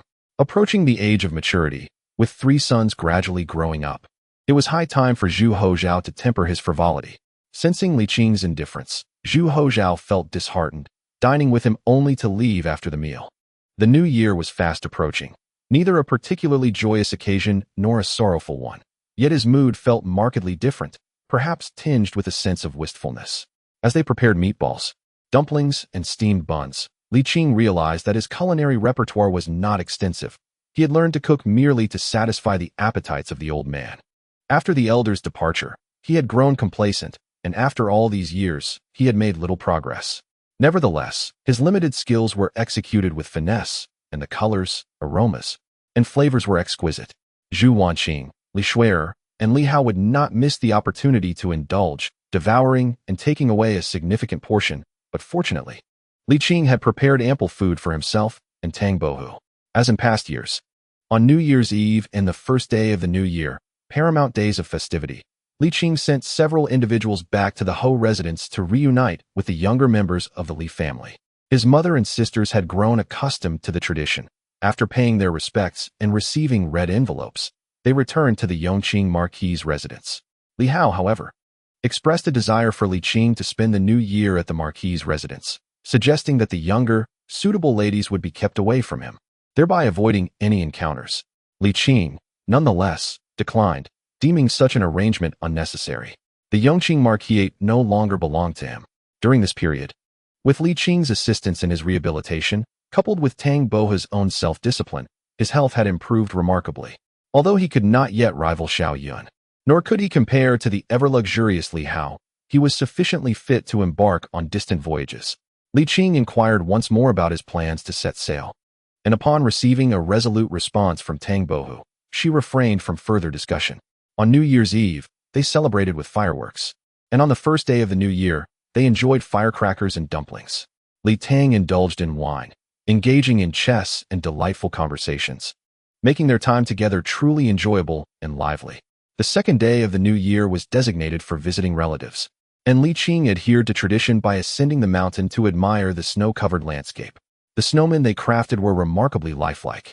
As the festive season gradually subsided, life returned to its usual rhythm.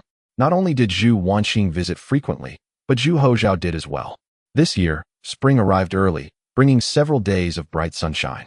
And as the accumulated snow melted, temperatures rose significantly. With the north wind abated, the sun shone warmly, inviting a languorous demeanor that made even the slightest movement seem burdensome.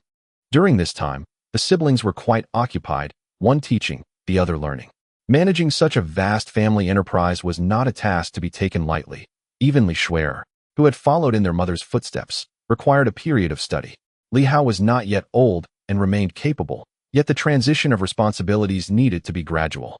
Li Qing, Zhu Wanqing, and Li Shuer were all reluctant to overburden Li Hao, wishing to afford him ample time to relish life. Having been accustomed to a life of luxury since childhood, Li Hao did not share the burdensome legacy of his father's decades-long military career, nor did he bear any lasting ailments. However, the management of a family business over several decades was no trivial matter. Despite his seemingly carefree demeanor, this was merely a facade he presented to family. A moment's reflection reveals that overseeing such a substantial enterprise is far from effortless. If one were to approach business with a lackadaisical attitude, how could the Li family have attained its current stature? Zhu Yunwen, Zhu Qizhen, and Zhu Wanqing all held leadership roles within the Li family. Yet it was under Li Hao's stewardship that the family truly emerged as a preeminent force among the wealthy gentry of the Ming dynasty, surpassing even the princes. Undoubtedly, Li Hao built upon the foundations laid by the three predecessors, but he was far from the mere beneficiary. Rather, he was the one who contributed the most. Yet now, he was no longer in his youth. It was prudent to share the burden. Li Shuer began to formally take charge of the Li family's enterprises, specifically focusing on their overseas ventures. Despite the revelry, both siblings approached their responsibilities with utmost seriousness, motivated not only for Li Qing, but also for the younger generation of the Li family. In Li Qing's eyes, they were still children, yet in reality, they were poised to become matriarchs and patriarchs themselves. Time, relentless as ever, passed swiftly. Li Qing, in contrast, found leisure, yet this peaceful time flew by, and before long, they reached the point where the festive spirit began to wane, marking the Lantern Festival. This year, Li Qing enjoyed a lighter burden, as Zhu Hozhao brought Tang Yuan from his family's restaurant. Although Zhu Wanqing and Li Shuer remarked that the flavors were mediocre, not matching Li Qing's culinary prowess, he savored them nonetheless, for the skills of a restaurant chef could not be underestimated.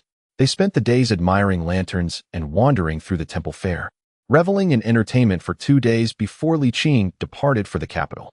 After a prolonged respite, invigorated and brimming with vitality, Li Qing hastened his journey, ascending to a new level of speed.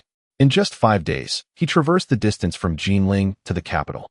This time, he exhibited a measure of conscience, sparing his steed from exhaustion, as 70% of the journey was accomplished under the cover of night, relying solely on his own legs. It was not a penchant for self-torment. Rather, such physical exertion posed no burden to Li Qing. After a vigorous run, he felt far from fatigued. As he entered the city, greeted by the morning sun, he strolled leisurely toward the palace, purchasing breakfast along the way, moving at a relaxed pace. In the palace, as the assembly dispersed, the ministers gradually exited the Fengtian Hall. Zhu Hozhong, feeling unburdened, returned to the Qianxing Palace, continuing to review official documents with a pleasant smile gracing his lips, operating with remarkable efficiency. He resembled a youthful individual on the verge of reuniting with a first love. The very air around him seemingly sweetened. Zhu Hozhong had even envisioned the scenario of their serendipitous encounter. It was indeed a delightful prospect. He completely disregarded Li Qing's prior mention of departing for Jiaoji in the spring. Within less than an hour, Zhu Hozhong had completed his official duties for the day, not having sipped a single drop of tea, yet feeling no trace of weariness. Stretching his limbs, he reveled in the delightful cracking of his bones, experiencing an extraordinary sense of refreshment. Ah, how splendid life was! Zhu Hozhong brimmed with joy, though he mused that time moved a tad too slowly. A swifter passage would be even better. After pacing restlessly within the palace, he decided to visit the Wenhua Hall. Soon, he would depart the capital for Nanji, and it was paramount to cultivate connections with the chief ministers during this time. Zhu Hozhong was not concerned about the ministers engaging in treachery in his absence. The power of the cabinet was substantial, but it was far from omnipotent. Moreover, through years of subtle checks and balances, the power structure had become remarkably stable, ensuring that his departure would not precipitate any significant issues. Nonetheless, as an emperor, while he indulged in personal desires, he also aspired to govern effectively and maintain the integrity of the realm. He feared that with his absence, complacency might set in among the ministers. In Wenhua Hall, Zhu Hozhong exhibited a newfound approachability, unusually close to the chief minister Zhang Tsong and the second minister Gue Yi. The dynamics of the court shifted significantly between his presence and absence. When in the capital, the ministers engaged in measured competition, which ultimately reinforced the emperor's authority. However, when away, it was crucial to clarify the hierarchical relationships among the ministers to avert potential issues, even grave ones. Zhu Hozhong was adept at navigating these complexities, truly excelling in his role as emperor. Within the Wenhua Hall, while the cabinet members deliberated, he provided annotations, completing tasks ahead of schedule, seizing the opportunity to share personal insights, and even engaging in light-hearted banter. Laughter resonated through the hall, painting a vivid tableau of an emperor valuing talent and fostering a harmonious relationship with his ministers. As of today, Zhu Hozhong has firmly established his authority in the hearts of his ministers, significantly diminishing the influence of Hongji and Zhengde, to the point where no one pays heed to the minor matters of the imperial family. Shifan has been in a dire state of mind lately. He has been forced to adopt a meek demeanor, desperately trying to demonstrate his reformation while dutifully attending to his mother, presenting himself as the epitome of an obedient child. The good news is that he has finally touched the heart of his stern father. The bad news is that the impact has been minimal. His father merely postponed his imprisonment from the 15th day of the first month to the end of that month.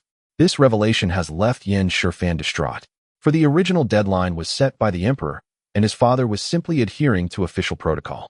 As for any plea to the emperor on his behalf, his father firmly declared, impossible. Frustrated to the point of bloodshed, Shifan dared not show his teeth. Should he dare to do so, he would find himself in prison that very day. In solitude, he could only curse the surname Li, attempting to alleviate the bitterness in his heart. Chapter 167. The Misfortunes of Shifan. Anger aside, he had to accept the reality. With the approach of his imprisonment looming ever closer, despair took hold, leading him to recklessly abandon restraint. However, this recklessness was not born of malice but rather of fear. He lacked the courage to act against his father, who might, in a bid to demonstrate his selflessness, resort to a dramatic display of familial betrayal. In truth, his reckless behavior was not heinous enough to warrant legal consequences. He had long since learned the ways of romantic pursuits, as the Ming dynasty permitted young men to join the military at the age of 16, and he was now at that age. Contemplating the bleak days ahead, he felt compelled to seek some fleeting enjoyment before his impending incarceration. After a few days of deliberation, he seized the opportunity last night, while his parents were fast asleep, to stealthily abscond with 2 large ingots of silver.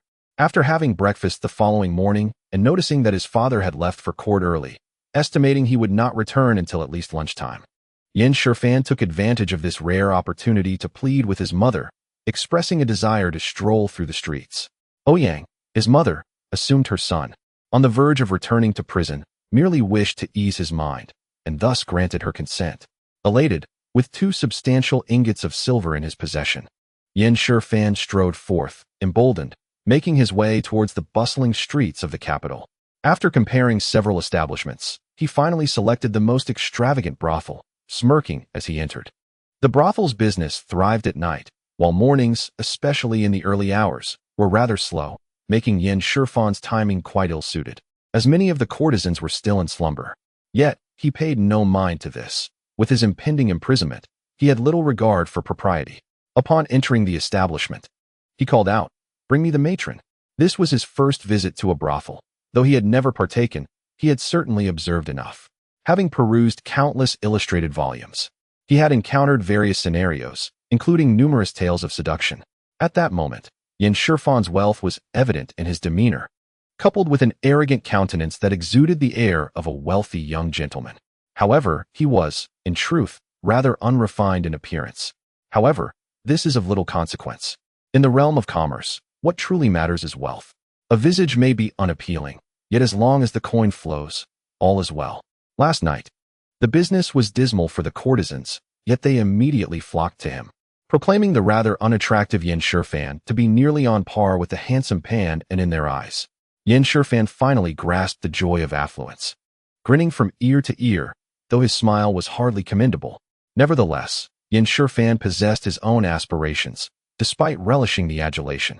He resolutely rebuffed the advances of the eager courtesans, laughingly declaring, "You are all delightful, yet today, I shall only consort with the top courtesan." The enthusiasm of the courtesans evaporated instantly, their hips swaying away, some murmuring complaints. Shifan, far from irate, found amusement in their departure, exclaiming, "Indeed, how heartless are these harlots, and how ungrateful are the performers." Before long, the madam, hearing of a distinguished guest's arrival, hurried over, showering him with flattery while introducing the head courtesan, Hongjia. In truth, Shifan was not well versed in the intricacies of the brothel, completely oblivious. He was exalted by the madam's praises, soaring to euphoric heights. He boldly proclaimed, "Bring them all forth, and I shall choose one by one." Upon noticing the madam's hesitation, he produced 2 hefty ingots of silver and tossed them to her, urging her to hasten. The madam, now in possession of the reward, wasted no time and gleefully complied. After a brief wait, over a dozen attractive and skilled courtesans flowed before Shifan, causing him to drool in delight. "Oh, father, how you have squandered over 20 years in officialdom. Truly, what a waste. You cannot begin to fathom a son's joy." In that moment, Shifan felt a pang of sympathy for his father, a dignified vice minister of rights, who had never stepped foot in a brothel nor taken a concubine. Evoked a sense of melancholy in him. Suddenly, Shifan found himself feeling pity rather than anger towards his father. With a chuckle, he mused, "Fear not. What you cannot enjoy, your son shall partake in." After much deliberation, Shifan found himself overwhelmed by the choices, reluctantly diverting his gaze from the remaining courtesans, taking one under each arm, and laughing heartily as he ascended the stairs. Yet, tragedy soon befell him. This was largely due to Shifan's pretentiousness. The 2 courtesans, unaware of his wealth, attempted to extract more money from him before any intimate encounter had even commenced. To their surprise, Shifan retorted, "I have already given the madam 20 taels of silver. The payment has been made." It was also Shifan's inexperience that led him to misunderstand the true cost of indulgence. While 20 taels might seem substantial, it was insufficient for the company of the head courtesan, let alone 2. In such a grand establishment, sustaining so many mouths, with the occasional need to offer tribute, there were only a handful of head courtesans, and the brothel required an elaborate spread of fine food and drink. Thus, 20 taels, though seemingly ample, would scarcely cover the expense of even one head courtesan. The 2 women, having encountered many who pretended to be affluent, had never before met someone so lacking in substance. And their disgust was barely contained as they had endured his advances for so long only to discover it was merely 20 taels. This lesson hit Shifan hard, revealing the true nature of the heartless courtesan and the ungrateful performer. Mockery, ridicule, and harsh words came pouring forth, reducing Shifan to a state worse than that of a mere toad. The abrupt shift left him utterly bewildered. Suddenly, regaining his composure, he was consumed by rage. How could he endure being scolded so by two courtesans? Not even his father had spoken to him in such a manner. The long-suppressed Shifan finally erupted, shattering plates and bowls, unleashing a flurry of fists and kicks upon the two women. When the madam arrived, she found him nearly beaten to a pulp. In the realm of brothels, particularly in the capital, one must surely possess some connections. Seeing the lucrative opportunity slipping away, the madam bellowed for over 10 thugs, sternly instructing, "Just don't kill him." The madam was not a rash individual. Indeed, the capital was teeming with hidden talents. Yet the truly noble families would never stoop to such behavior. Given that the assailants had merely offered 20 taels of silver to bed two top courtesans, it was evident they were nothing more than a sudden influx of cash for a country bumpkin, posing no threat. Beat him fiercely, break his legs. The madam was incensed. The two women would be unable to entertain clients for at least half a month, resulting in significant losses. Mere physical aggression would not suffice for her. She continued to berate him. "Look at your grotesque face. A toad wishing to eat a swan's meat. What a disgraceful creature to think he could bed the top courtesans of my establishment." Shifan, besieged by a group of burly men, could not even muster a defense, let alone utter a retort. He could only cry out in agony. His already weak leg was battered to the point of potential lameness. Frankly, he had never endured such a fate, even in prison. My father is the Vice Minister of Rights," he wailed. Shifan, overwhelmed by despair, realized that if this continued, he might very well spend the rest of his days bedridden, oblivious to the consequences. "My father is Yin Song. I am Shifan." He wept profusely, utterly humbled, begging for mercy to the point of nearly bowing his head in supplication. It was not a matter of pride, but rather one of helplessness. Under the emperor's feet, "How dare you so brazenly defy the laws of the court?" Shifan cried out, for the first time in broad daylight. He felt the weight of the law upon him for having harassed respectable women. The madam sneered, "You despicable wretch, you strike first, even if we end up in court. I hold the upper hand. And as for your father being the vice minister, why not claim he is the minister of rights or the prime minister?" Unexpectedly, one of the thugs suddenly halted, trembling as he addressed the madam. He might be telling the truth. The vice minister of rights is indeed Yin Song. He recounted the prior incident involving Yin Song apologizing to the shopkeeper, a matter that had once stirred considerable commotion. Although the madam had not personally benefited from it, she had heard whispers over time, though she hadn't connected the dots until now. Hearing the thug's words, she felt a shiver of apprehension. "Stop! Stop!" Without her prompting, the thugs retreated behind her, not daring to make a sound. The vice minister of rights, the capital, filled with high-ranking officials, indeed made him a significant figure. "Young master, are you truly the son of the esteemed Yin family?" The madam was now thoroughly shaken. Such matters do not fear a multitude, but rather the unforeseen consequences. If it were indeed true, it could spell disaster for her establishment. After a prolonged moment of hesitation, Shifan gritted his teeth and declared, "You are all finished." In broad daylight, to assault the son of a court official, none of you will escape unscathed. "Young master, please, do not be enraged." As the brothel keeper observed his demeanor, her heart inexplicably swelled with belief, nearly bringing her to tears. "I shall summon the ladies at once to attend to you, allowing you to indulge at your leisure." Yet, in his current state, could he still engage in such pursuits? Shifan, completely unhinged, bellowed, "I want to go home. You shall pay for this." He had lost his sanity, openly threatening those before him. Despite this, the brothel keeper dared not harbor ill intentions. Regardless of Shifan's status as the son of a prominent official, even if he were merely a commoner, she would not entertain the thought of murder. Previously, when the money tree was bullied, she had only dared to suggest breaking a leg, and even that was an exaggeration. In the capital, who possessed the audacity to kill? As she pleaded for mercy, she discreetly instructed her maid to procure funds, offering 5,000 taels, hoping to quell Shifan's desire for vengeance. Though he accepted the banknotes, his thirst for retribution remained unquenched as he hobbled away with a sardonic smile. The brothel keeper followed closely behind, wearing a conciliatory expression, assuring him that should he return, no fees would be charged. However, this statement once again provoked Shifan's ire. "I am about to be thrown into a dark prison. How can there be a future?" Upon exiting the brothel, he shouted vehemently, "Just wait. If this establishment continues to operate, I shall not bear the surname Yan." Li Qing, leisurely strolling in the distance, caught a whiff of this proclamation, finding the voice somewhat familiar. The mention of the surname Yin swiftly led him to a specific individual. Li Qing felt a surge of anger. Having been sentenced to 3 years, how could he be released so soon? You, Zhu Hozong, dare to play such games? Li Qing was genuinely incensed. It had only been a few months since his departure, and Zhu Hozong treated the matter so frivolously. What would happen in a few more years? Li Qing held no bias against Yin Song, yet Yin Song was one thing, and Yin Shifan was another. The court had its own protocols. How could they be altered at whim? Initially, Yin Shifan's case was intended to serve as a warning to the offspring of officials, and thus, how could it still instill fear? Li Qing's fury escalated.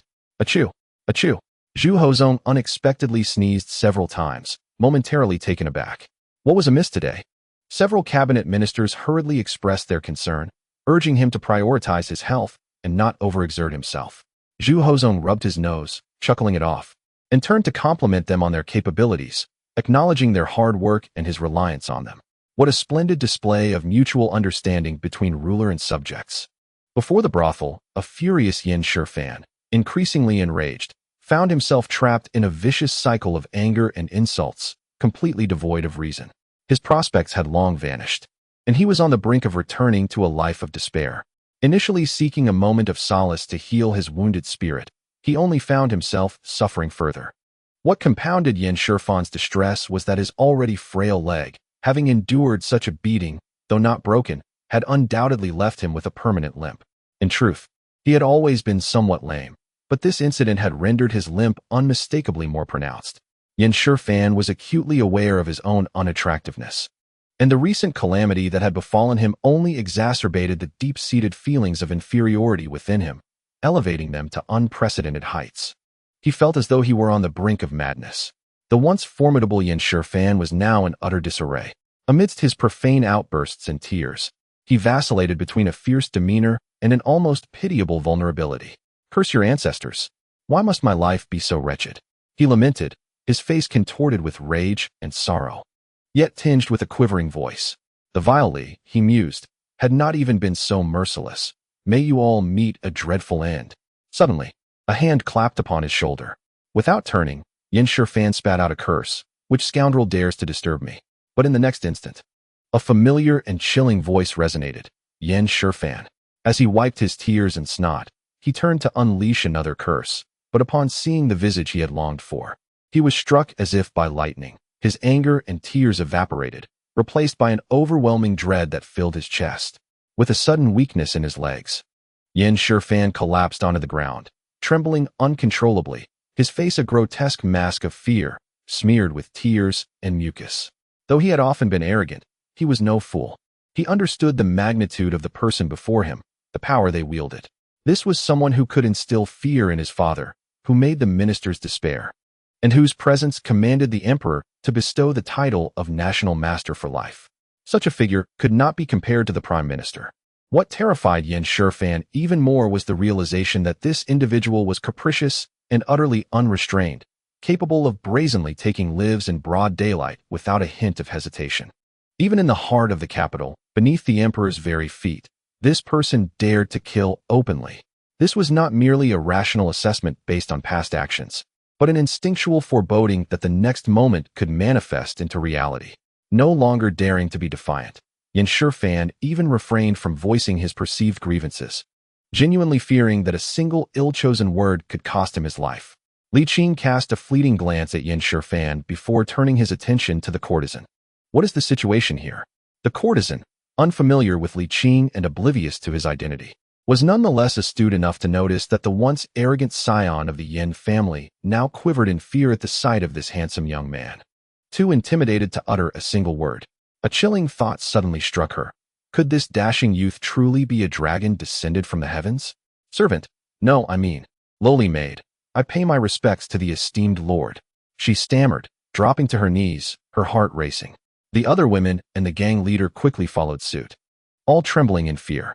Li Qing surveyed the surroundings, finding no passers-by drawn to the commotion. This was largely due to Yin Shifan's earlier outbursts, which had made it abundantly clear he was a nobleman's son. No one dared approach to witness the spectacle. Each person seemed to retreat in trepidation, with even the nearby tavern devoid of patrons. Li Qing let out a sigh, observing that the individuals before him were thoroughly frightened. In a gentle voice, he reassured them. There is no need for alarm. Simply recount the events as they transpired. They gradually rose to their feet, still trembling, yet their terror had somewhat subsided. One of the courtesans behind the brothel keeper stole a glance at Li Qing as she stood, her heart nearly soaring from her chest. Is this truly the son of heaven? He is exceedingly handsome. Were he to don the attire of a bride, no courtesan in the capital could rival him. What am I thinking? Such blasphemy. The courtesan hastily dismissed her scandalous thoughts, yet she soon found her cheeks burning, her mind drifting to more forbidden notions. It was not surprising that they harbored such thoughts. The demeanor of Yin Shifan was merely an instigation. The primary cause was the overwhelming presence of Li Qing, cultivated over a century, which was utterly captivating. Even when he did not deliberately exhibit it, nor betrayed any emotion, his aura was sufficient to enthrall. The brothel keeper dared not embellish the tale, recounting the events with utmost honesty. Li Qing cast a glance at Yin Shifan, who, fearful, merely nodded vigorously, affirming the account. Li Qing was somewhat at a loss for words. The cost of living in the capital was already exorbitant, the price of land was staggering. And after a century of maritime trade, with an influx of silver into the Ming dynasty, the purchasing power had plummeted. The notion of spending 20 taels of silver for 2 top courtesans was indeed audacious.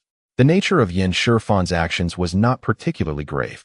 Soliciting a prostitute did not contravene Ming law, and while assaulting another was indeed illegal, he himself had been battered, which could be deemed mutual combat.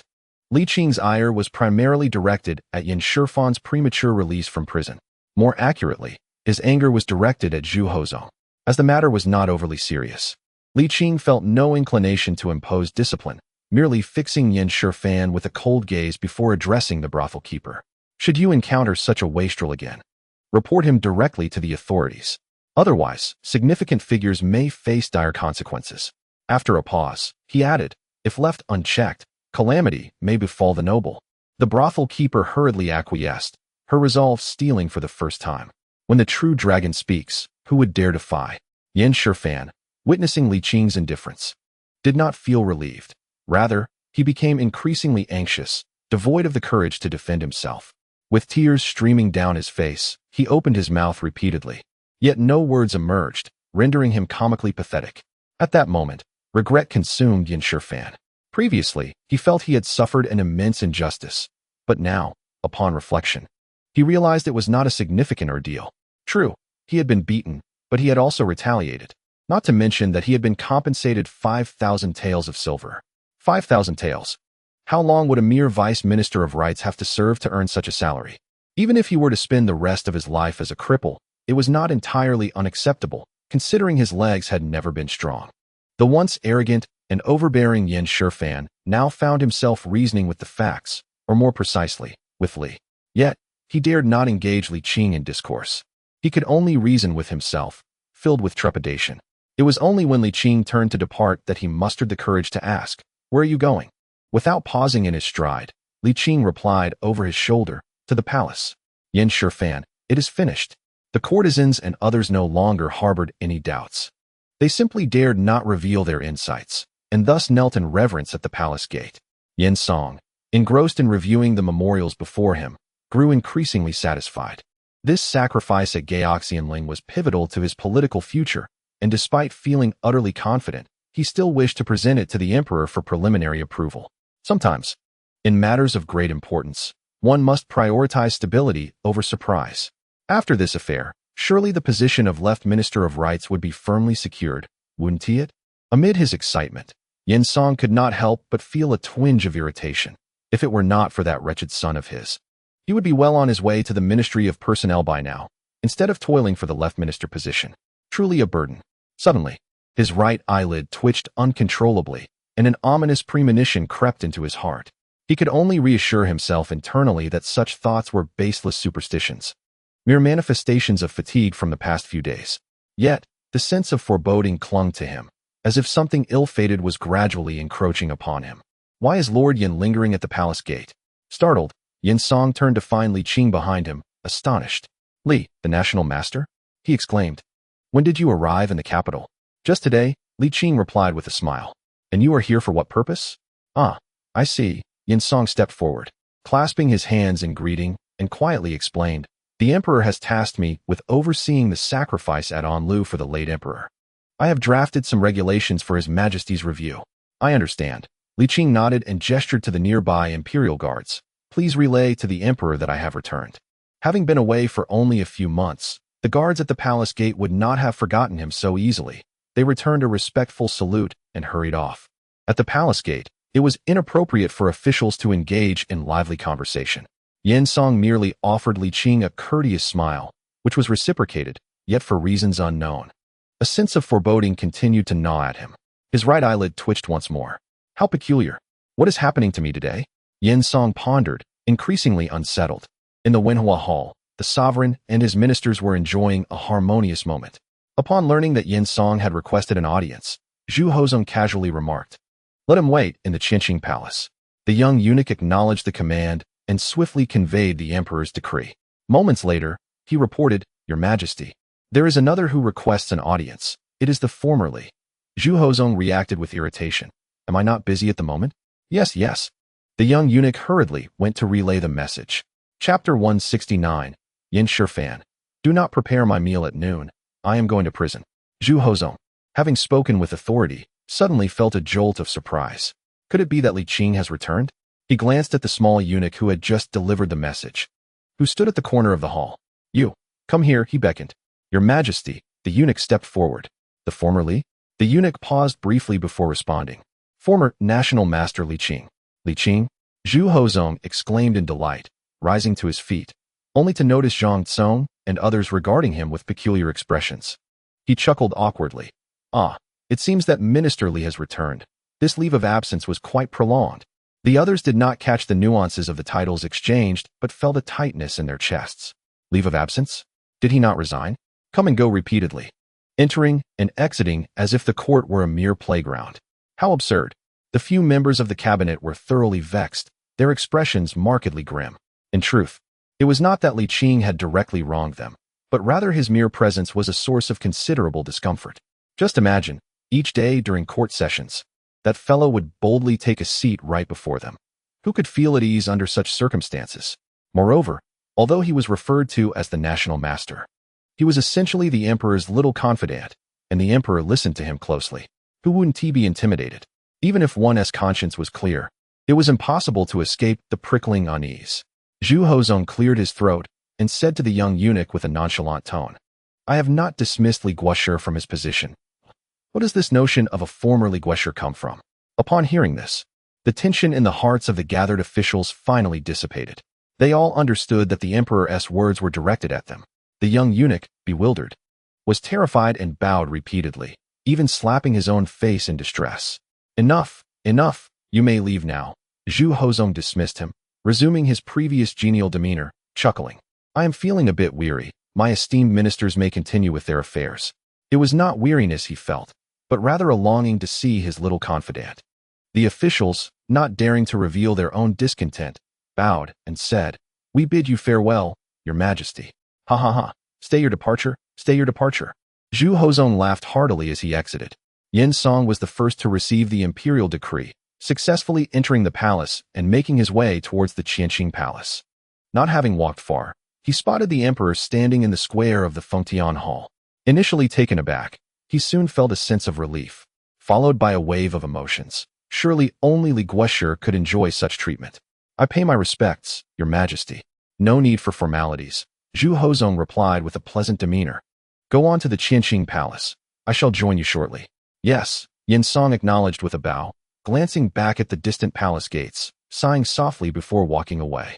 Zhu Hozong waited a little longer until he finally saw Li Qing approaching. One day apart felt like 3 autumns, a winter without seeing him felt like an eternity. Upon reuniting with Li Qing, Zhu Hozong was filled with excitement, and without waiting for Li Qing to reach him, he stepped forward with a smile.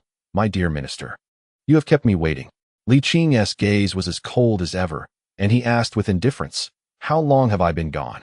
Zhu Hozong replied earnestly, "To me, it feels like a lifetime." Li Qing inhaled deeply and made his way toward the Qianqing Palace first. Zhu Hozong scratched his head, feeling somewhat disheartened and more than a little perplexed.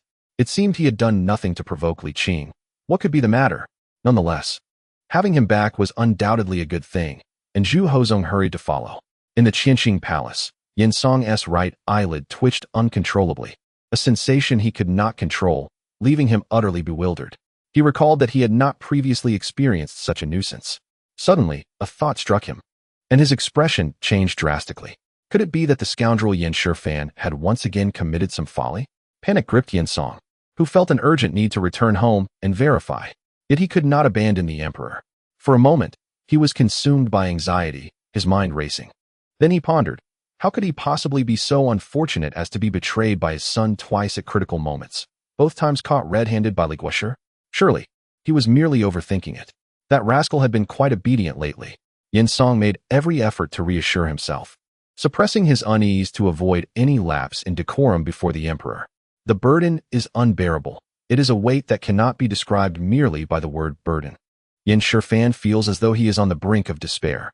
Not only did he fail to indulge in his desires, but he was also beaten. And to make matters worse, he was caught red-handed by that man named Li. At a critical moment when his father was about to be promoted to the position of Deputy Minister of Rights. Yin Shifan is almost certain that even if Li were magnanimous, the emperor would not punish him. His ambitious father, however, would never let him off the hook. It is likely that he would not even be able to walk properly, and if his father's temper flares, he might very well spend the rest of his days confined to his bed. Yin Shifan weeps. Had he known this would transpire, he would have preferred to report to prison after eating the glutinous rice balls, or even to spend the new year in jail. Now it is all over, and not even the mightiest deity can save him. Returning to Lianjiaten with trepidation, Yin Shifan, in a moment of anguished struggle, finds he lacks the courage to enter his home. Instead, he cries out from behind the courtyard wall, "Mother, don't prepare my meal for noon. I'm going to prison." There is no way he can remain at home. When his father returns, he will surely flay him alive. Upon further reflection, incarceration is not entirely unbearable. At least he would be provided with food and drink without the threat of physical punishment. If he is bored, he can converse with his fellow inmates. On his left sits the Marquis of Shaning, and on his right the Earl of Jianchang. Though their words may be harsh, they can only hurl a few insults at him. They cannot convict him nor lay a finger on him. Ironically, it is the absence of imprisonment that may lead to dire consequences. Ouyang soon emerges, intending to inquire why her son is so troubled. Upon seeing his bruised face, streaked with tears and snot, she is filled with both anger and concern. "My child, what has happened to you?" Nothing at all. I just had a little accident." Yin Shifan would not dare admit he was out indulging, having been beaten due to insufficient funds. He merely strives to maintain a facade of innocence. "Mother, this fall has enlightened me. One must accept the consequences of one's wrongdoings. Please, speak to my father and tell him that I was wrong, that I truly understand my mistake." With that, he appears to have made a resolute decision, turning towards the prison with unwavering determination. Ouyang is left bewildered, calling out several times, and seeing her son show no intention of stopping. She rushes to catch up with him. "Shifan, what is truly the matter? What has happened to you?" "I assure you, it is nothing. I simply wish to go to prison," Yin Shifan vaguely explains, dodging his mother as he continues on the path to the prison. Ouyang repeatedly attempts to obstruct him, desperate for clarity, but Yin Shifan remains tight-lipped, pressing forward with determination. Were it not for the impossibility of escape, he would have run away. Ultimately, under the pained gaze of Ouyang, Yin Shifan moves further away, resolute, evoking a sense of tragic heroism akin to the cold winds of the Yishui River. In the Hall of Supreme Purity, the anxious Yin Song, upon seeing the two figures enter, hurriedly bows once more, greeting Li Qing with customary politeness. Before presenting the meticulously prepared documents for the emperor's review, Zhu Hozong, still deeply attached to his father, examines the documents thoroughly and finds no faults. He then returns them to Yin Song, stating, "Very well. Ensure that they are implemented rigorously." "I shall obey your command," Yin Song replies, suppressing his excitement as he places the memorial back into his robes and, with a respectful bow, says, "If the emperor has no further instructions, I shall take my leave." Zhu Hozong was quite pleased with Yin Song's perceptiveness, nodding with a smile. Little did he know that Yin Song's interest was not merely superficial. He was eager to return and ascertain whether his son had brought shame upon the family. As Yin Song took his leave, he cast a fleeting glance at Li Qing. Noticing that the latter harbored no apparent objections towards him, which eased his mind slightly as he hurried away. With only the two of them remaining in the grand hall, Zhu Hozhong inquired, "Sir, your return was brief." Li Qing replied coolly, "I returned to see whether you had grown negligent during my absence, and I must say, I am quite disappointed." Zhu Hozhong furrowed his brow. "Sir, aside from the festive occasions, I have attended court daily, and there has been no lapse in governance. Take today, for instance, I even rushed to Wenholu to review documents." "I am not referring to that," Li Qing interjected. "I ask you, Yin Shifan was released by your decree, correct?" "Yes," Zhu Hozhong affirmed. Li Qing's voice turned icy. 3 years of judgment, and how much time has passed? Policies change with the wind. What has become of the court's discipline? Is this how an emperor should conduct himself? Sir, what value is there in your prior admonishments to the offspring of officials if you allow this?" Li Qing's voice rose in anger. "So all my efforts were in vain?" "No, it is not as you perceive. Allow me to explain," Zhu Hozhong hastily replied, fearing further interruption as he divulged the details. Upon learning the reasons, Li Qing's expression softened somewhat. However, he remained unconvinced by Zhu Hozhong's actions. Yin Song was indeed commendable, but his son was undeniably a scoundrel. Li Qing stated solemnly, "You may reward Yin Song, but such rewards must not be conferred upon the emperor's feet. I hope you truly consider the weight of those 4 words." Zhu Hozhong was taken aback, his face a mixture of shock and anger. But what heinous acts has Yin Shifan committed? Li Qing merely cast him a sidelong glance.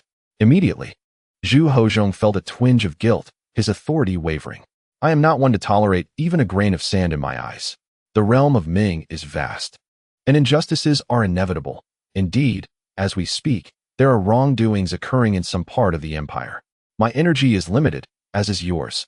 Li Qing sighed and declared, "I have 2 requests, remember them well." "Please, go on," Zhu Hozhong urged. "First, you must not feign ignorance. Upon discovering issues, you must act. Second, in the emperor's domain, there must be no tolerance for even a speck of sand." Li Qing's tone was grave. The Son of Heaven, the true Dragon Emperor, is, at its core, merely a figure of myth. In the provinces, one can use the excuse of distance from the emperor, but in the capital, clarity is imperative. This serves not only the people but also you, as the consequences of shattering the myth of the Zhu family need no further elaboration, I trust. Zhu Hozhong was slightly taken aback. Li Qing continued coldly, "The climate in the capital has always been poor, with fog and sandstorms occurring annually. Must the winds merely blow upon the people, but also invade their hearts? The Eastern Bureau, the Jinui, and the 5-city garrison combined, if they cannot provide the people with a sanctuary, how tragic that would be." Li Qing concluded, "Indeed, overstepping can make your position difficult. Yet some matters, though challenging, must be addressed. While it is unrealistic to expect all citizens of the Ming to act virtuously, the capital can certainly achieve it. And you possess the capability to do so. How can you be complacent? Thank you for your guidance."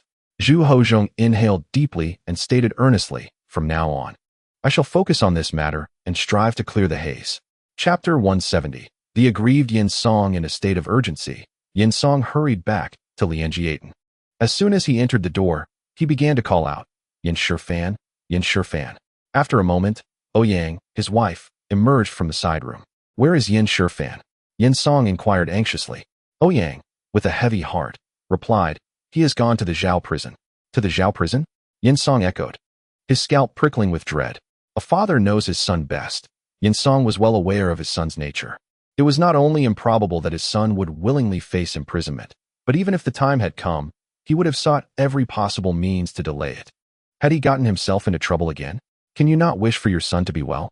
Ouyang retorted angrily. "Regardless, he is still your son. If you choose not to protect him, that is one matter, but to speak of him in such a way is unacceptable. You know nothing." It was rare for Yin Song to lose his temper with his wife. A mother often spoils her child, and the misdeeds of this little beast are partly your fault. You, Ouyang, have grown complacent. Now that you are in a high position, you disdain your humble wife, do you? If you wish to divorce me, so be it." Feeling his resolve weaken, Yin Song lamented, "That is not my intention, truly. I may have spoken too harshly. Yet it is highly likely that Yin Shifan has landed himself in serious trouble, and I cannot escape the consequences." "What trouble could he possibly have caused?" Ouyang replied, her anger still simmering. "Have you not seen how well-behaved he has been lately?" Noticing her sudden silence, Yin Song sensed something amiss and pressed, "What is going on?" Speak. Ouyang recounted the unusual behavior of their son upon his return and the recent discovery that 20 taels of silver were missing from their home. It is merely 20 taels. You need not fly into a rage over it. This is not merely about the money, Yinsong remarked curtly, turning to leave. Where are you going, my husband? Ouyang called after him. To the Zhao prison, to ascertain the truth from that rascal. Without looking back, he left, already suspecting how his son had sustained his injuries. At the Zhao prison of the Jinyue, Yin Shifan sat back on the straw mat, surprisingly finding a sense of stability in the situation. It was a relief to be free from anxiety.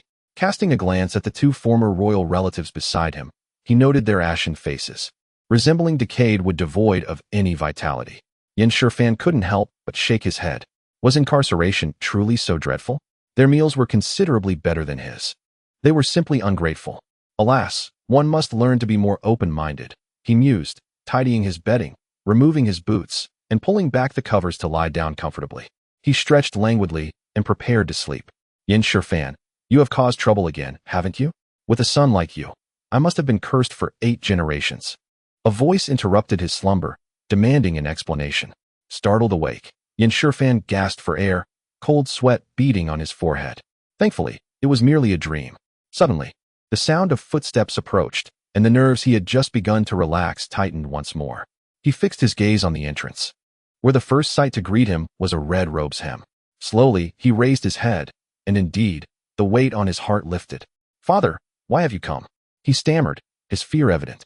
Seeing his son's terrified expression, Yin Song felt a chill run through him.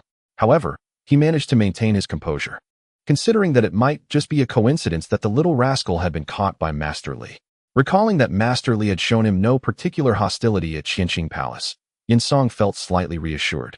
Taking a deep breath, Yin Song retrieved a piece of silver from his pocket and handed it to the jailer, who held the key, exchanging a few pleasantries to send him away before stepping inside with measured strides. Speak, father. What trouble have you caused this time?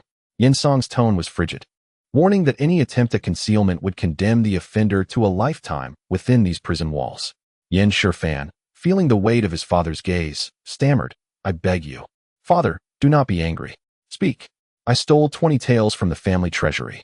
I am already aware of that. Get to the point. Yin Song's patience was waning, his expression growing more severe. I spent the money on indulgences, Yin Shifan confessed reluctantly.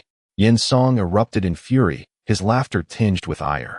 Well, you wretched child, what have you done to earn this injury? I was beaten because I ran out of money, Yin Shifan replied, his face a mask of grievance. It's exorbitantly expensive, I must say.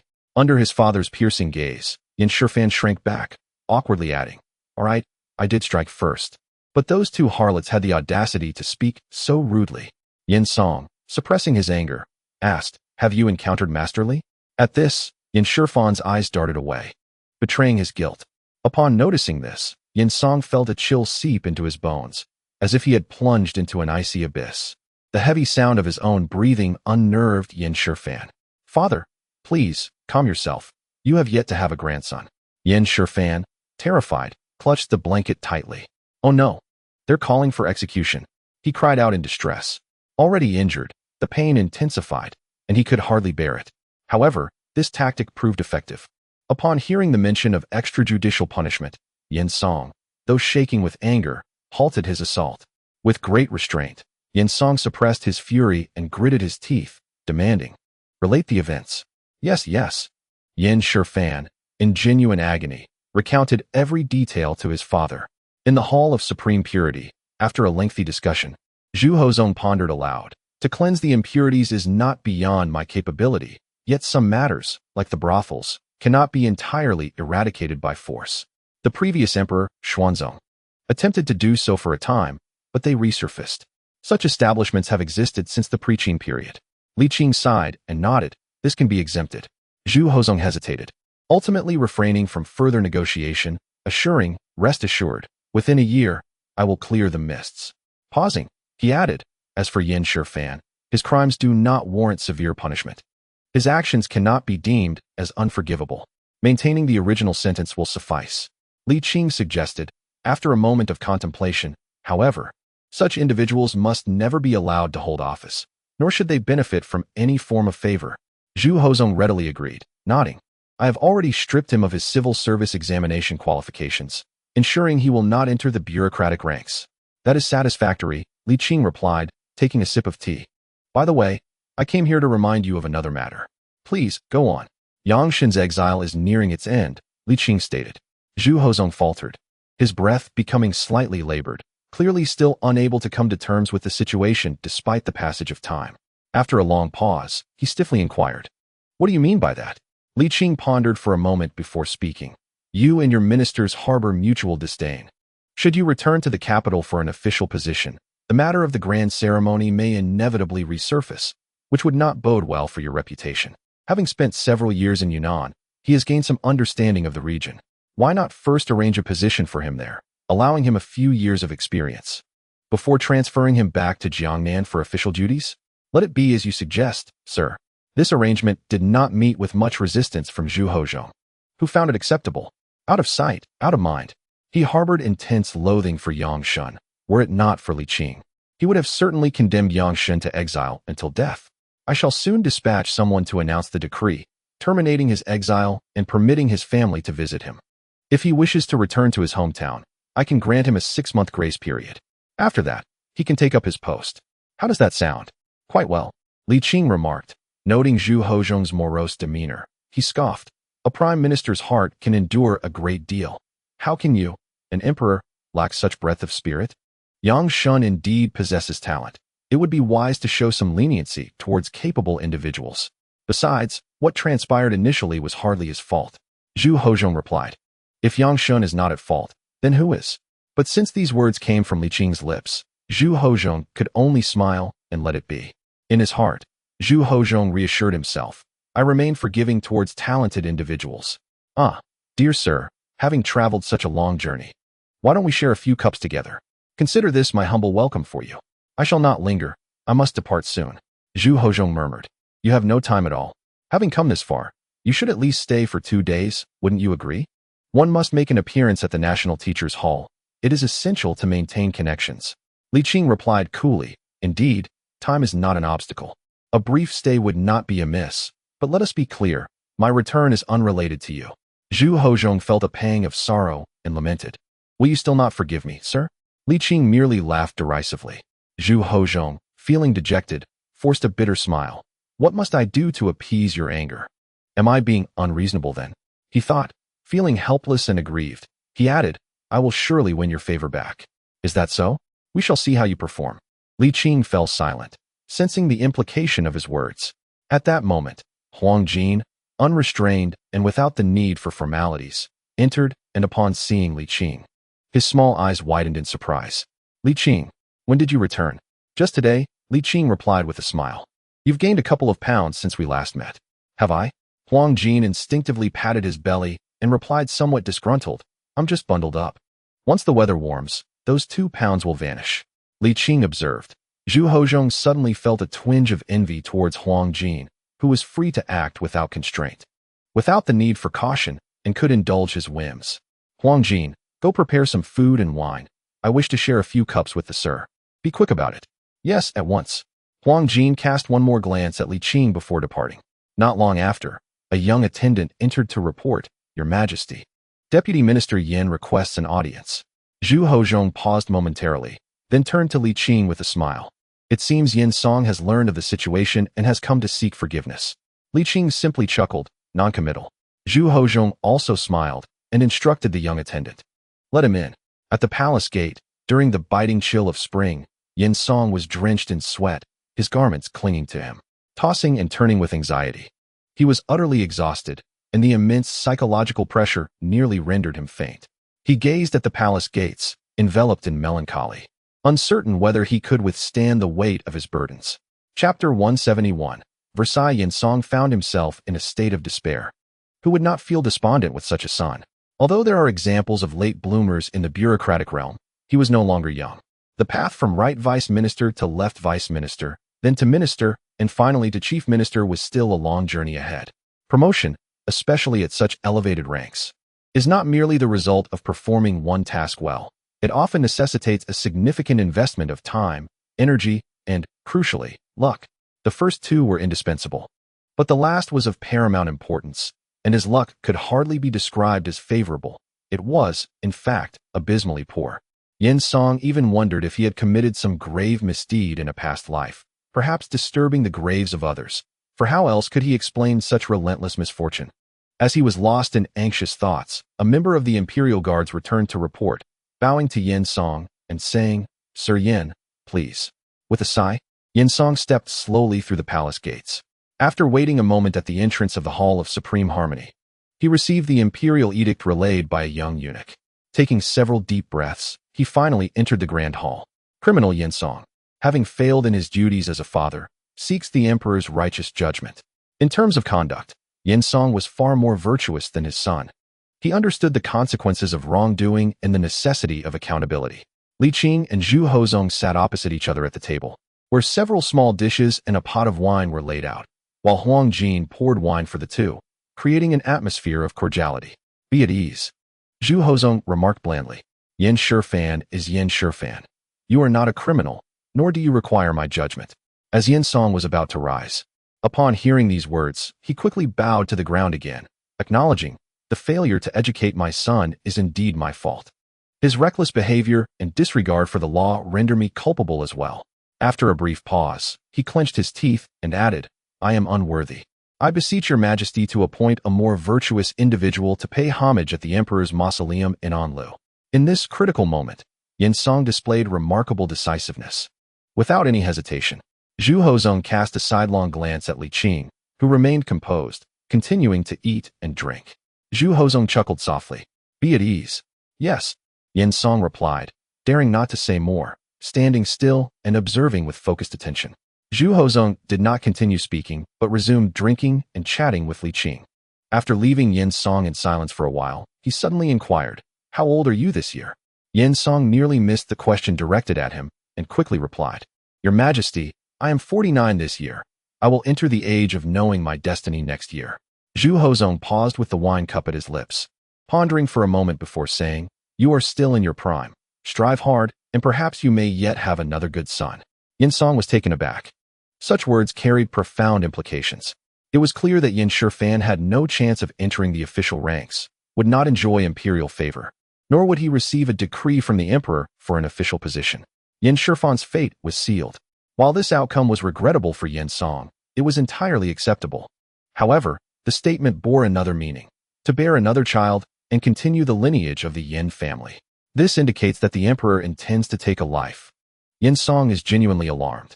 No matter how irresponsible or troublesome a son may be, he is still a son, and what father would wish to bury his own child?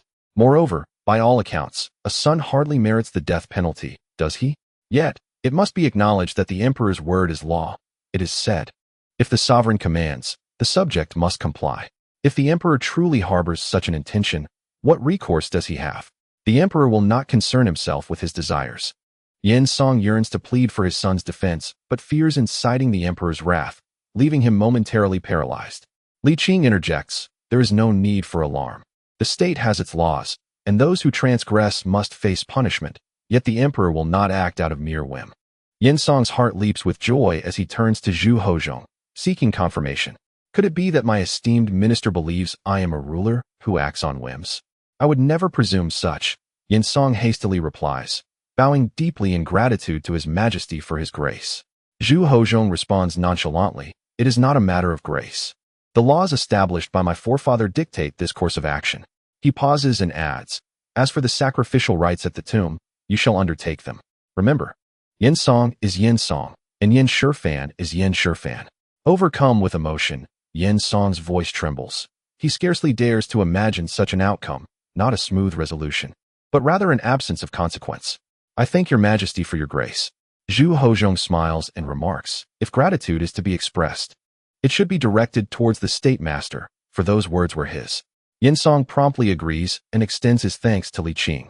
Li Qing dismisses the sentiment with a smile, indifferent to the niceties of personal relationships. He no longer needs to cultivate connections. Seeing this, Zhu Hozong waves his hand, saying, "You may leave." "We take our leave, your Majesty." Yin Song bows once more, stepping back before turning and walking slowly out of the grand hall. Upon reaching the exterior, he gazes up at the sky, feeling that life remains as splendid as ever. Inside, Li Qing sets down his chopsticks, stating, having eaten and drunk, "If there are no further matters, I shall take my leave." "No need to rush," Zhu Hozhong insists. "It would be wise for you to linger a few more days. Without you, the cabinet tends to become somewhat lax. I am busy with state affairs and cannot oversee everything continuously. Even attending court for a couple of days would serve as a necessary warning, ensuring they do not mistakenly believe you have truly abandoned your duties." Zhu Hozhong's gaze is fervent as he earnestly declares, "You may be dissatisfied with the current me, but you will surely be pleased with the future me. Grant me this opportunity, will you?" Li Qing finds his words and gaze unbearable, sending shivers down his spine. Irritated, he responds, "Fine." With that, he rises to depart. Zhu Hozhong hastens to accompany him. "Stop. There is no need for you to escort me. I keep my word." Zhu Hozhong appears wounded. "Why must you be this way, sir?" Li Qing, refusing to engage further, strides away swiftly. Once outside the palace gates, Li Qing cannot help but mutter, "What an insufferable brat." It is still early in the lunar calendar, and March's journey to Jiaoji is far off. Staying a couple of days poses no issue. It would exert a bit of pressure on the cabinet, which Li Qing would welcome. Of course, he holds a favorable view of the cabinet, particularly regarding the Chief Minister Zhang Tsong and the Deputy Minister Gui Yi, as he believes that as long as one is capable and willing to work, they are good officials. Both of these men exceed his expectations. As for personal virtues, there truly exists little to criticize between the two. At worst, their ascent to power may be deemed somewhat unsavory. However, in the context of contemporary societal norms, Li Qing does not perceive any shame in it. In the realm of politics, many resort to unscrupulous means for advancement. In contrast, the pair has not committed any heinous acts, so why should they not be accepted? Upon arriving in the capital, Li Qing felt largely satisfied. Firstly, the young emperor has not shown any signs of negligence. Secondly, the incident involving Yin Shifan has led to a more upright stance from the young emperor and has resolved Yang Shun's employment issue. One could say this has yielded considerable gains. In good spirits, Li Qing found himself humming a popular tune from the theaters of the time. Over the course of a century, the songs of the future have largely faded into oblivion, with scarcely a complete piece remaining, at times. This thought evokes a sense of regret. Li Qing sighed, reflecting melancholically, "In the distant future, when I reach that era, will I, too, become a stubborn traditionalist, disconnected from the times?" Time is indeed a relentless force. Currently, Li Qing's once sharp vigor has nearly been dulled. Moving forward, he might truly become the kind of antiquated scholar that people speak of disdainfully. A wave of inexplicable sorrow washed over Li Qing. Accompanied by a bitter self-mockery, will one inevitably become the very embodiment of what they detest? Masterly, wait for us." Turning around, Li Qing saw Huang Jin, panting heavily as he chased after him. Upon reaching Li Qing, Huang Jin was breathless, gasping for air. Once he had regained his composure, Li Qing inquired, "Did he send you to pursue me, thinking I was concocting elixirs?" "Not exactly." Huang Jin shook his head, hesitating momentarily before stating earnestly, "Although the emperor has not expressed it verbally, he likely harbors such thoughts. If you could produce some elixirs, it would surely please him." Huang Jin rubbed his hands together, a bit sheepishly asking, "Is that possible?" Li Qing rolled his eyes, suggesting Huang Jin ponder it himself. Disappointed yet not insistent, Huang Jin walked alongside him and asked, "I recall you mentioning a journey to see this year, correct?" "You have a good memory," Li Qing nodded. "My memory is sharp. Yet it seems the emperor has forgotten this matter." Huang Jin sighed. "He still hopes for a chance encounter with you in Jinling. I hesitate to dash his hopes. Perhaps you should mention it to him, to spare him disappointment." Li Qing responded with exasperation, "I am not his father. Why should I coddle him?" Huang Jin, slightly irritated, retorted, "Friends or not, do you dare to provoke me?" Li Qing shrugged, "Then go ahead and provoke." Huang Jin, disheartened, shook his head, "Alas, even the emperor cannot sway you. You are truly invincible." "Alas," Li Qing sighed, "being invincible is not necessarily a blessing." Huang Jin, unable to articulate a retort, felt a lump in his throat, managing only to utter, "But it is obviously quite good. You do not understand. Do enlighten me." "To be excessively invincible can lead to profound solitude," Li Qing replied pensively. "At times, I truly find myself nostalgic for the days of scheming and rivalry, unlike the present." Huang Jin's plump face twitched for a moment, as he struggled to find a suitable comeback to Li Qing's lament. "Ah, the loneliness," Li Qing sincerely mused. As they arrived at Lianjiaten, Huang Jin took out a key to unlock the door, stating, "The Emperor occasionally sends people to manage this place, ensuring you can return and stay at any time." "Indeed." Huang Jin, feeling somewhat discontented, queried, "Are you not moved at all?" "It is not just him who acts this way. His grandfather did the same." Li Qing, while lamenting, strolled into the small courtyard, glanced around, and remarked, "The grandson as emperor pales in comparison to the grandfather, yet his talent for flattery indeed surpasses the former." Huang Jin, at a loss for words, found himself at a disadvantage due to his inability to retort. His round face flushed a deep red, utterly speechless. Could he accuse him of boasting? There was no evidence to support such a claim. It was truly infuriating. Chapter 172. Addressing matters, not individuals. The room was impeccably arranged, devoid of any trace of neglect or dust from disuse. Li Qing merely tidied the bedding before basking in the afternoon sun. Meanwhile, Huang Jin recounted the significant events that transpired during Li Qing's absence. As the esteemed national teacher of the Ming dynasty and a favored advisor of the emperor, Li Qing was privy to both official and personal affairs, and Huang Jin detailed everything with great precision. Listening intently, Li Qing felt generally satisfied. Although the character of Emperor Jiajing was far from endearing, his competence in governance was undeniable, provided he maintained a proper demeanor. At present, Jiajing's attitude appeared quite correct. After speaking at length, Huang Jin noticed the lack of response and could not help but inquire, "Do you not think the emperor is truly admirable?" Li Qing was momentarily speechless, responding, "Well, he is adequate, I suppose." "Is that all?" Huang Jin pressed, discontented. "Is there nothing more to add?" Li Qing chuckled softly. "What do you expect? He is the emperor of the Ming dynasty, the sovereign of millions. Is it not his fundamental duty to govern? Should fulfilling the responsibilities of an emperor warrant extravagant praise? Moreover, how much of his actions stem from genuine intent? You, of all people, should be aware." Feeling a flush of embarrassment, Huang Jin retorted, "But good is still good. I never claimed otherwise." Li Qing sighed. "However, a person with too strong an agenda often finds it difficult to be likable."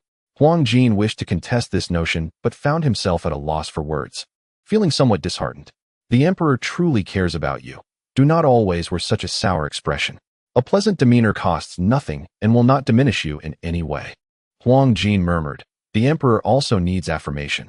Is your goodwill so precious?" Li Qing scoffed lightly, gazing skyward as he replied, "Humans are inherently insatiable, always desiring more. He, in particular, exceeds the norm. While others seek 1,000 coins, he aspires to become immortal." Huang Jin scratched his head and inquired, "Is it difficult to attain immortality? Do you desire it as well?" "How could I dare to harbor such extravagant hopes?"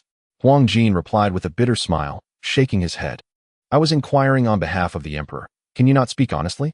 "Indeed, it is exceedingly difficult, akin to scaling the heavens," Li Qing stated.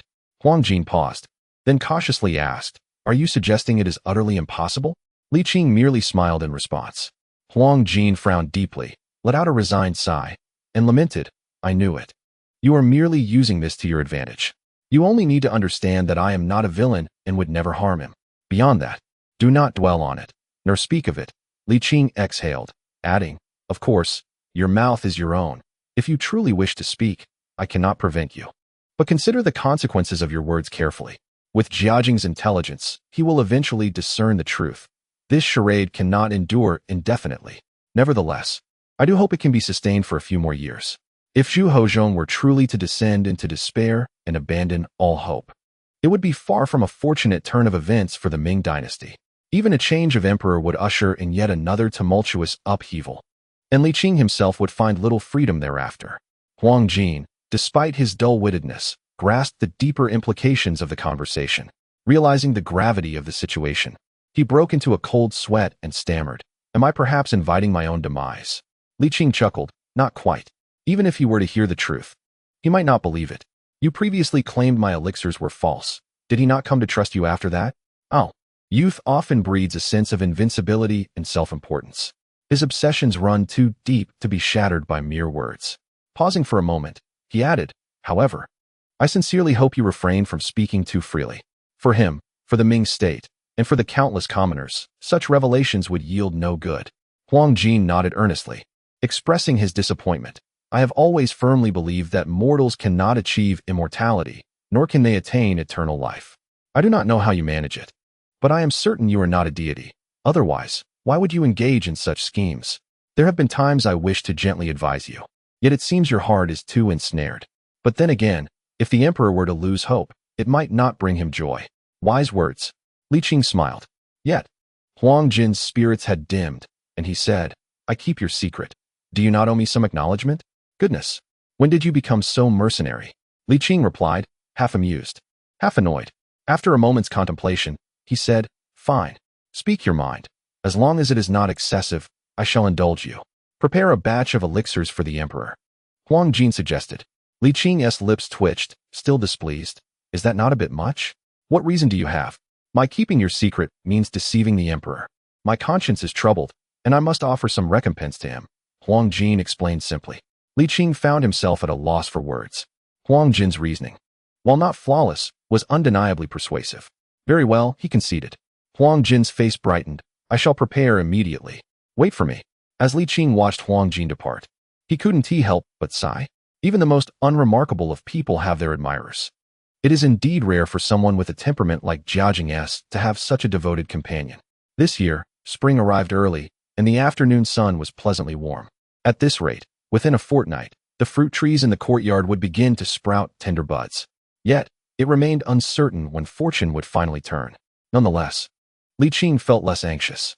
The industrial and commercial systems were becoming increasingly robust, expanding in scale.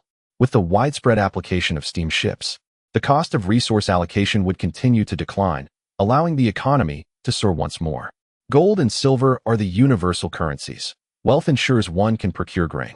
Though the Ming dynasty's climate may be unfavorable, there are regions with more temperate conditions.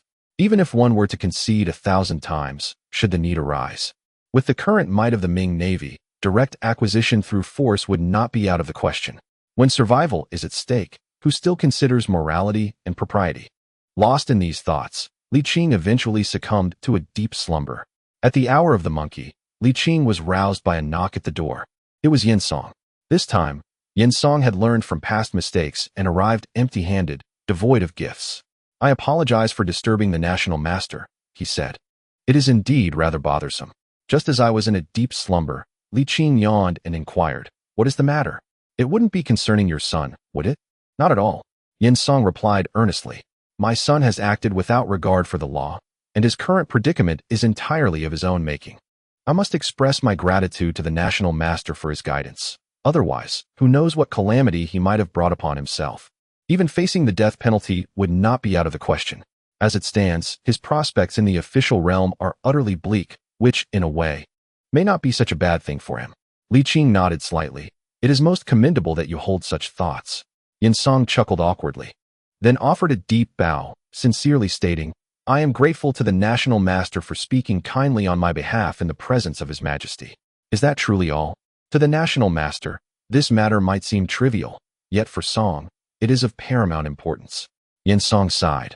I am approaching the age of knowing my fate. Reflecting upon my past, aside from a few essays, I have little political achievement to show for my efforts. While I feel a sense of shame, I also harbor some resentment. To be candid with you, if this time does not yield results, my spirit will be utterly diminished. Li Qing chuckled softly. In truth, your rise mirrors that of the two grand scholars, Zhang Gui and Guo Ao, who ascended through flattering the emperor. I do not personally disdain such actions. In the tumultuous sea of politics, sinking is the norm. To rise, one must wield cunning and strategy. However, he shifted his tone. As the saying goes, a hero does not inquire about origins. The glamour of one's ascent matters little. What is significant is to govern effectively while in power. If you cling to a single skill and rely solely on pleasing the emperor for future advancement, without making any substantial contributions, your prospects will be fleeting. Zhang Tsong and Gui are exemplary cases. Pausing for effect, he added, if you, Yin Song, were merely a flatterer, knowing only how to curry favor without action, then even if the emperor holds you in high regard, I would ensure you are dismissed. Indeed, Yin Song replied, steeling himself to assure. As one who feasts on the king's bounty, I must share in his burdens.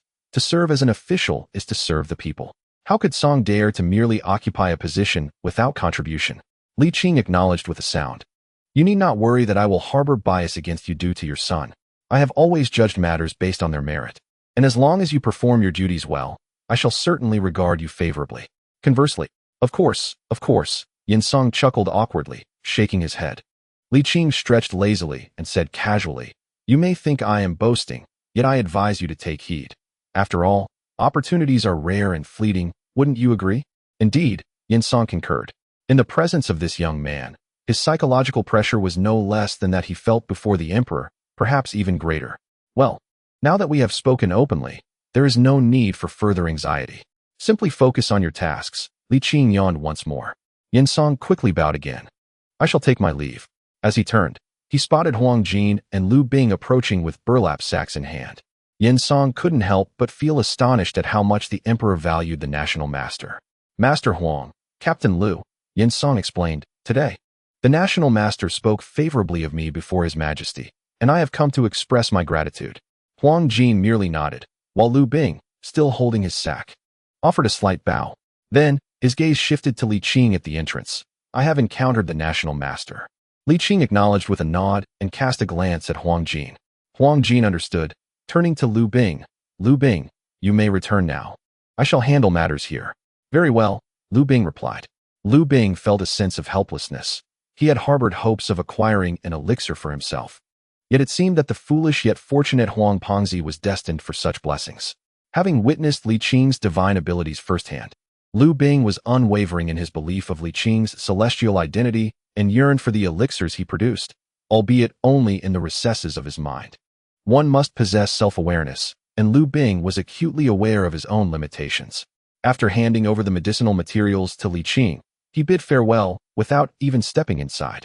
It was the first time Li Qing regarded this Lu Baihu with earnestness and turned to Huang Jin, inquiring, he seems to be childhood friends with the emperor. Does he not? Indeed, we often played together during our time at the Xingwang mansion, Huang Jin explained. Chapter 173. The interests of the court above all else. Huang Jin did not withhold information, revealing to Li Qing that the emperor intended to cultivate Lu Bing as the head of the Jinyue. Li Qing asked, what is his capability? With 2 of the 3 factories gone, only the Jinyue and the eastern factory remained, underscoring the significance of the Jinyue, to which Li Qing held a certain fondness. To be frank, Lu Bing is quite formidable. He possesses both talent and courage, Huang Jin replied. You are aware of the maternal relatives of Empress Zhang, correct? It was Lu Bing who sealed off the estates of the Shaning Marquis and the Jinchang Earl, as well as orchestrated their arrests. Li Qing nodded slowly. So? He is indeed a remarkable individual. Haha, he is certainly superior to me, Huang Jin said, blushing slightly. My position as the chief of the ceremonial office is solely due to the emperor's favor. If we were to discuss true ability, I wouldn't even qualify to serve as a scribbler for the eunuchs. Li Qing smiled gently. That is an unfair assessment. The trust bestowed upon you by a suspicious and difficult emperor is a skill in itself. You need not belittle your worth. Huang Jin scratched his head, uncertain whether to feel pleased or angry. After a moment of contemplation, he said, in truth, the emperor is quite easy to get along with. It's not as troublesome as you suggest. Li Qing merely chuckled in silence. Well then, let us return to alchemy. Huang Jin began to extract the necessary herbs from the sack and, at last, produced a few sweet potatoes, saying with a grin, I brought these for roasting. So you want to have to venture out for supper and then return in the dark. You are rather considerate, Li Qing replied with a smile. There is plenty of charcoal in the eastern kitchen, and the stove is also there. You may proceed with your preparations. Huang Jin nodded and went to fetch the stove and charcoal, igniting the fire with practiced ease. Masterly, calling you by that title feels rather awkward. May I simply use your name? Huang Jin offered a roasted sweet potato. Li Qing accepted it, blowing on it before taking a bite, nodding, of course. Names are meant to be used, as long as it pleases you. The Zhu family would provoke Li Qing's ire with such familiarity, as they owed him much. Yet Huang Jin owed him nothing, so Li Qing bore no grievance. All right. Huang Jin also took a piece of the roasted potato and bit into it. Wincing as the heat made him tear up, and through his muffled words, he asked, have you always been so restless? Li Qing swallowed his morsel, not hurrying to eat further, and replied, not entirely. In fact, prior to the Xuanda reign, I scarcely left the central authority. However, I wasn't in attendance daily. It was a sporadic affair. I see, Huang Jin nodded. Given all these years, have you ever contemplated giving up? Li Qing chuckled wryly and shook his head. reflecting that at times it was indeed quite infuriating. Yet, to truly let go was an insurmountable task. He had invested too much to simply abandon it. In that case, it is rather remarkable. Huang Jin hesitated for a moment before adding, but also rather tragic. If longevity must come at such a price, it hardly seems worthwhile. Upon realizing the impropriety of his words, Huang Jin awkwardly inquired, "Did I inadvertently hurt your feelings?" Li Qing lightly laughed and shook his head. "Your observation is truthful. There is little pleasure in immortality. Witnessing family, friends, brothers, and confidants grow old and ultimately return to dust. How can that be considered good?" Huang Jin shook his head, lowering his gaze to the sweet potato.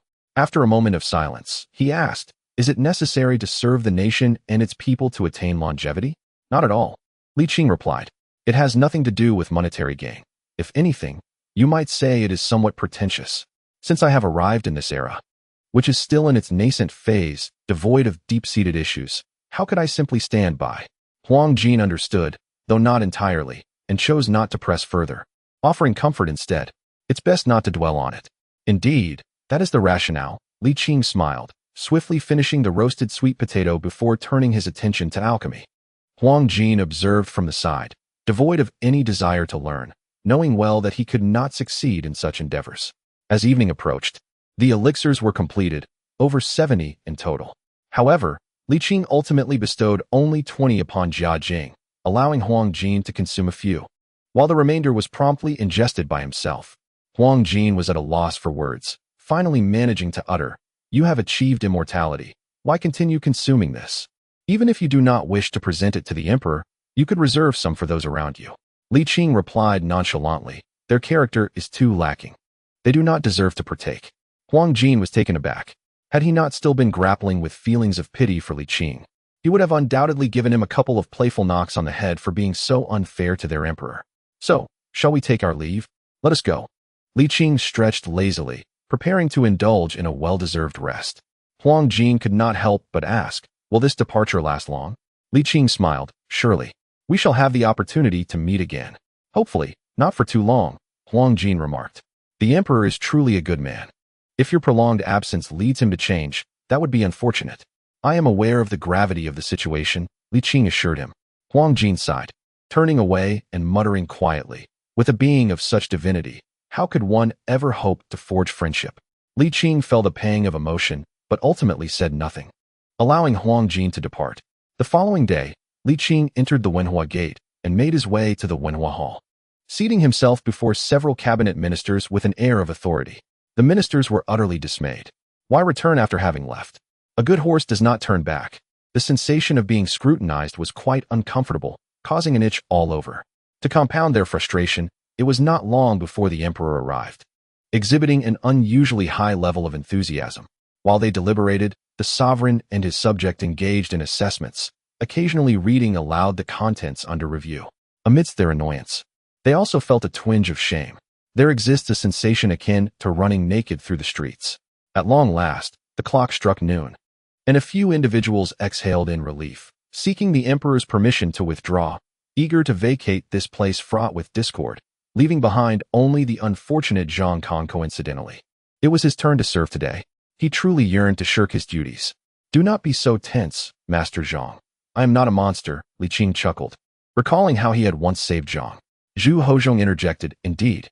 Zhang Tsong, feeling somewhat embarrassed, replied, "I am not anxious. The grace bestowed upon me by the national master has always been etched in my heart." After a pause, he inquired, "Is the national master returning to court this time?" Li Qing pondered briefly before responding, "There is not much to say, but since Master Zhang has asked, I suppose it would not hurt to share." Upon hearing this, Zhu Hozhong eagerly adopted an attentive demeanor. "Well, as a native of Jinling, I have heard that the Marquis of Yongqing has made groundbreaking advancements in steamship technology, which could potentially transform the landscape of internal and external trade for the Ming dynasty. However, steamships are heavily reliant on fuel, namely coal," Li Qing elaborated. "Currently, steamships are not yet fully developed and require the establishment of fuel supply stations along their routes. I have heard that the Marquis has donated steam technology, and if the court is to become involved, it must achieve tangible results, such as a government-operated fuel supply station." That is a commendable suggestion," Zhu Hozhong declared.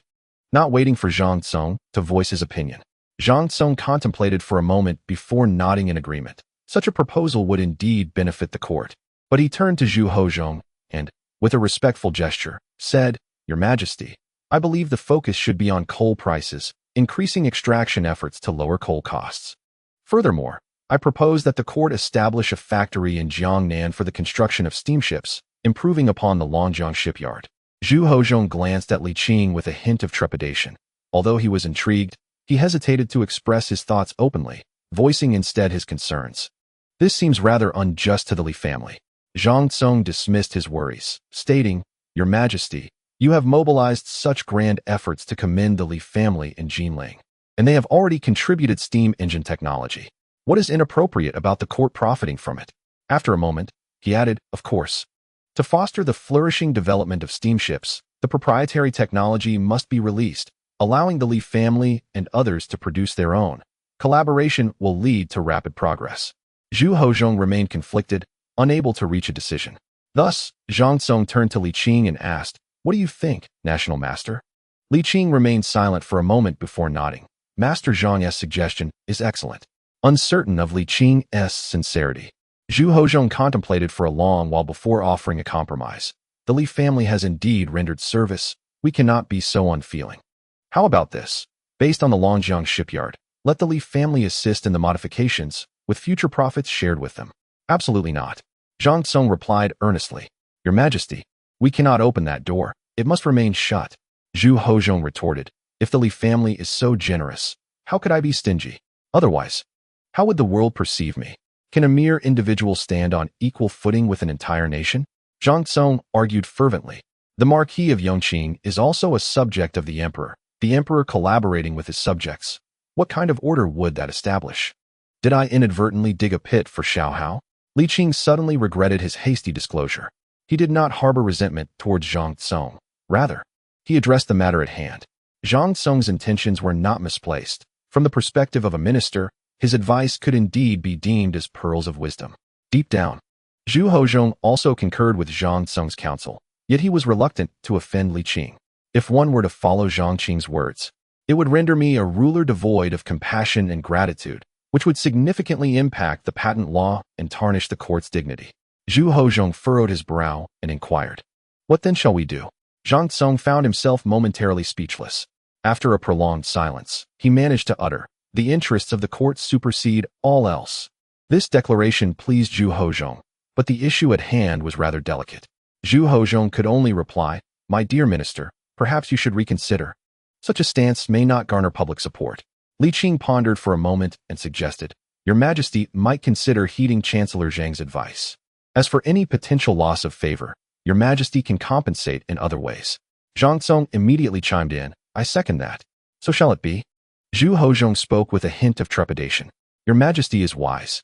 Zhang Tsung, though delighted, felt a pang of envy, secretly lamenting, "It truly is Li Guoshi who holds sway.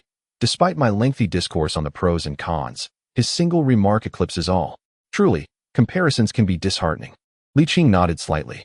Observing this, Zhu Hozhong chuckled, "Let it be settled then, but we must ensure that compensation to the Li family is appropriately addressed. I cannot dampen the enthusiasm of my ministers towards the court." Chapter 174. The flourishing of all things in the hall of the National Master. The two sovereign and minister found themselves alone. Zhu Hozhong first expressed his gratitude for the alchemical teachings, then sought counsel on matters of cultivation. Unfortunately, he gleaned little from the encounter. It was not that Li Qing was unwilling to share. Rather, the concepts he articulated were beyond Zhu's comprehension, akin to deciphering an ancient script, yet he felt an inexplicable sense of awe. In the end, he could only sheepishly request, "Might you compose a tome of ancestral teachings for me?" Without waiting for Li Qing's response, Zhu Hozhong hastily assured, "Rest assured, my lord. Public duties will take precedence over any personal endeavors. I shall not let this interfere with state affairs." Li Qing contemplated for a moment before replying, "This will require time for arrangement. I shall present it to you at our next meeting." "Very well," Zhu Hozhong said, feeling a twinge of disappointment. But remembering his imminent journey south, he soon dismissed his discontent. "The Longjiang shipyard?" Zhu Hozhong mused, "The emperor's words are law. I cannot go back on my word." Li Qing chuckled softly. "Ah, Zhu Hozhong laughed awkwardly, then grasped the underlying intent, stating, "The matter of clearing the capital of its fog shall be addressed before my journey south. Upon my return, I shall intensify efforts to eliminate any potential unrest by the year's end." Li Qing nodded gently, savoring his tea leisurely. Noticing Li Qing's apparent disinterest in further conversation, Zhu Hozhong remarked, "Time has slipped away. Summon the meal, for I shall dine in the hall of the national master today." The imperial feast was exceedingly lavish, featuring a plethora of dishes, grilled, roasted, fried, and a variety of delicacies from land and sea, though nearly all was wasted. After relishing the banquet, Li Qing felt a pang of concern regarding the excess and inquired, "Is this how you usually dine?" Zhu Hozhong replied, perplexed, "Is there something amiss with this?" "Not exactly," Li Qing responded.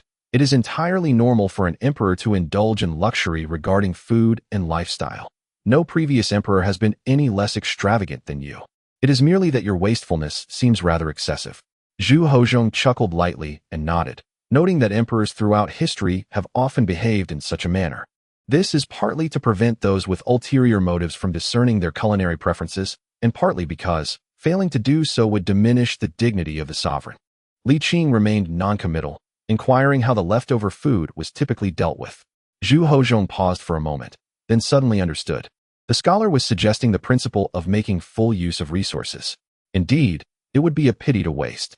Zhu Hozhong chuckled awkwardly, choosing to remain silent, as he clearly held the belief that the emperor occupies a unique and transcendent position, one that should not permit even discarded remnants to be enjoyed by others. An emperor must maintain an aura of reverence. A ruler who mingles too freely with his subjects cannot effectively govern. Zhu Hozhong stated that the reverence of his subordinates should not be undermined. "I cannot be a ruler like Emperor Xiaozong, nor does reality allow for such a possibility." This assertion may have been somewhat dogmatic, yet it was not without merit. Li Qing smiled and suggested that perhaps the portions could be reduced. Even if a single dish contained just a few morsels, it would suffice. Of course, as a dignified emperor presiding over the realm, there is no fault in indulging a bit, yet one should also strive to minimize unnecessary waste. Zhu Hozhong nodded with amusement, acknowledging the scholar's wisdom. "I shall inform them to reduce the food portions." Li Qing sighed in relief, affirming, "One should save where possible and spend where necessary." "Indeed," Zhu Hozhong replied with a smile, raising his cup. Li Qing clinked his cup against the emperor's, asking, "Do you understand now?" Zhu Hozhong spilled a bit of wine from his cup, pausing momentarily before offering a wry smile. "To save is for oneself, and to spend is for the greater good of the Ming dynasty. Is that correct?" "Precisely," Li Qing nodded. He recounted how the founding Emperor Taizu, of humble origins, led a modest life, even cultivating vegetables within the palace. Emperor Taizong had expended vast resources, yet very little of that wealth was devoted to indulgence. Of course, I do not intend to be overly critical. The imperial treasury of the Ming is currently flourishing. As long as affairs are well managed, a touch of extravagance is permissible. But one must not go overboard, mustn't one? As the saying goes, wealth and nobility should not lead to debauchery. Zhu Hozhong was somewhat dismissive of these remarks. After all, he was the emperor, the sovereign of the Ming dynasty, the ruler of all under heaven. Should he truly live so frugally? Nonetheless, given that it was Li Qing who spoke, whether to heed or dismiss him was a matter for consideration. At the very least, he could not overtly contradict him. Zhu Hozhong listened patiently, nodding frequently. Li Qing was not one to be overly pedantic, but he adhered to the principle of correcting mistakes upon observing them. Echoing the sentiment of Liu Bei, "Do not neglect small acts of goodness." In truth, this matter was not of great consequence. The Ming dynasty was thriving, having emerged from the diligent governance of the Run and Xian reigns, restoring the treasury and even yielding a surplus. Now, following several dynasties, the empire was exceedingly prosperous. Even if the emperor indulged a bit, it was hardly a matter of grave concern. However, having witnessed the frugality of the founding Emperor Zhu and the diligent efforts of the fourth son, who had devoted his life to the welfare of the Ming, it was somewhat disconcerting for him to observe the extravagance of a grandson who sat upon the throne. Thus, he felt compelled to voice his concerns. Zhu Hozhong found the discourse more surprising than bothersome, astonished that Li Qing would expound so extensively on such a trivial matter. In his perception, Li Qing was not meant to be such a person. For a moment, it was both amusing and perplexing. After a lengthy discourse, Li Qing remarked, I shall remain here for one more day and depart from Beijing tomorrow afternoon. There is no need for you to see me off. I will return when the time is right." After a pause, he added, "Of course, this largely depends on you." Zhu Hozong nodded bitterly. "I shall exert every effort. I only hope that you do not adhere too stringently to perfectionism and do not keep me waiting for too long." Li Qing considered nodding in agreement, but feared it might lead Zhu Hozong to lower his standards, so he opted for a smile instead. The implementation and adherence to the whip law requires your utmost diligence. Furthermore, the development of the commercial association is of paramount importance, Li Qing asserted. Matters must be prioritized. These next 2 years are crucial. Zhu Hozong nodded gently. "I am well aware of this." "Then all is well," Li Qing replied, leaning back in his chair. Squinting as if to feign sleep, silently issuing a dismissal. Zhu Hozong felt somewhat hurt, questioning, "Is it that you hold me in such disregard? You are overthinking it. I am merely fatigued from the carbon fumes, just indulging in laziness after a hearty meal," Li Qing stated languidly.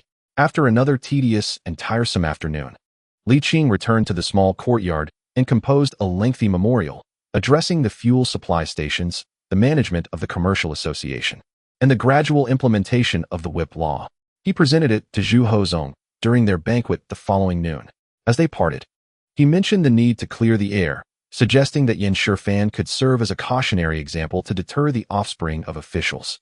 Zhu Hozong readily agreed, expressing with reluctance, "I hope our next meeting will not be far off." Li Qing smiled and departed. "Huang Jin, see the gentleman off," Zhu Hozong instructed. "No need. I am pressed for time," Li Qing replied, somewhat regretfully. Huang Jin appeared hurt. Li Qing then added, "Next time I visit, I hope your skill in roasting sweet potatoes remains impeccable. You may rest assured, our culinary prowess is favored by His Majesty," Huang Jin boasted proudly, puffing out his chest. When he looked down again, Li Qing had already turned to leave. Huang Jin scratched his head, feeling dejected. Zhu Hozong, however, felt little sorrow in his departure, merely stating, "Our next encounter is destined not to be far off, as I shall soon be heading south." He then picked up the memorial to glance over it, muttering, "I am not a ruler who confuses priorities or lacks competence. Whether you write this or not, my governance will not falter. If only you would spend your time penning a memorial on cultivating immortality instead." Huang Jin withdrew his gaze, curiously inquiring, "What did your Majesty just say?" "Oh, nothing of consequence," Zhu Hozong replied, stretching lazily. "I am weary. You may resume your duties." On the second day of the second month, as the dragon raises its head, people honor the kitchen god, prepare plowing oxen, gather dragon energy, and partake in dragon food. The festivities of the new year have concluded, ushering in a season of renewal. Farmers begin their labor, while affluent youths and even unmarried women venture out today, some to enjoy the springtime, others to promenade, all seeking to harness the dragon's energy. The streets and fields buzz with vitality. On this day, the atmosphere is vibrant and full of life. Today, every tavern features dragon-themed dishes, dragon whisker noodles, dragon ear dumplings, and dragon eye wontons. Foods adorned with the character for dragon are especially popular.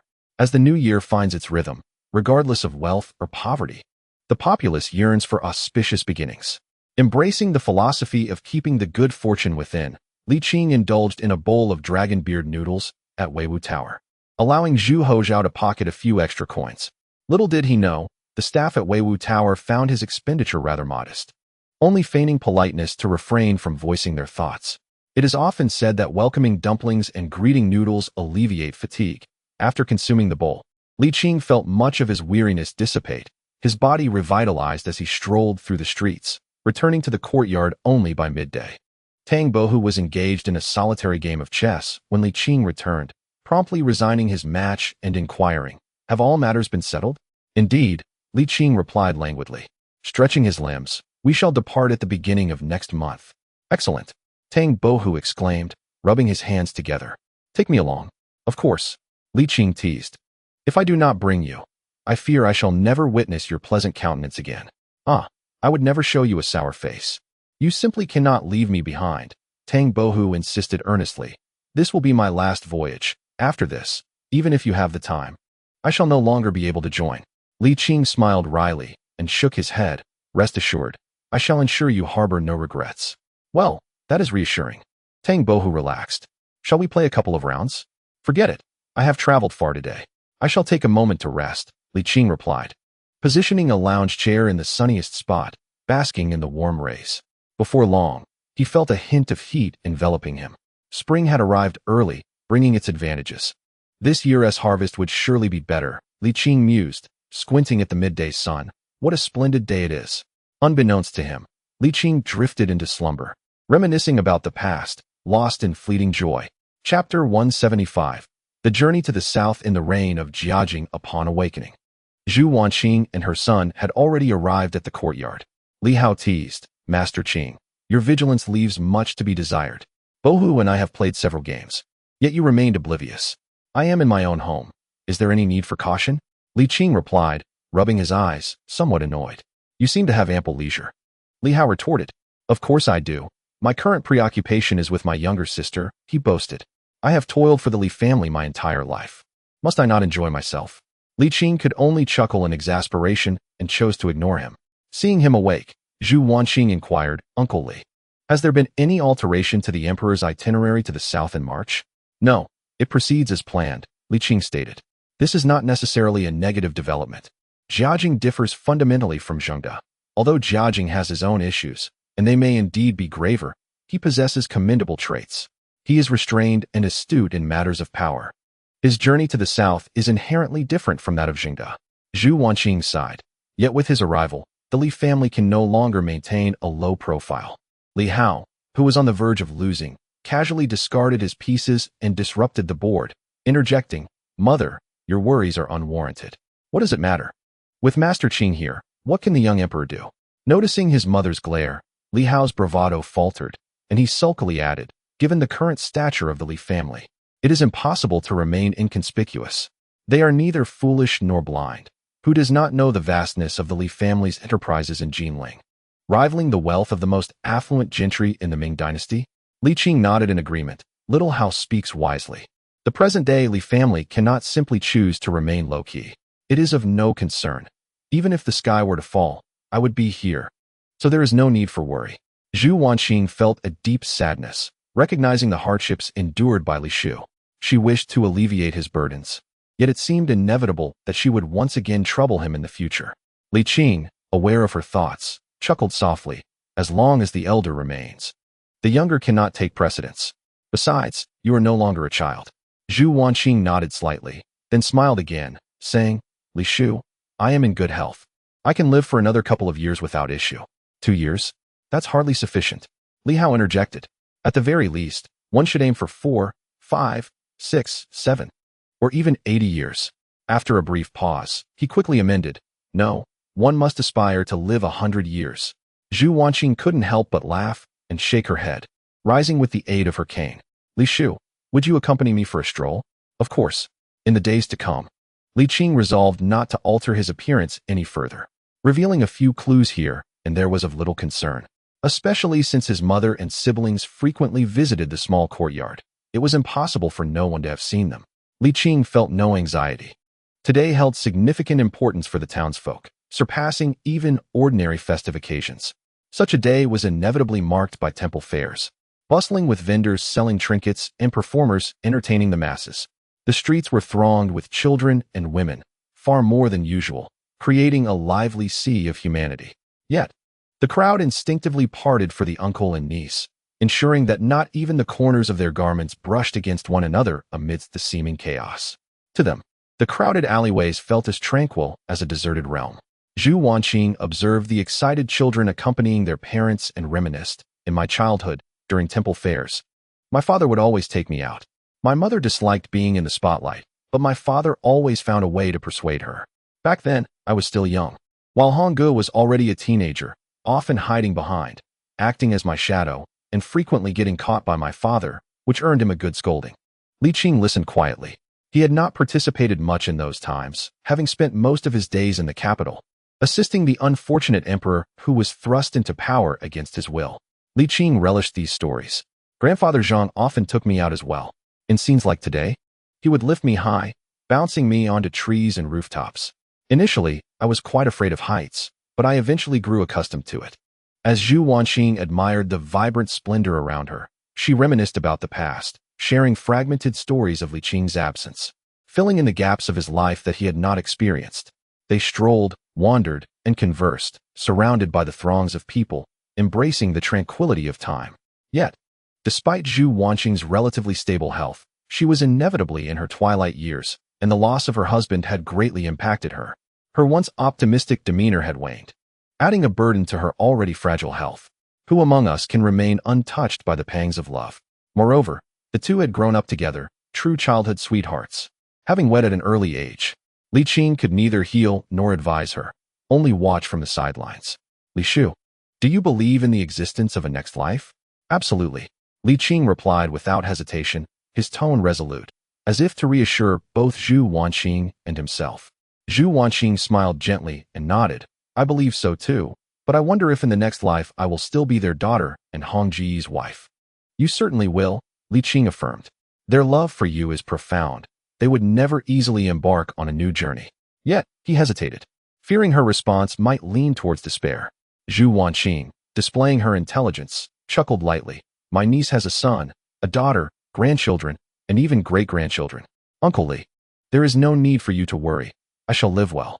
Li Qing nodded in agreement. Upon my return from overseas, I have decided not to wander far again. I will reside in Jinling, accompanying you and the family. He laughed lightly, adding, currently, there is little that demands my constant exertion. I too yearn for a life of comfort and ease. Zhu Wanqing sighed, her heart heavy with emotion. Indeed, it should have been this way. It was long overdue. As the sun dipped below the horizon, the uncle and niece returned to their small courtyard. The bored Li Tang duo had already begun to drink, though only in moderation. Upon their return, they dispersed the gathering. Li Hao, unaffected by the effects of alcohol, assisted his mother back to the Ho residence. Though Tang Bohu had not fully enjoyed himself, he dared not indulge further, fearing Li Qing's admonitions, and instead engaged Li Qing in discussions about their upcoming journey at sea. Life in the Jinling courtyard was perpetually tranquil, serene, and comfortable. This, however, was merely Li Qing's perception. In reality, it was quite lively, particularly after Zhu Hozhao learned of Li Qing's return, which heightened the atmosphere. The ease of life was interspersed with the vibrant hum of daily affairs. Time, as it often does, slipped away unnoticed, and before they realized it, a month had passed, bringing them to the day of departure. Li Qing still felt unprepared but did not wish to delay their plans. Zhu Wanqing had been adjusted under his care, and for the next year or two, no significant decline in her health was anticipated. Li Hao was robust, Zhu Hozhao was in the prime of his youth, and with Tang Bohu by his side, Li Qing faced no substantial worries. After imparting numerous instructions, Li Qing concluded his advice and, accompanied by Tang Bohu and Li Shuer, set sail for the capital. During this period, Zhu Hozong was also quite occupied, engaged in ancestral rites, managing pressing affairs, arranging for governance during his absence from the capital, and distributing his itinerary for the southern journey, ensuring local officials were adequately prepared. He was busy, indeed, and found joy in his endeavors.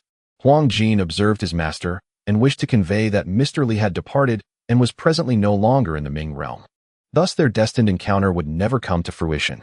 Yet, every time the words lingered on the tip of his tongue, he swallowed them back, unable to voice his thoughts. On the 6th day of the 3rd month, with the Empress and all civil and military officials seeing him off, Zhu Hozong embarked on his journey to the south.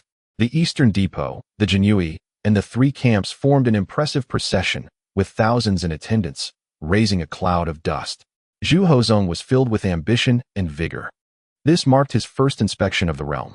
It was said that the south was splendid, yet he had never visited. Especially after leaving the capital, Zhu Hozong felt an unprecedented sense of lightness. His demeanor transformed. He laughed openly, a stark contrast to the stoic countenance he maintained within the palace. At this moment, he embodied the spirited essence expected of his age.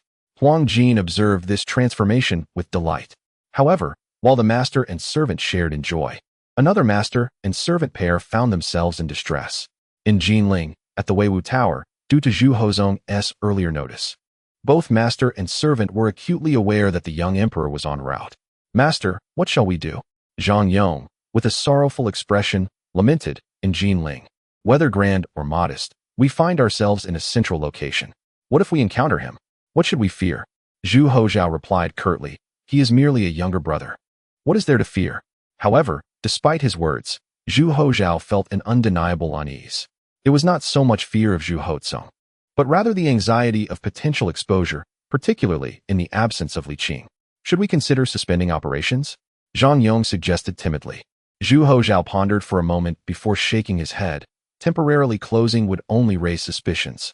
The connection between the Weiwu Tower and the Yongqing Marquis is hardly a secret, and our reputation has already been established. To close early would mean significant losses. How much would I have to compensate? I must save enough for my 3 sons' dowries. It is easy to close, but reopening is a challenge. In 2 or 3 months, our cooks and staff might have deserted us. My lord, Mr. Li is not present. Zhang Yong interjected. But I have my cousin. I will go speak with him, Zhu Hozhao replied. Yet, Zhang Yong remained apprehensive, whispering, It is not that I wish to meddle, but while the Yongqing Marquis is a good person, he often gives off an unreliable impression. Is that so? Zhu Hozhao scratched his head. I find him to be quite dependable. Zhang Yong refrained from voicing his true thoughts, retorting instead, Perhaps I should just hide. You are fortunate. He has not seen you, but I am the one who stands out. Zhu Hozhao suddenly felt discomfort, expressing his dissatisfaction. Hide from what? Do you doubt my ability to protect you? Zhang Yong forced a smile. It is merely a matter of avoiding unnecessary trouble. Very well, I shall seek out my cousin, Zhu Hozhao declared, leaving the private room and heading to the Yongqing Marquis' residence. Upon entering the Marquis' estate and finding Li Hao, Zhu Hozhao wasted no time, stating, Cousin, you surely do not wish for the young emperor to learn of my existence? Li Hao, taken aback, replied, He has never even seen you. Why the panic? Your Weiwu Tower attracts officials, yet none have recognized you. Though he spoke confidently, Zhu Hozhao couldn't shake off the what-if scenario. There is no what-if, Li Hao declared resolutely. Chapter 176. The emperor arrives. Li Hao was adept in business, though lacking in other areas. Asking him for advice was akin to leaping over a wall in broad daylight. Yet, oblivious to his own shortcomings, Li Hao boldly proclaimed, With me here, there will be no surprises. As the Yongqing Marquis, his words carried considerable weight. Coupled with Zhu Hozhao's own unreliability, it was only natural that he perceived everyone else as trustworthy. After all, how could Li Hao, despite his questionable reliability, manage the Li family's thriving enterprise? Zhu Hozhao relaxed, exclaiming, With your assurance, cousin, I shall feel at ease. From now on, I shall enjoy complimentary meals at the Weiwu Tower. That sounds rather insulting, Li Hao muttered, when the emperor arrives in Jinling. He will surely visit the Li family's research base. You must be cautious. If others do not seek you out, do not present yourself to them. Rest assured, I am aware of the stakes, Zhu Hozhao assured him, rubbing his hands together. Once the young emperor departs, may I not finally unveil the new excavator? Absolutely not. Why not? Because I refuse to change my surname, Li Hao replied with irritation. What does the Yongqing Marquis say? Zhu Hozhao inquired. With him present, there will be no surprises. Zhu Hozhao stretched leisurely, placing his heart at ease. The significance of the current Yongqing Marquis rivals that of the Prime Minister. Not to mention the added influence of Li Qing. Zhang Yong scratched his head. His rational analysis confirmed this, yet he felt an unsettling disquiet within. The temperament of the Yongqing Marquis appeared somewhat unpredictable, lacking in gravitas. However, Zhang Yong had established his roots in Jinling largely thanks to the Yongqing Marquis. So he refrained from voicing any negativity, keeping it confined to his thoughts. Zhu Hozhao, returning to his carefree demeanor, threw an arm around Zhang Yong's shoulders and said, Old Zhang, you've never operated an excavator, have you? Today, I'll take you for a try. Zhang Yong chuckled wryly, recalling the Yongqing Marquis' jest that if he were allowed to operate an excavator again, he would take on the Marquis' surname. He meant a new excavator. Zhu Hozhao insisted. Zhang Yong, devoid of enthusiasm, shook his head with a bitter smile. I need to settle the accounts for lunch first, if you wish to go. Then go ahead. We can tally up later this afternoon. Let us be off. It is often said that a journey of 1,000 miles begins with a single step. Yet only when one embarks upon that journey does one realize the arduous nature of travel, even with the luxury of a grand carriage, without reliance on one's legs. And enjoying the finest accommodations, Zhu Hozhao still found the experience tedious and wearisome. Huangjin, how much farther? He inquired. Your Majesty, we have only just left the capital. We are still quite early in our travels, Huangjin replied. We have covered merely 1/10 of the distance, so do not rush. 1/10. Zhu Hozhao was taken aback. Did that mean it would take over a month to travel from the capital to Jinling? Well, if we hurry, a month should suffice, Huang Jin responded, somewhat reluctantly. This was not a solitary journey.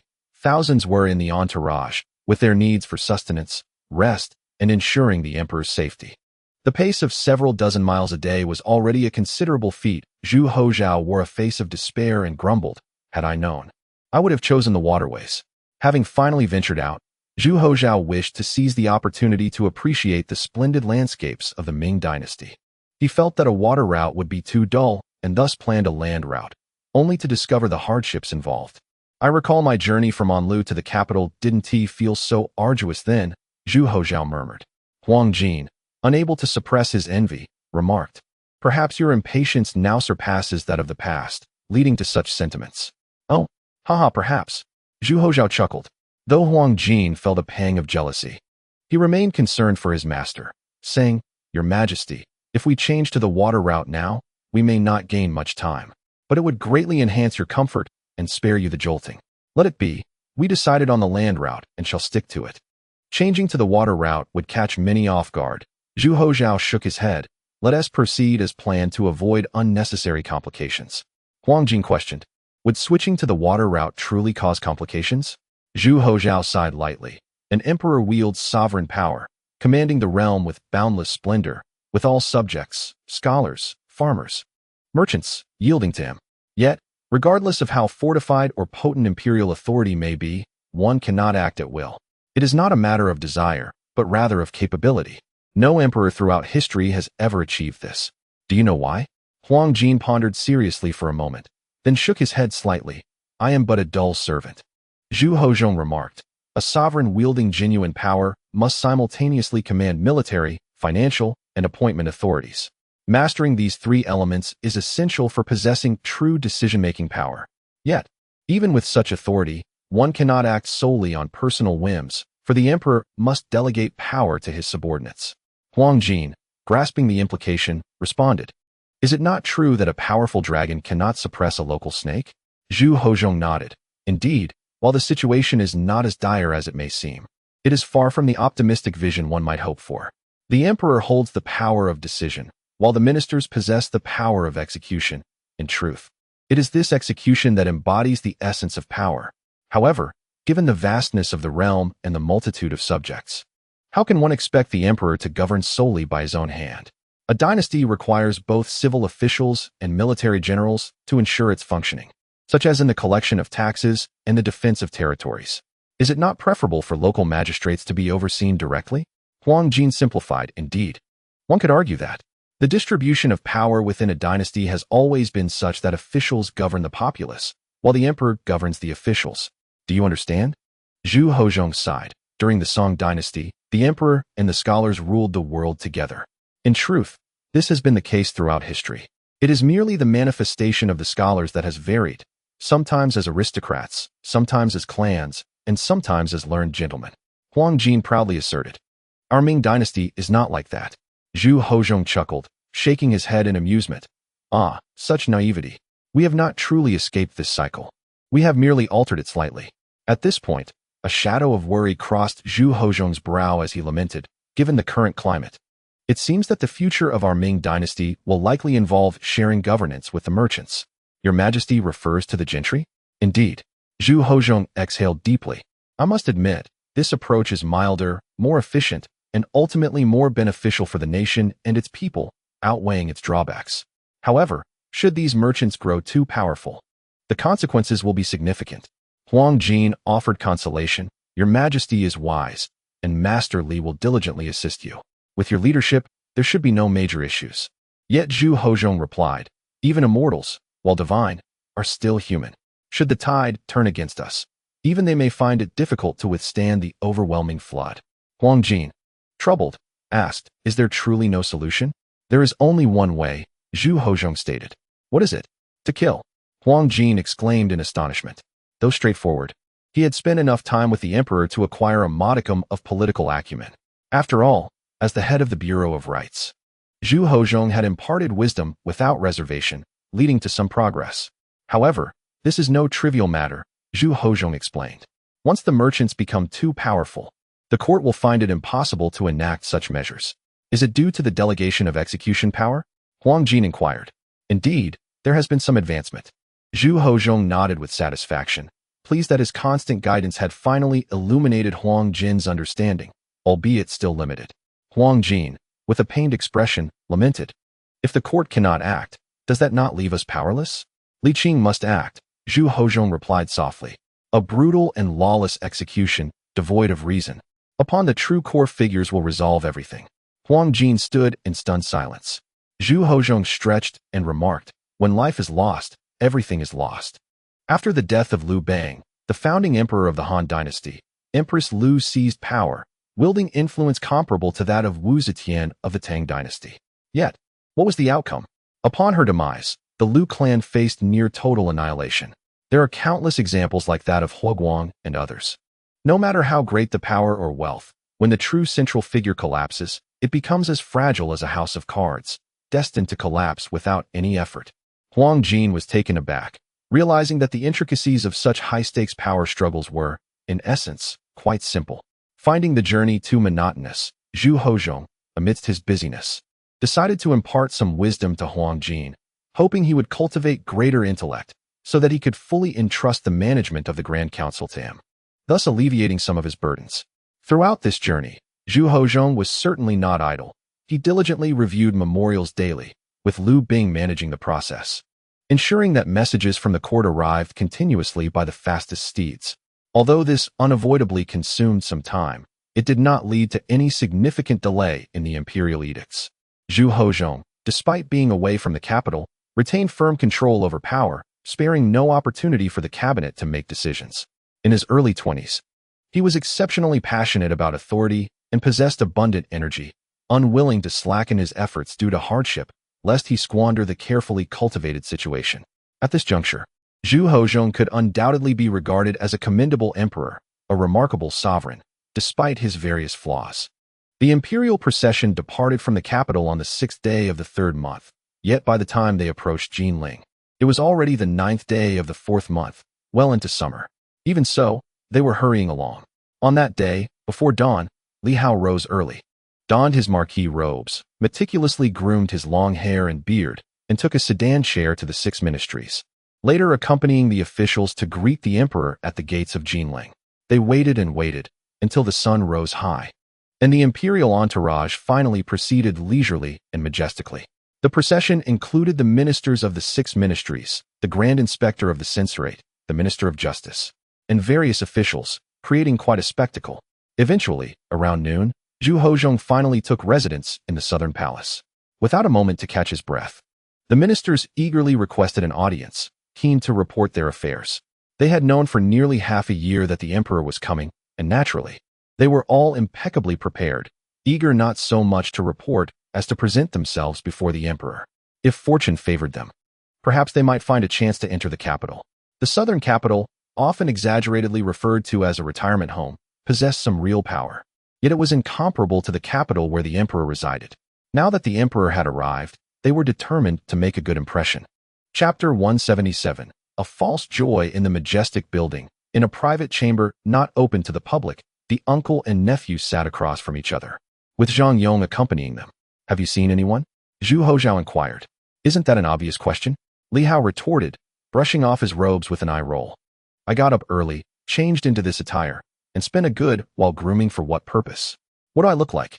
Zhu Hozhao asked. You look younger and fairer than you, Li Hao replied. Zhu Hozhao furrowed his brow. Am I not handsome? How can you say that? Li Hao chuckled. As the saying goes, at the age of 16 or 18, there are no unattractive women. In the prime of their youth, one is approaching 40. How can they be compared? Zhang Yong hurriedly remarked. At that time, he was far inferior to you. Oh, that's not the crux of the matter. Old Zhang, influenced by the frivolity of the two, shifted the conversation. I believe it is best for me to lay low for a while and refrain from lingering in the tavern. Your Excellency is the focal point. The emperor has come to Jinling for you. He will assuredly meet with you and will require your company for a considerable duration. Please, do not bring him into the Waiwalu. Furthermore, there is the affluent and influential Yongqing Marquis and a former emperor involved. Ultimately, decisions and plans will rest in the hands of an old eunuch. In truth, Zhang Yong wished to avoid this charade. However, the two were so oblivious that it weighed heavily on his heart, seeing their carefree demeanor amidst such serious matters. My lord, it would be wise for you to refrain from wandering about. The research base and Yongqing Marquis' residence are places you must avoid. Additionally, I shall be unable to attend to the tavern for an extended period, so you must oversee the procurement at Waiwalu. And do remember to manage the accounts and wages. Zhang Yong spoke incessantly. Zhu Hozhao felt overwhelmed. Accustomed to being a hands-off manager, suddenly taking charge was no easy feat now. He found himself unable to operate even the old excavator or engage in banter with his uncle or leisurely conversations with his aunt. Life felt rather dull. My dear uncle, Zhu Hozhao lamented, must it truly be this way? Not at all. It is entirely unnecessary. Li Hao interjected, sounding as if he were mocking. The emperor has yet to lay eyes on you. Who would know if you do not speak of it?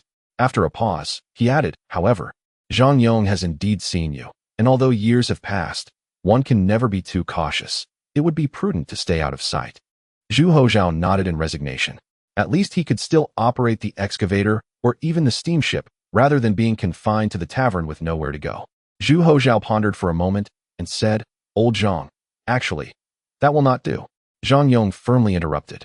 I must stay out of sight. I cannot remain in the tavern any longer. Please, endure a bit longer. Li Hao, finding amusement in their plight, could hardly contain his joy. Zhang Yong, still feeling somewhat uneasy, asked, Is it truly going to be all right? Given the circumstances, what further issues could arise? Zhu Hozhao replied darkly. Li Hao, unimpressed, retorted. What problems could there possibly be? Zhang Yong, at a loss for words, stood up to leave. Where are you going? Zhu Hozhao called after him. Without turning back, Zhang Yong replied, I am returning home. Is it really necessary? Zhu Hozhao sighed. Uncle, you are a skilled businessman. Can you not spare some time to lend a hand? Li Hao scoffed. My uncle deals in grand enterprises. Your trivial matters hardly warrant a second glance. Very well, you carry on with your business. I must return to catch up on sleep. I rose far too early today, Zhu Hozhao replied, stretching lazily. Realizing he needed to replenish his energy for the following day's rituals at the Shaoling Mausoleum. With that, he patted Zhu Hozhao on the shoulder, laughed heartily, and departed, leaving Zhu Hozhao in a state of gloom. Zhu Hozhao sighed wearily. It truly is exhausting. With Li Qing absent, life feels so dreadfully dull. This little nuisance ought to take his leave. The elder brother felt fatigued, and the younger brother was equally worn out in both body and spirit. The palace awaited. After a session of wise governance, Zhu Hozhong felt utterly exhausted, not even wishing to move a finger. He sighed. Huang Jin, are you there? Yes, Your Majesty. Huang Jin replied, stepping forward with concern. I have instructed someone to prepare hot water for your bath, to alleviate your fatigue. Zhu Hozhong lazily responded. I am already drenched in sweat. Do you still wish for me to soak in hot water? Huang Jin replied earnestly, though we have just entered the summer season. The sun's heat is quite oppressive, while the palace remains rather cool. It is unwise to bathe in cold water. Master Li has advised that during seasonal transitions, one is most susceptible to illness, and thus one must take extra care. Very well, if Master Li has spoken thus, Zhu Hozhong conceded, rising with Huang Jin's assistance. Inform the court that I am fatigued, and will summon them again after tomorrow's ritual at the Shaoling tomb. Yes, Your Majesty. Also, you should visit the Yongqing Marquis' residence to extend your condolences, particularly to the elder Lady Li, the mother of the current Marquis. Zhu Hozhong yawned. The Li family is indeed known for their longevity. Furthermore, considering her age, let us refrain from demanding formalities. A little convenience is warranted.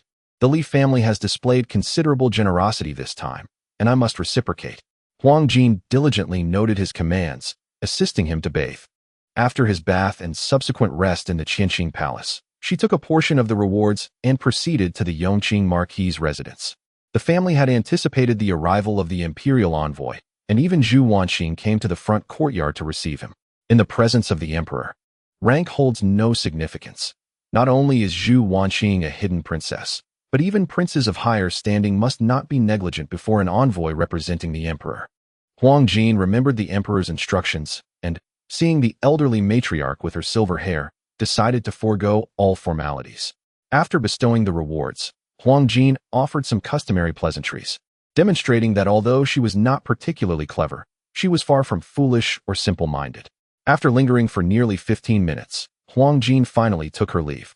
In the pavilion, mother and son engaged in a leisurely conversation. Zhu Wanqing inquired, "Was that individual just now the head of the Imperial Ceremonial Bureau?" "Indeed," came the reply. "He does not appear very astute," Zhu Wanqing remarked with a slight frown. Li Hao chuckled, "Yet he is loyal." Zhu Wanqing sighed. "Loyalty is commendable, but one cannot rely solely on loyalty without capability. Such individuals may serve well as supporters, but should not be entrusted with significant power." The young emperor still struggles to discern priorities. "Oh dear mother," she lamented, "you sound just like Qingyi.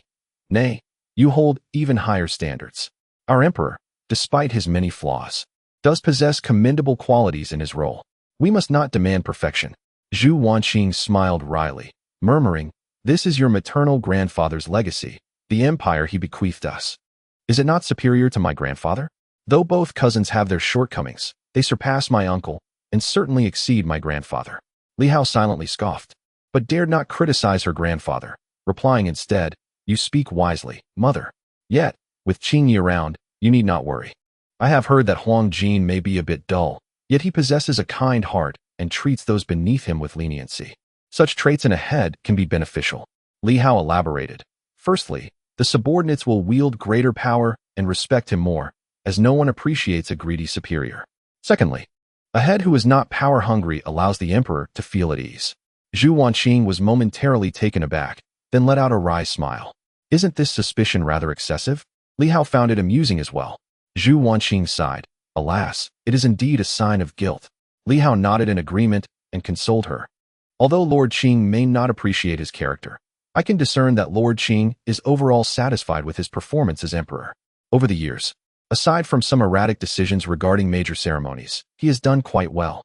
There is no need for mother to worry if he dares to squander the empire. Lord Qing would be the first to oppose him." "Indeed," Zhu Wanqing sighed softly. "If father knew how the throne was passed down, I wonder whether he would feel joy or anger." Li Hao could only chuckle awkwardly, feeling rather dismissive towards his grandfather, even if it was his own grandfather. Zhu Hozhong had taken a hot bath and napped for a short while. Upon waking, he retrieved an unfinished elixir and consumed it, meditating for a quarter of an hour until he felt somewhat rejuvenated. When Huang Jin returned, he hastily inquired, "Did you find him?" Huang Jin replied, "I did see him. Lord Yongqing and Lady Li have both met him." "I meant Mr. Li," Zhu Hozhong retorted irritably. "Is he at the Marquis's residence?" After a moment of contemplation, Huang Jin felt it unnecessary to keep the truth hidden any longer and decided to reveal it. "Your Majesty, have you forgotten? Master Li mentioned he would embark on a sea journey this spring." Zhu Hozhong was momentarily stunned. He has gone to sea? It seems so. At least I did not see him," Huang Jin whispered. Zhu Hozhong felt as though his spirit had been drained, leaving him even more fatigued than before. He slumped into his chair, vexed. "Is he not toying with me?" Huang Jin awkwardly replied, "Your Majesty, it seems you have forgotten. He did mention this to you before. Whose side are you on?" "I acknowledge my fault," Huang Jin said, bowing her head. Taking several deep breaths, Zhu Hozhong finally quelled his dissatisfaction, muttering, "Very well. It is my oversight. I cannot blame others. What a futile delight this has been." Huang Jin reassured him, "Your Majesty, beyond Li Qing, Jinling is filled with beauty and prosperity, not to mention Master Li." Zhu Hozhong retorted, "I call him Master. You may use his full name." "What? Do you think yourself more distinguished than I?" "In this matter, I might indeed be," Huang Jin said with a slight smirk, a hint of pride in her demeanor.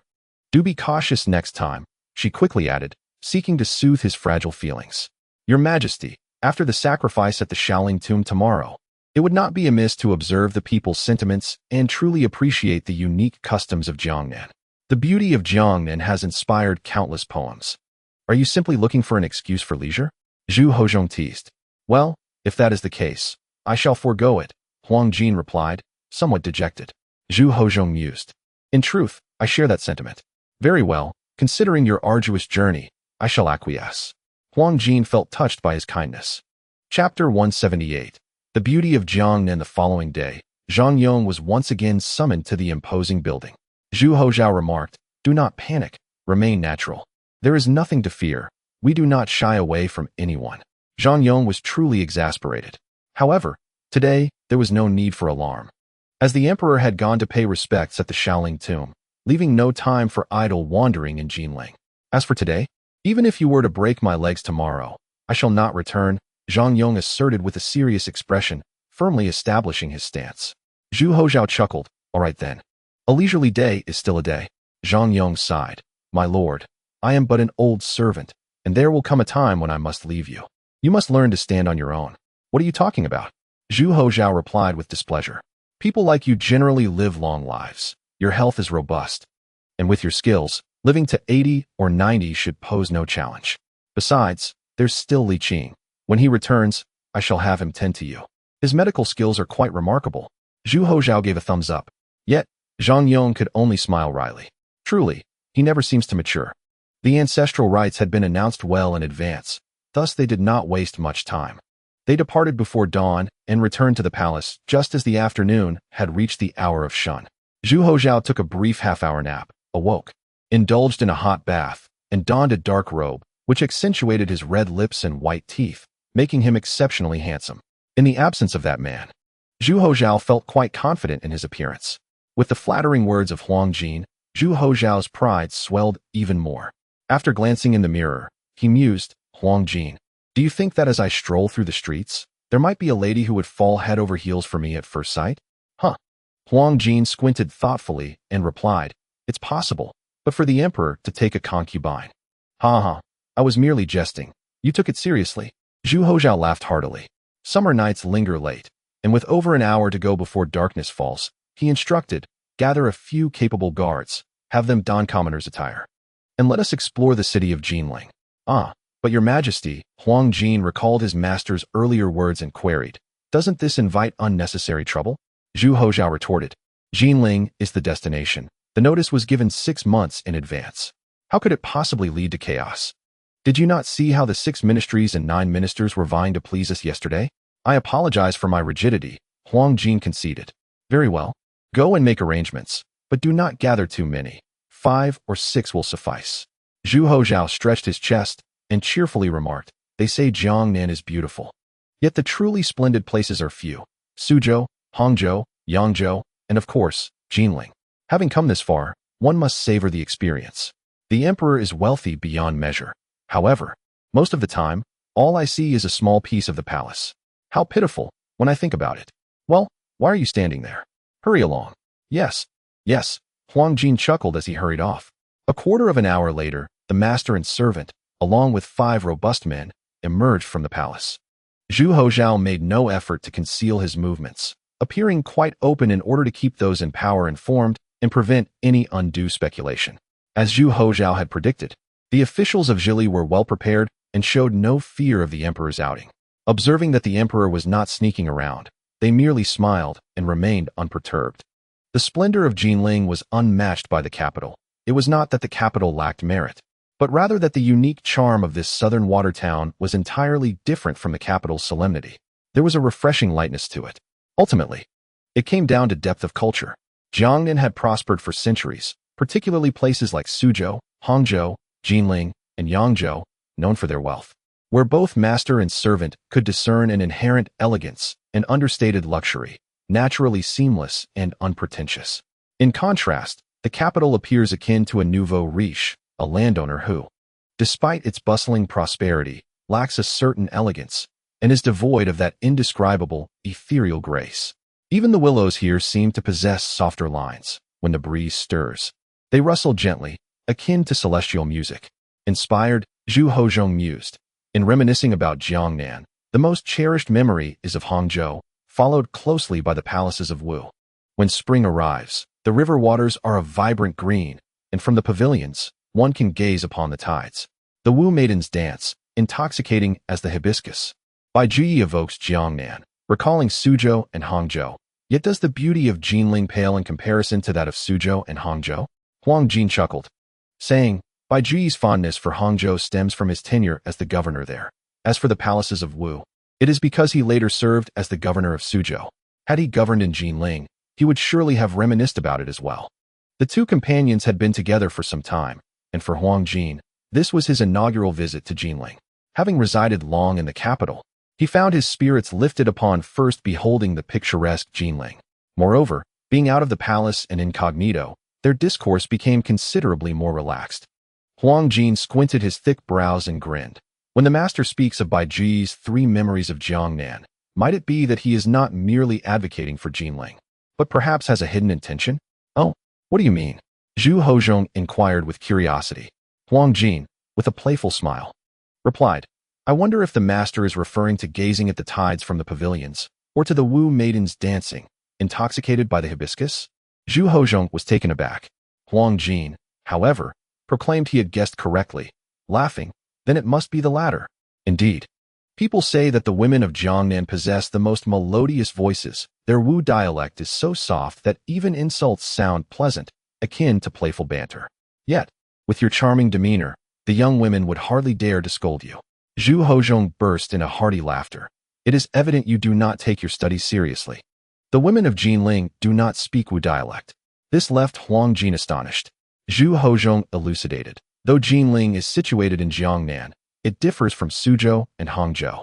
Originally, Jinling did indeed speak Wu dialect, but as time progressed, with dynasties such as Wu, Jin, Song, Qi, Liang, and Qin establishing their capitals here, the official dialect gradually supplanted the local tongue. Of course, prior to our dynasty, a considerable portion of Wu dialect traits remained preserved. During the chaotic end of the Yuan dynasty, our dynasty's founding father united heroes and established Jinling. With a significant influx of people from Huaishi and the subsequent establishment of the capital here, the local dialect became more akin to the Jianghuai pronunciation, diverging even further from Wu dialect, nearly erasing its traces. Huang Jin scratched his head, sheepishly admitting, I had forgotten that when the founding father established the capital in Jinling, it was already a historic city of 6 dynasties. You truly have a remarkable memory and are quite erudite. Zhu Hozhong laughed heartily and remarked, the reason for Taizong's relocation of the capital is likely related to the 6 dynasties that had once thrived here. None of them were unifying dynasties, merely ephemeral ones. Initially, the founding father also contemplated moving the capital, but unforeseen events transpired. Zhu Hozhong promptly curtailed the topic, steering the conversation toward other matters. The common folk discussed the definitive conclusions of our dynasty, which the government would not investigate, provided that praise was sung and slander avoided. Additionally, there was a particular father and son that were best left unmentioned. After all, they were in public, and Zhu Hozhong had no desire to broach that father and son. Strolling and admiring, sharing laughter and conversation, the setting sun gradually turned a warm orange, and the mild heat of early summer dissipated, replaced by a gentle, refreshing breeze that invigorated the spirit. Zhu Hozhong felt a soothing calmness wash over him, as if he were in a state of blissful emptiness. How delightful Jiangnan is!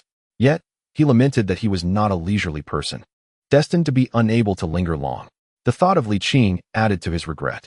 Although this journey to Jiangnan was for official business, a significant part of his motivation was indeed Li Qing. Alas, she had already departed. Zhu Hozhong couldn't help but feel a tinge of disappointment. After wandering for a while, Huang Jin reminded him, My lord, it is nearly time for dinner. Shall we return? Zhu Hozhong glanced at the sun sinking in the west and replied, It is still early for the sunset. It would be a shame to miss the opportunity to dine outdoors. Huang Jin, being a fellow gourmand, nodded eagerly in agreement.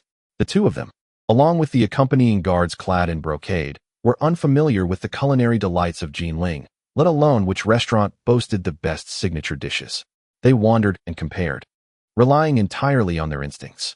After meandering through 2 streets, they finally paused before the Waiwalu. Huang Jin gazed at the signboard, astonished, and remarked, while others named their establishment's drunken fragrance House Orlinglong Pavilion, this proprietor has truly taken a unique approach. Perhaps it was a deliberate strategy to attract attention, Zhu Hozhong mused, furrowing his brow as he glanced at the sign. For some reason, thoughts of the great General Pao surfaced, leading him to recall his cousin. Unaware of his thoughts, Huang Jin cheerfully commented, It seems this name indeed has an intriguing effect. Even the Lord's curiosity has been piqued. Zhu Hozhong gently shook his head, chuckling, Come, let us see what it tastes like. 2 guards entered the restaurant first to assess any potential risks, while the remaining 3 closely followed Zhu and Huang Jin, one hand reaching into their robes to grasp the hilt of their short swords, the other hand tucked within their sleeves, fingers brushing against their compact crossbows. Although they were aware that no danger lurked within the restaurant, the emperor's security could not afford the slightest error. Even a minor disturbance could be deemed a grave offense, potentially leading to execution, with family members facing dire consequences as well. However, with high risks come substantial rewards. The emperor's personal guards enjoyed privileges and salaries far exceeding those of ordinary brocade-clad soldiers. As it was mealtime, the restaurant was exceptionally busy, with nearly every seat occupied. The emperor could not be seen sharing a table with others, so Huang Jin flung down a substantial gold ingot, displaying the demeanor of a newly wealthy person. A private room by the window, and the signature dishes, understood? Understood, understood. The attendant nodded eagerly, leading the way. Gentlemen, please. Upstairs. Upon reaching the second floor, the manager, Zhang Yong, was busy calculating on his abacus while imparting advice to Zhu Hozhong, their heads nearly touching in concentration. The attendant ascended to the second floor and, spotting the heads of both the first and second in command present, reminded, Manager, esteemed guests have arrived. Oh, Zhu Hozhong was engrossed in his last-minute preparations and did not lift his gaze. Zhang Yong, too, was preoccupied with his instruction and remained oblivious to their presence. Both men lost in their own worlds. Huang Jin felt a twinge of displeasure. Was such a service attitude truly warranted for a single large gold ingot? Chapter 179. Zhu Hozhao versus Zhu Hoxiong. Seeing the atmosphere grow tense, the attendant hurriedly stepped forward, presenting a substantial gold ingot, while softly murmuring, "You are truly esteemed guests."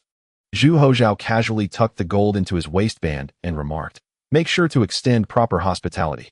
Zhang Yong, caught between amusement and exasperation, momentarily set aside his affairs to offer a few auspicious words. However, upon raising his gaze, he was utterly taken aback. In that instant, Zhang Yong's adrenaline surged, and he instinctively crouched down, vanishing from the line of sight of the two individuals across from him. Zhu Hozhao, perplexed, inquired, "Old Zhang, what has gotten into you?" Zhang Yong found himself at a loss for words. "Speak up. Is something amiss?" Zhu Hozhao glared. "Are you still interested in doing business?" Huang Jin, growing irate, questioned, "Is this how you treat guests at the Weiwu building?" Finally, Zhu Hozhao lifted his head and cast a glance at Huang Jin. "Oh, you portly fellow. You have quite the temper." Zhu Hoxiong frowned slightly, displeased as he directed his gaze towards Zhu Hozhao. "What are you staring at?" Zhu Hozhao retorted. "The Weiwu building has not stated it does not host guests. While a gold ingot is indeed substantial, must I, as the proprietor, personally entertain?" 5 palace guards stepped forward in unison, displaying a hint of menace. "Oh, so you wish to engage in violence?"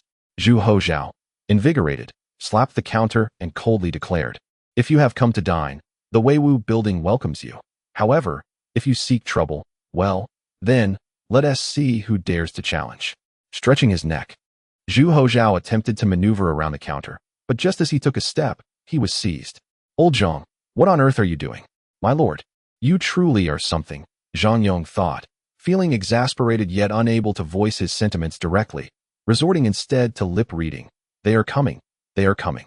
Initially, Zhu Hozhao was bewildered, but as Zhang Yong repeated himself and he scrutinized the demeanor of the approaching group, he grasped their identity. Zhu Hozhao began to closely observe Zhu Hoxiong, his brother, whom he was meeting for the first time. Zhu Hoxiong, unfamiliar with Zhu Hozhao, nonetheless felt an inexplicable sense of familiarity, though he was certain they had not met before, leaving him somewhat puzzled. Despite this, Zhu Hoxiong chose not to take offense at the rudeness displayed. However, someone was indeed incensed. Huang Jin, typically good-natured and unbothered by minor grievances, could not tolerate even the slightest disrespect towards his master. He glared, demanding, "What are you staring at?" Beneath the counter, Zhang Yong, initially anxious and apprehensive, felt a surge of indignation upon hearing Huang Jin's words. "What are you looking at? By all that is holy, I may be aging, but taking you down, you rotund fellow, would be as easy as plucking a flower. Those few moves you employ were taught to you by me. If not for the fear of escalating the situation, I could easily make you weep with a single hand." Fuming, Zhang Yong breathed heavily, yet retained his composure. Otherwise, he would undoubtedly have engaged in a confrontation with the portly Huang. Zhu Hozhao chuckled softly and teased, "You might want to open your eyes wider." Huang Jin, even more incensed, strained to widen his eyes to their utmost limit, though they remained rather small. "Return the money to me. We shall not dine here any longer. Where one is not welcomed, another will surely accommodate."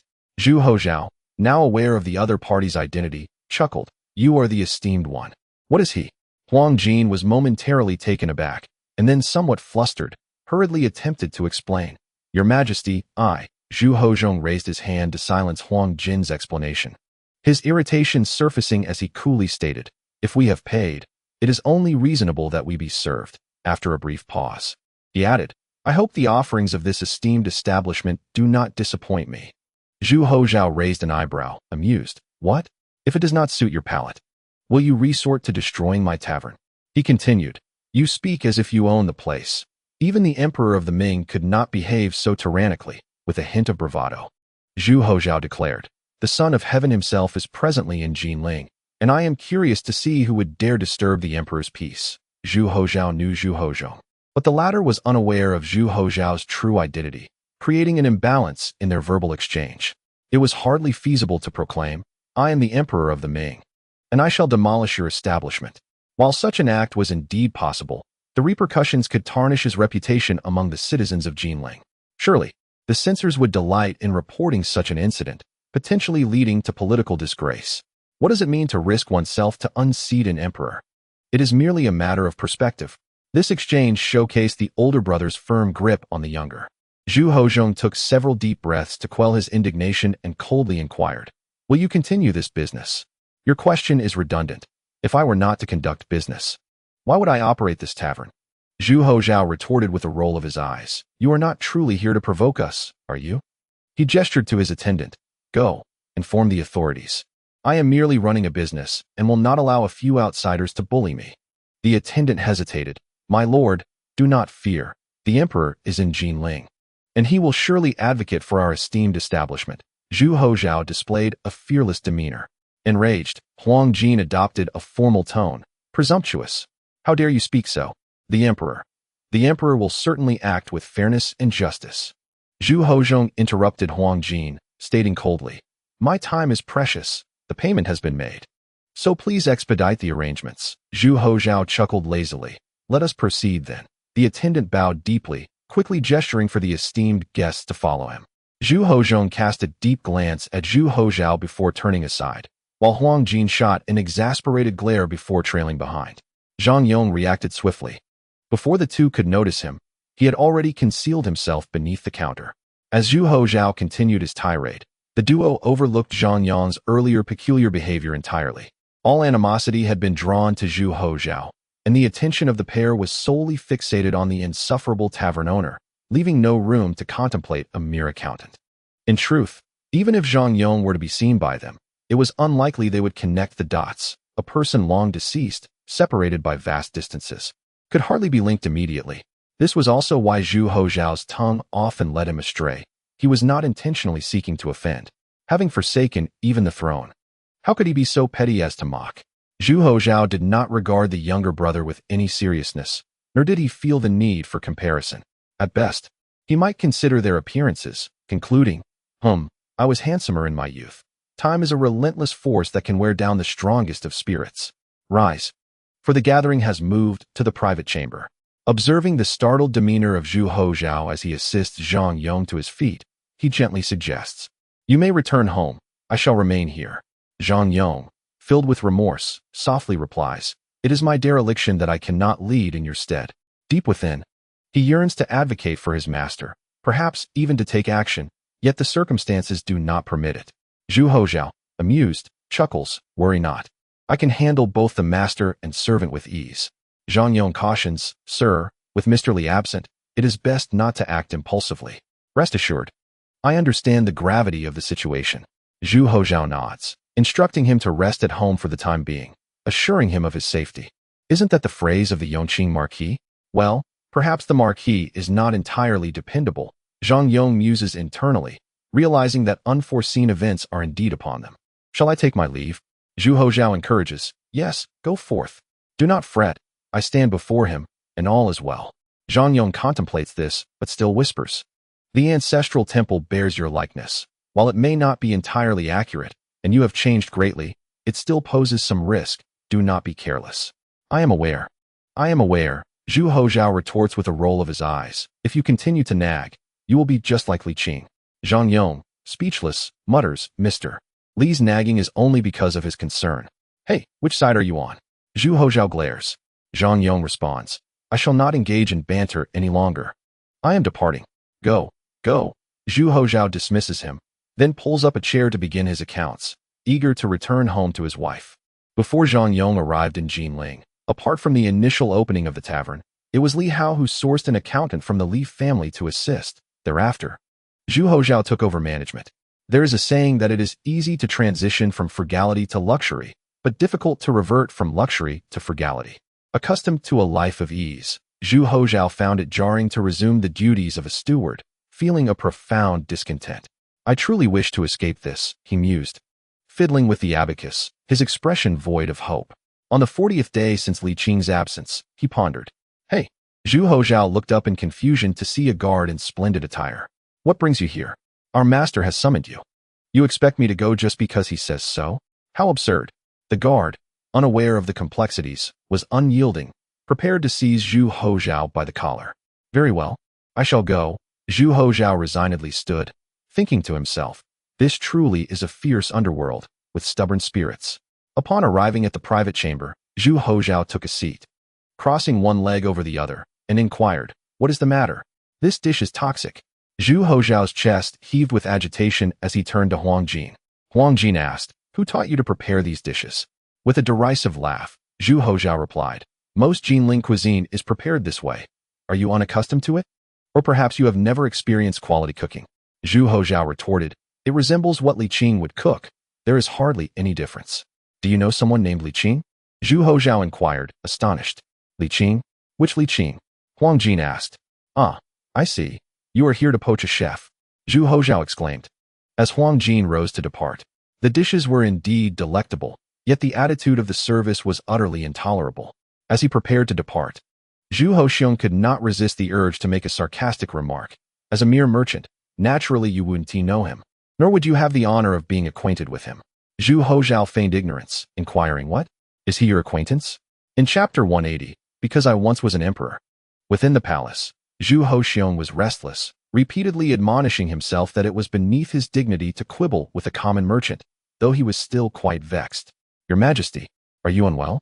Huang Jin asked, equally irritated.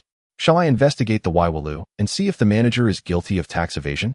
Zhu Hozhao took several deep breaths and shook his head. Forget it. Such actions would merely lead others to believe I am seeking a pretext to create a stir over a merchant. It is not worth jeopardizing the greater situation. Huang Jin nodded in agreement. Your Majesty is magnanimous. Yet, I am still unable to quell my frustration. Zhu Hozhao murmured, there is no need to audit the accounts. But I do wish for you to look into this person's background thoroughly. Huang Jin assented. I shall investigate first thing tomorrow. Very well. Zhu Hozhao leaned back in his chair, his chest rising and falling, still unable to find calm. Huang Jin felt compelled to advise, Your Majesty.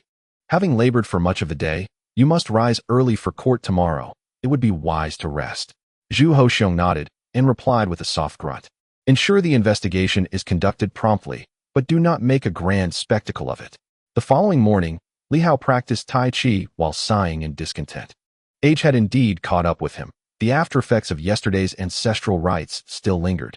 He reminisced about the first time he journeyed to the capital with Qing Yi. How the arduous travel could be remedied with a good night's sleep. Time, however, was unforgiving, he lamented.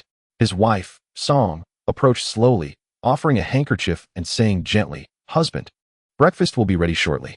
All right, Li Hao responded, wiping the fine beads of sweat from his brow. Suddenly recalling something, he added, I shall not be dining at home today. You should accompany mother while I step out.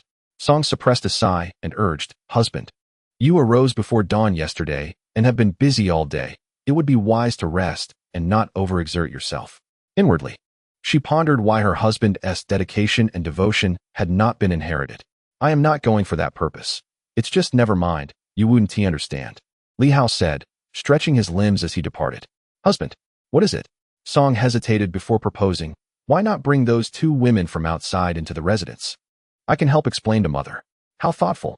Li Hao chuckled, feeling grateful for such a wife. I shall have someone prepare 2 guest rooms shortly. Song mustered her courage, adding, however, Husband, you must not keep women outside anymore. I am not a jealous wife. I merely worry for your health. Li Hao responded dismissively. Continuing on his way. At Waiwalu, Upon entering, he found the establishment quiet, with only the staff preparing for the day's work. Li Hao called out to one of the attendants, "Liuzi, has the manager arrived yet?" "Ah, the Lord has come," Liuzi exclaimed, quickly setting aside his cloth and bowing. Grinning as he replied, "You still do not know? At this hour, it would be remarkable if he arrives by the end of the hour." Li Hao responded with a slight sound, noticing the other attendants approaching to greet him. He raised his hand and gestured, "You all continue with your duties. There's no need to mind me. I shall wait for him." With that, he strode directly to the staircase, ascending the wooden steps one by one. Despite his earlier confidence, a twinge of anxiety gnawed at him, for his nephew had always been rather unreliable. Before he had climbed halfway, a familiar voice rang out, "Is your master here?" Li Hao turned in surprise. Huang Jin also spotted him, exclaiming, "Why is Lord Li here?" "Oh." Li Hao cleared his throat and replied, "Clearly, I am here to partake in breakfast." Huang Jin scratched his head. "Eating breakfast at a tavern? Is that not acceptable?" No, that's not it," Huang Jin said, bemused. Shaking his hand, Lu Zi, noticing that Huang Jin had brought along several individuals from the previous day and was inquiring about the master, realized they were not there to dine, but rather to stir trouble. He hurriedly rushed to the staircase and called out to Li Hao, "My lord, they do not seem like good people. Yesterday, they were judging your character." Li Hao interrupted him, thinking to himself, "Don't act as if I am well acquainted with your master." Yesterday? What about yesterday?" Li Hao felt a headache coming on, certain that he had missed something significant. Likely the very matter he was most apprehensive about. Seeing him freeze, Huang Jin approached with curiosity, asking, "My lord, what is it?" "Oh, it's nothing. You know, with age comes forgetfulness. I went to pay respects to my ancestors early yesterday and have yet to recover," Li Hao replied awkwardly. Huang Jin found it odd and, unable to fathom the situation, casually inquired, "Are you familiar with the owner of this esteemed tavern?" "Of course," Lu Zi interjected, eager to leverage the reputation of the Yongqing Marquis to support the establishment. Li Hao's expression darkened. However, this was not a secret, and if Huang Jin wished to investigate, he could easily do so. Li Hao could only force a smile and say, "The food and drink here suit my palate." The attendants, filled with pride, puffed out their chests and regarded Huang Jin with a challenging gaze. In this land of Jinling, one would do well to inquire who held the power. Li Hao felt overwhelmed, nearly cursing aloud. Huang Jin was not particularly surprised. The tavern's dishes were exceptionally delectable and reminiscent of Li Qing's culinary skills. So it was not strange that the Yongqing Marquis frequented it. After a moment of thought, Huang Jin said, "My lord, may I have a word in private?" "Certainly." Li Hao was eager to leave this contentious place and would not refuse. However, Huang Jin then instructed, "Prepare a private room on the second floor," and immediately arrange for food and drink. He then addressed the accompanying imperial guards, "You may eat downstairs and charge it to my account." The group nodded in agreement.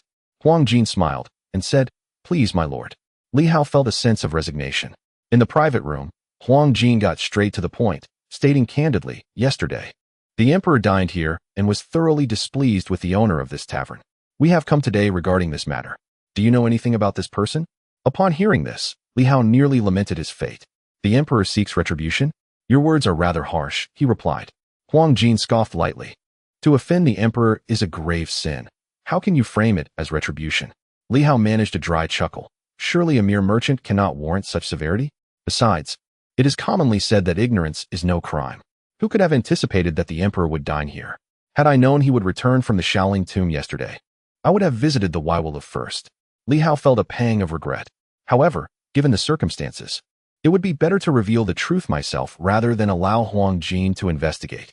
Li Hao gathered his thoughts and articulated carefully. "The owner of this establishment is named Zhu Shou. His family moved to Jiaoji during the Xuande reign, where they have been conducting business. Unfortunately, his family has fallen on hard times, and being the sole heir, he returned to the Ming dynasty to fulfill his father's unfulfilled wishes." Li Hao spoke both earnestly and with a hint of fabrication. "The Li family's goods are sold in Jiaoji, and by chance, I became acquainted with him and brought him back here, which led to the establishment of Waiwulu." He paused. At heart, he is not a bad person. Though having spent so long abroad, he has inevitably picked up some rough edges. He is merely outspoken, and in business, he is diligent, always paying his taxes, thus earning a good reputation in this area. Huang Jin listened attentively, taking notes diligently. As the dishes were served, The two of them dined and engaged in discussions about steamships. Upon exiting the private room and descending the stairs, they encountered Zhu Hozhao, who was yawning as he entered. Upon seeing the two together, he was momentarily startled, but then approached them amiably. "Ah, isn't this the Yongqing Marquis? What brings you here?" he inquired. Glancing at Huang Jin raised his eyebrows in surprise, and Zhu Hozhao mirrored his expression, leading Huang Jin to feel somewhat defeated. "My lord, I take my leave. Walk safely." Li Hao smiled and nodded, watching Huang Jin and his entourage depart. Then, with a cold snort, he commanded, "Follow me." Inside the private room, which was not open to the public, Li Hao's demeanor shifted, and he angrily exclaimed, "Do you realize?" "I do." Zhu Hozhao chuckled lightly. "Cousin, please. Allow me to explain." 15 minutes later, Li Hao frowned and remarked, "So, you did that to divert their attention?" Indeed, Zhang Yong was quite quick to react, but it was impossible to avoid raising suspicion. The situation was dire, and I had to act to mitigate the negative effects of Zhang Yong's unusual behavior. Zhu Hozhao explained with a hint of resignation. It happened so suddenly that there was no time for careful consideration. "Fine." Li Hao sighed heavily. "The issue is that the emperor is furious and may seek retribution." "He won't." Zhu Hozhao shook his head, "At least not in the manner you fear." Li Hao mumbled, "He is not a person of great magnanimity." "This is not a matter of magnanimity," Zhu Hozhao retorted, chuckling lightly. "Ah, you seem quite confident." "Of course," he replied with a smile. Li Hao grew more agitated.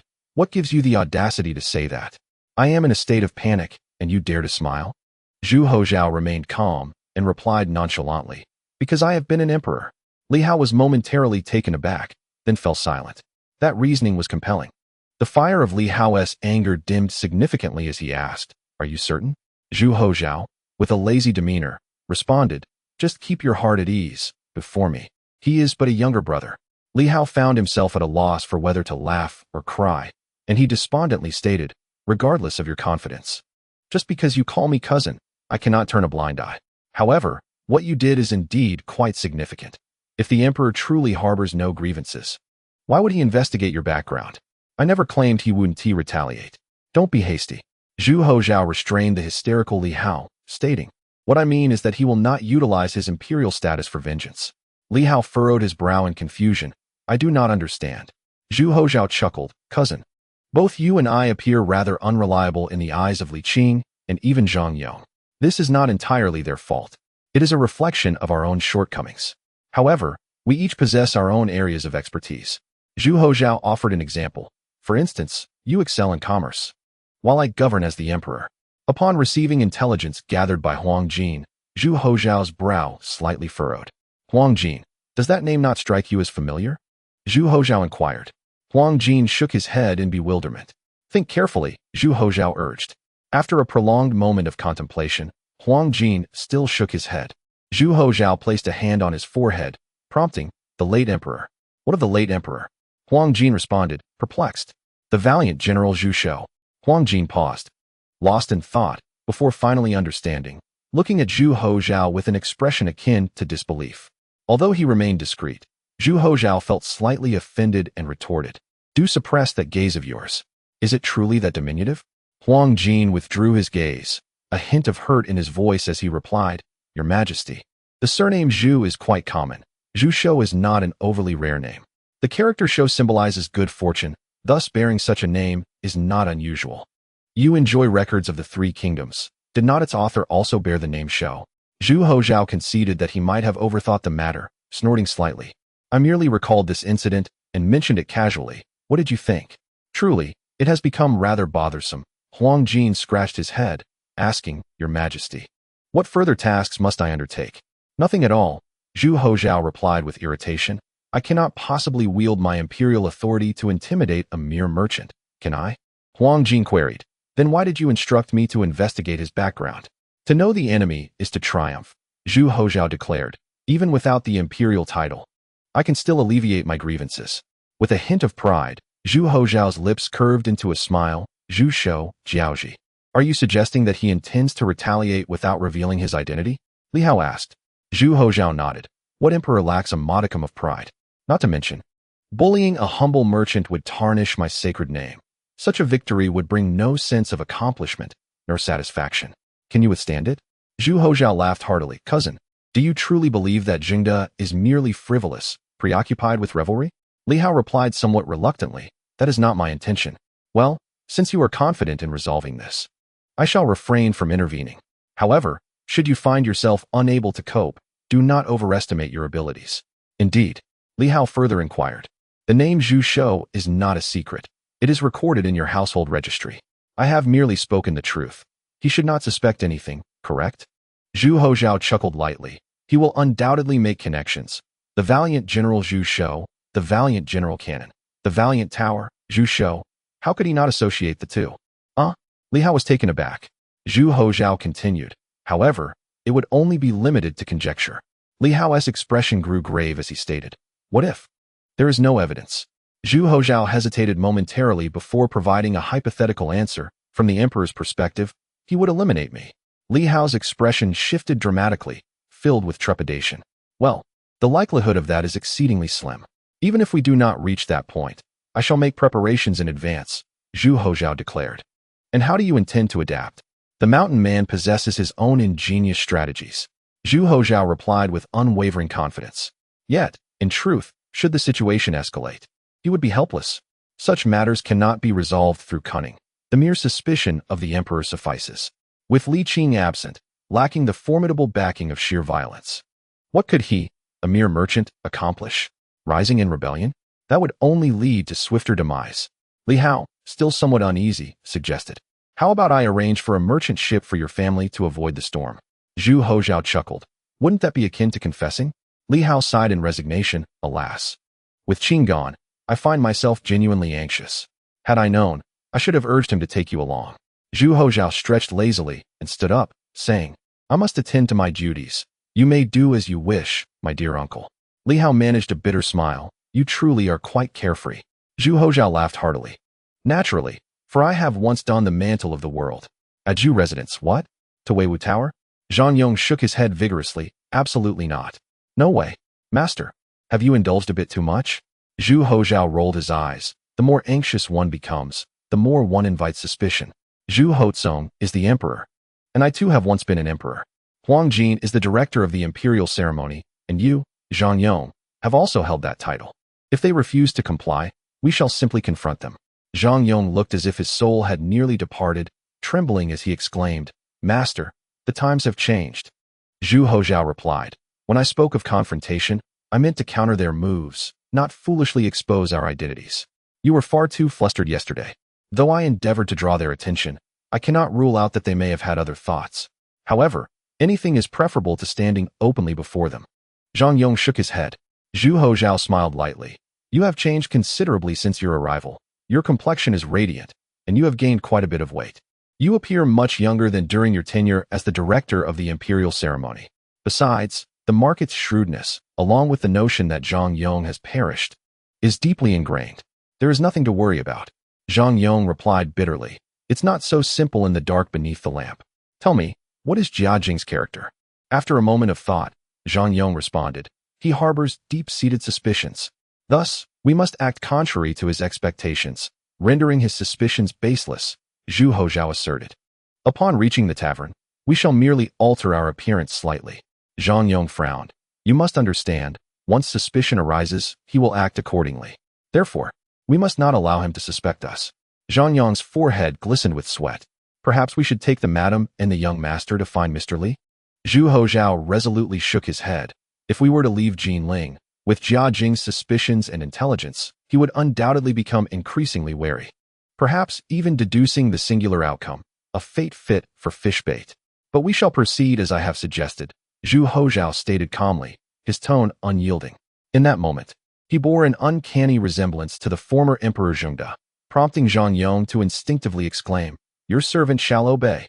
Very well, let us depart. Zhang Yong took a deep breath and said, Master, please wait a moment. For safety's sake, I shall conceal a few things at home. Yes, that is wise. Just remember not to go overboard. I shall await you at Weiwu Tower. Zhu Hozhong found himself exceedingly occupied, after a brief respite following the morning court session. He was soon engaged in receiving the ministers who sought audience, laboring from dawn until noon, and then from noon until the afternoon. The courtiers, eager to curry favor, surrounded the emperor, who could hardly dismiss them with indifference. Although Nanjing was not as illustrious as the capital, it still held a significance that surpassed any province or prefecture in the vast Ming Empire. Zhu Hozhong, naturally, took these matters to heart. By the end of the day, his face bore the strain of forced smiles. The role of a benevolent ruler, who treats his subjects with kindness, proved to be quite exhausting. Huang Jin, witnessing the emperor's fatigue, expressed his concern, "Your Majesty, after such a taxing journey, you need not engage in ancestral rites and other formalities that could be postponed. Do you dare to speak so freely?" Zhu Hozhong retorted, a hint of irritation in his tone. Huang Jin, scratching his head, felt a wave of embarrassment and apprehension. Yet, to his surprise, the emperor chuckled, adding, "You, Huang Jin, possess a remarkable audacity, for you are truly dear to me." Huang Jin's eyes brimmed with tears. "Very well. I know your worth, Huang Jin. Indeed, I cherish you for who you are." Zhu Hozhong spoke gently. "The realm of power is tainted. You are the sole sanctuary in my heart." Huang Jin wiped his eyes and nodded earnestly. "Cease your tears and prepare," Zhu Hozhong commanded. "Prepare for what?" Huang Jin inquired. Bewildered. "Go to the Weiwu Tower and reclaim our honor," Zhu Hozhong declared. He was not a man of great forbearance. The previous day's subtle jabs still lingered in his mind, and he was determined not to reveal his imperial identity to those around him. With deep-set eyes, he resolved, "Even without the title of emperor, I shall prevail over that mere merchant." As the sun began to set, a pallid-faced Zhang Yong finally felt a sense of relief. Having endured the day, Zhu Hozhao, perceiving Zhang's thoughts, chuckled, "Do not rejoice too soon. He is likely on his way here now." Zhang Yong was taken aback. "Surely, it cannot be. A gentleman does not harbor grudges without reprisal. The sooner the vengeance, the better," Zhu Hozhao remarked with a smile. "When he arrives, follow my lead, and all shall be well. Do not fret. The more anxious you are, the more mistakes you shall make." Taking a deep breath, Zhang Yong nodded solemnly. Repeating his lines in his mind, "Enter," Zhu Hozhong declared with confidence, having spent the previous night contemplating strategies to triumph in this verbal duel. Eager to articulate his thoughts clearly, the group ascended to the second floor of the tavern without the need for guidance. As before, the innkeeper was engrossed in accounts, his head resting against another's. Huang Jin suddenly shouted, "A distinguished guest approaches." Startled, Zhu Hozhao nearly jumped from his seat, while Zhang Yong, overwhelmed, fell to the ground, momentarily obscured from view. However, this unexpected turn of events lent a modicum of rationale to the peculiar occurrences of the previous day. Huang Jin reveled in his successful ambush, laughing heartily in triumph. Zhu Hozhong smirked slightly, thinking, "Is that all? I have yet to unleash my full potential." Zhu Hozhao's voice thundered, resonating with eloquence, though it was directed not at Zhu Hozhong, but rather at Zhang Yong below the counter. Zhu Hozhong felt utterly bewildered, for he could not comprehend a word of the dialogue. It was not the local dialect of Jinling, nor even Mandarin, but an entirely unfamiliar tongue. Subsequently, he witnessed the accountant rise, head bowed in reprimand. Although his full visage remained obscured, it was evident that he was unwell, appearing exceedingly aggrieved, intermittently muttering an incomprehensible phrase.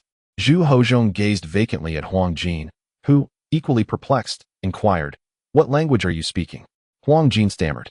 Zhu Hozhao, seemingly still simmering with anger, retorted, "What? Do you wish to learn the language of Jiaoji as well?" Zhu Hozhao launched into another tirade. Zhu Hozhong was momentarily taken aback. With differing languages, how could he regain his dignity? "I have a few words to say," Zhu Hozhong declared. "This is the Ming dynasty. I will discipline my own servants in whatever language I choose. Is that any of your concern?" Zhu Hozhao shot back, "If you wish to dine, seek the attendants. I am not responsible for accommodating guests." Chapter 182. Mistaken again. Zhu Hozhong was left speechless. Huang Jin scratched his head. The master and servant exchanged glances, feeling both helpless and somewhat amused. This instance was a result of their insufficient knowledge base. Taking a deep breath, Zhu Hozhong led the way into the private room from their last visit, while Huang Jin called out, "Aren't you going to bring out fine food and drink?" "Stop scolding. Stop scolding," Zhang Yong said with a wry smile. They have already entered the private room. Zhu Hozhao, taking the cue, paused in contemplation and remarked, "You may return now. There is no need for you to continue working at the tavern." Zhang Yong was taken aback. Is that sufficient? The attention to detail had reached its zenith, and there was no further improvement to be made. Zhu Hozhao replied softly, Your recent accidental stumble, coupled with your pallid countenance, can offset yesterday's unusual behavior. After my scolding, it is only natural for you to be absent from the tavern. Yes, that shall suffice. Zhang Yong nodded slowly and asked, shall we leave now? Or wait for them to emerge to solidify our position? No need, Zhu Hozhao said. Excess can be detrimental.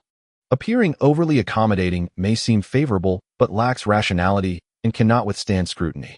With a light chuckle, he added, clearly, I possess a bad temper. How could I have engaged in such lengthy disputes? Very well, Zhang Yong sighed.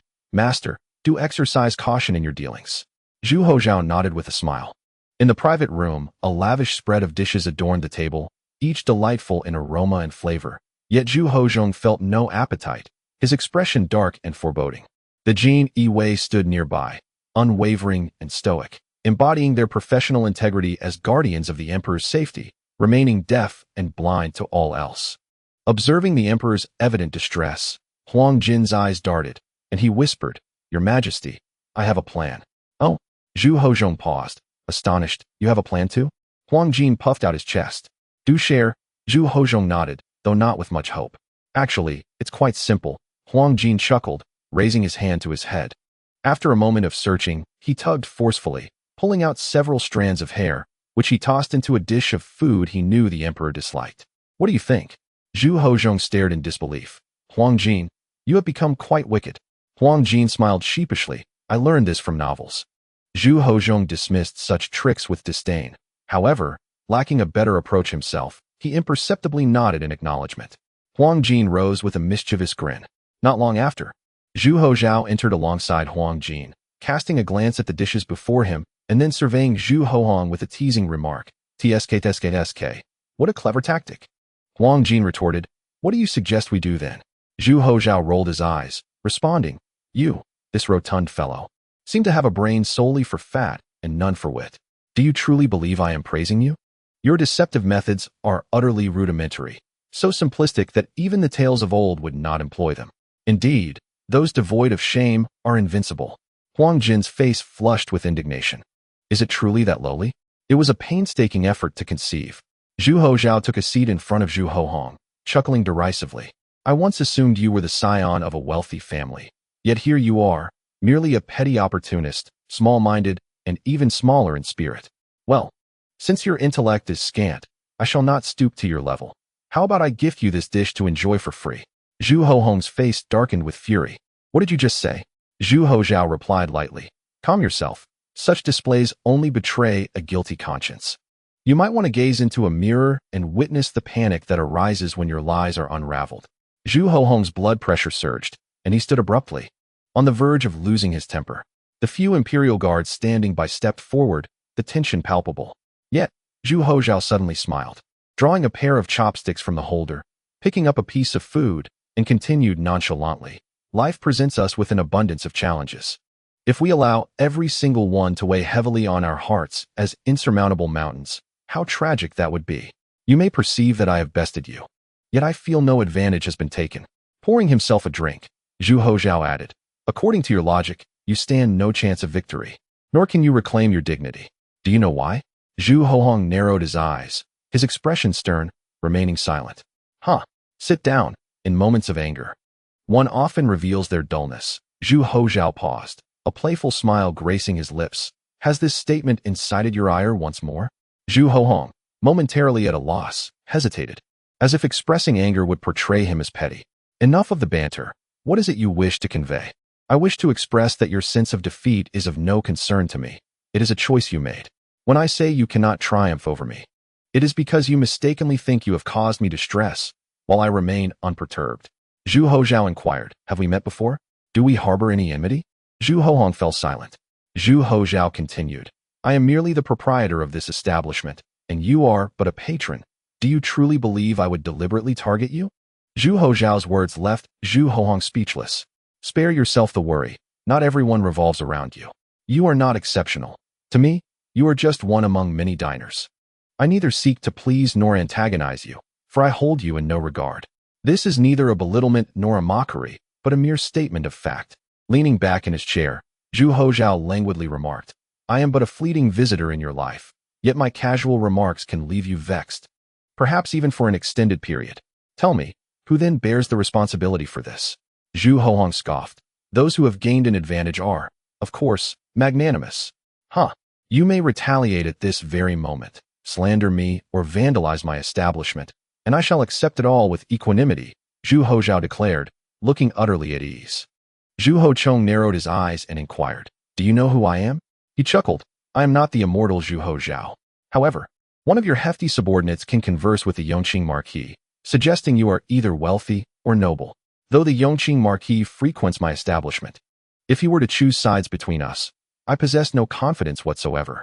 Knowing this, why do you still provoke me? This is your dilemma." Zhu Hochong, filled with rage, laughed. "Indeed, it remains my predicament." "Yes."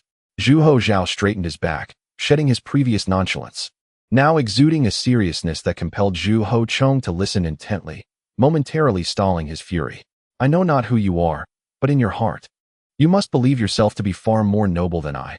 Am I correct?" Zhu Hozhao replied with indifference, "Yet, the mere words from someone you deem insignificant can incite your wrath. Is it that I, as a small figure, possess great skill, or you, as a significant one, are lacking in ability?" He paused, continuing, "There is a saying that one must be magnanimous and tolerant. The profound meaning of this is not directed at others, but rather at oneself. Just like now, do you wish to spare me, or do you wish to spare yourself?" Zhu Hochong's anger dissipated, replaced by confusion. Zhu Hozhao continued, "Buddha's teachings state, all conditioned phenomena are like dreams, illusions, bubbles, shadows, like dew and lightning. One should observe them thus. You are attached to appearances." Huang Jin couldn't help but nod, thinking, how reasonable this sounds. "Once your tavern is smashed, I hope you can remain this composed," Zhu Hochong retorted coldly. "If you remain unaffected, then simply follow your heart," Zhu Hozhao replied. Zhu Hochong spoke in a low voice. "Do you truly care not at all? Ha ha. The sky has not fallen. If the tavern is destroyed, it can be rebuilt." Zhu Hozhao laughed heartily. "Nobles and commoners alike. Who among them can have everything go smoothly? Why should I be exempt from facing setbacks?" Zhu Hochong fell silent. To be honest, he was moved by these words. As he calmed down and reflected, he questioned who in business would reject incoming opportunities. Ultimately, it was merely a few careless remarks. Did he really intend to disregard his status to compete with a mere merchant? That would be too disgraceful. Zhu Hochong's mind wandered to various instances, being bullied by Yang Tingyi, criticized by the censors, and later by Yang Shan. Upon deeper reflection, even the founding emperors faced scorn, and even honest figures like Emperor Xiaozong were not spared, often being insulted to their faces. The emperors of the Ming dynasty, and indeed of all dynasties, whether wise or not, who had not endured reproach. At that moment, a voice fittingly echoed, "One should observe it thus." Zhu Hochong lifted his gaze to see Zhu Hozhao smiling, unperturbed by the calamity. Zhu Hochong slowly exhaled and remarked, "I have learned much." Zhu Hozhao nodded, saying, "This meal costs 500 taels. Why don't you go and rob it?" Huang Jin, who had been nodding frequently, grew indignant. "The meal may lack value, but my sage words are priceless," Zhu Hozhao retorted. "To the common folk, they may be worthless, but to your young master, they are worth a fortune, yet I only charge 500 taels. Quite a bargain, indeed." Zhu Hochong twitched his lips, teasingly replying, "So you are merely a profit-driven merchant after all. Where is your magnanimity?" Zhu Hozhao chuckled and shook his head. "You are mistaken once again. What is the error?" Zhu Hoxiong retorted, his ire flaring, only to quickly regain his composure to exhibit his magnanimity, hoping to elevate himself above his counterpart. "The magnanimity I speak of pertains to the cultivation of the heart, an absence of internal strife, rather than a disregard for all matters. From the smallest household to the grandest nation, one cannot escape the mundane necessities of life." With a smile, Zhu Hozhao continued, "Take, for instance, a ruler who does not fly into a rage at the criticisms of his subordinates. That is a sign of great tolerance. Conversely, if a ruler does not express fury at the corruption of his officials, he is deemed foolish. Cultivating the heart strengthens oneself, and only through self-empowerment can one effectively implement their vision." Pausing, he offered another example. "Recently, my accountant has fallen ill, causing the records to become utterly disarrayed. Should I mitigate the losses promptly, or choose to be magnanimous and allow him to continue?" Zhu Hoxiong scoffed. "Surely, mitigating losses and showing magnanimity are not mutually exclusive?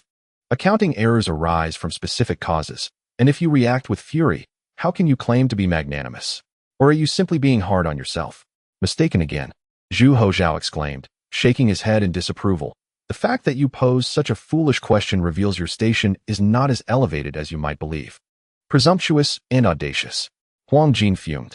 Zhu Hoxiong, with a stern countenance, replied, let him finish speaking. Well, it is not entirely beyond redemption, Zhu Hozhao conceded. Without rules, there can be no order. With so many employees in the tavern, if I am excessively lenient, will they not become emboldened? But must you resort to such vulgarity? Zhu Hoxiong queried. How can you know if my deliberate use of the Jiaoji dialect is meant to insult, or to make others believe I am insulting?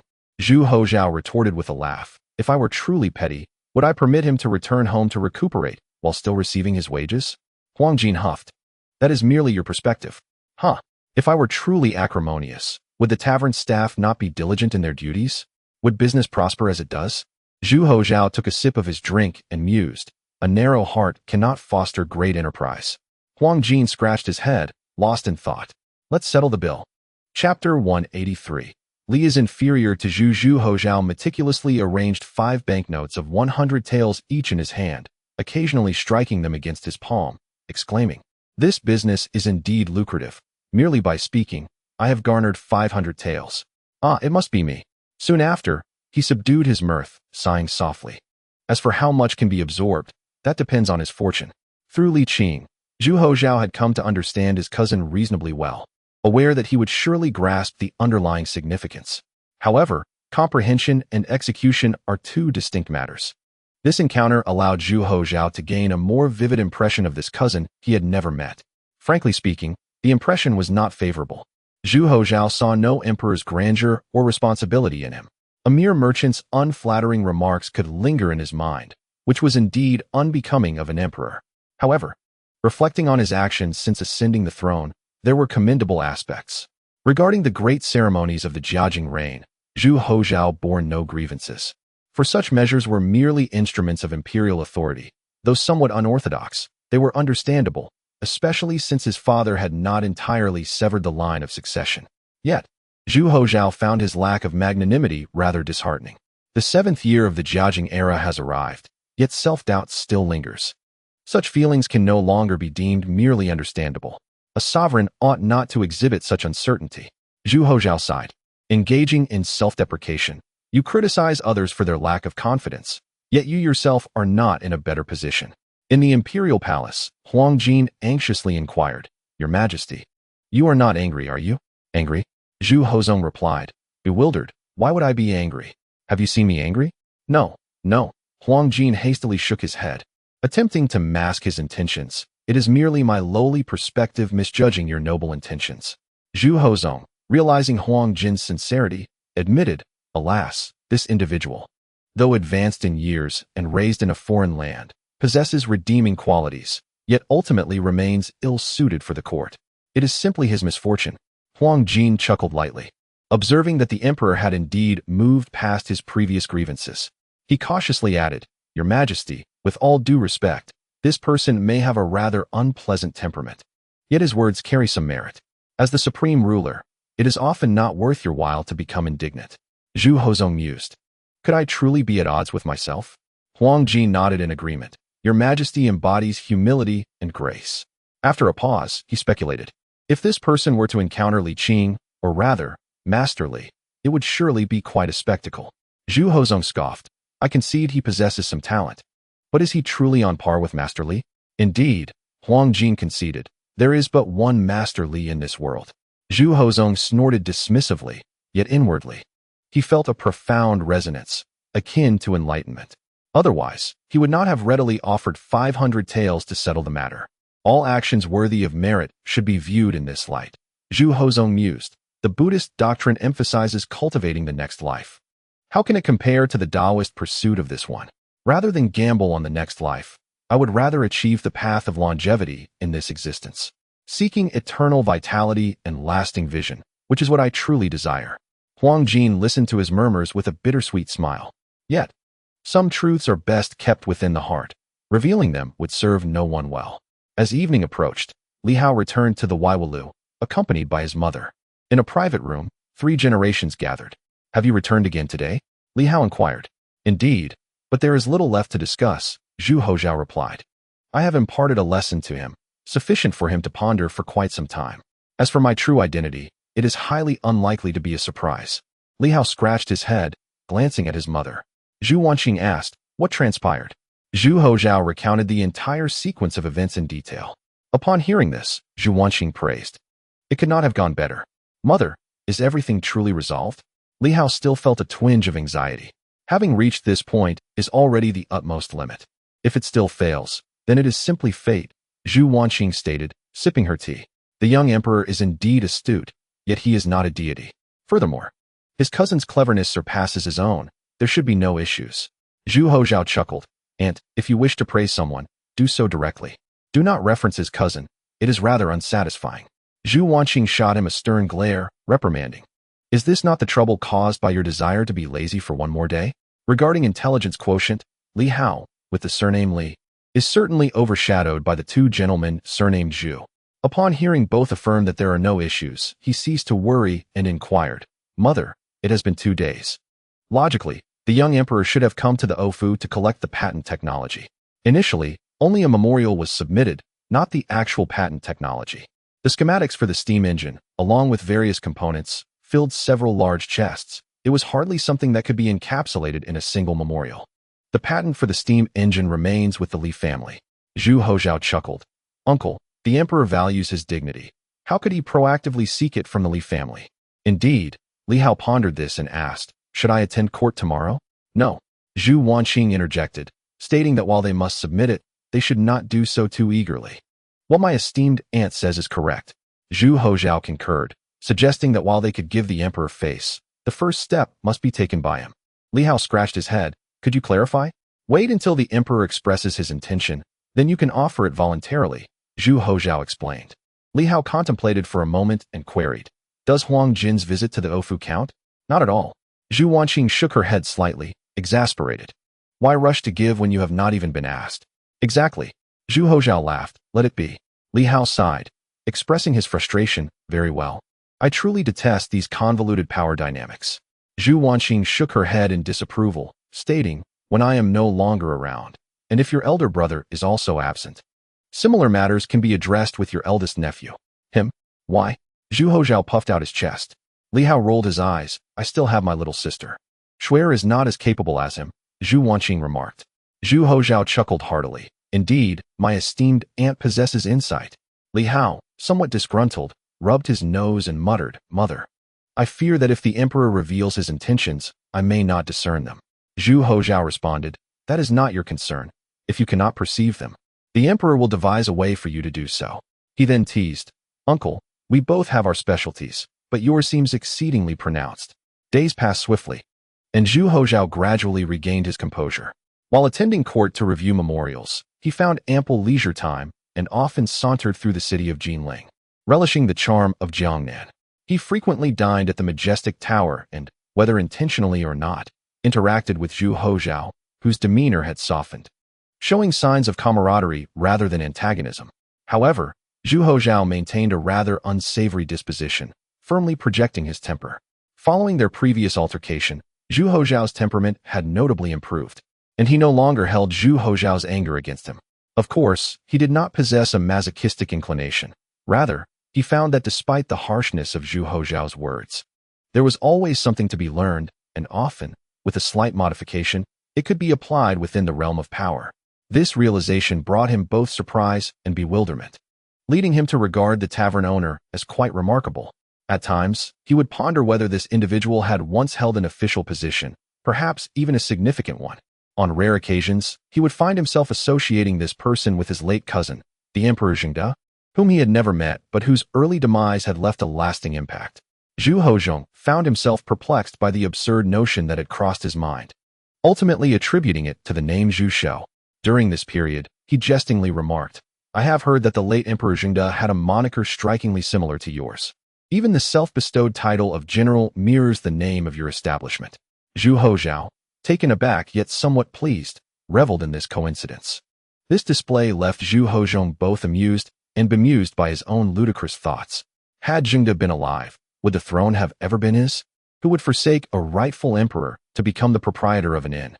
Furthermore, how could one raised within the confines of the imperial palace, having ventured no further than the southern regions, possibly speak the tongue of Jiaoji? In truth, deep down, Zhu Hozhong harbored no animosity towards his cousin. Firstly, he was the emperor chosen by others. Secondly, having never met him, any ill feelings were unfounded. His apparent indifference towards Zhengde and even his criticisms of the latter's actions were merely political necessities, not born of hatred. On one particular day, Zhu Hozhong returned to the inn, accompanied by Li Hao, and after placing their orders, he invited Zhu Hozhao to join them. However, Zhu Hozhao declined. He could discern that the young emperor intended to reveal his identity, while also subtly suggesting that Li Hao should present patented technology. Zhu Hozhao had no desire to let him show off in his presence. Rest assured, I shall cover the cost of the meal, Zhu Hozhong thought to himself. Still keen to regain his stature and eager to witness the moment when Zhu Hozhao would be left aghast, kneeling in reverence. Nevertheless, Zhu Hozhao remained oblivious to the cue. My sow has given birth. I must return to check, he declared, offering a transparently false excuse before swiftly departing, much to Zhu Hozhong's dismay. He contemplated whether he should resort to forceful means. Seeing this, Li Hao felt obliged to shield Zhu Hozhao, proactively suggesting, Your Majesty, after dining, might you kindly visit the steamship development base? Zhu Hozhong feigned modesty, nodding in acquiescence. Since Li Qing has extended such a sincere invitation, it would be improper for me to decline. Very well, Huang Jin. Present. Huang Jin responded, promptly hurrying out of the private chamber. Zhu Hozhong turned back to Li Hao with a smile, saying, I have only heard of this steamship. I have yet to see its form, and I am indeed quite curious. Li Hao chuckled lightly. I assure you, Your Majesty, you shall not be disappointed. Chapter 184. The astonishment as Zhu Hozhong and Li Hao arrived at the steam development factory. All members of the 6 ministries, along with high-ranking officials and vice-ministers, were already present. The sudden influx of so many individuals left the craftsmen feeling uneasy, their usual focus dissipated. Despite Li Hao's repeated attempts to reassure them, the artisans remained anxious, attempting to steer clear of the crowd. Fortunately, all attention was centered around Li Hao and Zhu Hozhong, with no officials wandering about, thus minimizing any significant disruption. Your Majesty, this is the steam excavator. Li Hao pointed to a substantial machine, explaining, this device is designed for coal extraction, capable of conserving labor while enhancing efficiency. Zhu Hozhong gazed in awe at the steam-powered excavator, which was the size of a room, and inquired, how does this contraption operate? To set this contraption in motion, it requires the simultaneous collaboration of 2 individuals, one to stoke the coal and the other to operate the machine. Li Hao elucidated its principles and operational methods. Beside him, Huang Jin's eyes widened in astonishment, his face a canvas of disbelief. In conclusion, Li Hao remarked, in truth, this excavator has ample room for improvement. It remains far from ideal, as it can only scoop the Earth's surface and cannot delve deeper. Advanced models have attempted designs in that direction, yet the deeper we probe, the more challenges we encounter. Regrettably, we have no choice but to pivot towards enhancing stability. Very well, take your time. Zhu Hozhong nodded repeatedly, his gaze transfixed, the urge to engage growing stronger by the moment, an itch that demanded scratching. Yet, as the sovereign in a public setting, he could not afford to compromise his dignity. Thus, he requested, might someone operate it for me, so that I may witness this marvel alongside my esteemed ministers? Of course, Your Majesty, please wait a moment. I shall arrange it forthwith, Li Hao replied, bowing slightly, while the others promptly cleared a path for him. In the meantime, the idle Huang Jin suddenly spotted the distant railway tracks and the half-finished steam locomotive, exclaiming, What is that? Zhu Hozhong followed his gaze, his own expression one of astonishment as he murmured, Could this be the steam vehicle that Li has mentioned? Your Majesty is perceptive, the assembled ministers concurred, with a few who possessed some knowledge eagerly offering introductions, seizing the opportunity to impress. 15 minutes later, the steam excavator roared to life. The visual impact of this scene was profoundly striking for Zhu Hozhong. This is no exaggeration. Throughout history, all forms of labor have relied either on human strength or animal power, yet now emerged a third alternative. This revelation completely upended Zhu Hozhong's understanding. Even with prior mental preparation, witnessing such a massive machine spring into action left him utterly astounded. A mere tug on the control lever rendered this colossal hulk docile as a well-trained beast, obedient to its handler, devoid of any temper. It exhibited no signs of fatigue. As long as fuel was available, it could work tirelessly, day and night, unless a malfunction occurred. This considerable mound of earth and stone, which would require 2 men and a single ox 2 hours to shift, was effortlessly displaced by the steam excavator in less than 15 minutes. Had the operator not been so tense, the process could have been expedited even further. Zhu Hozhong was profoundly shaken. Simultaneously, his desire for the steam patent intensified. Excellent, splendid, Zhu Hozhong exclaimed with a hearty laugh. The Ming dynasty is fortunate to have the evergreen marquis, and I am blessed to have you, Li Qing. His typically parsimonious nature was cast aside in favor of the highest praises, reflecting the depth of his joy. Upon hearing this, the officials of the 6 ministries and numerous ministers felt a mix of envy and jealousy, yet none could dispute the merit of Li's contributions. The gift from the Li family to the court was monumental. To be fair, had it been their own undertaking, they would have struggled to achieve such feats. Many among them stood to benefit from this innovation and would not dare to besmirch the evergreen marquis at this juncture. Indeed, they lacked the audacity to do so. After all, southern Gili, while not the capital, wielded some influence and administrative power.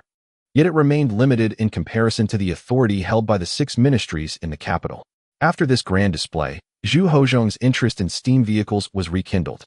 As the time approached for the submission of steam patents, Li Hao felt no need to conceal anything further. He promptly instructed his associates to demonstrate the marvel to the emperor. Zhu Hozhong was truly astonished. He had anticipated that the advent of the steam engine would revolutionize waterway transportation, yet he had not foreseen its application to land transport, which filled him with exhilaration akin to opening the door to a new world. One could hardly imagine the profound transformations that would ensue for the Ming dynasty, should everything unfold as envisioned. The monumental gift presented by the Li family far exceeded his expectations.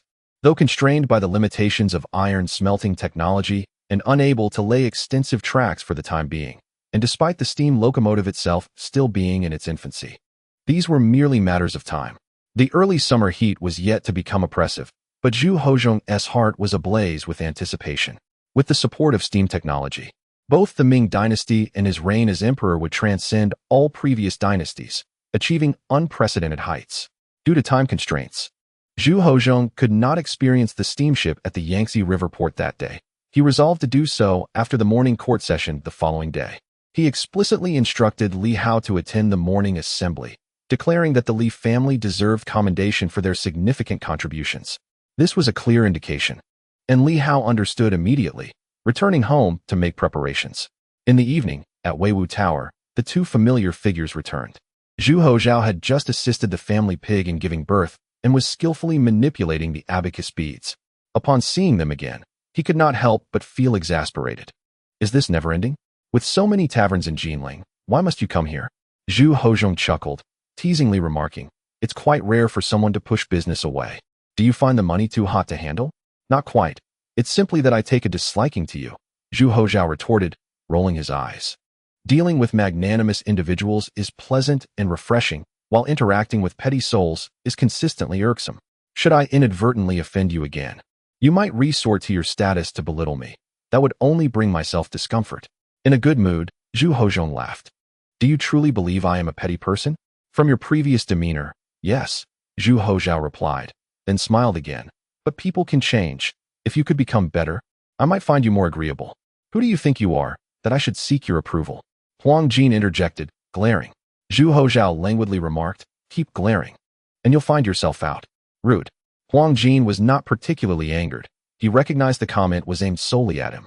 Zhu Hozhong, not taking offense as before, said, I must admit, during our time together, my mindset has undergone a significant transformation. As for using my status to intimidate you, I shall refrain. With a calm smile, Zhu Hozhong continued, our lives are worlds apart. After parting in Jinling, we shall undoubtedly have no further connections, so there is no need for me to flaunt anything. Oh, quite impressive indeed. Zhu Hozhao nodded repeatedly. Zhu Hozhong simply smiled and led the way to the private room, addressing Zhu Hozhao over his shoulder. I cannot linger here for long. Consider this your opportunity to earn some coin. In the future, when I dine here, you may keep me company and alleviate my boredom. You shall not be without your rewards. Zhu Hozhao laughed heartily. A fool would pass up the chance to earn money. As the food and drink were served, Zhu Hozhao, with an appetite surpassing even Zhu Hozhong's, eagerly indulged in the hearty dishes. Were it not for Huang Jin, Zhu Hozhong might have found it difficult to partake. Huang Jin murmured, "Your eating manner is almost comparable to Li Qing." Zhu Hozhao pretended not to hear, and, far from feeling ashamed, even wished to order 2 more dishes. Zhu Hozhong had tasted all sorts of delicacies, yet he did not wish to engage in a banter about food with Zhu Hozhao. Once Zhu Hozhao finished speaking, Zhu Hozhong seemingly casually inquired, "Have you heard of the steamship owned by the Marquis of Yongqing? Isn't that obvious? It's no secret. And the Marquis of Yongqing is a frequent patron here." Zhu Hozhao set down his chopsticks, poured himself a glass of wine, and sipped it, smacking his lips. He had previously heard the Marquis mention it, stating it was to be submitted to the court. "How generous!" he exclaimed, pausing for a moment. However, while he may be generous, one cannot be certain if the court will reciprocate. Zhu Hozhong's eye sparkled. "So, you have an opinion on this?" "What can a mere merchant like me have an opinion on?" Zhu Hozhao replied, somewhat at a loss for words. "Even if I did, I wouldn't dare to voice it. What is stopping you from speaking?" Zhu Hozhong chuckled lightly. It is quite common for scholars and common folk alike to discuss the affairs of the state during their leisure time. Even novels and tales often subtly mirror such stories. The higher-ups are not unaware of this. As long as one does not tarnish the court's reputation in front of a large audience, one will not face repercussions. This way, the public has an outlet for their grievances, and given the vast population of the Ming, even if the court were inclined to intervene, it would be impossible to manage. Zhu Hozhong smiled and remarked, "Just as you previously stated, what you consider to be significant may not be of consequence at all. For no one truly cares." Zhu Hozhao toyed with his wine cup and raised an eyebrow. "So, you are one of them?" "I suppose so," Zhu Hozhong admitted without denial. "You have been in Jinling for some time, and I wish to gain insight into the sentiments of the people.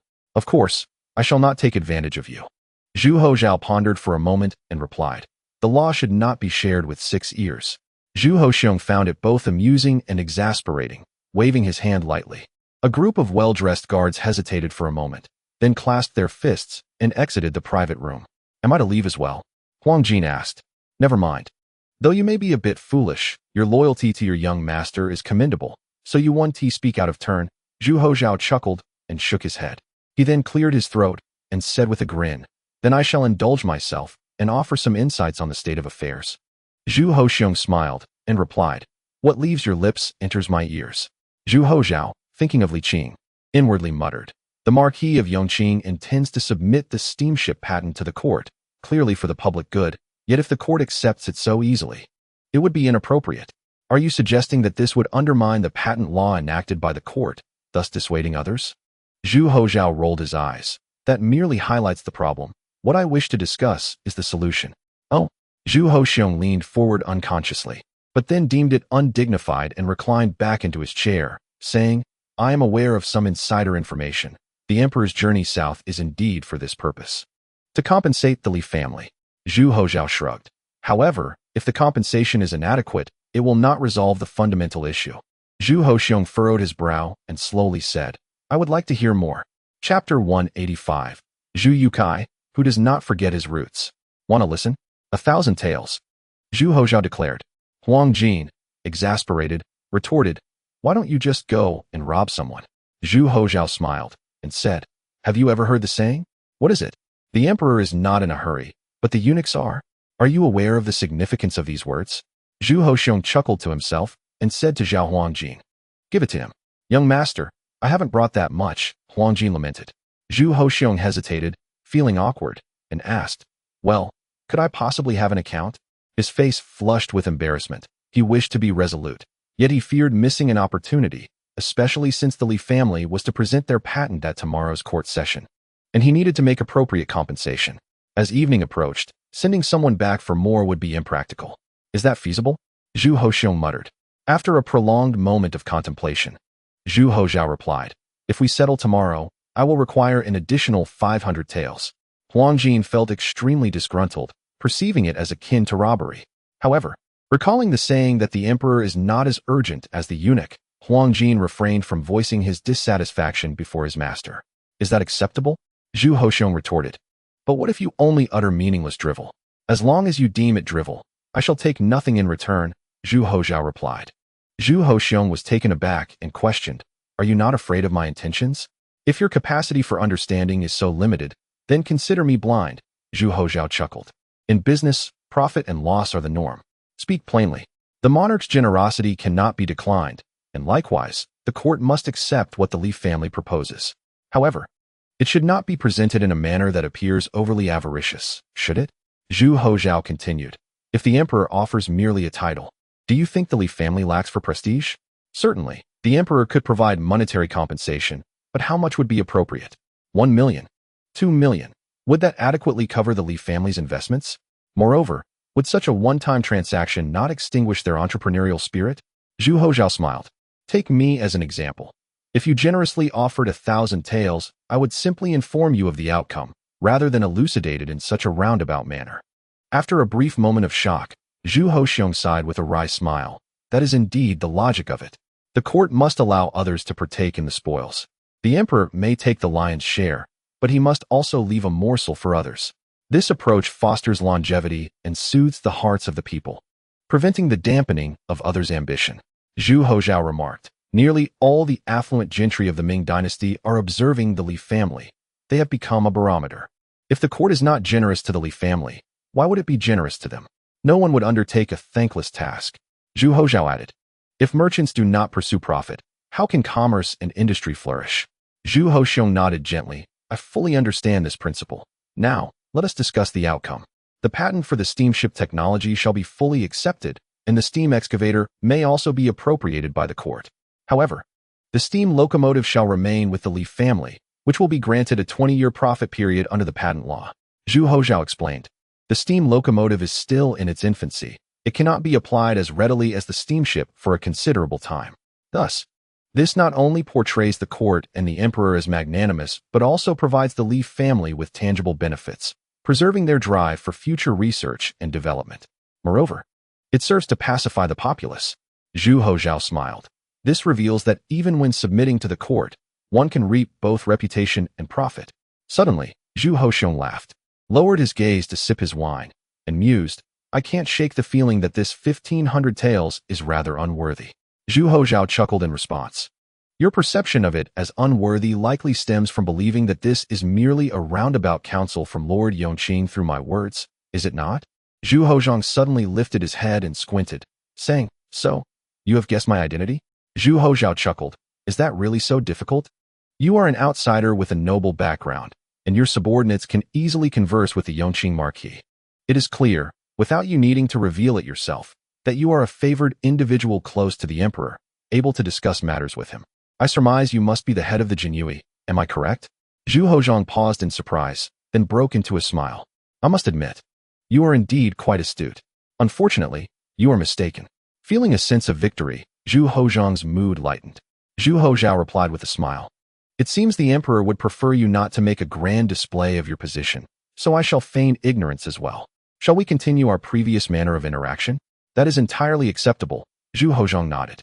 After a moment's pause, he inquired, is it truly not the Yongqing Marquis who has sent you to convey indirect advice? Zhu Houzhao laughed lightly. If the Yongqing Marquis were to speak directly, would the emperor not refuse? Zhu Houzhang hesitated, contemplating this. Indeed, there was no reason for refusal, not to mention the Li family's generosity. Simply out of respect for Li Qing, such a refusal would be unthinkable.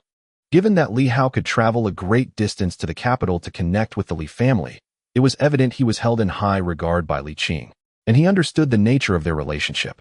Zhu Houzhang slowly conceded, I have been overly cautious. Zhu Houzhao, with a smile, asked, is it worth it now?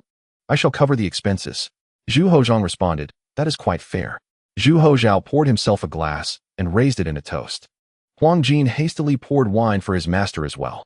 Zhu Houzhang clinked his cup with his and drank heartily, saying, it is a pity that you are not a native Han, and, being of a certain age, pursuing the imperial examinations would likely be a waste of time. Otherwise, I could have lent you some assistance. Haha, there is little merit in being an official. I quite enjoy my current lifestyle, Zhu Houzhao replied with a smile. Zhu Houzhang did not respond further and rose to leave. Zhu Houzhao remained steadfast, pouring and drinking on his own. It was no wonder that Li Qing needed to distance himself from the central administration for a while. Facing such matters daily could be quite disheartening. At that moment, he was likely enjoying a jovial gathering with Tang Bohu and Zhu Yukai, reveling in good spirits. Ah, how enviable. Why not take me along? I would also like to learn another couple of foreign languages. In Jiaoji, at the Han Prince's residence, beneath a pavilion, Li Qing and Zhu Yukai sat across from each other, with Li Shuer accompanying them as they discussed matters of annexation. Zhu Yukai, having inherited his grandfather's forthrightness, spoke candidly. Now that you are here, everything else is negotiable. Currently, in the absence of interference from the Ming dynasty, we can slightly impose on those small nations in Jiaoji. They would not dare retaliate. A peaceful annexation is no longer feasible. We must resort to more forceful measures. Would you mind, sir? Li Qing pondered for a moment and replied, provided we do not provoke war. Fear not. Zhu Yukai laughed heartily. War is costly, and commerce is profitable. I am well aware of this principle, and the other party understands it too. Li Qing nodded slightly. Li Shuer inquired, how many shares does the Han Prince wish to claim? Given that the Li family provides the funding and I supply the personnel, it would be reasonable to expect a third, would it not? Li Shuer nodded in agreement. That is indeed fair. Haha, that is the market price, surely. The esteem of Mr. Li is worth at least a tenth, so I shall settle for 2/10. Zhu Yukai inquired, what are your thoughts, esteemed sir? I have no objections. Li Shuer replied, somewhat abashed. I would ask that Lord Han provide the funds first, and the Li family will pay the interest. Zhu Yukai shook his head, saying, Lord Han does not profit from usury. Most of the surplus funds merely gather dust in the treasury. Let's forego the interest and consider it a token of gratitude for your arduous journey. Li Qing chuckled. I feel quite embarrassed. Yet Zhu Yukai continued. One must not forget one's roots. My grandfather once told me that the initial rise of our founder in Jiaoji was largely thanks to you. Otherwise, the Han lineage might have faced extinction. What does it matter? Indeed, Li Qing replied, dropping his pretense. How much longer do you need for preparations? I estimate we shall be ready to depart in about half a month, Zhu Yukai responded. Li Qing smiled. Your generosity compels me to reciprocate. Thus, I shall not count these days of recuperation. Upon my return, I will ensure your health is restored to its utmost condition. That would be much obliged, esteemed sir. Zhu Yukai said, nodding with appreciation. Li Qing raised his cup.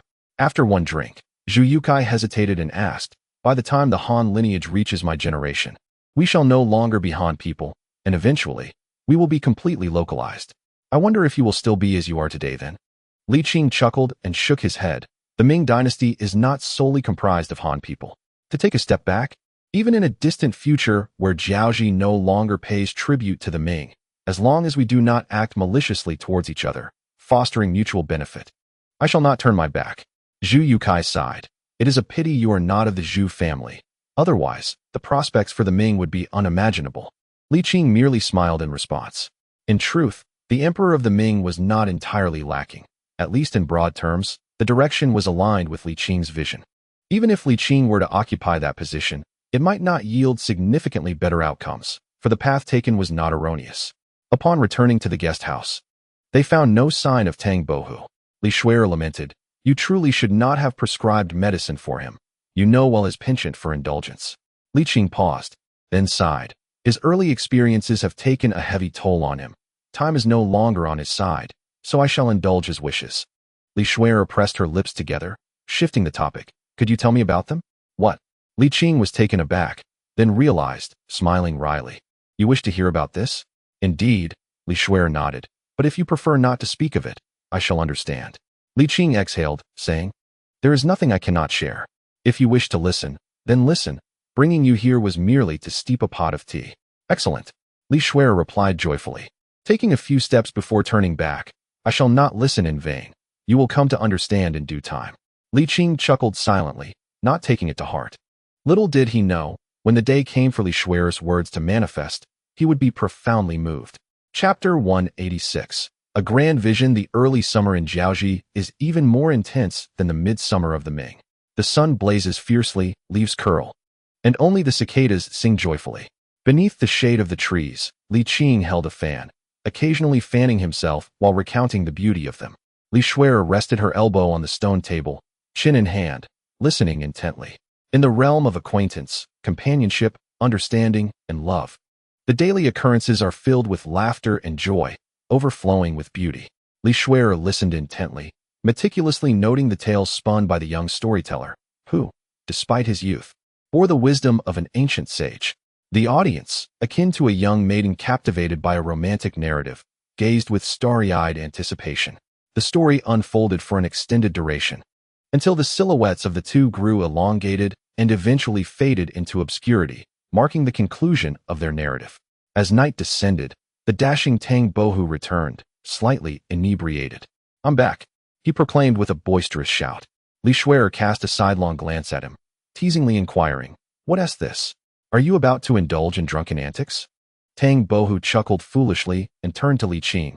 "Sir, shall we venture out for a stroll this evening? I have resources." Li Qing, both exasperated and amused, responded, "You ought to rest instead."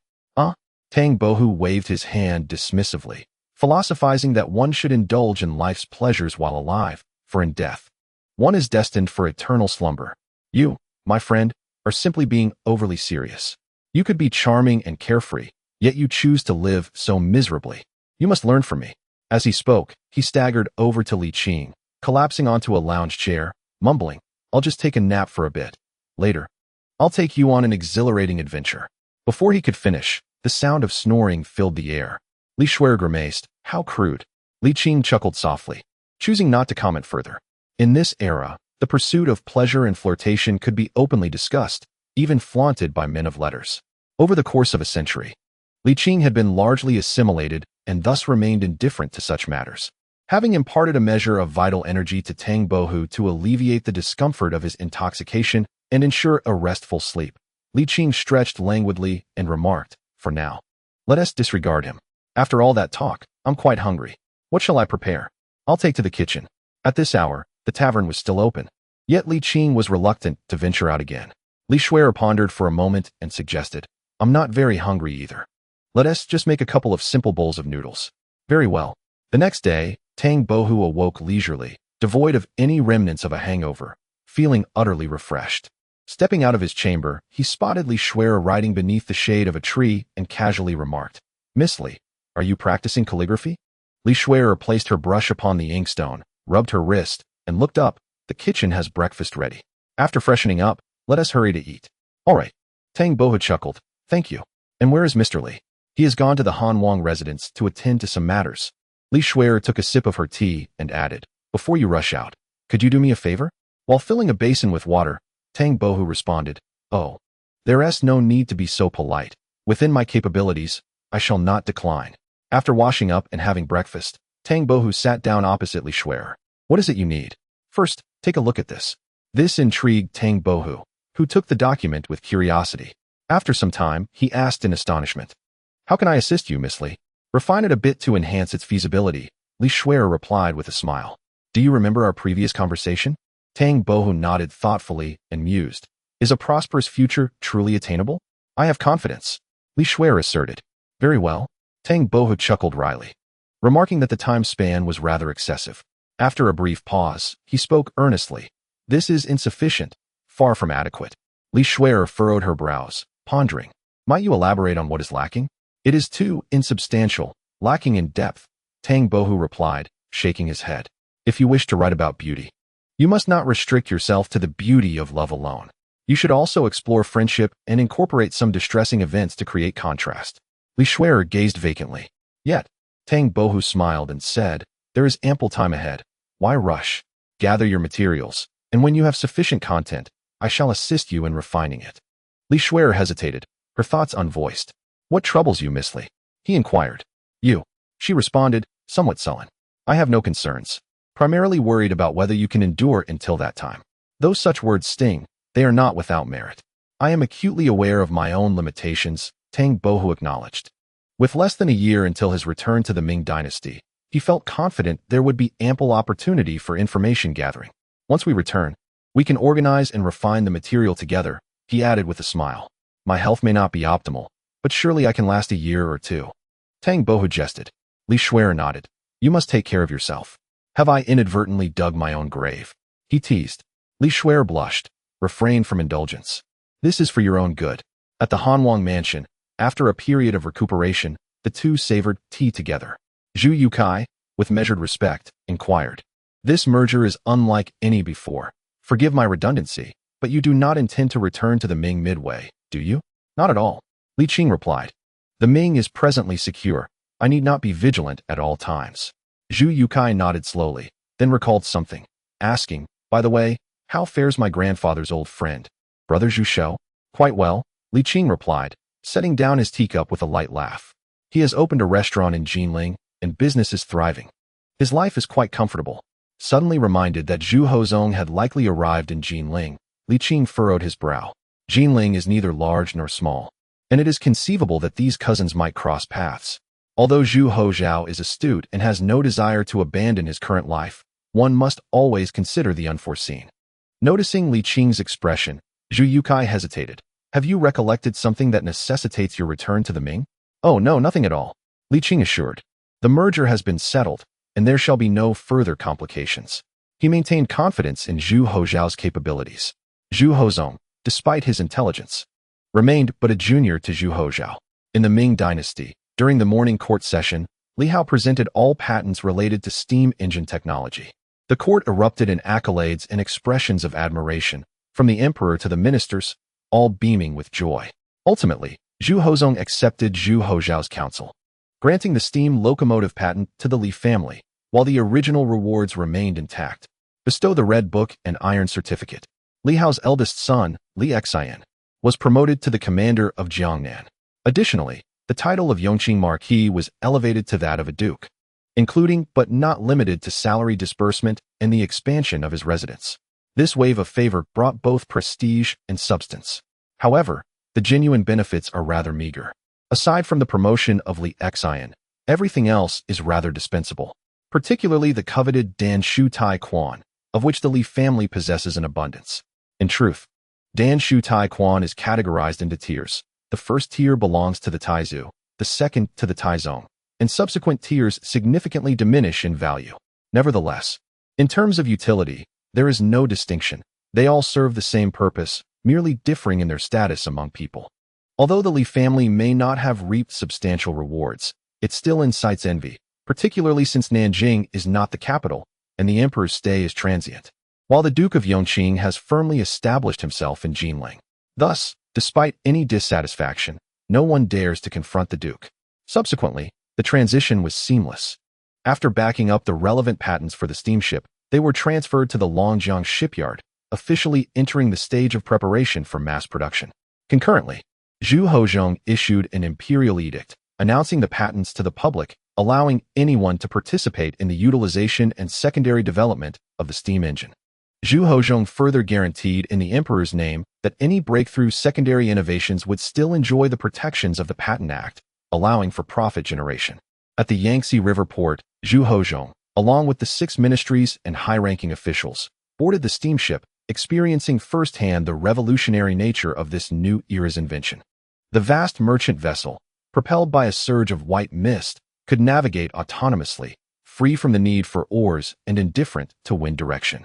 The psychological impact on Zhu Hozhong was even greater than that of the steam excavator. Even Huang Jin could perceive the value and far-reaching implications of this steamship. How could Zhu Hozhong have overlooked it? On the deck, with the river breeze caressing him and gazing at the azure sky and scenic views, Zhu Hozhong felt a surge of inspiration as he beheld the endless expanse of the Yangtze, envisioning the boundless sea. He finally grasped the essence of Li Qing's words. The scope should not be so limited. He then recalled Zhu Shouxin's lack of ambition and the limitations of his business endeavors, a striking parallel indeed. This is truly marvelous, Huang Jin marveled repeatedly. Had I not witnessed it with my own eyes, I would scarcely believe it. Zhu Hozhong, recalling his thoughts, feigned indifference and remarked, the Li family has long submitted the steamship information to the capital. Are you, as the head of the Imperial Sacrificial Office, unaware of this? Huang Jin chuckled awkwardly. Hearing about it is one thing. Experiencing it firsthand is another. Such a revolutionary invention is nothing short of miraculous. Look at you, so unaccustomed to the world. Zhu Hozhong teased. To seek longevity is my desire. To be a timeless emperor is also my wish. If I can attain both, it would be a fulfillment of life. Zhu Hozhong laughed heartily, his spirits soaring. Upon returning to Jinling, Zhu Hozhong experienced a profound transformation in mindset. Perhaps he had been overly stingy before. Zhu Hozhong then issued a decree that the court would no longer accept patent donations. This sweeping policy, though somewhat impulsive, proved remarkably effective, alleviating the concerns of wealthy merchants regarding potential exploitation by the court. The announcement of this decree, however, did subject Zhu Hozhong to censure, with many officials criticizing him for his rashness. Yet, there were also praises, predominantly from high-ranking officials. Nonetheless, this was merely a minor tempest, quickly quelled and leaving Zhu Hozhong's good humor unscathed.